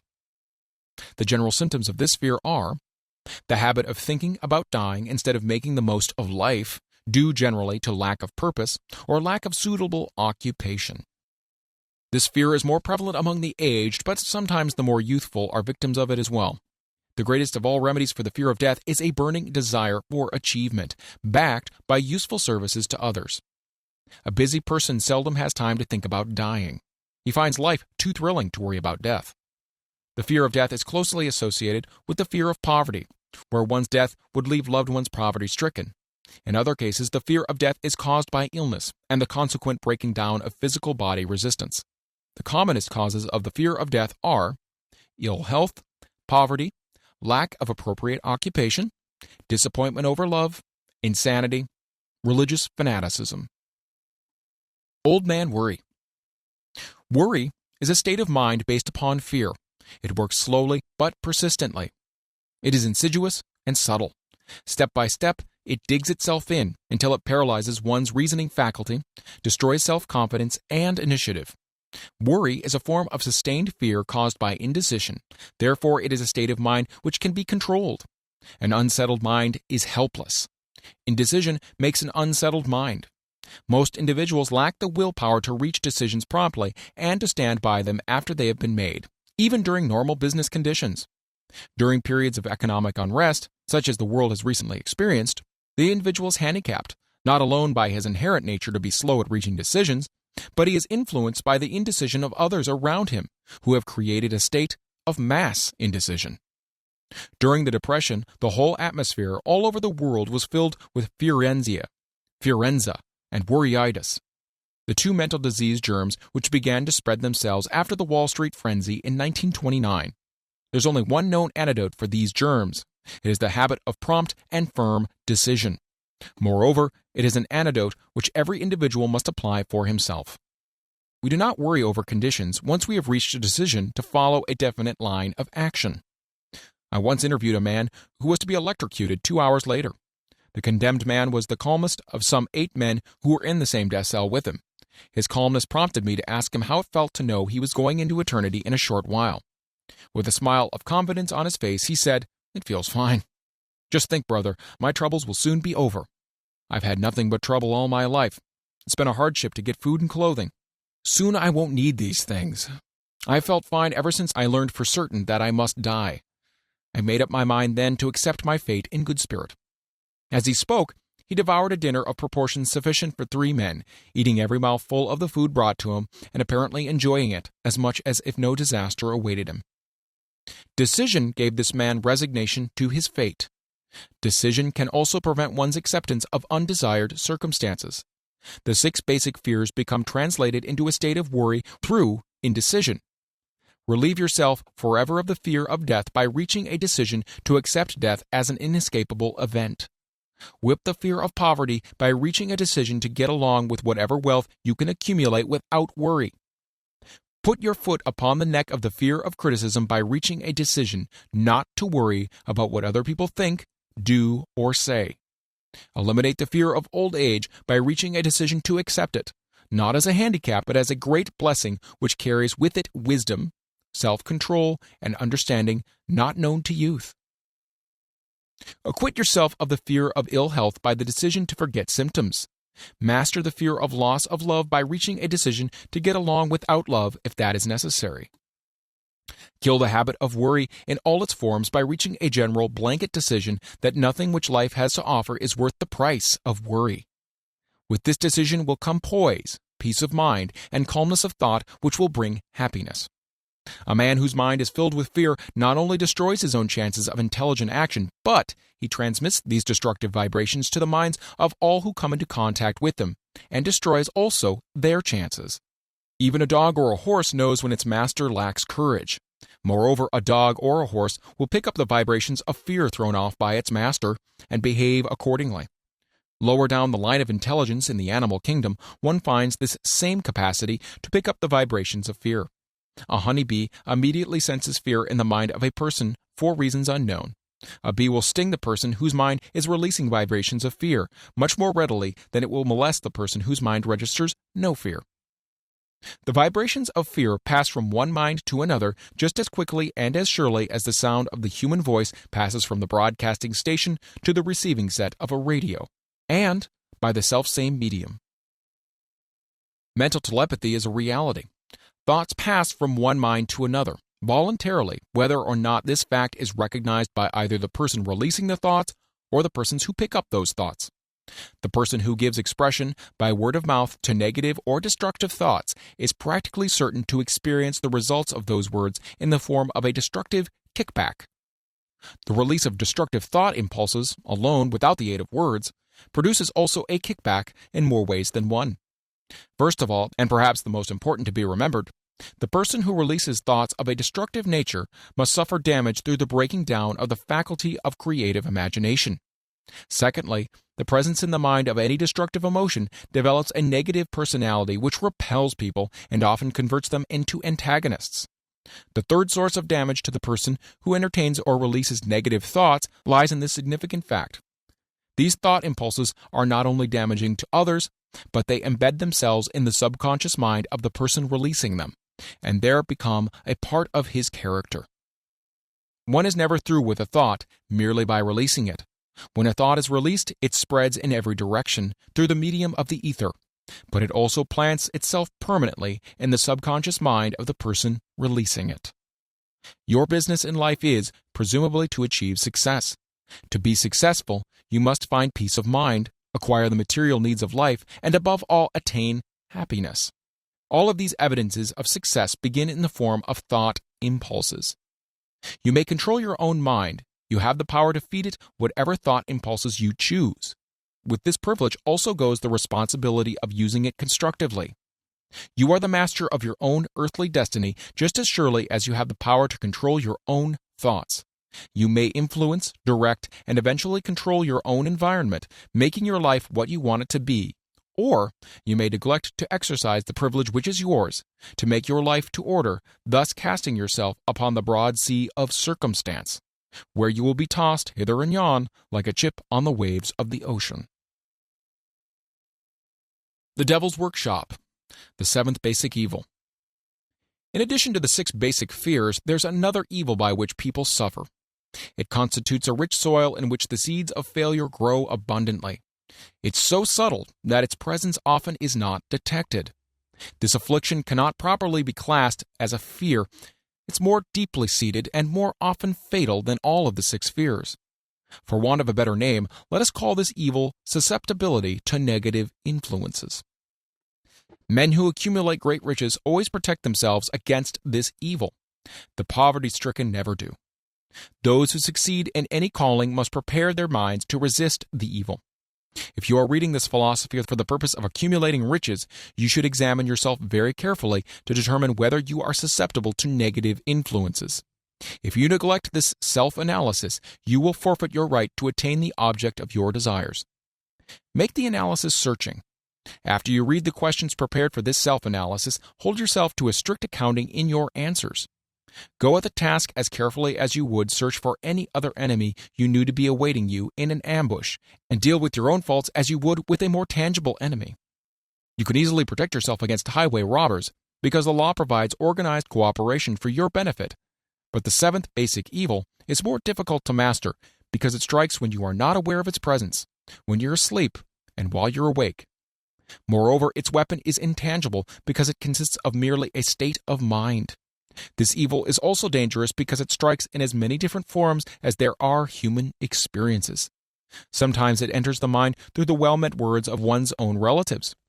At other times it bores from within, through one's own mental attitude. Always it is as deadly as poison, even though it may not kill as quickly. How to protect yourself against negative influences? To protect yourself against negative influences, whether of your own making or the result of the activities of negative people around you, recognize that you have a willpower and put it into constant use until it builds a wall of immunity against negative influences in your own mind. Recognize the fact that you and every other human being are by nature lazy, indifferent, and susceptible to all suggestions which harmonize with your weakness. Recognize that you are by nature susceptible to all the 6 basic fears and set up habits for the purpose of counteracting all these fears. Recognize that negative influences often work on you through your subconscious mind, therefore they are difficult to detect, and keep your mind closed against all people who depress or discourage you in any way. Clean out your medicine chest. Throw away all pill bottles and stop pandering to colds, aches, pains, and imaginary illness.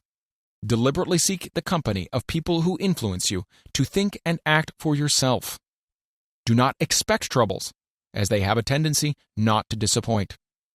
Without doubt, the most common weakness of all human beings is the habit of leaving their minds open to the negative influence of other people. This weakness is all the more damaging because most people do not recognize that they are cursed by it, and many who acknowledge it neglect or refuse to correct the evil until it becomes an uncontrollable part of their daily habits.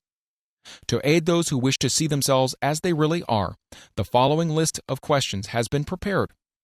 Read the questions and state your answers aloud so you can hear your own voice. This will make it easier for you to be truthful with yourself.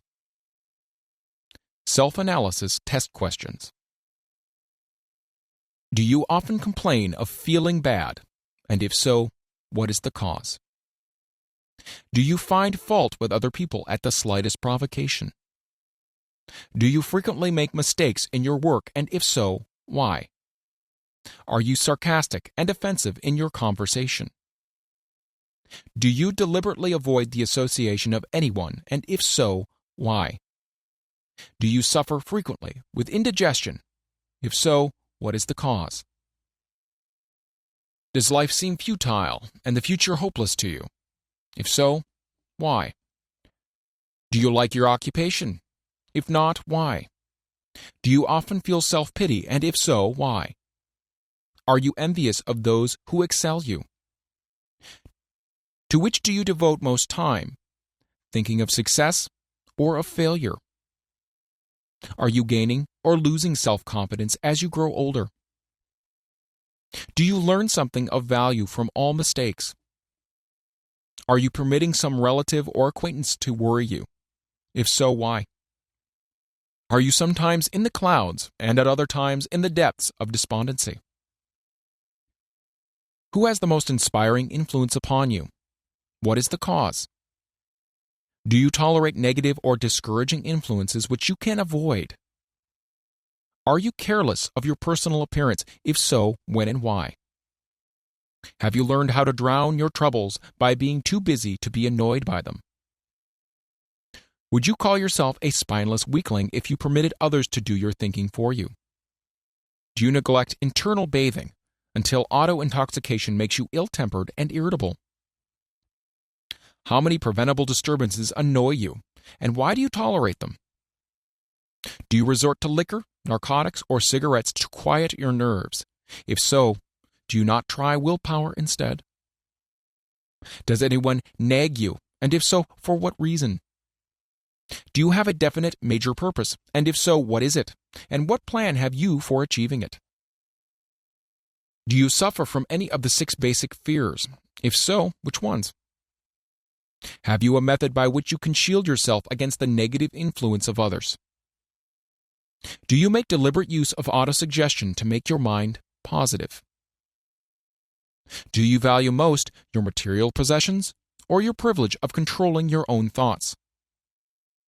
Are you easily influenced by others against your own judgment? Has today added anything of value to your stock of knowledge or state of mind? Do you face squarely the circumstances which make you unhappy or sidestep their responsibility? Do you analyze all mistakes and failures and try to profit by them, or do you take the attitude that this is not your duty? Can you name 3 of your most damaging weaknesses? What are you doing to correct them? Do you encourage other people to bring their worries to you for sympathy? Do you choose from your daily experiences lessons or influences which aid in your personal advancement? Does your presence have a negative influence on other people as a rule? What habits of other people most annoy you? Do you form your own opinion or permit yourself to be influenced by other people? Have you learned how to create a mental state of mind with which you shield yourself against all discouraging influences? Does your occupation inspire you with faith and hope? Are you conscious of possessing spiritual forces of sufficient power to enable you to keep your mind free from all forms of fear? Does your religion help you to keep your own mind positive? Do you feel it your duty to share other people's worries? If so, why?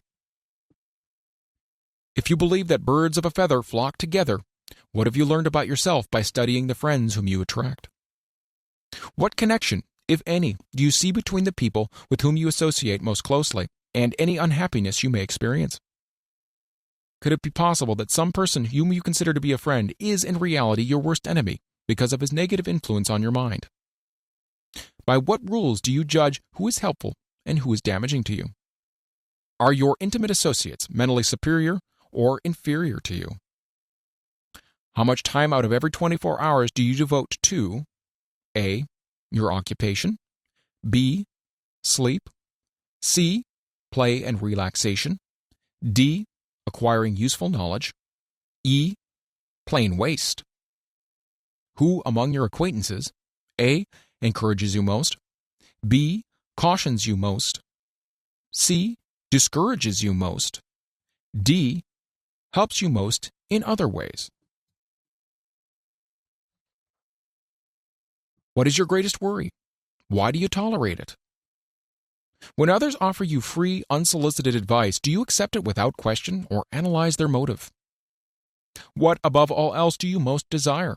Do you intend to acquire it? Are you willing to subordinate all other desires for this one? How much time daily do you devote to acquiring it? Do you change your mind often? If so, why? Do you usually finish everything you begin? Are you easily impressed by other people's business or professional titles, college degrees, or wealth? Are you easily influenced by what other people think of you or say? Do you cater to people because of their social or financial status? Whom do you believe to be the greatest person living? In what respect is this person superior to yourself? How much time have you devoted to studying and answering these questions? At least one day is necessary for the analysis and the answering of the entire list. If you have answered all these questions truthfully, you know more about yourself than the majority of people. Study the questions carefully. Come back to them once each week for several months and be astounded at the amount of additional knowledge of great value to yourself you will have gained by the simple method of answering the questions truthfully. If you're not certain concerning the answers to some of these questions, seek the counsel of those who know you well, especially those who have no motive in flattering you, and see yourself through their eyes. The experience will be astonishing. You have absolute control over but one thing, and that is your thoughts. This is the most significant and inspiring of all facts known to man. It reflects man's divine nature. Thus, divine prerogative is the sole means by which you may control your own destiny. If you fail to control your own mind, you may be sure you will continue nothing else. If you must be careless with your possessions, let it be in connection with material things. Your mind is your spiritual estate. Protect and use it with the care to which divine royalty is entitled. You were given a willpower for this purpose. Unfortunately, there is no legal protection against those who, either by design or ignorance, poison the minds of others by negative suggestion. This form of destruction should be punishable by heavy legal penalties because it may and often does destroy one's chance of acquiring material things which are protected by law.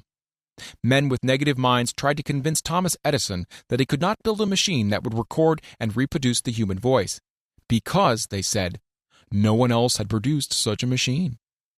Edison did not believe them. He knew that the mind could produce anything the mind could conceive and believe, and that knowledge was the thing that lifted the great Edison above the common herd. Men with negative minds told F.W. Woolworth he would go broke trying to run a store on 5 and 10-cent sales. He did not believe them. He knew that he could do anything within reason if he backed his plans with faith. Exercising his right to keep other men's negative suggestions out of his mind, he piled up a fortune of more than $100 million. Men with negative minds told George Washington he would not hope to win against the vastly superior forces of the British, but he exercised his divine right to believe. Therefore, this book was published under the protection of the Stars and Stripes, while the name of Lord Cornwallis has been all but forgotten. Doubting Thomases scoffed scornfully when Henry Ford tried out his first crudely built automobile on the streets of Detroit. Some said the thing never would become practical. Others said no one would pay money for such a contraption. Ford said, "I'll belt the earth with dependable motor cars." And he did. His decision to trust his own judgment has already piled up a fortune far greater than the next 5 generations of his descendants can squander. For the benefit of those seeking vast riches, let it be remembered that practically the sole difference between Henry Ford and a majority of the more than 100,000 men who work for him is this: Ford has a mind and controls it. The others have minds which they do not try to control. Henry Ford has been repeatedly mentioned because he is an astounding example of what a man with a mind of his own and a will to control it can accomplish. His record knocks the foundation from under that time-worn alibi: I never had a chance. Ford never had a chance either, but he created an opportunity and backed it with persistence until it made him richer than Croesus. Mind control is the result of self-discipline and habit. You either control your mind or it controls you. There is no hallway compromise. The most practical of all methods for controlling the mind is the habit of keeping it busy with a definite purpose backed by a definite plan. Study the record of any man who achieves noteworthy success, and you will observe that he has control over his own mind. Moreover, that he exercises that control and directs it toward the attainment of definite objectives. Without this control, success is not possible. 57 Famous Alibis by Old Man If. People who do not succeed have one distinguishing trait in common. They know all the reasons for failure and have what they believe to be airtight alibis to explain away their own lack of achievement. Some of these alibis are clever and a few of them are justifiable by the facts, but alibis cannot be used for money. The world wants to know only one thing: have you achieved success? A character analyst compiled a list of the most commonly used alibis. As you read the list, examine yourself carefully and determine how many of these alibis, if any, are your own property. Remember, too, the philosophy presented in this book makes every one of these alibis obsolete. If I didn't have a wife and family, if I had enough pull, if I had money, if I had a good education, if I could get a job, if I had good health, if I only had time, if times were better, if other people understood me, if conditions around me were only different, if I could live my life over again, if I did not fear what they would say, if I had been given a chance, if I now had a chance, if other people didn't have it in for me, if nothing happens to stop me, if I were only younger, if I could only do what I want, if I had been born rich, if I could meet the right people, if I had the talent that some people have, if I dared assert myself, if I had embraced past opportunities, if people didn't get on my nerves, if I didn't have to keep house and look after the children, if I could only save some money, if the boss only appreciated me, if I only had somebody to help me, if my family understood me, if I lived in a big city, if I could just get started, If I were only free. If I had the personality of some people. If I was not so fat. If my talents were known. If I could just get a break. If I could only get out of debt. If I hadn't failed. If I only knew how. If everybody didn't oppose me. If I didn't have so many worries. If I could marry the right person. If people weren't so dumb. If my family were not so extravagant. If I were sure of myself. If luck were not against me. If I had not been born under the wrong star. If it were not true that what is to be will be. If I did not have to work so hard. If I hadn't lost my money. If I lived in a different neighborhood. If I didn't have a past. If only I had a business of my own. If other people would only listen to me. If, and this is the greatest of them all, I had the courage to see myself as I really am, I would find out what is wrong with me and correct it. Then I would have a chance to profit by my mistakes and learn something from the experience of the others. For I know that there is something wrong with me, or I would now be where I would have been if I had spent more time analyzing my weaknesses and less time building alibis to cover them. Building alibis with which to explain away failure is a national pastime. The habit is as old as the human race, and it is fatal for success. Why do people cling to their pet alibis? The answer is obvious.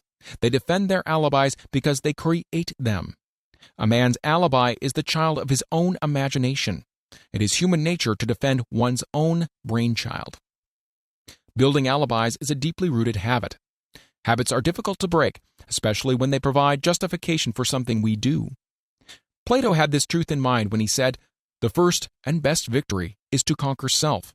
To be conquered by self is, of all things, the most shameful and vile."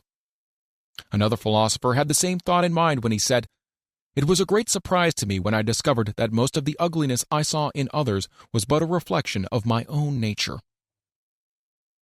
"It has always been a mystery to me," said Albert Hubbard, "why people spend so much time deliberately fooling themselves by creating alibis to cover their weaknesses. If used differently, this same time would be sufficient to cure the weaknesses, then no alibis would be needed." In parting, I would remind you that life is a checkerboard, and the player opposite you is time. If you hesitate before moving or neglect to move promptly, your men will be wiped off the board by time. You are playing against a partner who will not tolerate indecision. Previously, you have made a logical excuse for not having forced life to come through with whatever you asked. But the alibi is now obsolete because you are in possession of the master key that unlocks the door to life's bountiful riches. The master key is intangible, but it is powerful. It is the privilege of creating, in your own mind, a burning desire for a definite form of riches. There is no penalty for the use of the key, but there is a price you must pay if you do not use it. The price is failure. There is a reward of stupendous proportions if you put the key to use. It is the satisfaction that comes to all who conquer self and force life to pay whatever is asked. The reward is worthy of your effort. Will you make the start and be convinced? "If we are related," said the immortal Emerson, "we shall meet." In closing, may I borrow this thought and say, if we are related, we have through these pages met.